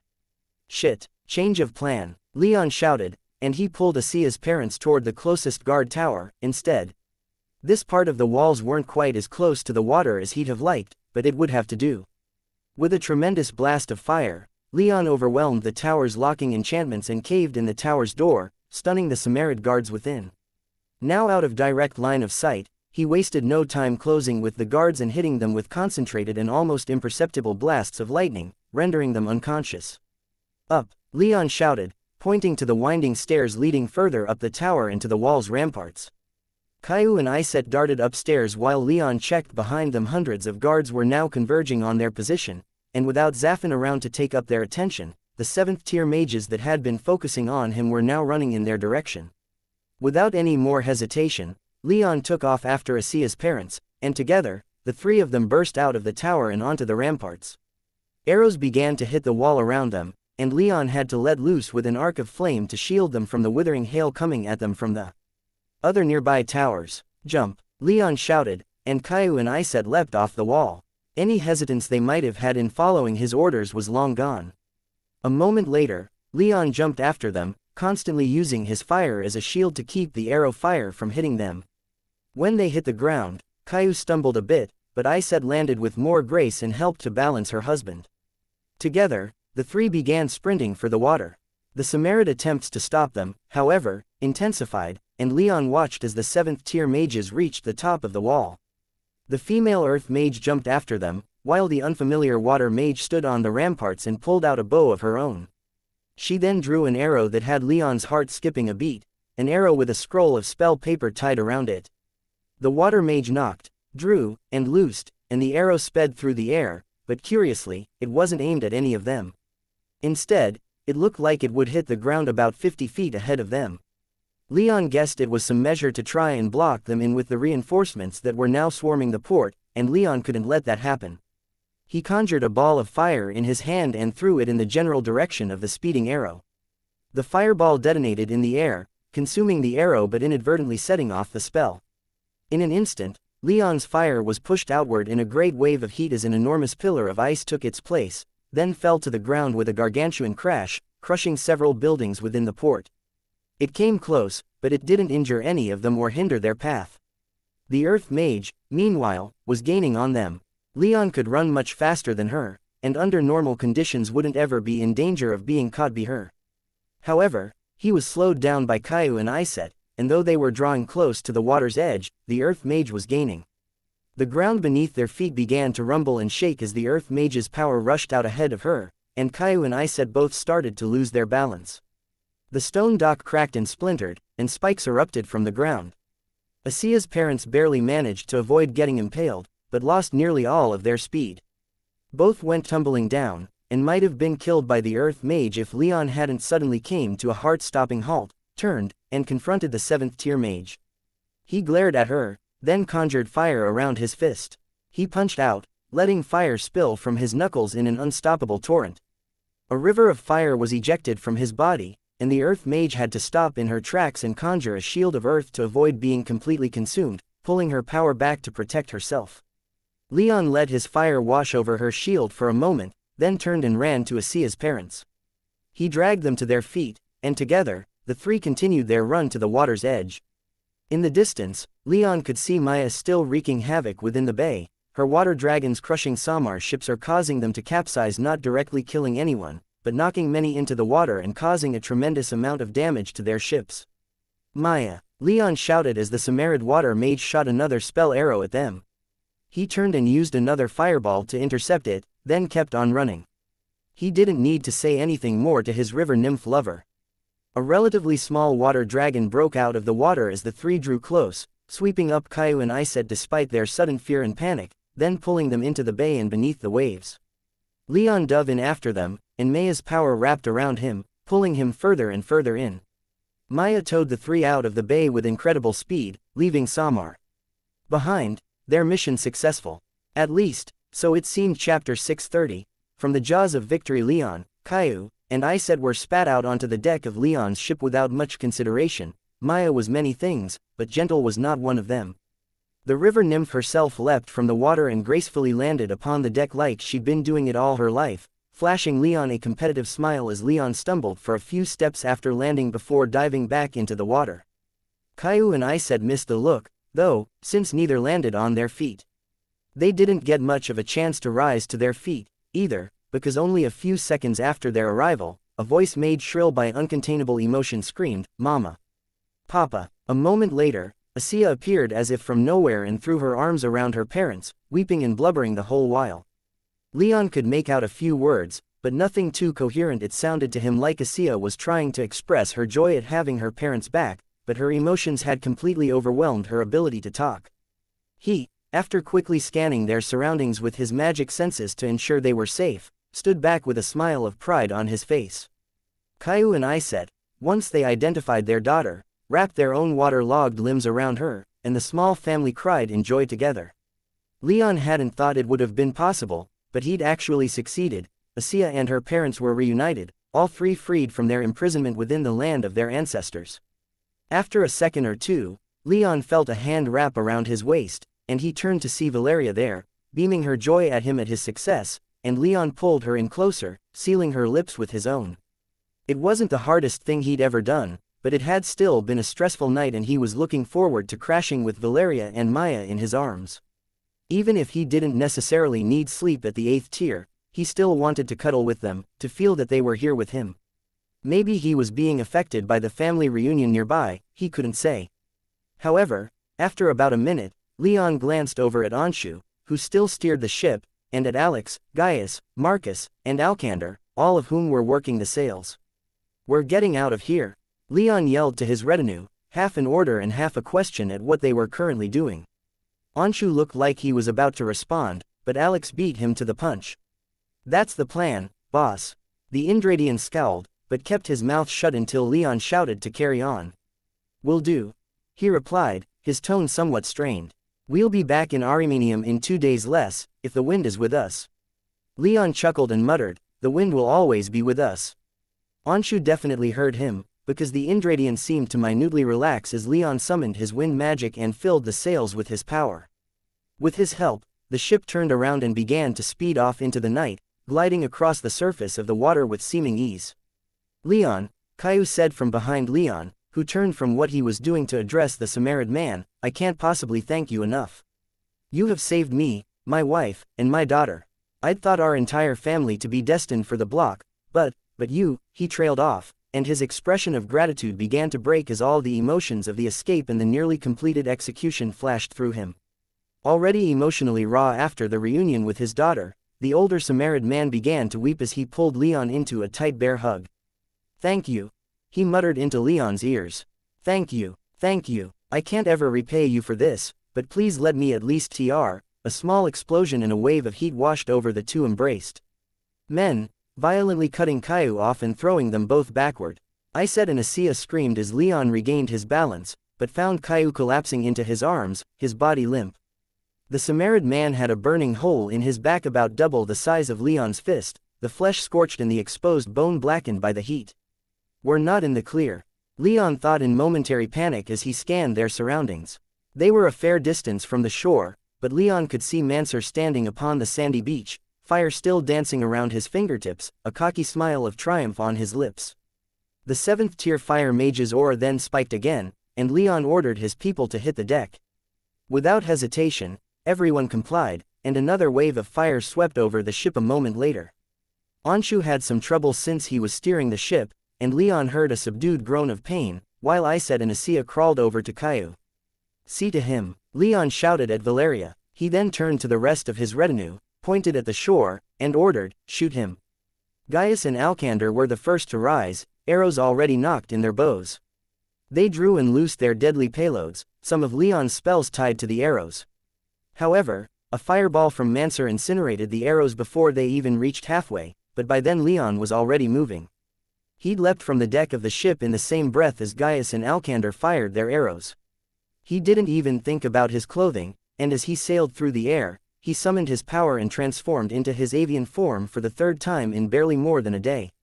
He felt his soul realm flexing a bit as his magic reserves were overtaxed, but the transformation was successful. In a matter of moments, his body expanded, tearing free of his clothes, and becoming the spitting image of the Thunderbird, if a little smaller. Leon then operated entirely on instinct. It was his first real fight in his Thunderbird form, and it wasn't one he was prepared for. But any nervousness he felt melted away in the heat of his wild fury. He'd rescued Caillou and Iset and had been just about to bring them back to Arimenium, only for this bastard to attack and severely wound Caillou. White-hot fury lanced through Leon's mind as he beat his wings, a clap of thunder resounding from his feathers so loudly that Mancer blinked in surprise and fear, his eyes momentarily darting around the beach as if looking for someone. The Sammarid then turned his focus back to Leon, summoned his power, and in the last moment he could before Leon was upon him, let loose with a cataclysmic eruption of flame from his outstretched fingers. Leon beat his wings once more, and a mighty gust of wind caught the fire blast and sent it rolling back over Mancer. His own power couldn't harm him, of course, but it entirely took the teeth out the attack. Mancer barely had time to register the heat before talons longer than his legs raked through the fire, wrapping themselves around his chest, and just barely scraping off his armor. Not even a second later, Leon's avian face came tearing through the smoke and flame, his beak shining like polished gold, and tore out Mancer's throat with savage ferocity. Leon's talons tightened, crushing Mancer's metal armor, and his ribs beneath. The 7th-tier Sammarid mage barely had time to gurgle and futilely raise one of his arms to try and launch one last blast of fire before Leon raised one of his legs and slammed it down upon Mancer's arm, snapping the bone within like dry twigs. And it was over. A 7th-tier mage was dead, clutched in Leon's talons, his body broken and battered, his skeleton so shattered that he was little more than a sack of meat slowly leaking through a few mangled holes Leon had torn in his throat, arm, and torso. And with the deed done, Leon's rage cooled. He glanced back at his ship and saw Alex, Alcander, Marcus, and Gaius ready with bows out and arrows nocked, scanning the beach for further threats. Asia, Valeria, and Iset were crouched over Caillou, Valeria pressing a healing spell into the man's back, but Asia's father remained motionless, his aura flagging. Anshu continued to steer the ship onward, while Maya and Zafin were still out there somewhere. Maya was closer, but she doubled back to make sure they weren't being followed. With a quick message, Leon asked her to return with all haste. Then, he turned his eyes back to Mancer. He'd gotten sloppy and let the Sammarid get far too close. Now, it seemed that his mistake would have fatal consequences. Leon was reminded of his father's favorite story to tell when growing up. It was of a man who sought immortality, but upon finding a flower that would bestow immortality upon him when eaten, he'd gotten careless and celebrated the flower's acquisition too quickly. Before he had a chance to eat the flower, a serpent lunged out and stole it out of the man's hand, eating it right in front of him. The story changed slightly with every retelling, but the lessons always remained the same. Never get careless, the job wasn't done until everyone was home safely, never assume the fight was over until there was irrefutable proof that it was. When leaving Samar, Leon had kept his magic senses projected, watching for anyone that might follow them and try to prevent their escape. He'd not seen anyone and had assumed that they weren't there and had let his guard down when finally making it back to the ship. However, he, himself, had methods to escape such scrutiny, yet still he'd allowed himself to get complacent.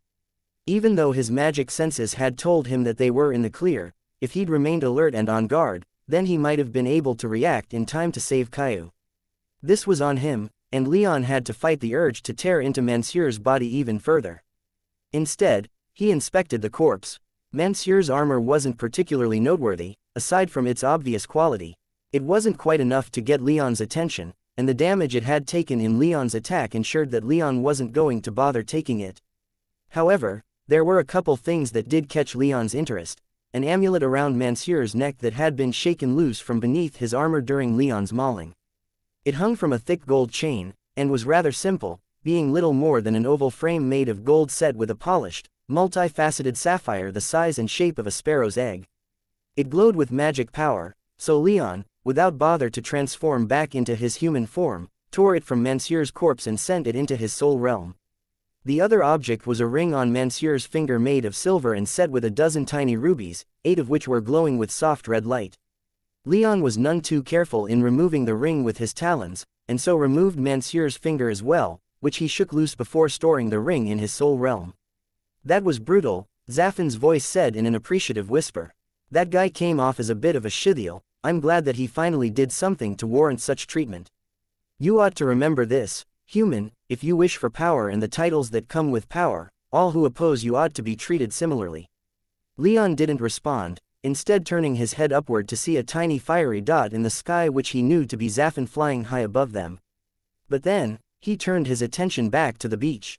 His retinue keeping an eye on the beach had the right idea. If Mancer could get so close without him noticing, then what were the chances that others could do likewise? Leon thought of the restrictions his ring of invisibility had, and then beat his wings, sending a powerful burst of wind rolling down the beach in one direction, and then again in the other. It took a surprising amount of effort for so little power, and as a figure suddenly appeared on the beach, revealed when their invisibility failed, he had to fight the urge to transform back into his human form and collapse in exhaustion. The figure appeared feminine, and she stumbled quite a bit with the force of Leon's probing wind, her features temporarily obscured by the sand kicked up in the wake of the gusts. However, Leon didn't even need the sand to settle before he figured out her identity, Cowther, the 7th-tier water mage. He stepped off Mancer and, still in his avian form, began to awkwardly try to walk over to her.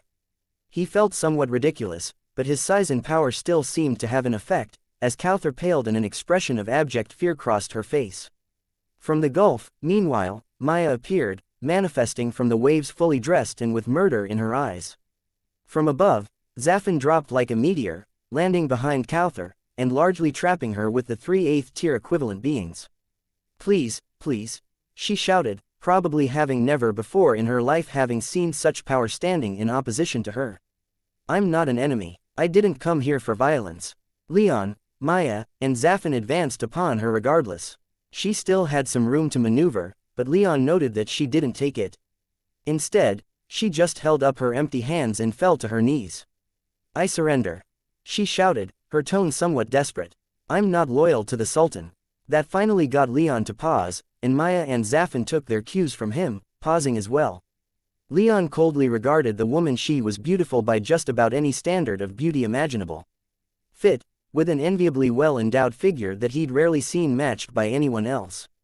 Her features were the epitome of Samarid beauty, with full lips, a strong, but not overpowering jawline, long, lustrous brown hair pulled back into a loose bun, and a pair of hazel eyes that seemed to shimmer almost like gold in the light of the full moon. Leon then noted that she wasn't wearing any armor, instead being clad in simple dark blue and green sleeveless robes that only went down to her knees. She wore a couple of expensive, yet non-magical rings, had a tight gold band fastened around her neck, and had gold bracelets decorated with elaborate geometric patterns on each wrist, one of which emanated an aura of light magic that Leon assumed was responsible for her invisibility. Finally, she only wore close-toed sandals on her feet and had a pair of thin golden anklets which the sandals seemed tied to. In short, she was hardly dressed for battle, but instead seemed more like she was dressing to impress someone, lending some credence to her claim that she wasn't there for violence. Wishing he didn't have to, Leon quietly transformed back into his human form after a moment of thought. He couldn't speak with her in his Thunderbird form, after all. As he returned to normal, he had to carefully control his expression to not appear perturbed at his lack of clothing, but as soon as he could fit into them, he conjured new clothes from his soul realm. Cowther, he noted, awkwardly averted her gaze as he transformed. When he could speak again, Leon approached her, his aura and killing intent staggering despite his exhaustion, and loomed over her for several long seconds. Then, when it seemed like she was just about to speak again, he cut her off and demanded, "Your comrade just attacked someone I made great exertions to save. How do you think I take your presence? The commander was sent by the Sultan to watch you on your way out," Cowther explained.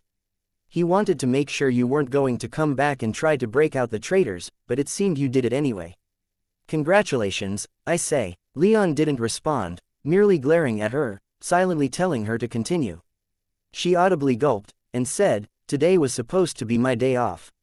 Instead, I had to respond to your attack on the palace this afternoon, and then escort you around while everyone else lost their tiny minds over your presence. We didn't speak much, but I have to admit, I was intrigued by what?"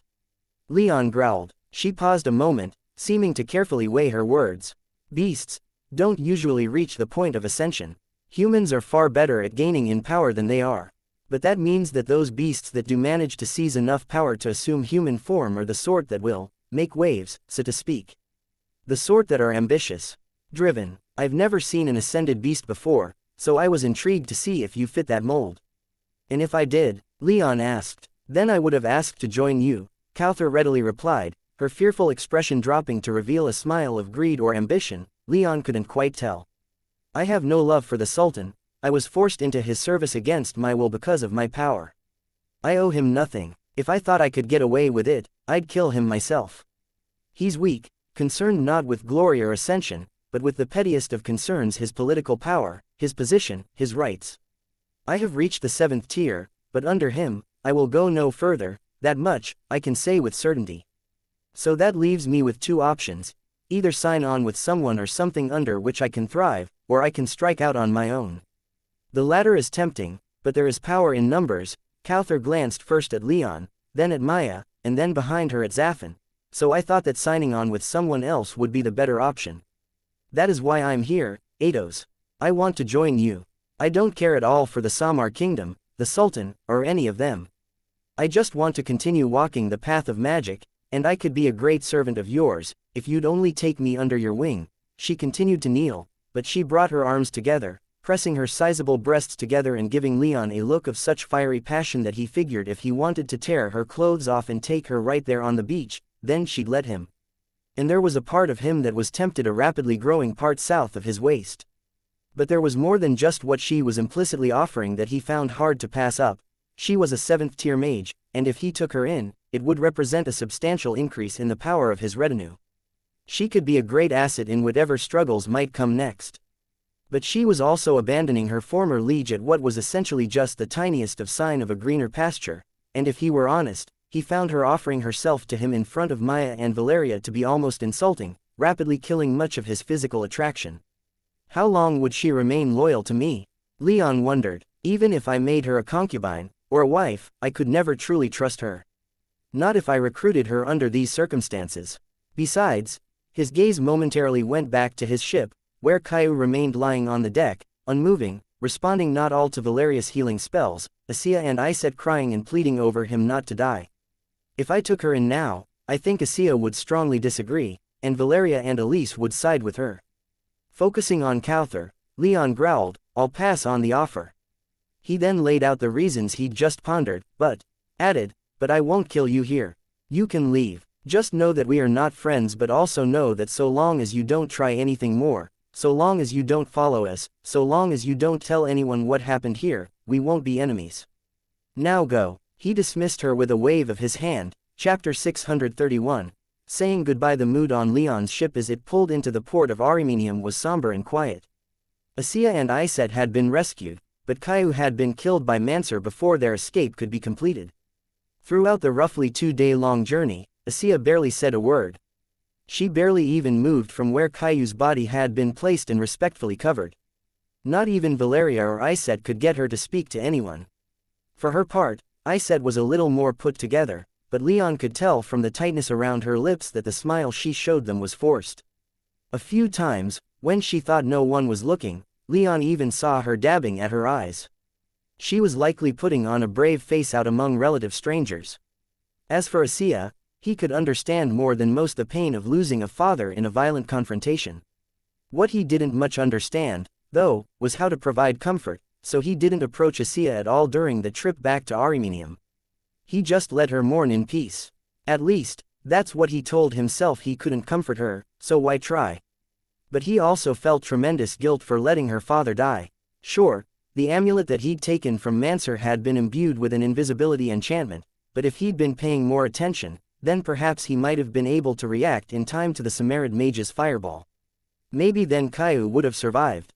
Leon's stomach did somersaults every time he thought about it, and he could barely even bring himself to look at Iset or Asia without feeling nauseous.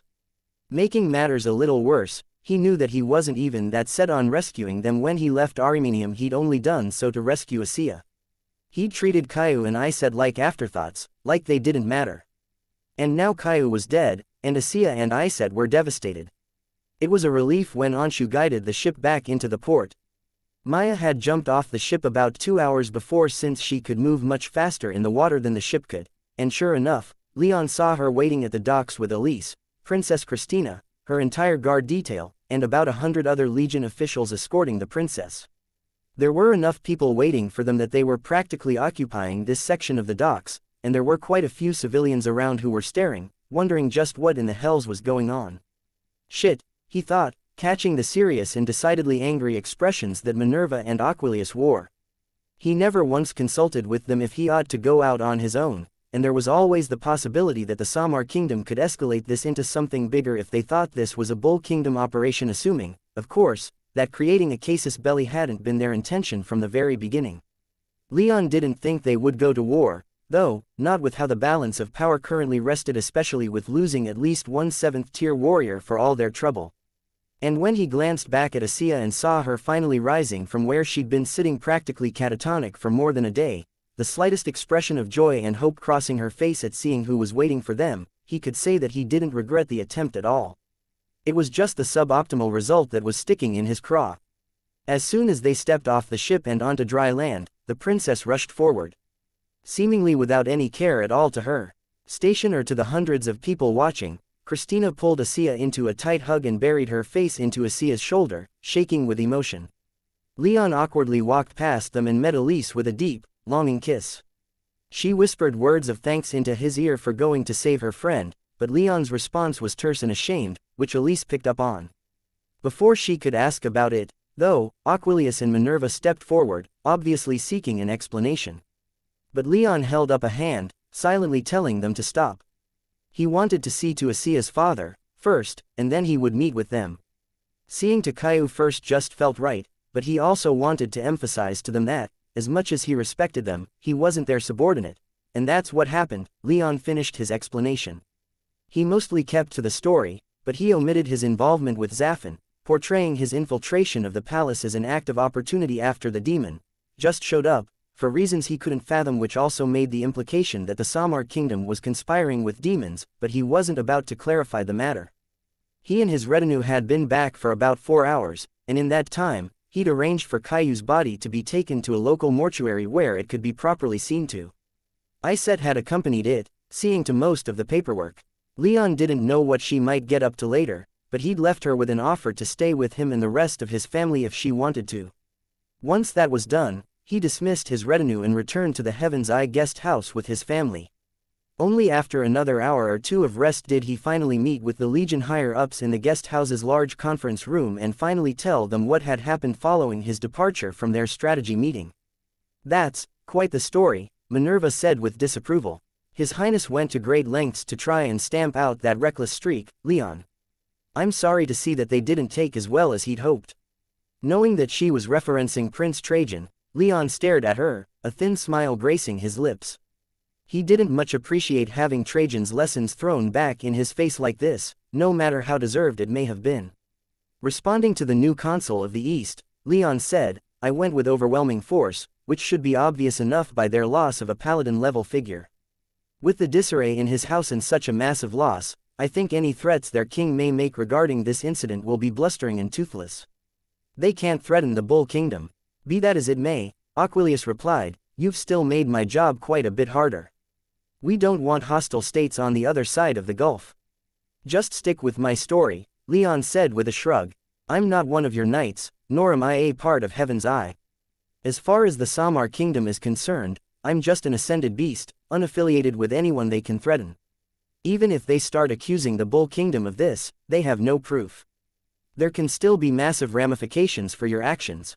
Aquilius protested, the disappointment evident in his tone. "Sure, maybe they can't declare war upon us, but that doesn't mean they can't take any actions. They are our biggest and closest trade partner. They can make life very difficult for a huge portion of our people. If they elect to take more diplomatic measures against us, then there isn't much we can do. They could even blockade the Tyrrhenian River, cutting us off completely from southern trade. We'd be well and truly isolated here in our corner of the world, surrounded by hostiles on all sides."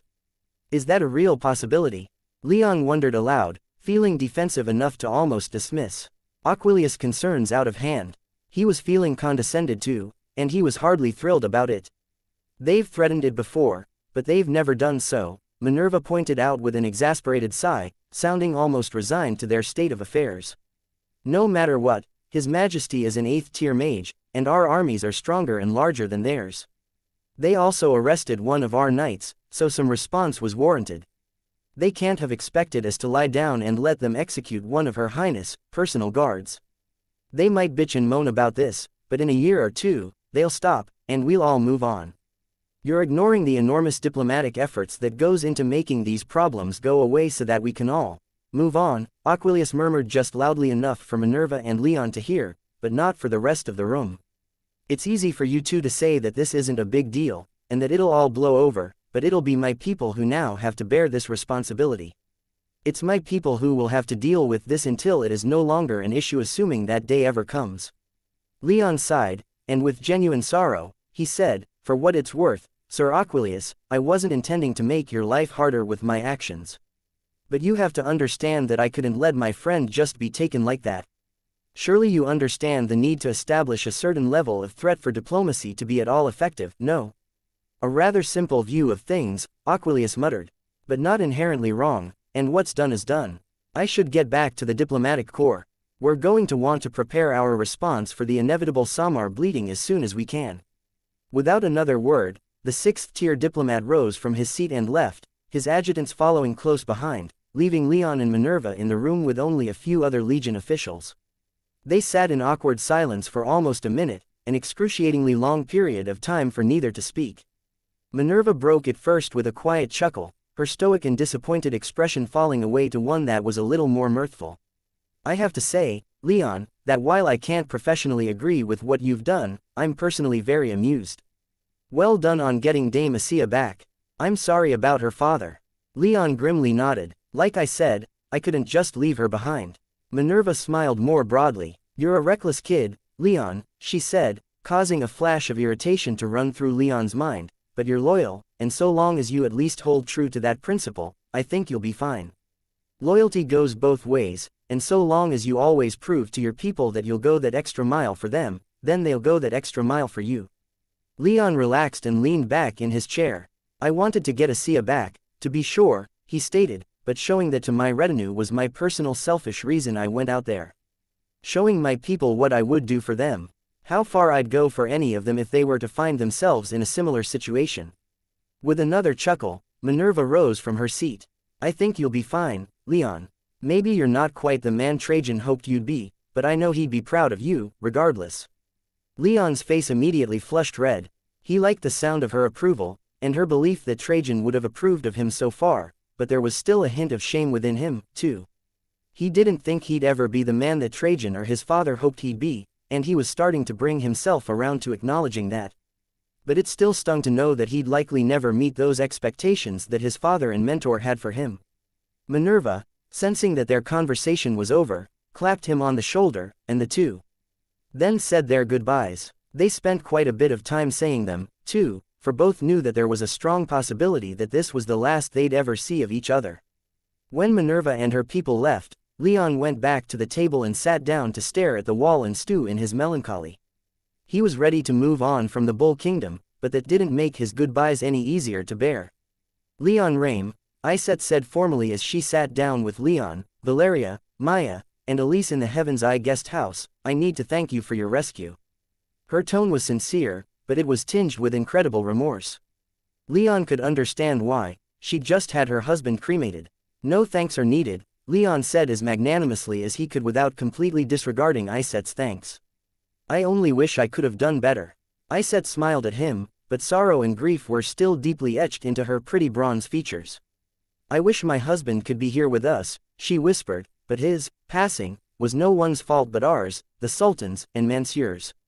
We got ourselves into that mess, the Sultan viciously rebuked us, and Mansur carried out his orders. Don't blame yourself, Leon. You saved me and my daughter, for that, I will forever be grateful. If you hadn't done what you did, I would have joined my husband in death, and Asia would have. I don't even want to think about what might have happened to her. Elise got up from where she was sitting with Leon and joined Iset, wrapping her arms around the grieving Samaritan woman and holding her close. Iset looked close to breaking down, but she kept her eyes fairly dry and hugged Elise back. For his part, Leon wanted nothing more than to let her grieve, but he was dying to know what had led up to Iset and Caillou's arrest. So, as delicately as he could, he asked Iset about it. We didn't lie to you, if that's what you're concerned about, Iset replied with a cheeky smile that seemed just a little too stiff to be natural. I wasn't trying to imply that you did, Leon said. Iset nodded. We didn't lie to you, she repeated, but we didn't exactly tell you the whole truth. I figured you didn't, Leon responded. It sounded like you almost did back during the testing for my flight suit, but Caillou cut you off. Iset fell silent for a moment, and Leon cursed himself for bringing up her husband so thoughtlessly again, thinking she was going to stop her story. However, after taking a moment to compose herself and squeeze Elise's hand for comfort, Iset continued. We were promised safe harbor in Duciris, Iset explained, referring to the Samarid counterpart to Arimenium. Our allies in Samar were to meet us there. Old friends who assured us of our safety, letting us place our trust in them to the point of allowing our daughter to accompany us. Only for that trust to be betrayed, all of our friends turned us into the Sultan, and Asiya was caught up in our naivete. Why? Leon wondered aloud. I can't say, Iset said. Our friends weren't very conversational when taking us into custody. We were simply told that the Sultan hadn't pardoned us, and that by returning we were breaking our exile. So it was just a ploy to bring you two back into the Samar kingdom and into the hands of the Sultan, Leon confirmed. It would seem that way. Iset sighed and leaned back into the sofa, letting her eyes drift upward until she was talking more at the ceiling than to Leon. If they'd tried this 10 years ago, I don't think Caillou and I would have been fooled. We might have tried to meet them in Florentia or some other neutral ground. But we wanted to go home so badly, and with Arimenium right here, and Samar so far away, we thought it was safe. We thought that, well, it doesn't matter what we thought. We fell for the trap hook, line, and sinker, and my husband paid for that mistake with his life. I'm sorry, Leon repeated, his guilt not assuaged in the slightest despite Iset repeatedly claiming that she didn't blame him for Caillou's death. Iset just smiled at him.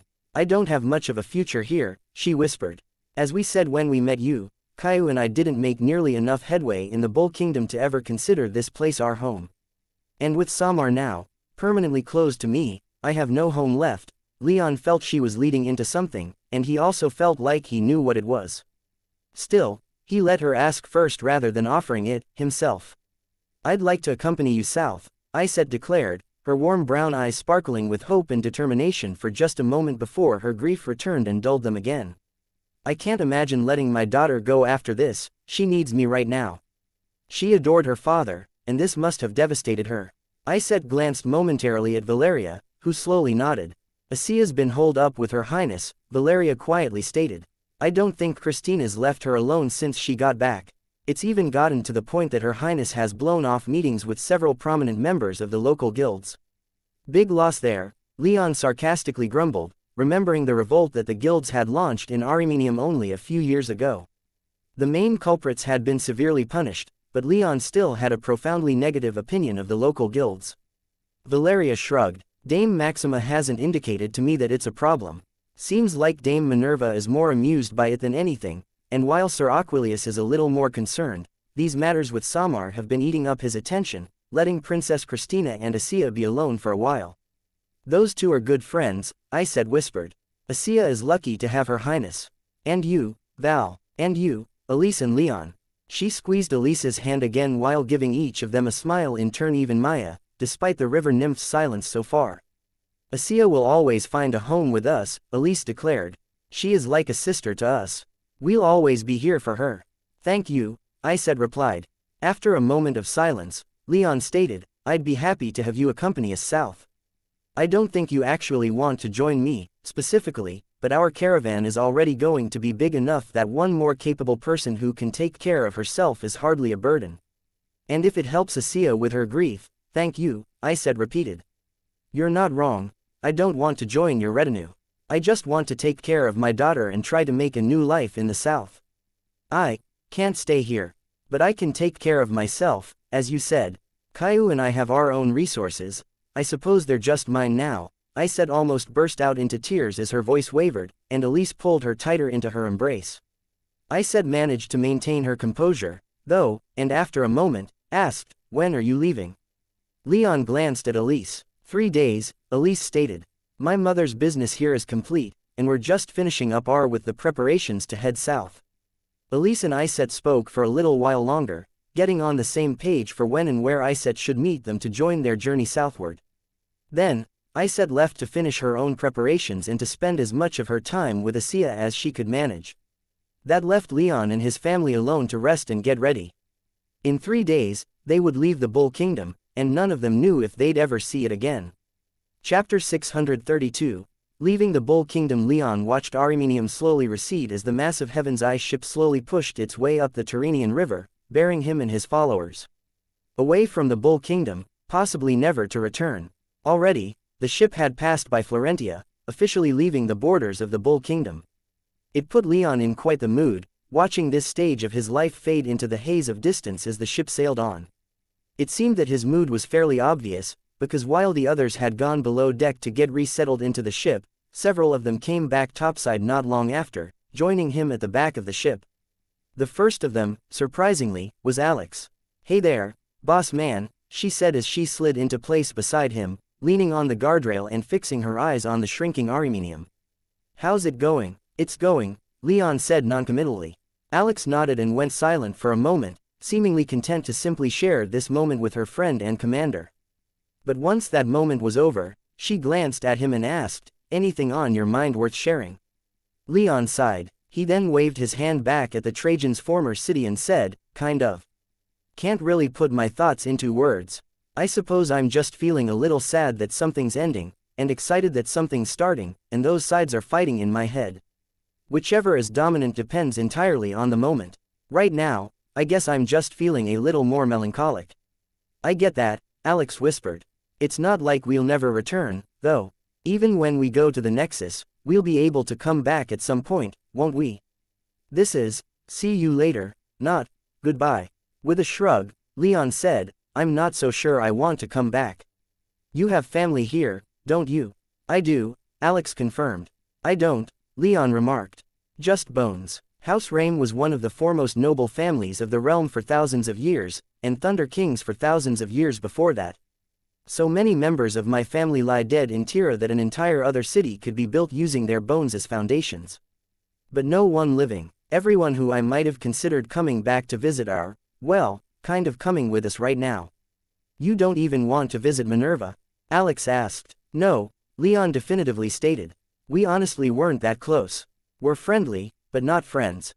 "Then when I come back to visit my family, you come with me to visit your family's tombs," Alex suggested. "They're both in the Northern Territories, so we can easily go together." She smiled at him radiantly, and Leon was suddenly terribly grateful that he had her as a friend. "Not a goodbye," he murmured, his eyes turning back to Arimenium. "Just a see you later," Alex nodded and clapped him on the shoulder. "And, hey," she said, "if we come back and find that August has run the place into the ground, we can knock him about a little. Get a little justified payback for that war we got dragged into for him." Leon chuckled and playfully pushed his former squire. "That might be fun." "Might be," Alex challenged. "I'll have you know that I've been hoping to get a chance to kick that soft Prince Black and Blue. Boy needs to harden up, I say, if he's going to be ruling a kingdom." "I think his father will have that taken care of," Leon stated. "I wouldn't be surprised to see him equal to the paladins if we ever come back, so if you want to give him those kicks, you'll have to train like hells to catch up."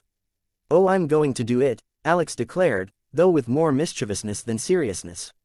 "Mark my words, Leon, I'm going to kick that princeling so hard in the ass someday that he'll be tasting my toes for years to come." A voice sounded from behind them, "That would be fun to see." Leon and Alex glanced back and were met with the sight of a smiling Valeria as she leaned against the guardrail on Leon's other side. She wore largely the same clothing that she was used to, a loose sky blue tunic and tight dark blue exercise pants. However, unlike usual, she was actually wearing jewelry. Around her neck was the gold amulet set with a glowing sapphire that Leon had looted from Monsieur's corpse. This was the accessory that had allowed the Samaritan to turn invisible and evade Leon's detection until the moment he hurled the fatal fireball that claimed Caillou's life. Since Maya and Elise both had their invisibility rings, Leon gave Valeria the amulet so that she would have similar capability. The ring set with a dozen rubies, on the other hand, Leon wasn't sure what to do with. As far as he could tell, the ring acted as a kind of magical battery. He could certainly use it, but he already had the amulet given to him by Elise as a wedding gift which fulfilled a similar function. Giving it to Asia was a sore temptation, but he hesitated. He didn't want it to come across as insensitive. She'd lost her father, and Leon blamed his own complacency. Giving her the ring would feel to him like blood money, and he was sure it would be taken as a rude gesture, as if he were trying to buy his way out guilt. To an extent, That was exactly what he wanted to do, give wuxia a great gift, and hope that that might help make up for his mistake. But he knew as well as anyone that a lost father was utterly irreplaceable, and if Justin had tried to give him such a gift as a way to apologize, Leon would have been incensed. Their situations weren't identical, of course, but Leon was unable to come to any decisions regarding what to do with the ring, so now it just lay in his soul realm gathering dust. Valeria and Alex continued to bemoan the choices of Octavius and August that led to the Civil War, but Leon didn't pay much attention, letting his attention turn back to the shrinking city behind them, and the departure from his life so far. Before too long, though, soft, loving hands wrapped themselves around his waist, and he felt someone leaning into him from behind. He didn't have to turn around to know that it was Elise, but he did anyway to press his lips against hers. Neither said a thing, with Elise only giving Alex and Valeria loving smiles as her greeting. But then she turned back to Leon, and with a smile on her gorgeous face, she took one of his hands and led him onward. Leon and Maya had a magical connection, so they could sense each other's emotional states with reasonable clarity. Leon and Elise, however, had no such magical connection, and yet, they didn't need one. Elise knew what was going on in Leon's head, and Leon knew what was going on in hers. As a result, despite her seductive smile and her leading toward the yacht's interior, he knew that she wasn't looking for sex. Instead, she led him through the ship's halls to the covered front of the ship, where the main leisure areas were located. She led him to a private lounge several floors up, one with huge crystal-clear glass windows that gave unparalleled views of the course ahead. It was only when they stopped in front of those windows that Elise finally spoke. "Look forward, husband, not back," she said as she squeezed his hand and rested her head on his shoulder. She didn't need to say anything more. Leon smiled and squeezed her hand back, and whispered, "I love you." Elise lightly giggled, her love not needing to be said aloud for Leon to know how she felt. The two stood there in silence for hours, just watching the land they passed, watching the verdant fields by the Tyrrhenian River gradually give way to starker, sandier deserts as they moved south. Soon enough, Armenium passed out of sight as the hills and haze of distance obscured it. They'd finally departed from the Bull Kingdom, not to return for a long time, if ever. Leon sat in the yacht's training room, staring at Gaius sitting just a few feet in front of him.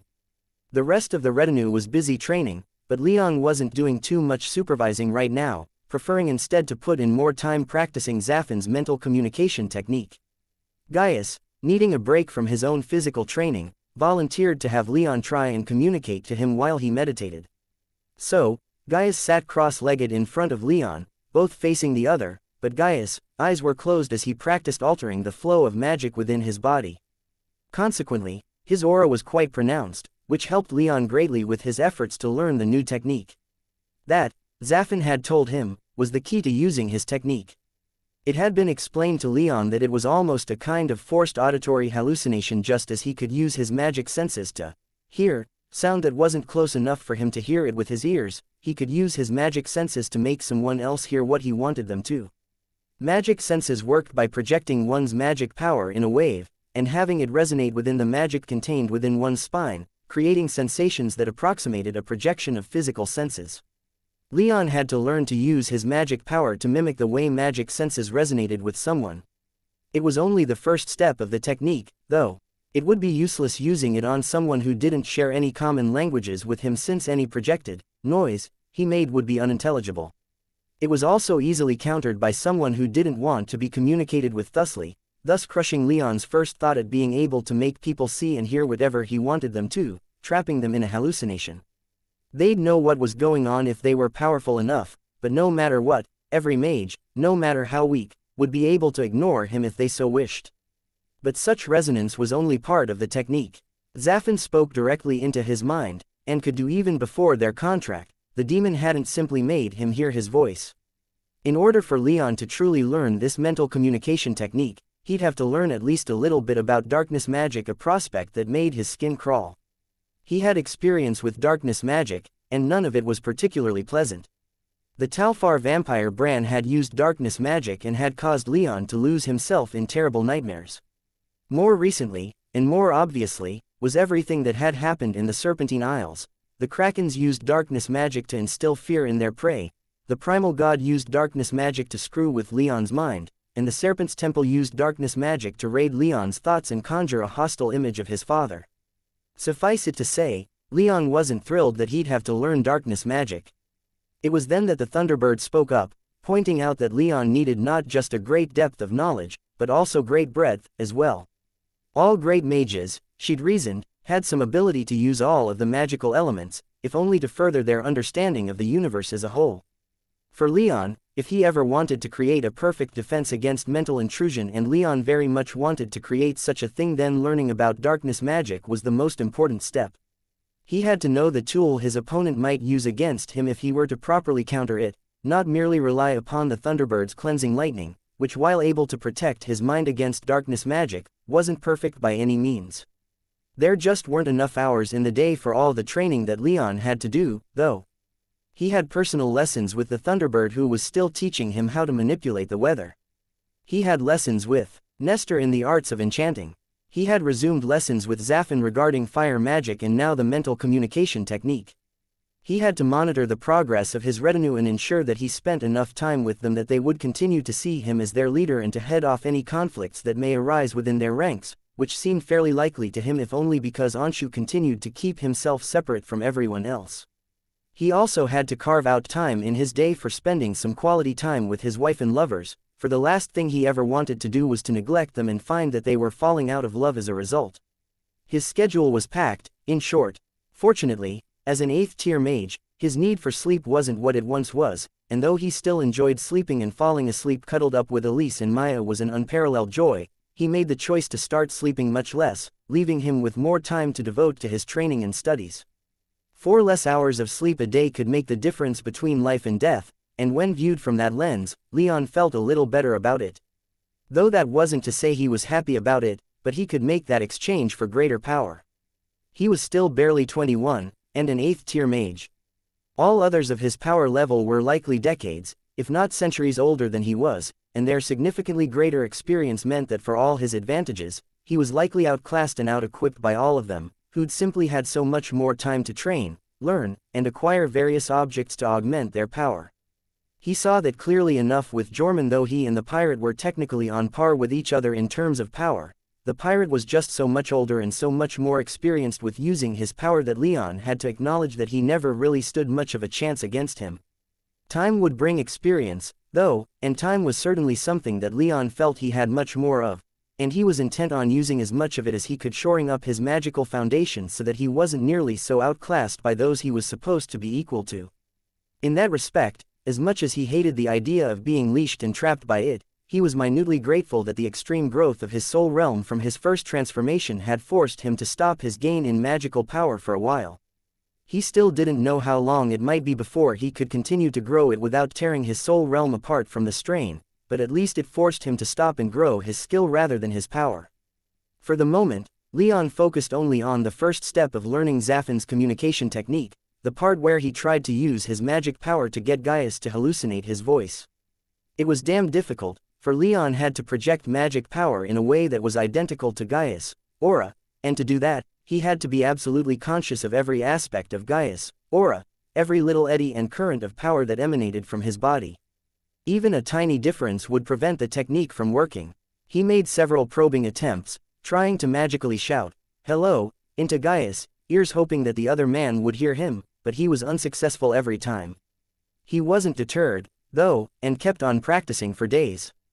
The yacht was slowly making its way up the Tyrrhenian River, and wouldn't reach its destination for a few days, yet, and he intended to use every scrap of free time he had all to himself to practice this. For all that Zaffin and the Thunderbird had claimed that this technique was useless in most practical ways, it was still a fine way to practice his skills in fine magic control.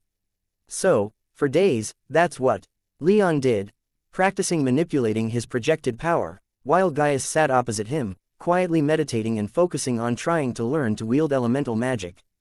Unfortunately for him, he'd settled on learning earth magic, meaning that Leon was next to no help in teaching him how to use magic. By the time the Heaven's Eye yacht had carried them as far as it could, Leon hadn't managed to get a hold of the technique, though he'd learned a great deal about manipulating his aura, enough that he was confident he'd learn the technique by the time their caravan reached Oculara. For the moment, though, he was glad for the break. As dedicated as he was to expanding his magical skills, he still needed at least some time to relax. To that end, he wanted to explore the city a little with his family and retinue, but he was stopped by his mother-in-law, who needed to go over their schedule. In short, they had arrived at the point where the Samar kingdom's borders met with Asturias to the east and the Cortuban alliance to the south, a group of 5 allied petty kings who'd banded together to fight against the Samar kingdom to the northwest, the kingdom of Asturias to the northeast, and the Halcyon Federation to the south and west. The border they were at was relatively peaceful, but Emily indicated that it wasn't always so, for Asturias and the Cortubans were almost perpetually at war. Fortunately for their caravan, hostilities these days were mostly relegated to the east. A mountain range separated Asturias and the alliance, and the only 2 passes through it were here along the Tyrrhenian River, and one much further east where the northern mountain range met another mountain range that separated the civilized world from the bleak and almost lifeless screeching desert. Leon wondered why the war hadn't spilled out into this western pass, and all Emily could guess was that the threat of Samar's intervention was keeping this region fairly peaceful, but stating that the possibility of the war spilling out over here was the main factor in her decision not to stick around too long. But they still had to arrange travel for more than 1,000 people, so they had to stay for at least a few days. Grateful for even that much time off a ship, Leon went to meet up with his people and spend some time in a brand new place. Chapter 633. Bonding with the retinue. The Tyrrhenian River was wide and deep, and though it continued for a long ways past the city where Leon and his people would be proceeding on foot, the Heaven's Eye yacht was much too large and cumbersome to travel further. Getting everything organized to continue overland would take a few days, so Leon and his family and retinue decided to head out into the city to see what entertainments could be found. The city itself was under the control of the Samar kingdom, and it showed in its architecture and layout. It was built in a wide half-circle against the river, with shorter, stubbier buildings made of local stone and timber, while the more important buildings were built of enchanted black glass. The Samarids called it Akhmim, but apparently it had once been a trading outpost of a small petty kingdom called Ipu. Being the city furthest up the Tyrrhenian River that had artificially deepened the river to accommodate large-scale trade, and being so close to the border of 3 different states, the Samar kingdom, Asturias, and the Cortuban alliance, Leon learned from Elise that it had changed hands many times in the past few millennia. Akhmim struck him as quite similar to Armenium. The latter was located in a strategically important place, had a deep population pool, and was also right on the border between several kingdoms, notably the Bull and Talfar kingdoms, who'd fought each other many times over recent centuries for control over the city. But that thematic resonance was where the similarities ended, for Akhmim was a Samarid city through and through, with a vastly different culture and feel to it than Armenium. Eager to see the city's culture for himself, Leon left the yacht with Elise, Maya, and Valeria at his side. The rest of his retinue could handle themselves, and he saw Anshu go off on his own, while Marcus, Alcander, Alex, and Gaius all went out together. Leon and his family spent the day traveling through the more tourist-focused areas, with plentiful food and entertainment to be found. Street performers showing off their flamboyant skills with magic, throwing around fire and light to the delight of their audience, were common. Food stalls abounded, many selling various kinds of kebab or other portable food, nearly all of which had Leon's mouth watering with hunger as soon as he encountered their heavenly aromas. The city's roads were all built like concentric circles around the city's core, where the administrative buildings lay, as well as the local Heaven's Eye enclave. The largest thoroughfare, however, ran through the center of the city, and was covered by a long roof supported by innumerable sandstone columns. This far south, they were largely out of the desert of the Samar kingdom, but it was still quite warm outside during the day and the people wanted to be able to explore the markets in the shade and with good airflow. Nearly all other streets with heavy traffic were provided with shade by rows of perfectly spaced palm trees. Leon appreciated it, especially when they stopped at a small forum where the locals were selling multicolored garments in more styles than Leon could count, and they decided to take a short break from wandering around the city and window shop in this district a little. Leon largely didn't pay much attention to what the others were looking at, being a little more preoccupied with some of the local street performers who had trained birds and small monkeys to dance and sing. However, he started paying a little more attention when he noticed his ladies seemingly conspiring amongst themselves, shooting him surreptitious looks with crafty smiles as they picked through some darker colored clothes being sold by a young man flamboyantly dressed in pinks and bright greens who was eagerly holding up a men's embroidered sleeveless vest. He didn't quite know what they were up to, but he could hazard a guess. Eventually, though, his interest was captured when he heard the sound of clanging metal, and after the ladies were done and had bought what they were eyeing, Leon led them toward the unmistakable sound of forging. Not far from the forum was a small smithery. This one caught Leon's interest when he saw that the smiths were forging armor here to complement the nearby tailors. If he were honest with himself, he didn't really think they were making anything special in this particular open-air smithery, just hundreds and thousands of links to turn into mail. However, he'd never really seen an armorer working before, and he found the process almost hypnotic to watch. When he thought of forging armor, he'd always thought of blacksmiths spending hours every day hammering great sheets of metal into suits of plate, and while there were a few people around doing that with a couple of 5th-tier earth and fire mages supervising and providing some magical muscle to aid the armorers, most of the men in the smithery, and they were all men, which Leon took note of, were busy making, cutting, and wrapping wire to make mail links. Leon wasn't sure how long he stood by, watching those armorers turn thousands of feet of steel wire into mail with incredible teamwork and precision, making 5 full suits in the time. He spent watching them work, with the stronger mages cutting down on the time required a great deal. It was certainly long enough that his ladies grew somewhat bored and interrupted his reverie to drag him off in search of something else to occupy their time. But though he was taken away from the smiths, Leon found himself rather fixated on what he'd seen. He was an enchanter, there were no doubts to that in his mind, but it occurred to him that his work was essentially dependent entirely on smiths, jewelers, and tailors. He couldn't make anything himself, he could only enchant what others had made for him. He was still lacking armor after his suit of magmic steel had been destroyed once again during the campaign against Jorman, and he knew that he'd eventually need a new suit. Could I make my own instead of merely commissioning someone else to make it? Leon found himself wondering. His old armor, while fantastic and did the job of keeping him alive magnificently, had also been extremely limited in its ability to hold enchantments. Leon needed something better, something more versatile, and he wasn't sure if he wanted to leave even a single aspect of the armor that he would depend on to keep him safe in the hands of a smith he neither knew nor trusted. The more he thought about it, the more the idea appealed to him. Enchantments were still his passion, but he could feel some growing embers of excitement growing within him at the thought of making his own gear from complete scratch. Of having absolute control over what he made. The part of his brain that still demanded he find time to sleep cried out in despair, but Leon decided as he and his family walked away from the smithery, that he needed to learn the arts of blacksmithing in addition to those of enchanting. The next day, Leon decided to spend the day within the guest house within the Heaven's Eye enclave that they were staying at. Most everyone else went out, but a few people, like himself and Maya, weren't of a mind to explore the city any further. Or rather, they had other things to spend their time on. In Leon's case, he spent most of his day in a large courtyard with Anzu, letting the young griffin run around and get in some exercise that he'd been missing during the long boat ride over the past month. Leon joined in some roughhousing with his griffin, but for the most part, stayed seated on a bench with his nose buried in books. On their way home the previous day, Valeria had noticed a large bookstore, and Maya insisted that they stop and check the place out. Leon hadn't initially thought that he'd find anything that would catch his interest, but it turned out that the store had a number of beginners' books on blacksmithing, and he bought them all without a second look. They weren't exactly comprehensive manuals, but he was at least picking up some of the basest fundamentals. He'd still need a proper teacher, but he was happy that he had something to tide his curiosity over until they reached Oculara. However, as the day grew late, people started returning. Anshu was first, having become seemingly bored with the city already and coming back to spend some training. Alex and Gaius were next, the two having left separately but coincidentally coming back at the same time at least, so they claimed, but Leon noted that they didn't exactly go their separate ways after returning.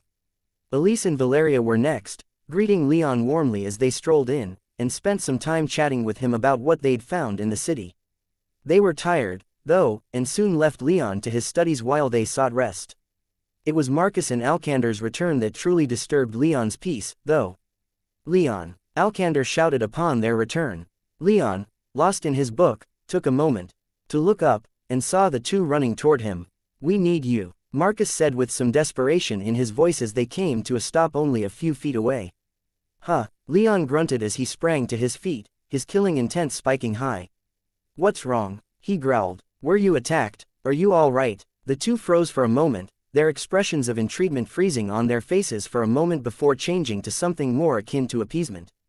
No, nothing like that," Marcus hurriedly faltered. We found a fighting ring and we need a patron to participate.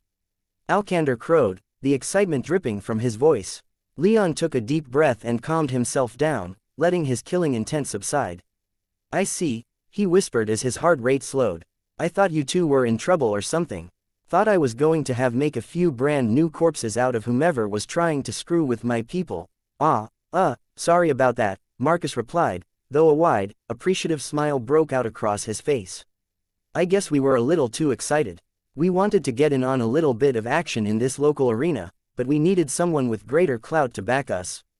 We're only going to be betting our own money if we bet at all, but we still need a patron to cover any expenses and take responsibility for any trouble we might cause. And while we don't know anyone around here with local prestige, the organizers did say that a mage of sufficient power would be a suitable patron. Leon chuckled as his body finally relaxed and his magic power died down within his blood.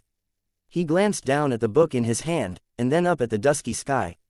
It had been a long day, and he'd spent nearly the entirety of it here in the courtyard reading up on the basics of blacksmithing.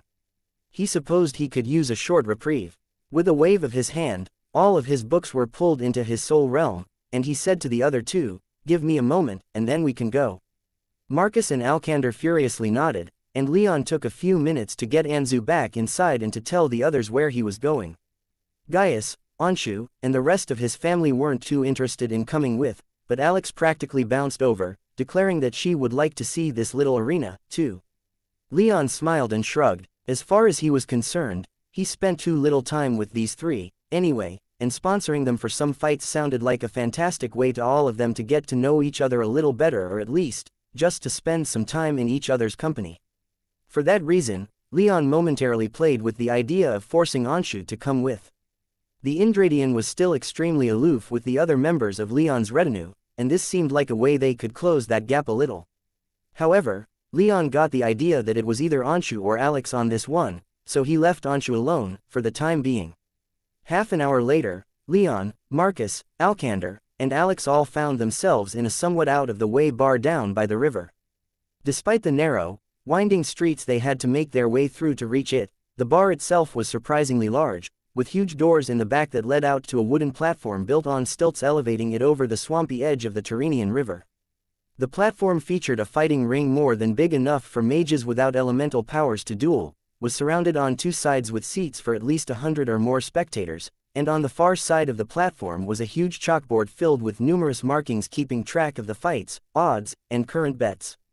About 80 people were already outside, drinking and loudly spectating a fight between two second-tier mages in the ring, while another 40 or so people were spending their time in the bar, drinking who knew what, for at least some of them were mages and yet still seemed fairly drunk. Upon their arrival, Marcus and Alcander went over to the man who Leon assumed to be running the fights, a fifth-tier mage who seemed to be a Samaritan if his bronze skin and loose white robes were any indication, and asked to join the fights, with Alex just behind them. Leon didn't have to say much other than make it clear that he was their patron, and soon enough, the three were added to the chalkboard, though Alex had to argue a little more vociferously to get her name up there. It didn't seem like there were many female fighters around, and the organizer adamantly refused to have Alex fight a man. Eventually, though, he consented to having Alex's name added to the much smaller bracket of female fighters, with some tacit prodding by way of Leon glaring threateningly at him until he agreed. Leon and the others then took their seats and waited for their fights to begin. The other three were practically bouncing with excitement, but Leon was more tranquil, choosing to observe their competition. For the most part, he wasn't that impressed, but that was sort of to be expected. The next half-dozen fights were between pairs of mages second tier or weaker. It seemed that the real fights between stronger mages weren't to begin until later. Leon was fairly surprised that mages that strong were even participating in bar fights, but that surprise soon dissipated when he glanced at Marcus, Alcander, and Alex, all of whom were in the fourth tier and couldn't contain their eagerness. He supposed that his three retainers were far from unique in this regard. When he sensed a lull in their conversation, he leaned over and asked his three followers, "So, why look for fights in a place like this?" Alcander was the first to respond, and he gave Leon an unabashed smile and said, "Seemed like fun." Marcus offered a little more information. "We asked around for good places to spend some time and money, and the locals pointed us in this direction. As rustic as it is, apparently this is quite the spot for amateurs to come and fight." Some guilds, mercenary companies, and gladiator teams will even sometimes come and watch, looking for new blood to add to their ranks. Leon nodded. This wasn't the most prestigious of places, but people did strange things to get noticed. And from what he could tell from the bets people were shouting to the bookie, this wasn't a bad place to earn a little pocket change. By his estimation, if he were to bet 100 silvers on the winner of every fight, he could walk away with 7 or 8,000 silvers. Of course, that would be in the best case scenario, but even then, the betting didn't truly capture his attention, especially since there were relatively low caps for an individual bet. Looks like they can have coaches and others in their corner, Leon observed, noticing that for the current fight, and for many others prior, there were older men standing in the fight's corner shouting advice. "You going to do that for us?" Alex asked half seriously. "Might do," Leon said with a smile. "I don't claim to be a fighting expert, but surely there can be some pointers I can give, no? I, for one, would welcome any tips you might have," Alkander loudly declared, attracting some attention, and little of it was friendly. Leon could feel more glares than stares, and as the bar filled up a bit more with the bigger fights drawing closer, there were more and more people of local dress and skin tone. It suddenly occurred to Leon just how obvious it was that he and his group were foreign. He put it out of mind, though. He utterly outclassed everyone present, and while he resolved to keep his eyes open for anything, he wasn't that worried about someone trying something stupid. "I think I'll refrain from the local brews, though," he idly mused as he thought he felt a brief hint of killing intent coming their way from some of the bartenders. "Looks like we have some newcomers," a voice boomed across the bar, pulling Leon out of his thoughts. He glanced over to the source of the voice, and he saw walking through the door a dozen men and 3 women walking into the bar. 8 of the men and 2 of the women were dressed in fairly skin-tight apparel that made it clear they were here to fight, but it wasn't any of them who'd spoken. Instead, it was the 5th-tier leader of their group, a rather doughy-looking fellow with sunken eyes, tanned, oily skin, short, greasy hair, a prominent pot-belly, and expensive-looking robes of green silk that did not a thing to complement his soft and unattractive appearance. In the wake of the arrival of the doughy man's group, and Leon could see a few of the weaker spectators either averting their eyes from fear or were staring at his group in what looked like anticipation. "And they look like they're a pack of cows from up north, too," the man shouted, staring at Leon's group with undisguised disgust and scorn. "Wonderful. It's always a good day for steak." The entire bar burst into frenzied whispering as their eyes darted between Leon's rather perplexed group and the newcomers. "They're up for fights, want to send in your guys against them?" The man running the fights inquired with traces of respect and deference to his tone, and a lazy, friendly half-smile on his lips. "Absolutely," the doughy man roared. "This isn't the place for these little calves, so let's smack them around a bit." A few chuckles rang out from the spectators, though they seemed more anticipatory than anything. Leon himself wasn't too insulted, but he could feel the crowd was on the doughy man's side. It seemed that his retinue picked up on that, as well, because he could feel the excitement within Marcus, Alkander, and Alex dying down, replaced with determined anger. "It seems we're fighting these guys," Leon murmured to his people. "You 3 had better win your fights. We cannot leave this place after being insulted by this fat shitstain." His words were heard by the doughy man, and his eyes bulged out and his face turned red with anger. Those around Leon who weren't part of his group went quiet and started nervously scooting away from him to make it clear they weren't with him. "Do you know who I am, boy?" the doughy man screamed, the clear difference in magical power between the two of them apparently not even a concern. Leon shrugged. "No." The doughy man went quiet for a moment, his eyes squinting the dim light of the bar. Then, a disgusting smile swept across his chapter 634. Talal the doughy man's champion was a man that was, somehow, even more muscular than Alkander. The latter was practically a giant, standing a head over Leon and built like a mountain, but his opponent was even larger, standing a head over him, and looked like he weighed half again as much as Alkander from muscle alone. The man grunted with derision as Alkander climbed into the ring. "I was craving some beef, and you look just fat enough to satisfy. If you want some meat, I've got all you need right here," Alkander replied as he lightly squeezed his crotch. "And I can guarantee you satisfaction." Leon's retainer then let his eyes drift up and down the doughy man's champion as a soft, appreciative smile spread across his lips. The champion did not look pleased at the hungry look Alkander gave him, and even less so by the words he'd spoken. The champion's face fell into a deep scowl, and he didn't say another word. 1,000 on my man. The doughy man shouted to the bookie by the chalkboard, his declaration sending a wave of excited murmuring resounding through the spectators. The bookie halted a moment, and Leon could understand why. The listed cap for an individual bet was only 500 silvers, and even then, the odds given to the doughy man's champion were so in his favor that even if the man won, he wasn't guaranteed anything more than the return of his wager plus a handful of extra coins. If anyone wanted to actually make any money of substance on this fight, then they'd have to bet on Alkander instead. The bookie sent a furtive, questioning look to the 5th-tier mage running the fight, and when he made an almost imperceptible nod, the bookie marked down the doughy man's wager, and it was only then that Leon learned his name, Talal. He briefly wondered just who this guy was. Everyone seemed to know him, and he certainly had a high opinion of himself, but he was only a 5th-tier mage. To Leon, that wasn't much, but he also had to remember that in the Bull Kingdom, a 5th-tier mage was at the level of a legion tribune and could have quite a bit of power depending on their position. Talal could be a local bureaucrat or something with a lot of power in the city.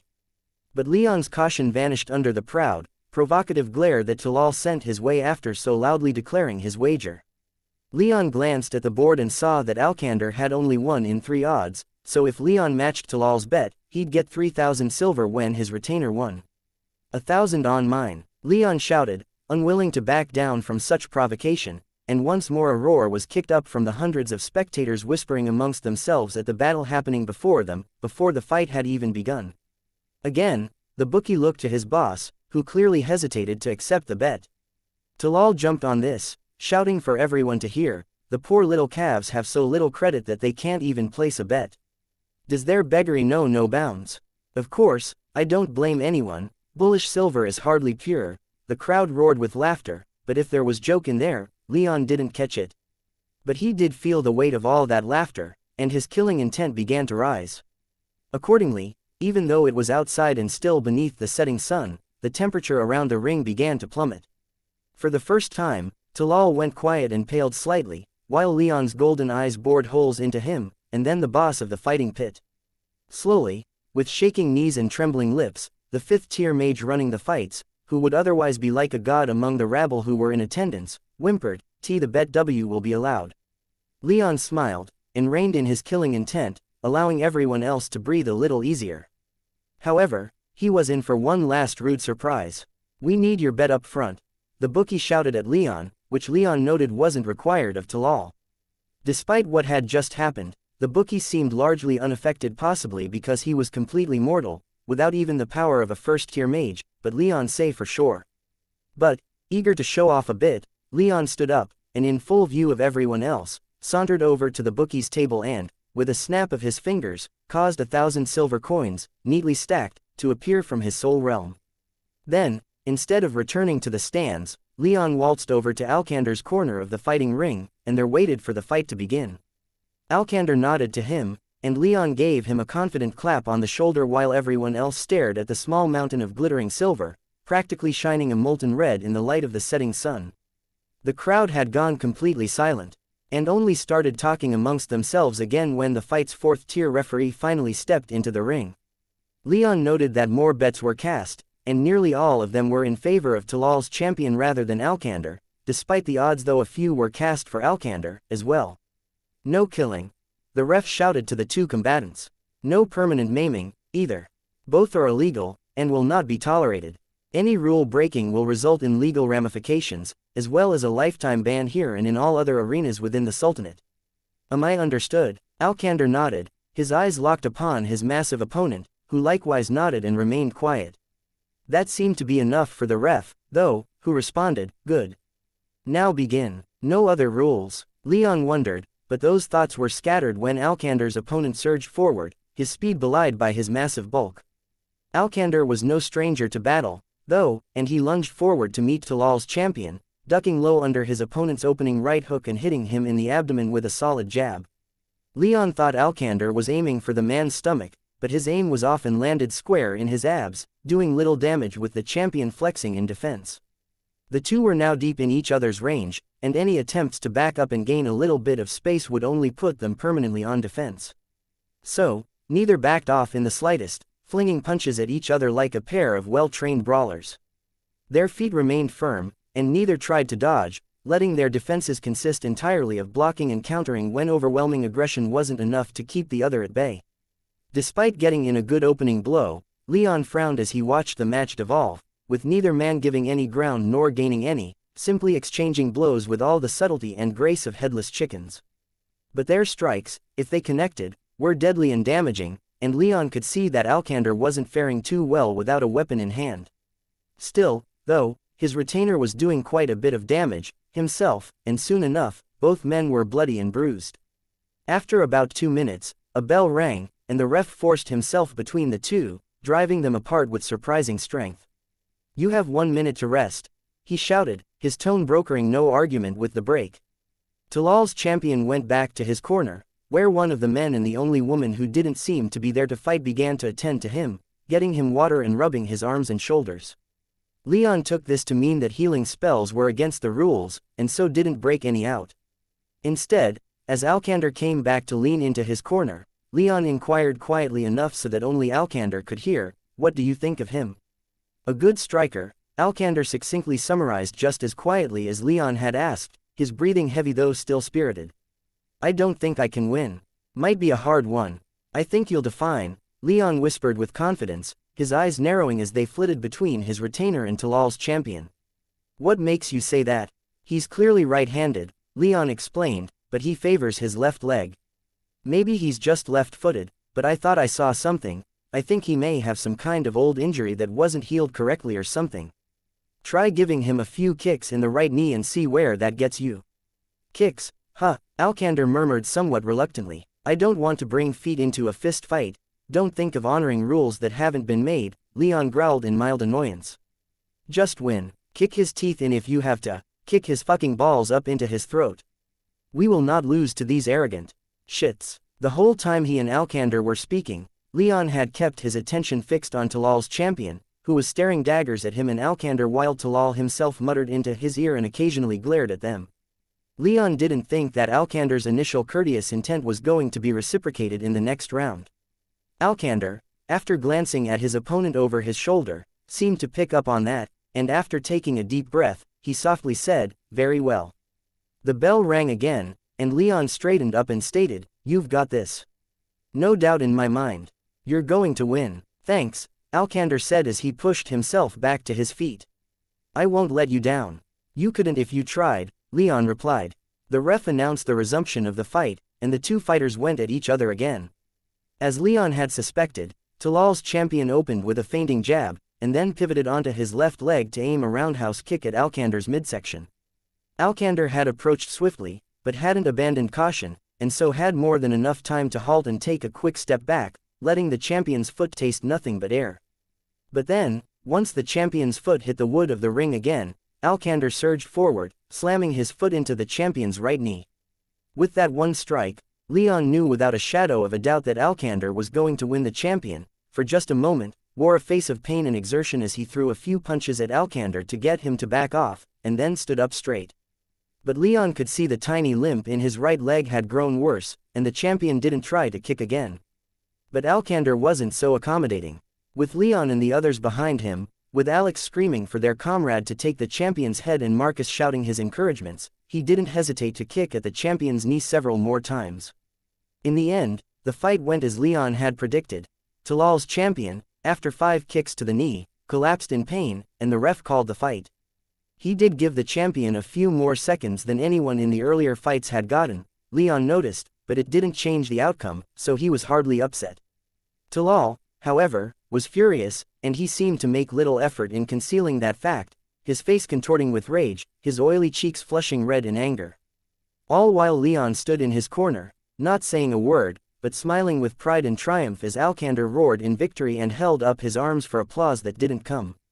None of the crowd seemed particularly thrilled that Alkander had won, not that stopped him from celebrating with his arms held aloft. Maybe it's because most of them just lost their bets. Leon quietly mused. Eventually, Talal's champion was helped out of the ring, Alkander stepped out, and Leon hopped down from the corner to collect his winnings. The bookie seemed unwilling to part with so much silver, but Leon laid a hand upon his shoulder and squeezed ever so slightly, letting the mortal man feel with his body what he might not have been able to feel before, Leon's comparatively titanic strength.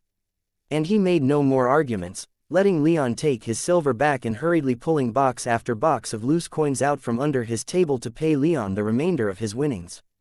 Talal coming forward to practically throw his 1,000 silver at the table helped, but the bookie still took some time counting out what Leon was owed, and Leon could practically feel the fight ring's manager dying on the other side of the room as every coin was handed over. When he walked back to his people, Leon said to Alcander, "Far as I'm concerned, most of that coin is yours, but I can hold onto it until we get back." Alcander, not wanting to burden himself with the weight of thousands of coins, agreed. Leon then pressed enough healing spells into the man's hand to fix all of the cuts and bruises he'd sustained during his fight. Then, it was time for the next match. Leon had pointedly ignored Talal as much as he could throughout all of this, but he knew the man to be incensed. However, after Alcander's win, he seemed a little more circumspect, still glaring hatefully at Leon, but not arrogantly bragging or shouting insults for all the bar to hear. Instead, he spoke with the manager for a minute or so, and then sent out his next fighter, a pale-skinned man of a much lither build, but tall and handsome. "I'll take this one," Marcus said as he stood up and entered the ring. Talal didn't bet on his fighter this time, so neither did Leon bet. Instead, the two just stood in their respective corners, with Talal glaring furiously at Leon while Leon grinned back with muted smugness. The eager shouting and betting of the crowd might as well have not existed for all the attention either man paid it. Finally, when the ref started the fight, Leon turned his gaze to Talal's fighter.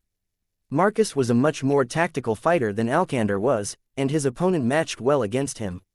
The two didn't immediately come to blows, but slowly approached each other, their guards raised, their eyes evaluating the other for any potential weaknesses they might be able to exploit. Talal's man broke the stalemate first, sending a few weak but quick probing strikes to test Marcus's defenses. Marcus expertly deflected and directed a couple of kicks his opponent's way to counter, none of which did any appreciable damage. The two slowly built up more power, but the pace of the fight didn't change that much for the first round. They slowly circled each other, staring the other down as they slowly and methodically probed for any opportunity, occasionally punctuating their probing strikes with bursts of intense violence, exchanging half a dozen or more blows in a matter of seconds, only to separate and go back to their slow circling, neither much worse for wear. When the round ended, Marcus came back to Leon's corner to quietly talk, while his opponent did likewise, with Talal bending down to hurriedly whisper in his fighter's ear while his support staff did their best to help their fighter relax with water and massages. "How do you feel?" Leon asked Marcus as the latter crouched down on the other side of the posts. Marcus understood that Leon meant that question in several ways, so he said, "I'm doing fine, no damage to report. But I think I can take this guy. He's too cautious, and if I go for a more aggressive approach, then I should be able to overwhelm him. I'm stronger than him, anyway, and quicker, too." "True," Leon agreed, "but I'd guess that he's getting similar orders right now." Indeed, both men could feel the killing intent start to radiate off Talal's fighter as his doughy manager whispered in his ear, his eyes locked upon Marcus. "I think the pace of the fight is going to change whether or not you intend for it to. Any advice?" Marcus inquired. "He's not a good kicker, it throws him slightly off balance. If he starts to kick, lean into it and bring him to the ground. Use your greater strength to make him submit." Marcus nodded, and a moment later, the second round began. As Leon predicted, as soon as the ref announced the resumption of the fight, Marcus's opponent began a blitz of strong punches and elbow strikes that put Marcus on the defensive right from the get-go. Marcus's defense was superb, and he dodged, deflected, and blocked every strike sent his way. After about 15 seconds, though, things changed. Talal's fighter tried to kick at Marcus's back knee as Marcus dodged backward. But Marcus did as Leon suggested and leaned into the hit, crouching down slightly to take it in a meatier part of his thigh, and then using his forward momentum to grab his opponent's leg and roll him to the ground. Marcus fell atop him, driving all the air from his opponent's lungs, and pulled him into a tight headlock. The fight was essentially over at that point, but Marcus had to choke his opponent almost into unconsciousness before he gave up. As he struggled, he managed to get in a few hits on Marcus, finally drawing a bit of blood, but it didn't change the result, and he eventually had to tap out.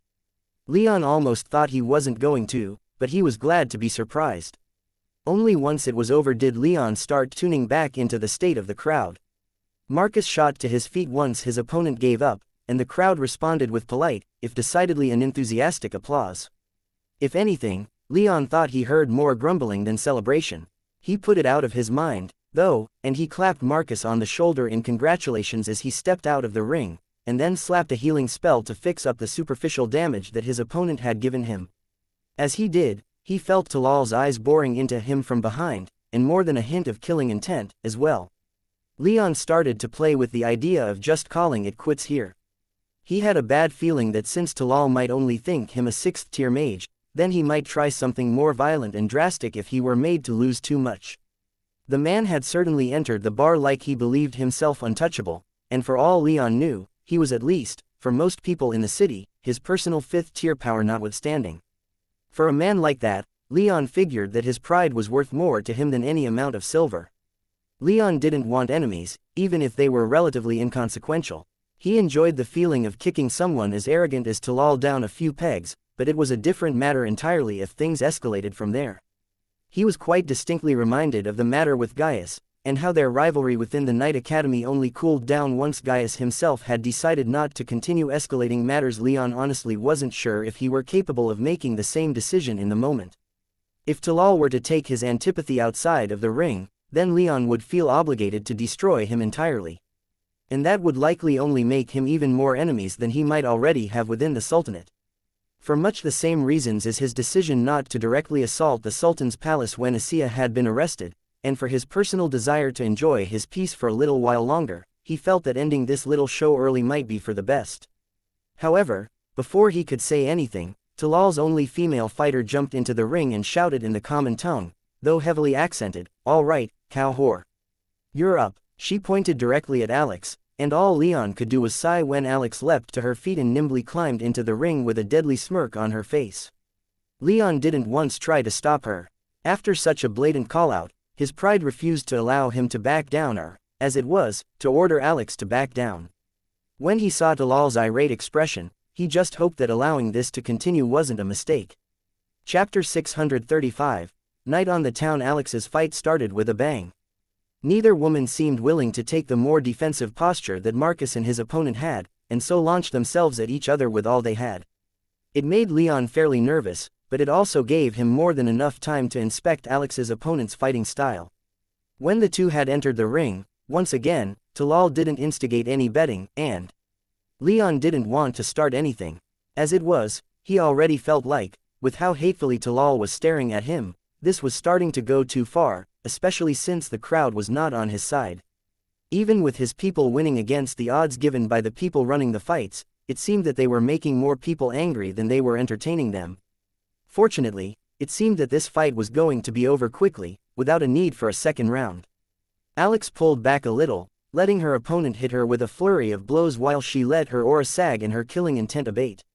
To anyone else, it would seem like she was tiring or starting to feel the hits she was taking.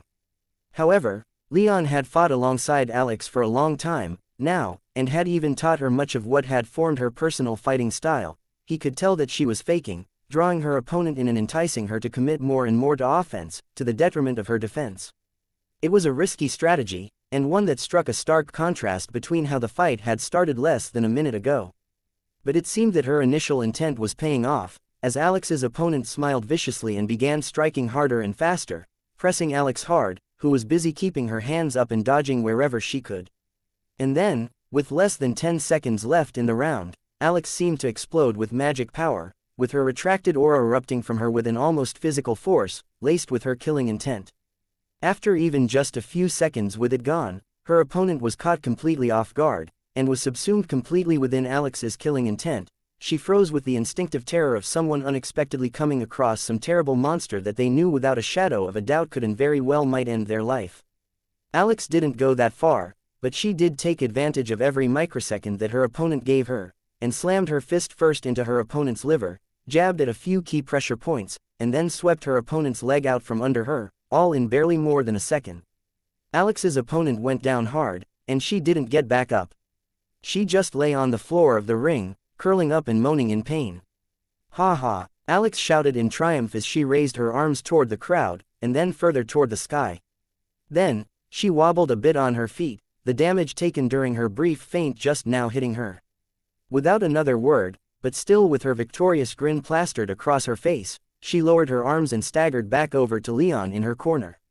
"Well done," he said appreciatively as he helped her out of the ring and passed a healing spell into her hand. "Couldn't have done it without you," she replied as she pressed the spell into her forearm. "Me, I didn't do a thing other than watch you win," Leon said with a laugh. "Count it as inspiration, then. I remember you telling me how you did something similar during your time in the Night Academy." "Yeah," Alkander muttered next to her, a hint of bitterness in his voice. "He used it on us. It was a good, if risky strategy," Marcus added. "If it went wrong, though, I think everyone would be calling you a fool." "That's why I waited until the round was almost over," Alex explained with a prideful tone. "Didn't want to spend the entire round getting my ass handed to me trying and failing to do that from the start." As they spoke, Leon glanced around the room and saw that Talal was just as furious as before, though Leon noted that it seemed his rage was only directed in his retainer's direction. The fighters who'd lost to Leon's people weren't being shouted at or abused. Leon didn't take that to mean much. Talal could still do that behind closed doors. For all Leon would know, but he at least took it as a sign that the oily man wasn't completely filled with hate. "Hey," Leon interrupted as his retainers gushed over their wins, "let's head back." "So soon," Alkander complained. "We've only had one fight each." "Yeah, I wouldn't mind staying a bit longer," said Marcus. "Surely some friendly fights with people who aren't trying to kill us can only expand out horizons." "The keyword there is friendly," Leon noted, and he subtly nodded to the spectators around them. "We're not in the friendliest crowd. Let's head out before we step on too many toes." Alex and Alkander for a moment looked like they were about to continue to protest, but after a look around, Marcus spoke up in agreement with Leon. With great reluctance, the two got to their feet, and all four made their way toward the exit. "Thanks for accommodating us, but we're going to have to call it here," Leon said good-naturedly to the fight manager on their way out, who spared him only the briefest of acknowledging glances. At the door, Leon took a quick look back, noting that nearly everyone in the bar was watching them leave in a manner that had him feeling extremely exposed. He may be more powerful than everyone in the room combined, but the sheer weight of the social pressure put upon him and his people was deeply uncomfortable. Talal, in particular, stared after him with a look of, well, Leon couldn't quite tell, but he felt that this wasn't the last time he'd see the Samaritan. Stepping back into the early night, he found that in his few seconds pause at the door, his three retainers had already immersed themselves in a lively debate about where to go and what to do next. "Under good authority that it's an extremely nice club," Alex advocated. "That may be the case, but a club is hardly my sort of place," Alkander responded with a deep frown, his arms flexing with restrained energy. "Somewhere where I can hit some more people would be my choice." "You can hit people at a club," Alex pointed out. "Just depends on how drunk you get, and how drunk they are. Might get us all banned for life, though." "Hardly matters. Not like we're planning on making it up to this city often," Marcus countered. "True," Alex acceded, "but I'd rather not make a habit of getting kicked out of every fun place we visit on our way south." "If you don't get kicked out, though, did you really have a good time?" Alkander inquired, and Leon honestly couldn't tell if he was being serious or not. Alkander then clapped Marcus on the back and added, "I think if it weren't for our family names, we would have gotten kicked out of quite a few places back home." Alkander punctuated his statement with a booming laugh, and Marcus couldn't help but join in. After a moment, though, Marcus quieted down and said, "I've a hunger, though not for food." "Did your source say this club is a good place to pick up some ladies?" "I don't know about ladies," Alex said with a wry smile, "but she did say that it was a good place to find some seriously fuckable guys." "That'll do, I guess," Marcus said with a shrug. "Count me in for that club." With a sigh of contemplation, Alkander replied, "Yeah, I'm in. If nothing else, there should still be drinks."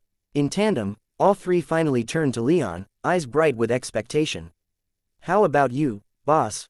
Marcus asked. "Feel like staying out a little longer?" There was absolutely nothing that Leon wanted to do more than to leave. He was fighting his embarrassment and mortification at the reception the four of them had received in the fighting pit, and the thought of staying out even longer in a place like a club did not appeal. However, the reason he'd accompanied everyone to begin with was to build up the bonds within his retinue. Not so much for the fun that he could have at such a place. With tremendous reluctance that he hid as best as he could, Leon agreed, and the other three happily led him onward. All the while, he felt like he'd just made a terrible mistake. Had some fun out there, husband? Elise asked with amusement as Leon walked back into the Heaven's Eye guest house. Over his shoulder he'd easily draped the massive unconscious form of Alcander, while next to him, Marcus and Alex were stumbling with their arms over the other's shoulders for support and balance. Fun, of a sort, Leon grumbled as he unceremoniously dumped Alcander's body onto a nearby sofa, where Valeria and Maya walked over to curiously inspect him. Ugh, Valeria groaned as she immediately recoiled. He smells like a brewery in the worst way. Yeah, Leon responded as he herded Marcus and Alex into seats of their own. Not really sure what he drank, but I think he underestimated how effective it would be on a 4th-tier mage. Whatever it was, he drank a lot of it. These two weren't any better. What happened? Elise wondered as she got up and walked over. Leon quickly narrated the night's events, starting first with the short time they spent in the fighting pits. By the time he finished with that, both Marcus and Alex, who'd interjected several times with their own slurred, drunken additions, had fallen asleep, so we went out to a club. A club? Valeria cried in disbelief. You went to a club? Leon shrugged, a look of muted disgust on his face. Yeah I did. Kind of wish I didn't, but I did. Was it really that bad? Elise inquired, a smile of pity and skepticism spreading across her lips.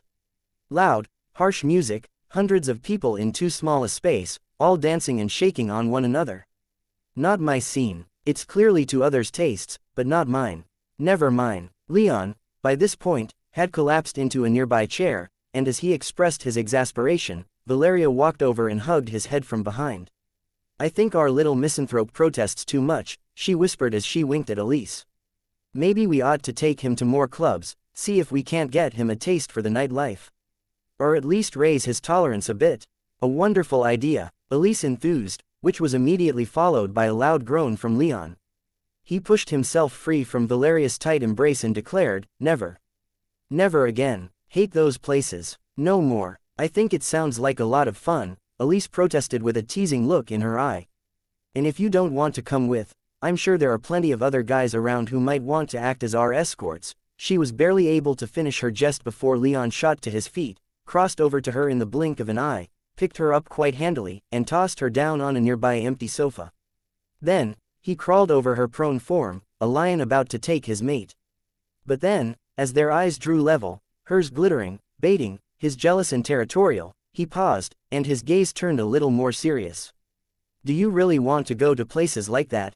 He asked. I want to go everywhere with you, she quipped. But when his eyes narrowed slightly, she added, it sounds like it can be a lot of fun if you go with people you enjoy being around.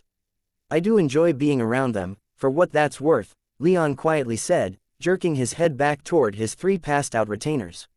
Well, when they're sober. With a shout of triumph that interrupted Elise's attempt to reply, Valeria leapt up and landed on Leon's back, hugging him from behind. Gotcha, she declared, but then her tone and demeanor changed to match Leon's more earnest attitude. I doubt either me or Elise will let ourselves go nearly so much as these 3. I think you might actually enjoy yourself if you don't have to worry about keeping an eye on your retainers, making sure they're all right and aren't starting fights or getting into trouble. That's what you were doing all night, wasn't it? Not cutting loose and having fun, but watching out for the people you're responsible for. Leon sighed, giving no other answer than that, but with Valeria and Elise, no other answer was needed. They knew that was exactly what had happened. Leon had spent the night as the only sober person among a group of drunks and had about as much fun as that implied.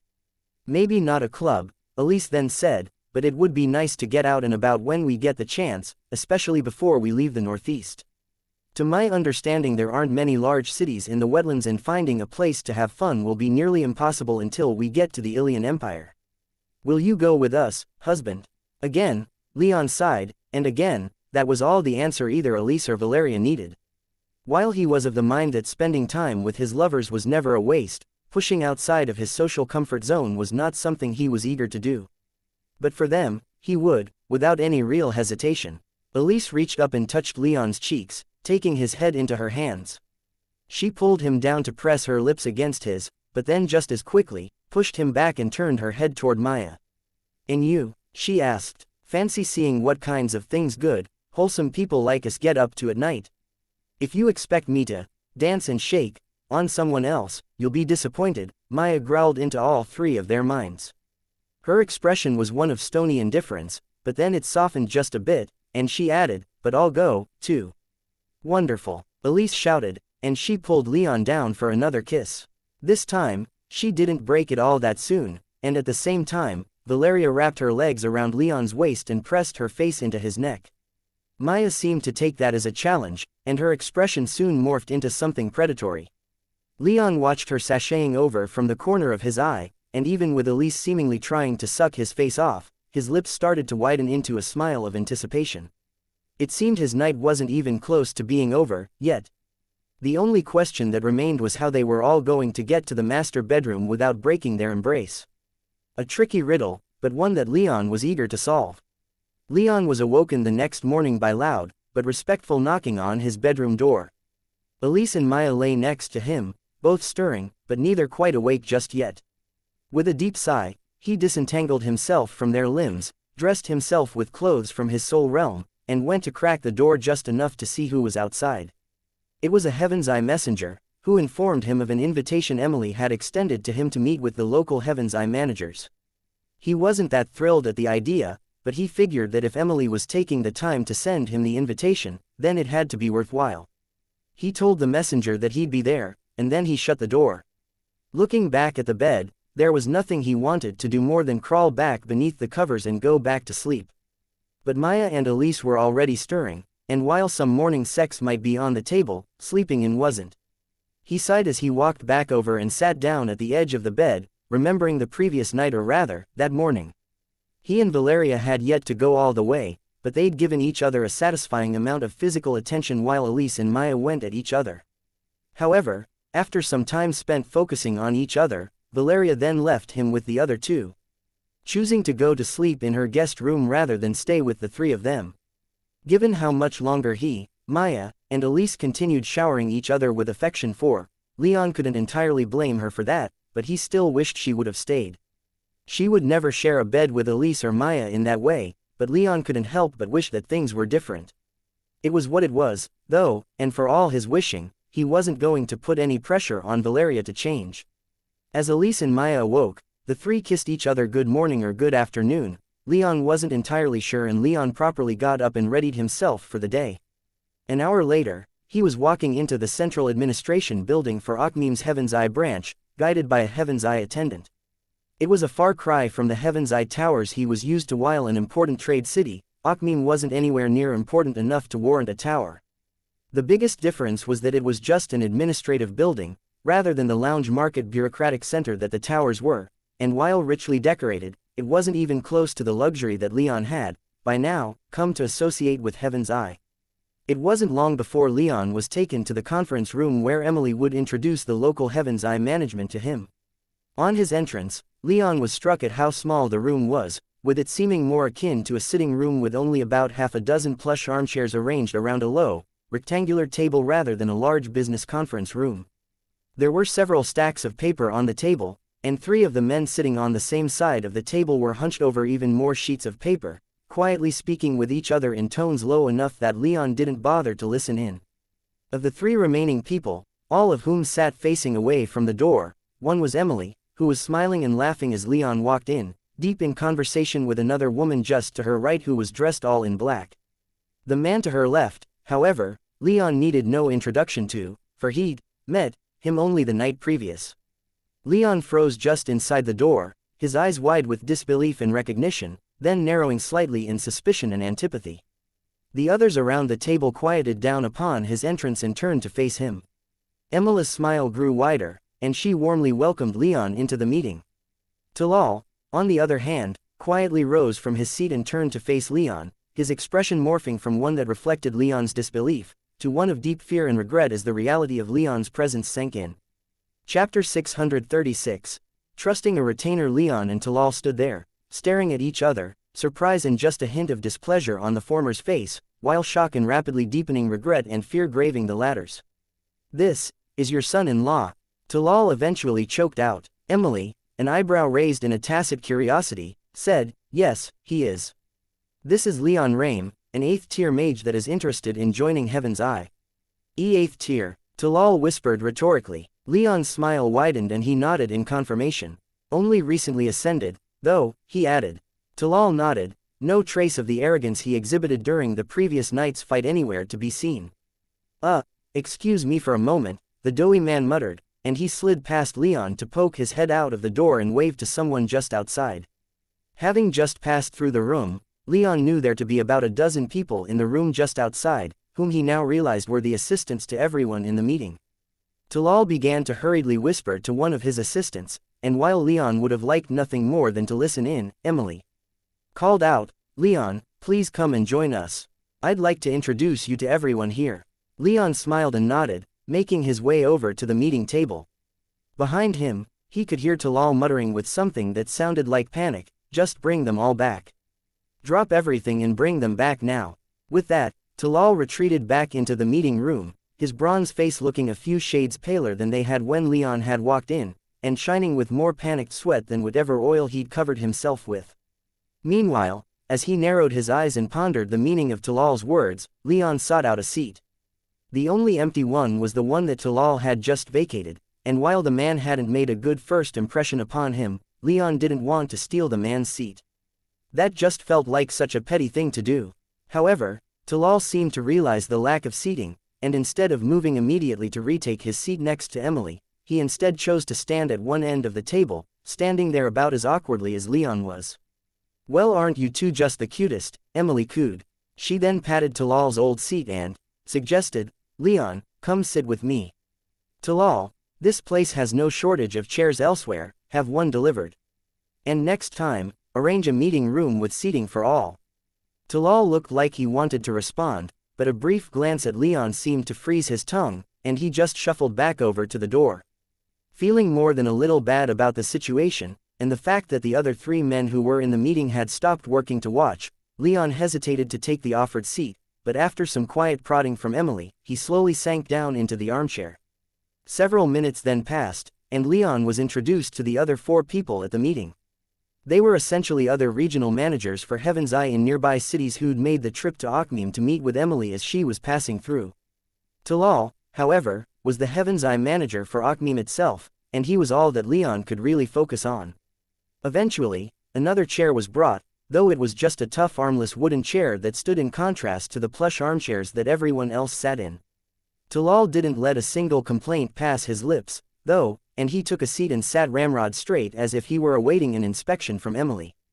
"Now," Emily loudly whispered as Talal sank into his seat and the others went silent, "I take it you two know each other?" "Not really," Leon replied. "We were acquainted last night when we both sponsored a few fighters in a small local arena. Lord Leon's fighters were honorable and fought admirably," Talal added, his voice quivering slightly.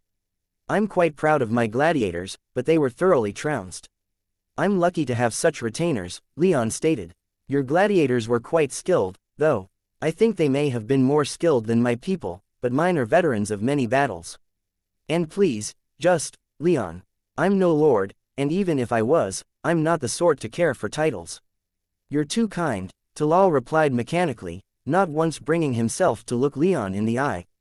"I see," Emily murmured, clearly sensing that something else was up, but not pressing either of them for the moment. "Let's then get on to other business, shall we? Talal, I believe that you had some business to bring up with me." The bronze-skinned Samaritan seemed to want to do nothing more than to sink deep into the ground and disappear forever, but under the weight of Emily's expectant gaze, he eventually responded. "Yes, I believe that a fugitive has stowed away in your crew." "A fugitive," Emily said, alarmed. Who and what are they running from?" "I believe the man's name is Anshu Bodhi Rahulani," Talal explained, and Leon's blood ran cold, the possibility of his retainer having lied to him suddenly consuming his mind. The Indra Raj put a sizable bounty on him a couple decades ago. He's a pirate and smuggler who's been on the run from them for a while now. I believe he's also wanted for treason against the Raja, as well." Leon could feel Emily turning to look at him, but he at least calmed slightly, the charge against Anshu not exceeding what he already knew. When he glanced over at her, he saw that she wasn't looking at him with anything but curiosity. If he had to guess, he'd say that she was waiting to see what he would do about this before weighing in, herself. Leon had no trouble finding his tongue with that realization. "Anshu is one of my retainers," he softly, but strongly declared. His golden eyes locked onto Talal, wordlessly daring the Samaritan to try something. But Talal didn't. Instead, he visibly gulped and said, "Very well. Nothing is forcing us to aid the Indra Raj in apprehending their fugitives." For a moment, Leon stared at the man, wondering if he was trying to subtly shame Leon for defending an accused pirate. When that moment passed, and his instinct to defend his retainer died down slightly, he realized that he would leave some ruffled feathers behind if he didn't explain himself. The other 4 Heaven's Eye managers weren't looking upon him too fondly, after all, and the last thing he wanted to do was to start alienating powerful members of the guild before he'd even joined it. With a sigh, Leon explained, "I can't speak for Anshu's past. He certainly answered the call of the notorious pirate Jorman, fighting against the fleets of the Bull Kingdom on his orders. But all of that was put behind him when he joined my retinue. He is no longer a pirate, of that I can guarantee." The woman sitting on the other side of Emily hesitantly asked, her tone dripping with apprehension, "Are you sure about that? How can you make such a guarantee? Most nations around here have long-standing policies to execute all pirates they find. If Anshu betrays me and goes back to being a pirate, then I will personally kill him," Leon said. "He is my problem right now, and I take full responsibility for him." The woman seemed likely to try to argue the point, but after a second of thought, merely replied, "The word of an 8th-tier mage carries weight. And you have Lady Emily vouching for your integrity." Taking that as her deferring to him on the issue, Leon nodded in gratitude. The other 3 men at the table followed her example. But that didn't mean that the issue was done, for Talal had one last piece of information to share, following Emily's prompting. "I have to ask," Emily said, "how did you learn of Anshu's presence?" "To my understanding, he generally keeps to himself and doesn't draw attention." Talal nodded and expounded, "I like to keep an eye on all the goings-on around the docks. Pays to keep informed of who comes and goes. And you're right, it wasn't until hours after your arrival that Anshu popped up on my radar. He arranged for quite a few letters and packages to be sent from one of our post stations, and then spent quite a bit of time purchasing up-to-date information on the Indra Raj. Just last night, though, a letter arrived for him bearing the seal of the Prince of Tosili." "You didn't open this letter, did you?" Emily asked, alarmed. "Of course not," Talal replied, "but the letter's seal was impossible to ignore." Emily nodded, and when Leon remained quiet, the conversation rather awkwardly died out. It seemed clear enough to Leon that Emily wanted to speak with him, and sooner rather than later, but they still had the rest of the meeting to get through. Fortunately, after all of that, no one much wanted to stick around, and so no other business was brought up for Emily to weigh in on, and within half an hour, the managers excused themselves from the meeting. Talal was the first to leave, and though he tried to hide it, Leon saw a look of relief cross the man's face for just a moment as he left the room. Emily waited for the door to close, sealing them in again before she gave voice to her thoughts. "That could have gone better," she quipped as she leaned back in her chair and stretched, her business-like demeanor dropping completely with the enchantments in the walls ensuring that she and Leon were alone and in private. "Could have gone much worse, though. Have you so little faith in me?" Leon asked. Emily burst out with a full-bodied laugh, and she glanced over at him, her bright green eyes flashing with mirth. "Diplomacy is not your strong suit." "Maybe," Leon said with a self-deprecating smirk, "but I'm learning. Slowly. If you could learn a little faster, I'd be much happier," Emily jokingly replied, and she straightened up. As she sat up in her chair, Leon knew that she was about to get more serious, and he straightened up, too. "So," she began, "you and Talal. There's more to how the two of you met, isn't there? He wasn't exactly acting like the two of you have no history. He seemed like there was nothing he wanted more than to run away as soon as you walked in the door." "That he did," Leon agreed. "The truth is what we told you, though, we met last night in a fighting ring. His attitude wasn't that great, though, and he provoked my people into fighting his. My people beat his without fail, but I had us leave early to try and prevent us from starting anything that would be taken outside of the arena." Leon recalled how Talal reacted when he arrived at the meeting, and what few words he'd overheard the manager whispering to his assistant. "I'm unsure how successful I was in that endeavor, though." "Yes, I think he's not a man who takes losses gracefully," Emily stated. "I don't think he knew who I was. He seemed to realize that we were from the Bull Kingdom, but he didn't know that we were from your caravan." "This is a busy trade city," Emily said with a dismissive wave.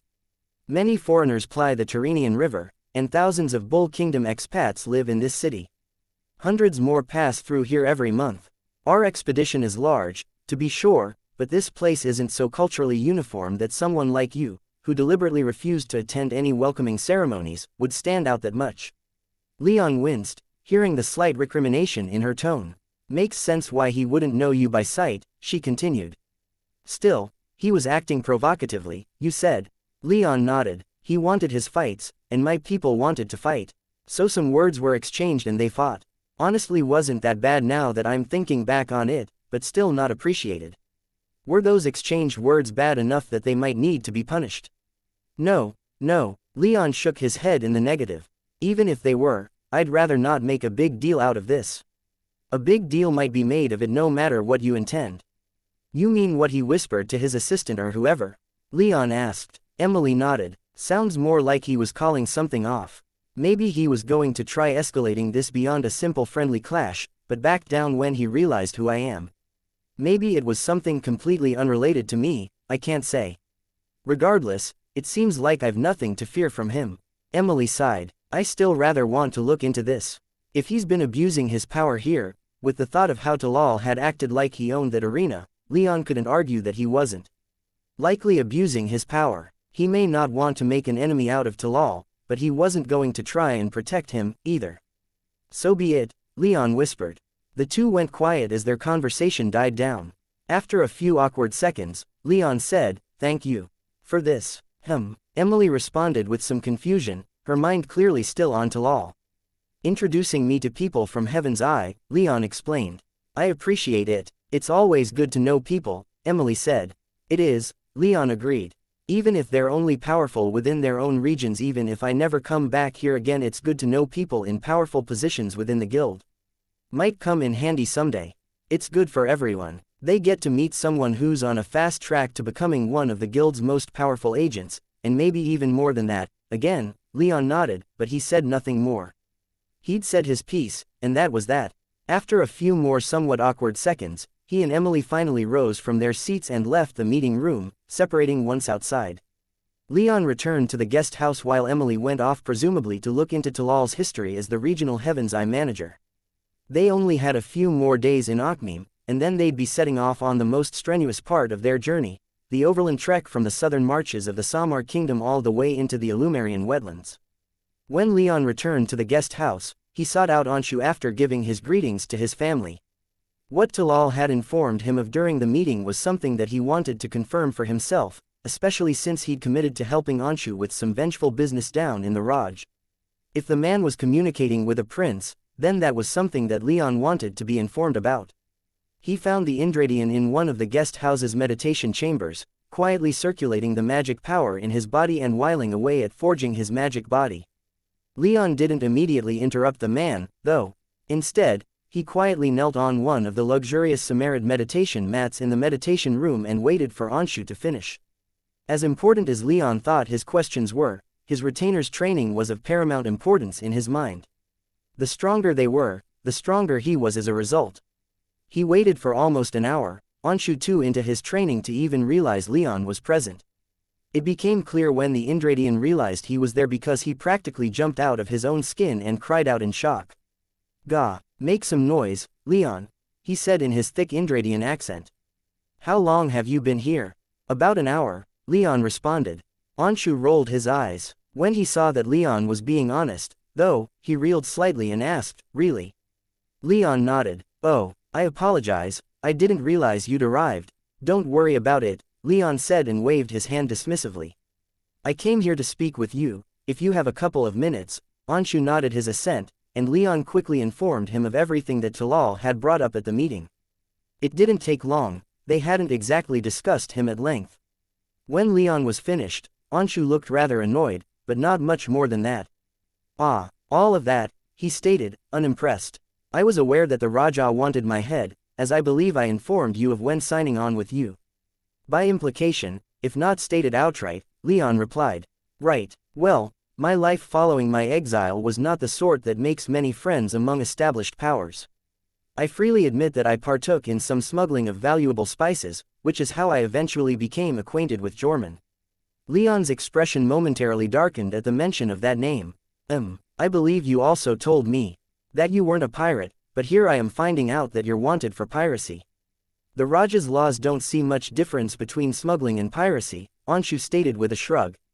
I never raided, reaved, raped, or anything else of the sort. I just moved things from place to place and avoided tax men and port authorities. Again, Leon nodded. He was willing to give Anshu the benefit of the doubt, but he was still somewhat concerned. What's this about receiving a letter from a prince? Leon asked. Anshu shrugged. I still know some people in my homeland, and they keep me informed of the goings-on within the Raj. No more, no less. I am not conspiring with princes, or anyone else. My plans for vengeance are not yet that advanced. And how dedicated are you to seeking your vengeance? Leon asked. Anshu went quiet for a moment, his eyes drifting everywhere but in Leon's direction. When he finally turned back toward Leon, his aura was laced with killing intent and his gaze was murderous. I am a patient man, Leon, he darkly said. I can wait a year, a decade, a century to strike back at those who caused the downfall of my family. But the reason I yet live and breathe and don't end myself to begin life again without these painful memories is to slaughter those who killed my family. My vengeance is my reason for being, and if forced to choose between it or anything else, I would choose it. My enemies must die, and I will not rest easy until they are cold and lifeless. Leon smiled. You've certainly made yourself clear. I only ask because the parameters have changed slightly. I know I promised to aid you and my decision hasn't changed, I assure you, but I don't like when new information like this comes to light. Knowing that you're not only actively wanted by one of the most powerful states on Eterna, but also still in communication with people whose identity you're still playing coy about, isn't that consequential, but it shows that there are aspects to this that I wasn't made aware of. So, I want you to tell me here and now if there's anything else that may be relevant to your goal. Is there anything else that you need to tell me? For a long moment, Leon and Anshu stared at each other in silence, the former waiting on the latter to finish thinking. And eventually, Anshu shook his head and replied, there's nothing that I can think of right now. But I assure you, Leon, that if I remember or otherwise learn anything of the sort, then I will inform you as quickly as our circumstances allow. The Indradian seemed serious, but Leon wasn't entirely sure. However, in the spirit of showing trust, he decided to accept Anshu's statement. It would be a long time until they went to the Indra Raj, anyway, and things were going to change between then and now, no matter how honest Anshu was being. He'd just crossed that bridge when he came to it, he supposed. But if he found out that Anshu was chapter 637, tempting heaven's wrath, when Leon imagined his group leaving Akhmim, he imagined that it would be quite extensive, but when he finally laid his eyes upon the convoy that Emily had arranged, he found that his imagination had been rather limited, even with his experience in marching with tens of thousands Legion soldiers. The convoy stretched for more than a mile, with most people boarding huge carriages that could bear a dozen people in luxurious comfort. These carriages were in turn pulled by teams of 6 enormous white horses almost too big to comfortably ride by anyone. At the front and rear of the extensive column were large units of chariots, and each with teams of 4 operating them. Interspersed at regular intervals throughout the convoy were additional chariot teams. Leon knew them to be the convoy's guards, for even though every chariot and carriage was prominently stamped with the golden seals of Heaven's Eye, some people had more greed than sense and might make moves against them as they traveled. He took comfort in the fact that their convoy had himself, Maya, Damian Maketon, and Zafin with it, all 8th-tier equivalent beings, making the power at their command more than enough to ensure safety against essentially all conventional threats. Leon and his family had an entire carriage to themselves, while his retinue would travel just behind him in a carriage of their own. To Leon's understanding, they would largely spend their time quietly meditating and focusing on their training, but Leon wasn't going to be too strict with their training while on the road. Already, he was dreading the long ride, though he was pleasantly surprised to find that the carriages had been extremely well enchanted, perfectly controlling the temperature within and absorbing every bump in the road with ease, ensuring the most comfortable journey south that Leon could have ever asked for. As his family was boarding their carriages, Leon found that Justin Isonos was riding in the carriage just ahead of theirs. When he saw the man, Leon found that he was staring at the horses pulling the carriages with a look of such nostalgic longing that Leon couldn't help but approach and ask him about it. I had horses just like these not too long ago, Justin had told him. Saturnian horses, they're called. Mightily expensive.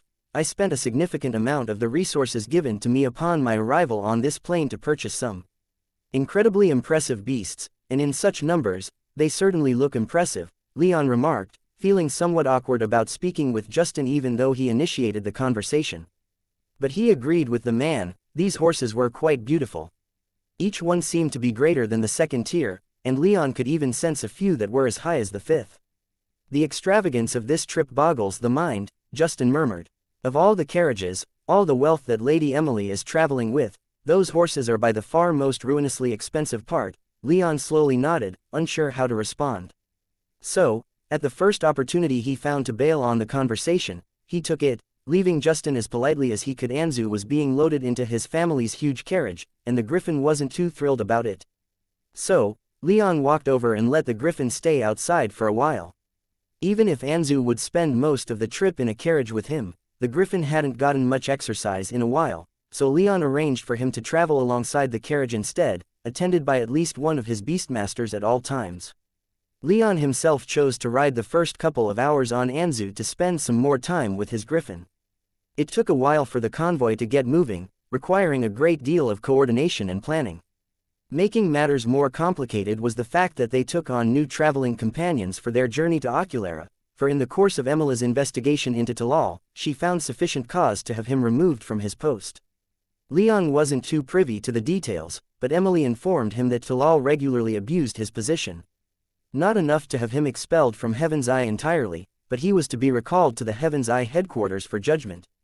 Consequently, about 100 people were added to their convoy, representing Talal himself and his household. Leon hadn't seen much of him since the introductory meeting.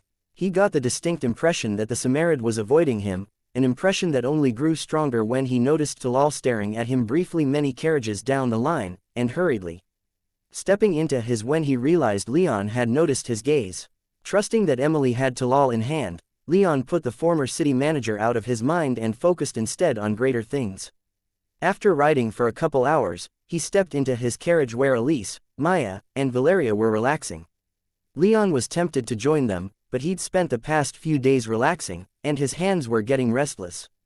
So, he instead laid down and cast himself into his soul realm, where he spent the rest of the day practicing his enchantment skills under Nestor's experienced supervision. When he emerged back into the physical world, he found that the convoy had traveled a staggering 100 miles. He knew how far they had to go and the timeframe they were planning to do so in, but to see it happen was another thing entirely. At that rate, they'd finish this leg of their journey in only about a month at the latest. Less, if they weren't sidetracked. Unfortunately, after a few days, it became clear that their journey wasn't to be completely without excitement. During those few days, Leon largely spent his time studying enchantments, reading up on the basics of smithing, and further preparing himself to learn the new art by having Zafin tutor him further in fire magic. So, while he wasn't able to see it for himself, he was informed that after they left the Samar kingdom, they started encountering destitute refugees fleeing the regions ahead of them. It was hardly a great diaspora, but there were enough that it was becoming clear something was going on. Given that, this far north, they were skirting the border of the Cortuban Alliance to the east and the Halcyon Federation to the west, Leon dearly hoped they weren't going to get caught up in some kind of border dispute between the two states. The road they were following swung eastward soon, leading further into the more populated and thus, safer regions of the Alliance, but that wasn't for several more days of travel. Leon counted them lucky that his fears were less dramatic than a war at least, on this side of the Alliance. After getting some more information from the passing refugees and a few passing trade caravans, they found out that it seemed that the war the Alliance was fighting with Asturias in the mountains far to the east was the primary problem the Alliance was facing, and it was causing many more issues out in the poorer border regions, for the war was eating up so many of their resources that they weren't able to properly pay their soldiers patrolling the western border with the Federation. Those troops, unable to get support from their commanders in the Alliance, then turned to raiding the villages and towns they were ostensibly supposed to be protecting. The issue had been going on for long enough that now people were fleeing these border regions for places that were better protected. Emily, when meeting with Leon and the rest of the convoy's leadership to discuss the matters, was confident that they would be untouched. Damien Maketon, the man who'd been sent from Oculera to investigate her, had apparently gotten through the area with no trouble on his trip north, but after she brought this up, Damien himself, who was part of the convoy, disagreed. He'd moved with a small contingent of relatively elite Heaven's Eye guards. They'd moved quickly and with obvious force. He was worried that these unpaid soldiers who'd turned to banditry in desperation might just be desperate enough to try raiding their convoy before they reached the safer regions of the Alliance.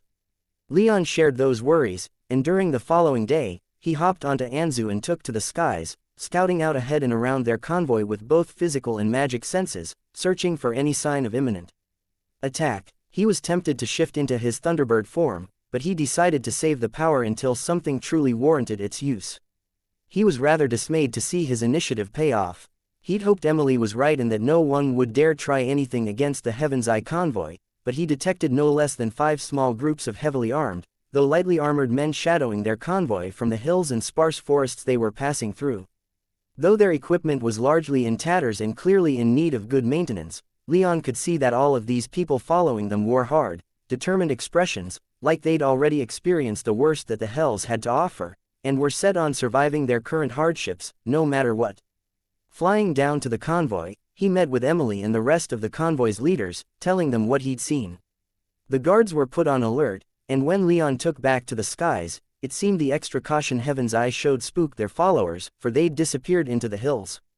He didn't take that to mean they were gone, though, and so when he flew back down again, he remained alert and on guard with his magic senses projected, just in case. But nothing more happened for the rest of the day. The convoy sped into a fairly sizable city of about 20,000 with sturdy, if simple, walls. The farmland that surrounded the city seemed reasonably peaceful, so many let themselves relax, safe in the knowledge that even for soldiers so desperate that they were resorting to banditry, Heaven's Eye was still an untouchable existence. But Leon wasn't so ready to relax. He'd seen just how many scouts were out keeping an eye on them, and when it was clear that the convoy was raising its defenses, they disappeared. They didn't run away. Terrified and lacking all semblance of order, they'd vanished. Leon took that to mean that they had methods of hiding in their surroundings that he couldn't quickly penetrate. He was a man of the forest, and the outdoors was where he was most comfortable, but magic senses and his skills as a ranger weren't infallible, and having even just a few warded camps or other sorts of safe places would be all someone would need to hide from him, especially in unfamiliar terrain.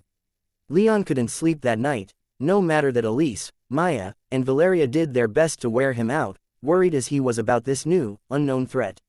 So, early that morning, as the convoy was getting ready to leave the city, Leon rounded up his retinue and made sure that they were ready for violence. They could stay relaxing in their Heaven's Eye carriage, but they had to be fully armed and armored and ready to drop everything and join him if he needed them. He just hoped that he was being needlessly paranoid. "They're moving damn fast, though," the buck-toothed bandit said as he ran his greasy finger over the crude map that had been spread out across the table. "The mountain of silver each of those horses must be worth," another bandit whispered from behind him, the others in their group practically able to hear him salivating at the thought. Not that anyone could blame him. They were living in a hole in the ground that one of their leaders had dug into the side of a heavily wooded hill only a couple of years ago. It was meant to be a fallback point and storage chamber for emergency supplies in the case of an invasion by the Halcyon Federation that might penetrate their border defenses. In the worst-case scenario, they would have used this place, and the many others like it, as a base for lightning quick hit-and-run attacks on their enemies' supply lines. Now, these places were used as camps from which they could monitor the heavily traveled road cutting through the Cortuban Alliance and leading up into the northern kingdoms. It was a critical supply line for anyone trying to trade with Samar, Asturias, the Bull, or Talfar, and as such, was supposed to be heavily patrolled and defended by them. They hadn't been paid by the Conclave in years, and they'd received no supplies in almost as long. That meant that anyone who traveled along these roads was fair game, for the alternative was to starve and die like abandoned animals. They hadn't been doing this for long, only about a year or two, but many of their number had already deserted after their first few raids. Most of the former soldiers didn't want to be bandits, but when left with no other choice, they participated in the initial raids willingly. Once they were fed and had a little coin, though, their number began to melt away into the night, disappearing without so much as a goodbye. Those that remained were more dedicated to their new lifestyle, and there were quite a few of them. 20,000 men had been assigned to guard the border along the northwestern corridor, the only real route that Halcyon could take to invade the Alliance. The bandits that those men had become now numbered less than half that number, though not all remained unified under one leader. Those affiliated with the men in this cave numbered almost 4,000 and were spread all across the safehouses that watched the road. Careful, rumbled a deep voice from the head of the table the map had been spread across. You don't want your eyes to outgrow your stomach. This is Heaven's Eye. They don't leave their people out undefended, and a group this size will be well defended, even more than we'll be able to see. Their leader was a 6th-tier mage, a veteran of many battles in the East. He'd been assigned to the West for his meritorious service to the Conclave, but even with their change in circumstances, he was still widely respected among the former soldiers. When he spoke, even those few of the same tier listened, though how much longer that might continue, he couldn't say. Already, some of his former immediate subordinates had begun to grow more assertive as military discipline among their ranks broke down. He was a tall man, and handsome, with short blonde hair, a heavily muscled and perfectly toned frame. His most striking feature, however, was his eyes, a steely gray that shone like silver in the light, and constantly seeming unfocused, as if his attention was on something 1,000 miles away. We don't need to kill them all, another bandit said, his look appearing almost the polar opposite of their leaders. He was similarly handsome, but his lips were always turned upwards in a perpetual smirk, as if he regarded everything he ever saw as one giant joke. We just need to steal some of their horses. Maybe some of their women, too. It's been too long since we last had some fine pussy to sat ourselves with. This strategy meeting was attended by some 6 or 7 dozen other bandits, former captains of their old military regiment, and more than half raised their voices in a great cheer of support. The bandit leader could only sigh. This was their life, now, and he had to see to his people first and foremost. And as he glanced around the room and saw the greed in his people's eyes, he could see that if he didn't order this assault, then he'd be facing a mutiny soon after. He hated it. He made a point to avoid Heaven's Eye where possible. They weren't as powerful as the Central Empires, but the Imperials stayed in their own lands, which made Heaven's Eye the most powerful group that they could possibly encounter. And he knew better than most that they defended their own. At least I might be able to maintain order if I go with them, the bandit leader thought. Unable to shake the feeling that this was a terrible mistake. What do we know of those within the convoy? He asked the buck-toothed bandit, the captain of the scouts that kept an eye on the roads for targets worth their time. Their guards are mostly relegated to their chariots at the front and rear. A few more are interspersed throughout, and some of the more important carriages have guards of their own, but the line is long and their guards can't be everywhere. The smirking bandit laughed. Using chariots on our roads? With the size of those carriages, those at the front and back won't be able to reinforce their people without dismounting if we hit them in the middle while they're moving through the hills. And we'll have more than enough time to take what we want before they do. Another great cheer rose up from the bandits, and their leader frowned in thought. This might actually be a good thing, he thought to himself, a plan forming in his mind. He could see the way that things were blowing, with those most predisposed for banditry being the vast majority who didn't desert after their first few raids. His more discerning attitude wasn't doing him any favors. The smirking bandit would likely try to usurp his position within a few months if things kept going the way they were. And here was a brick wall that the smirking bandit and those he seemed to speak for more and more were all too willing to hurl themselves headfirst against. All right, here's the plan, the leader said, and the room went quiet as he spoke. For just a moment, he allowed himself a moment of pride to swell within him, for as much as he was losing their hearts, he still maintained enough of their respect to get them to listen in these moments. He then pointed to the map and began spelling things out for his less than educated fellows. Given its size, the Heaven's Eye convoy had to stick to the main road with no deviations, and that made them predictable. His people, if they ran through the night, would be able to set up an ambush further ahead, and take them unawares. If they were lucky, then they could get away with all the women and horses they could snatch. If they weren't, then they wouldn't be his problem to worry about anymore. It shamed him greatly to treat his people like this, but how much longer until they made it clear they weren't his people? He couldn't say. He could only help those of his people who weren't willing to bring the wrath of the heavens down upon them. When the silver-eyed leader was finished, the smirking bandit's titular smirk thinned, and he looked at the leader with suspicion. "Are you sure about this plan?" he asked, his tone both questioning and tempting. "This way, you'll miss out on all the fun. I've heard that there are some true women of quality riding in those carriages." The leader waved his hand. "I have no such problem getting pussy that I have to force it. I understand that the rest of you hopeless whoresons aren't so blessed, and I'm not so greedy as to take away this golden opportunity. I'll provide the distraction, the rest of you go wild but stick to the timetable." Another great cheer went up around the cave, this time from just about every single one of the bandits. The smirking bandit just shook his head, but he said no more. Only a few minutes later, the meeting dispersed, and the captains returned to their own subordinates to explain the plan and to prepare their late-night march. The mood among the bandits was electric. They'd gotten away with raiding villages, then towns, and then even a city here and there. They'd killed nobles and fad merchants alike, and over the past year, had been practically untouchable with the alliance's attention taken by Asturias in the east. Now, they were about to embark upon their greatest raid, and hit Heaven's Eye where it hurt. And it would happen in only a matter of hours. Chapter 638. Ill-advised raid. Things started off fairly quietly when the Heaven's Eye convoy got moving again, but Leon couldn't dispel the disquiet in his heart.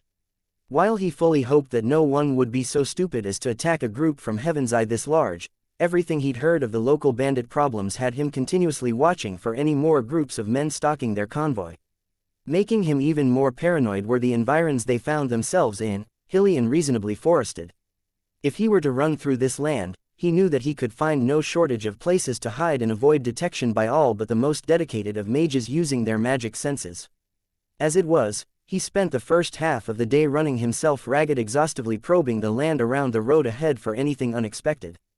And the road itself hardly gave him much confidence, either, for given the general roughness of the terrain, the road was relatively narrow, which would hamper the ability of the Heaven's Eye guards in their chariots to move if they were to be ambushed. By the time noon rolled around, Elise had to force Leon to relax, else he'd completely waste all of his magic and mental energy before anything were to happen. Trust in the guards, she'd told him, and rest. If they were to be attacked, then he could start moving again. Leon wasn't too happy about it, but he listened to his wife. She had a lot more faith in the name of Heaven's Eye than he did, though, and relaxing wasn't something that he was able to do easily. And so, it came as absolutely no surprise and even a little bit of relief at seeing his worry vindicated that the guards up front called the convoy to an abrupt halt. Leon, having no doubt that this wasn't just a normal stop, burst out of his carriage and stared wildly around, weapon in hand, his magic senses almost exploding out of his body in his rush to analyze the situation. He was almost disappointed, then, to see that there weren't hordes of murderous bandits rushing down from the nearest hills, intent on plundering their caravan, and embarrassed at the strange looks that a few others nearby gave him at his dramatic exit. But then, he saw it, the reason for their abrupt halt, a great cloud of smoke in the distance, just over the hills and in the very direction that they were moving. He directed his magic senses in that direction, sending them rolling across the grassy hills between where they'd stopped and where the smoke was originating from. He saw a village under assault by hundreds of wild, unkempt men armed with what looked like standardized military equipment and moving with relatively strict discipline. The soldiers turned bandits, Leon instantly identified. By his count, there could be as many as 1,000 assaulting the village about 10 miles further down the road. He guessed that they were there for food, for the village wasn't that large, and with not a single building larger than a single story, it hardly seemed like the place that would have great stores of gold, silver, or other treasures just waiting to be stolen. But for several miles along the road on either side of the village were long fields growing various unripe grains, so Leon took it as not that much of a stretch that the soldiers, after having turned to banditry from having not been furnished with pay or supplies, were looting the village for its food stores. And yet, even as he settled on that explanation, something seemed off about it.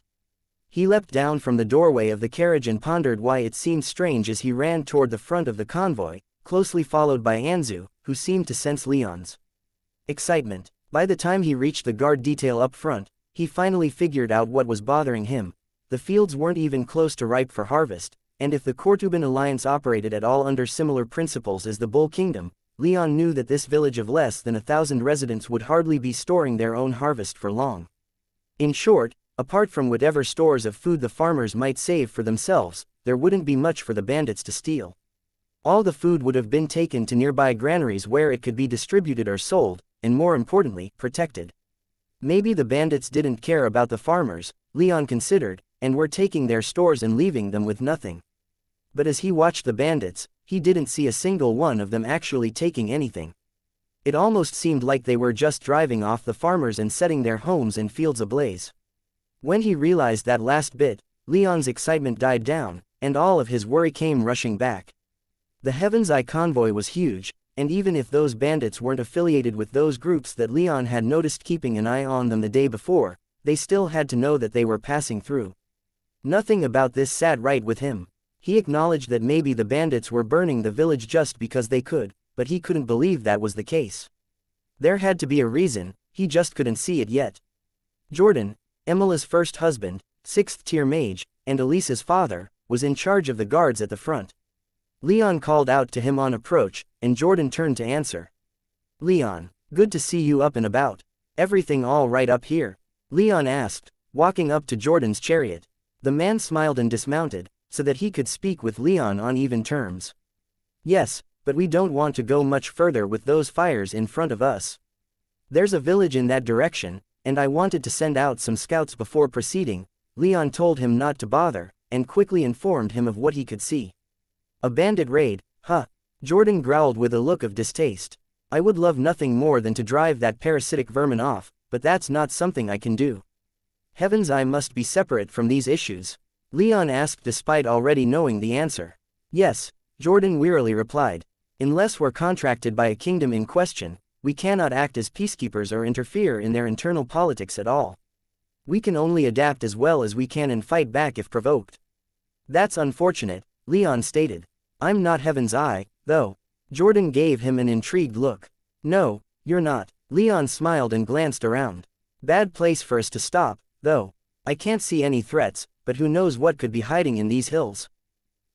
It's not an enviable position. I'm going to try and establish some security around us and hope that someone deals with those bandits and clears the way for us to continue, else we'll have to wait out here for them to pass or attack us first. Having to camp out here is not something I want to do. Leon nodded once more and took a quick look at Anzu. The griffin was standing close, staring at Leon with his blood-red eyes, a silent question within them. Running his hands through Anzu's head feathers, Leon said his goodbyes to Jordan and then turned around to return to his carriage. He was going to deal with those bandits, but he needed to actually tell people that's what he was doing instead of running off without another word. He also didn't want to head out alone, but that's why he had his retinue. 6 experienced warriors stood at his back, and he'd be a damn fool not to use them. Elise didn't object to Leon heading out drive off the bandits, especially after hearing that their strongest warrior was only of the 6th tier. Valeria, already suited up as per Leon's standing directive from the previous day, went to get the rest of the retinue ready, but Maya was where Leon met his first issue. He didn't want her coming with him. He wasn't going to let his guard down, but he thought that going even just by himself was overkill. She and him together weren't needed out there, but she might be needed here, for Leon wasn't being cheeky when he told Jordan that anything could be in the surrounding hills. He asked Maya to stay behind to protect Elise and the rest of the convoy just in case, and while Maya wasn't happy, she did consent to stay behind. Stay behind again, as she reminded him. I'll make it up to you. Leon enthusiastically replied as he leapt back out of the carriage and met with his retinue. His people had done as he'd requested and remained ready for battle, spending most of the day armed and armored within their carriage. As a result, they were ready to go just as soon as Leon needed them to be. Without further ado, they set out at a brisk pace. Leon felt it was kind of slow, actually, but he was an 8th tier lightning mage, while they could only go as quickly as his 4th tier subordinates could maintain. Still, he estimated that the 10 miles between the convoy and the village could be traversed in less than half an hour. They made good time, but slowed as they entered the village's fields. With Leon and Valeria, the fires that the bandits started were no obstacle, and Leon had everyone get in a line to his right and left. He took the center while Anshu and Valeria anchored the sides, with Alex and Anzu in the center right and Marcus and Alkander in the center left. They were up against about 1,000 bandits by his estimation, though, so Leon knew that their specific tactics weren't going to mean much. There was only one way through this, and that was using power. The villagers had been largely driven off, so they couldn't even rally any militia around them. It was just them against the bandits. To start with, Leon had them use ranged attacks. The more they could delay closing with them into melee combat, the better. Fortunately, he didn't have to lend anyone any weapons, with both Marcus and Alkander remembering the humiliation they endured having to borrow Legion bows during the campaign through the Serpentine Isles and subsequently making sure to pack their own bows. That said, Leon still distributed spell arrows amongst them, greatly making up for the disparity in the powers of those with elemental magic and those without. It wasn't long before they were seen by the bandits at the outskirts of the village. Their appearance drew some cries of alarm from those bandits keeping watch, but Leon had them answered with a salvo of explosive arrows. He wasn't intending to be particularly stealthy, and the ear-splitting explosions that killed a handful of bandits were proof enough of that he'd yet to truly let himself go after reaching the 8th tier, and 1,000 bandits were just what he wanted to explore his power. The explosions were more than enough to alert the rest of the bandits to their presence, and Leon watched as they, like ants reacting an invader, swarmed through the village in their direction. Showing off their roots as former soldiers, they moved with good coordination, ensuring that they didn't come at Leon's retinue with anything less than what might have been overwhelming force if they were fighting more conventionally. Bandits poured out of village and into the burned field. Leon kept his people from immediately firing at them, merely maintaining a good distance just inside the max effective range of their bows as the bandits formed up into tight formations. First, it was a few dozen, then 100, 200, and soon enough, Leon and his comparatively tiny retinue were facing a horde of at least half of the bandits that had attacked the village. Through the smoky haze of the burning village, Leon could see the man who seemed to be their leader quite clearly. He was tall, handsome, and well-built, with eyes like glimmering silver, and an air of deep solemnity about him as he met Leon's gaze across the field. A frown spread across the man's heavily tanned face, and Leon saw him whisper something into the ear of a buck-toothed bandit next to him, after which the subordinate scurried off. And then the bandit leader did something that Leon truly wasn't expecting. He ordered his men to hold the line and lock their shields into a tight shield wall. "Look at them cowering at the sight of us," Alcander roared more than loudly enough for the bandits to hear. "Just us 7 in a single griffin, and they can't even bring themselves to advance." "Are these our opponents?" Marcus added. "These cravens who hide behind their shields out of fear. Well-suited attitudes for brigands, I see. Not a shred of courage to be found." The bandits were clearly proud, for Leon saw many of them scowl at Marcus and Alcander's words, and a few here and there almost charged out of their shield walls before being pulled back by who Leon thought to be their equivalent of legion prefects. "If they're not going to come out and play," he muttered just loudly enough for his people to hear, "I can live with it. They'll just die like terrified turtles instead of as men." Leon stepped forward, his magic surging through his body, and so much lightning danced across his body that his form was almost entirely obscured within its silver-blue light. As he strode forward, he scanned the shield walls, looking for weak spots, and he found many. These weren't the great rectangular shields of the Legion, designed to protect their bearers from neck to shin, but were much smaller and rounder, and with obviously less robust enchantments.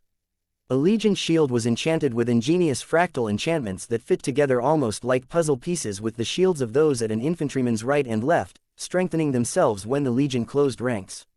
These shields were just shields, nearly all without anything more than 1 or 2 strengthening enchantments to keep from being torn apart by a single swing of a strong mage's axe. Leon supposed that the shields were adequate enough for a garrison army that was about as far away from the front lines of the war their state was fighting as they could be, but they were not nearly enough to stop him. With little more than a thought, lightning blazed across his blade in a dazzling display of power. Then, with a single swing, Leon let loose with a wave of lightning that cascaded across the field, digging trenches into the scorched earth several feet deep and wide enough to strike the entire front line of the bandit shield wall. Silver-blue lightning tore into the bandits, crashing into their shields and throwing their wielders back, surging through the gaps between each shield and searing and ripping and tearing at armor and flesh, laying utter waste to the men in the shield wall.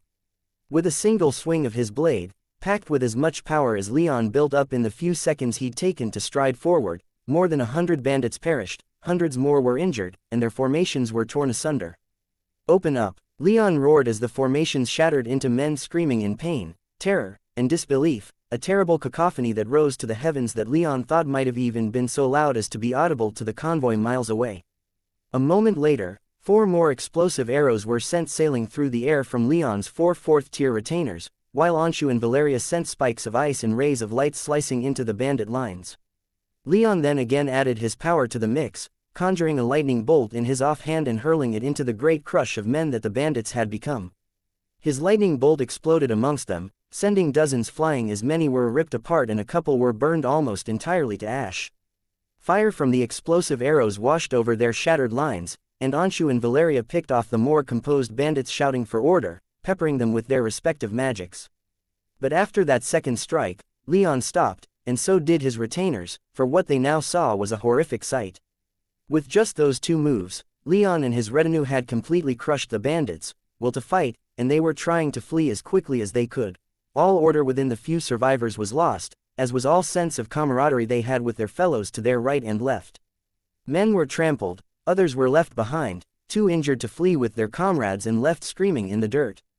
During his days in the Legion, Leon had been taught that the place of the common soldier was in large formations where they could reinforce their comrades, while the stronger mages were to act as formation breakers, using their magic to disrupt enemy lines and tie down their enemy equivalents in duels.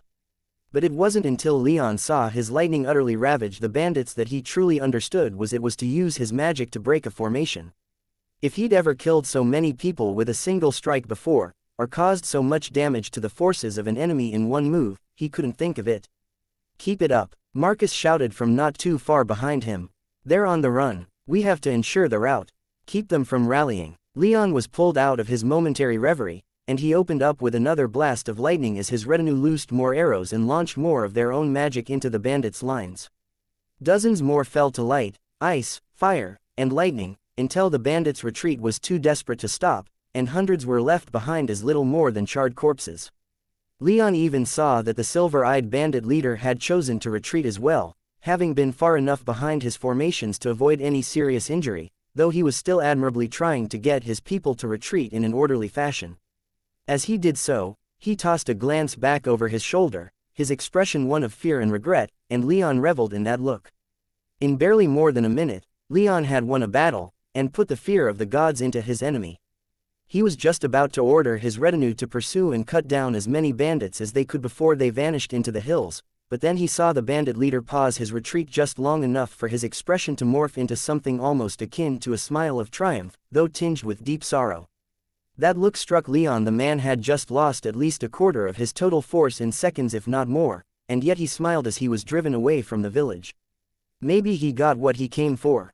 Leon wondered, but as he turned back to give his retinue further orders, he stopped and projected his magic senses to check in on the Heaven's Eye convoy, and a dark look crossed his face. He was right once more. This raid on the village was only a distraction. Even now, thousands more bandits had appeared from the hills and were surrounding the convoy. Some were even already clashing with the guards protecting the central carriages. "Keep going," Leon shouted, making a snap decision. His priority was the convoy, but it was defended well enough that he felt secure in leaving them to Maya and the rest of the Heaven's Eye guards. Actually, he couldn't help but feel a little bad for the bandits. He supposed greed and desperation might be reason enough for them to attack Heaven's Eye, but now they were attacking a convoy protected by 3 8th-tier equivalent beings between himself, the Heaven's Eye investigator, and Maya 4, if he included Zaffin. 2 were about to demolish their forces attacking the convoy, while the other was going to slaughter their decoy force. And as he watched the convoy with his magic senses, he saw an enormous water dragon erupt into being and easily sweep aside 24 bandits who'd come close to Elisa's carriage. All traces of mercy died within Leon. At almost the same time, a bright white light rose over the convoy and began to fire deadly rays of light into the bandit hordes, slicing scores to pieces with every blast as Damien Maketon made his move. Maya and Damien would keep everyone safe, but the Audacity Chapter 639, Santiago Leon and his retinue pursued the silver-eyed bandit with ferocity, cutting down many bandits that weren't able to flee fast enough. All of Leon's retainers, and even Anzu, spilled their fair share of blood as they cleaved through the raided village. By the time they emerged on the other side, the silver-eyed bandits still fleeing with all haste, at least half of the bandit force had fallen to their magic and steel. Throughout this all, Leon stayed at least partially focused on the battle happening around the convoy. He was confident in the ability of Heaven's Eye to defend itself, and even more confident in the likes of Emily, Maya, Damien Maketon, and the few other 7th tiers that were traveling in Damien's entourage. So far, it seemed his confidence was paying off, for Emily had emerged from her carriage and joined her guards in protecting the caravan, sending deadly rays of light into the bandit ranks that rent and tore through them with ease, adding her substantial power to the similar rays of light from Maketon's hovering star that continued mowing the bandits down with terrible power. Maya, meanwhile, kept her water dragon surging through the enemy lines, crushing dozens with the weight of all of that water alone, while sweeping many more up into the dragon's body to be torn apart in various terrible fashions within the water. At the slightest sign that the bandits were gaining headway, Leon intended to turn back around and return to the convoy, but since that seemed to hardly be necessary, he kept up the pressure on the silver-eyed bandit, pursuing him all the way out of the village's fields and into the hills. How far are we going to follow? Anshu called out as they left the village. Capture their leader, Leon shouted back, and they redoubled their efforts in pursuing their quarry. For all his power, Leon was having a bit of trouble, for the bandits seemed willing to die in droves for their leader, showing the kind of loyalty or suicidal bravery that Leon found decidedly not bandit-like, perhaps reflecting their past as soldiers of the Cortuban alliance. Leon found himself unable to just leave any of them be and felt almost obligated to cut them down as they charged his retinue. They were bandits, after all. As they pressed into the hills and still found bandits charging at them in the dozens to cover their leader's retreat, Leon found a growing part of himself wanting to meet the man. Fortunately, the silver-eyed bandit seemed to be running low on reserves, and soon enough, only a few bandits remained between him and Leon. Those few remaining were summarily cut down as Anshu, Anzu, and Valeria charged forward, covered by Alex, Gaius, Marcus, and Alcander with their bows. The few remaining bandits had scattered into the hills. It was only then that the silver-eyed bandit finally stopped running, the only men left at his command being just 3 to his right and 3 more to his left. He stood with his back to a short stubby tree, the hills around them largely bare of any vegetation larger than knee-high bushes and dry yellow grass. Keep going, he shouted to his men. I'll hold them here. His silver eyes didn't once leave Leon, remaining fixed upon him as he strode through the small valley, his own retinue at his side. Or you could all surrender. Marcus called out. Spare us all the trouble of chasing you down. You've shown no quarter so far, slaughtering all of my people like they were wheat before a scythe, the silver-eyed bandit retorted. Can you blame us? Marcus shot back, but Leon silenced him with a raised hand. With a quick wisp of intent, Leon pulled his sword back into his soul realm and strode forward, telling the others to stay behind. His power was such that he didn't believe that he was in any appreciable danger, but still, he kept his magic senses projected and lightning surging through his body. If anything did happen, then he'd be ready for it. But he also wanted to speak with the man who'd gotten hundreds of bandits to throw themselves upon Leon's retinue to buy him time to escape. Sensing Leon's intention, the silver-eyed bandit quietly lowered his blade and took a few hesitant steps forward before some of his last remaining subordinates tried to stop him. But brushing them aside, he continued to approach Leon, with the two meeting in the middle of their respective groups. Leon started first with an introduction. I am Leon Rame, he said. What might I call you? I am called Santiago de Lagos, the silver-eyed bandit replied, his tone more questioning and confused than proud. Santiago de Lagos, Leon said, a smile of appreciation on his face. Are you the man in charge of all the bandits in these parts? Or is that someone who's with the rest of the brigands getting slaughtered back at my convoy? Santiago's handsome features contorted into a fierce scowl, but then softened a moment later into an almost self-deprecating grin. Technically speaking, I'm in charge, he claimed, his accent light and lilting. He spoke his R's with a prominent trill, and his L's were given a light emphasis that Leon found fairly pleasant. Only, technically, Leon inquired, one of his eyebrows rising slightly. Only, technically, Santiago affirmed. I was their commander when we were soldiers. I led a force of 10,000. Those who accompanied me to the village were those whose loyalties I had no cause to doubt. Sounds like there's quite the story there, Leon noted. Would you care to surrender to me, and then accompany me back to my convoy? It looks like those whose loyalties you didn't fully trust have almost been entirely wiped out, and I'd like to continue on my journey as quickly as possible. If I don't care to surrender? Santiago asked. Leon responded with a dangerous smile, and his retinue, who were all close enough to easily listen in, assumed slightly more threatening postures. Santiago's few remaining bandits, on the other hand, looked like they were only 1 or 2 more bad glares away from bolting off into the hills as quickly as their legs were able to carry them. Getting the picture, Santiago sighed, and his armor was pulled into his soul realm. I'll surrender to you, Leon, he said, to the shock of the men at his back. But I want your guarantee that my remaining people won't be harmed further. I can't guarantee that entirely, Leon honestly replied. Whether or not anything more happens to your people will depend upon them, for I don't want them to leave this place only to return to a life of brigandry. If they surrender, too, though, then we might be able to work something out. What can you work out? Santiago said with a derisive snort. Your heaven's eye, you don't get involved in internal affairs of nations. You're obligated to turn us in. I would caution you against thinking too hard about this, Santiago, Leon whispered. Way I see it, you have two choices, either you and your followers surrender here and now, or you don't. You get to live at least a little while longer in the former, but you'll die right here in the latter. Make your choice, Santiago scowled, but he only needed another moment of thought. He summoned up his courage and declared his choice to Leon. Leon marched through the raided village with the captured bandits, his small retinue more than enough to keep Santiago and his half-dozen fellows under control. The remaining members of Santiago's force had scattered into the hills, numbering only a couple hundred compared to the 1,000 or so that he'd started with. Throughout the village lay the bodies of those that Leon's retinue had cut down, burned and torn apart by their magic. Some of the villagers who'd hidden themselves came out to watch them pass, watching on in shell-shocked silence as the leaders of the men who'd laid such waste to their village were paraded down the main road. Leon noticed that, to his credit, Santiago didn't avert his gaze, though he didn't relish in the attention. He got the impression that Santiago wasn't the sort of man to second-guess his decisions, taking responsibility for his actions and their consequences. Seeing if that impression was accurate, though, had to wait until they returned to the convoy about 10 miles away. With their prisoners, it took a longer time for Leon and his retinue to return than it had to reach the village, long enough that by the time they reached the Heaven's Eye guards at the front, any fighting further back had already wrapped up. Having kept an eye on it from afar, Leon knew that Maya and Emily had held nothing back in their defense of the convoy, slaughtering the bandits that attacked them with greater viciousness than even Leon had done in the village.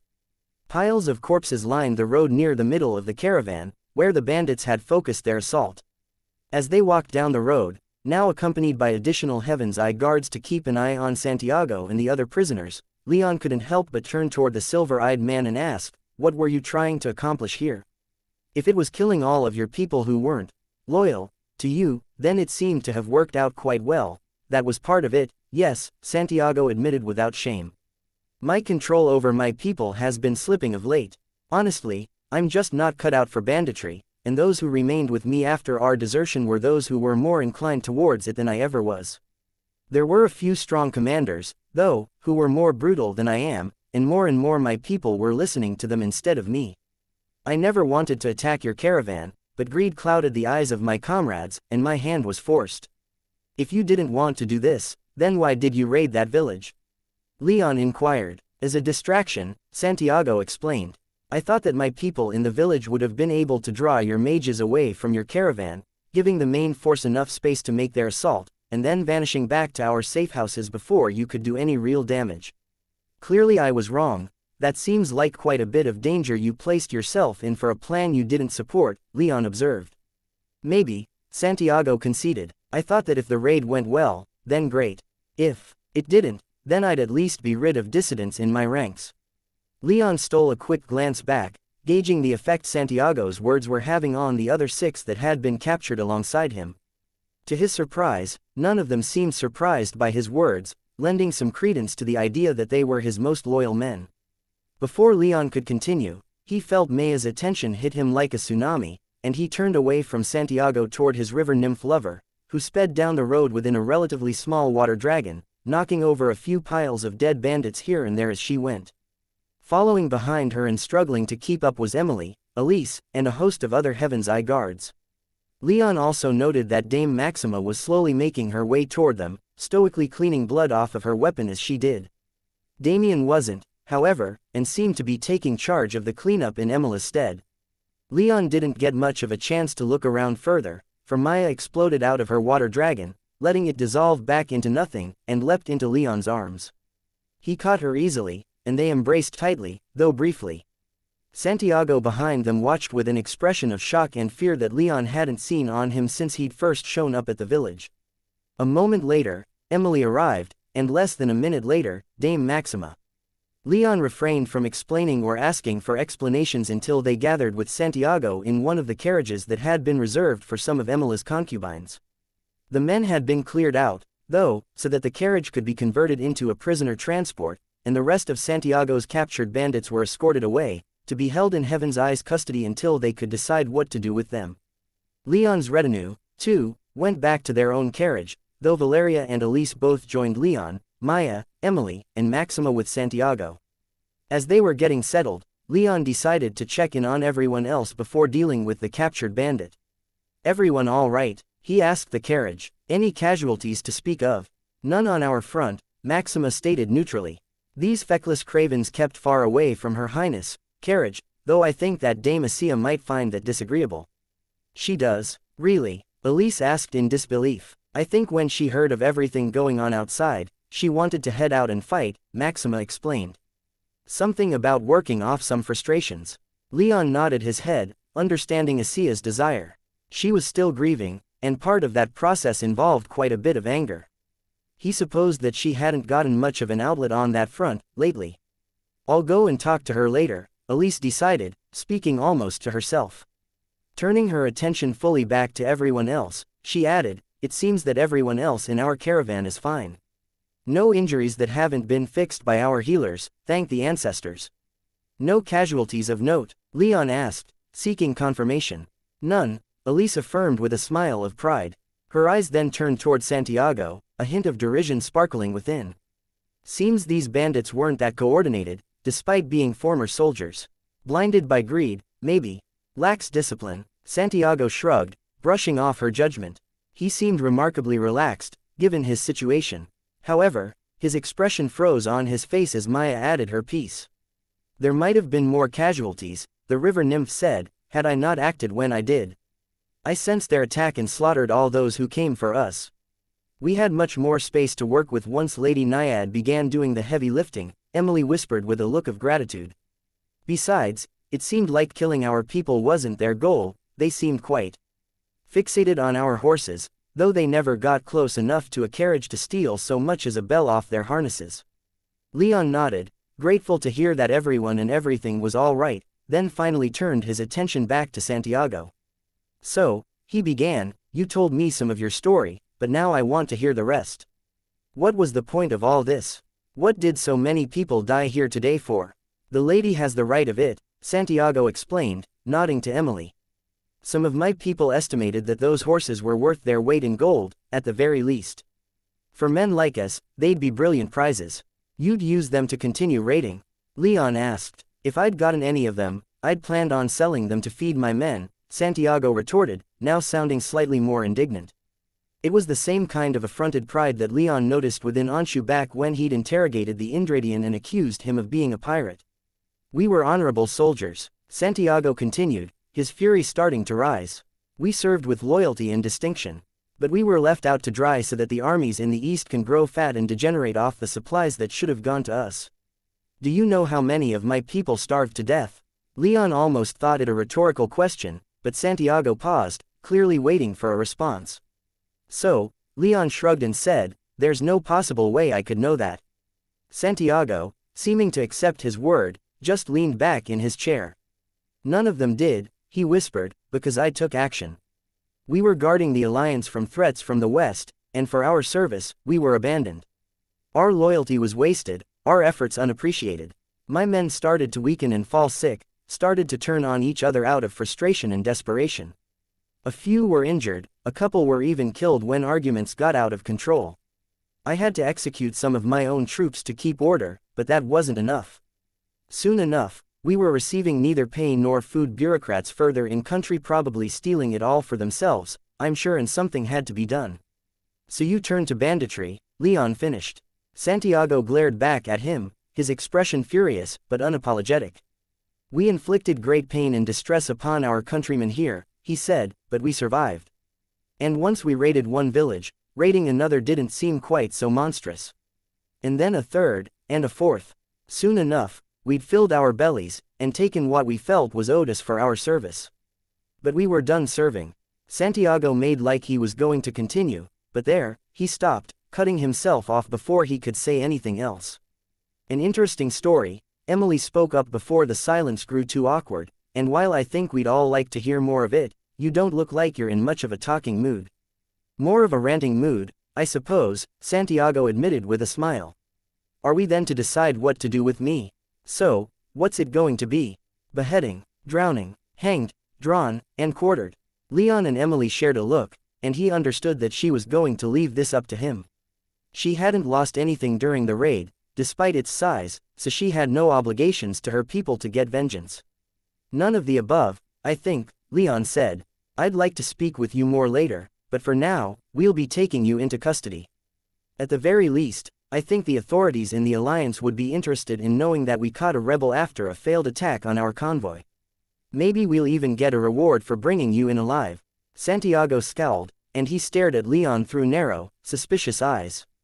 He didn't argue over his fate, seemingly content to let them dictate to him what would happen, but he was still curious enough to ask, "What more do you wish to talk about?" "I suppose we'll find out," Leon replied. The man was strong, decisive, and charismatic enough that he kept his soldiers together even long after their turn to banditry. Those were qualities that Leon wanted within his retinue, but he didn't want to just spring that question on Santiago right now. He needed to get to know him better, first, and then decide whether or not to make the offer. He was a little desperate to fill out his retinue's ranks, but he also knew that he had to be discerning with his recruits. A bandit, regardless of his reasons for such lawlessness, couldn't just be accepted without thought. There were a few days before their caravan entered the Alliance's heartland. Leon hoped to use those days to sound out Santiago's mindset a little more, to delve a little deeper into who the man was and if that would mesh well with the retainers he already had. He hoped that he would like what he found. All videos have ads disabled. YouTube doesn't pay me enough to cover electricity costs. If you are well off, please consider donating via PayPal or becoming a member of this YouTube channel. Thank you.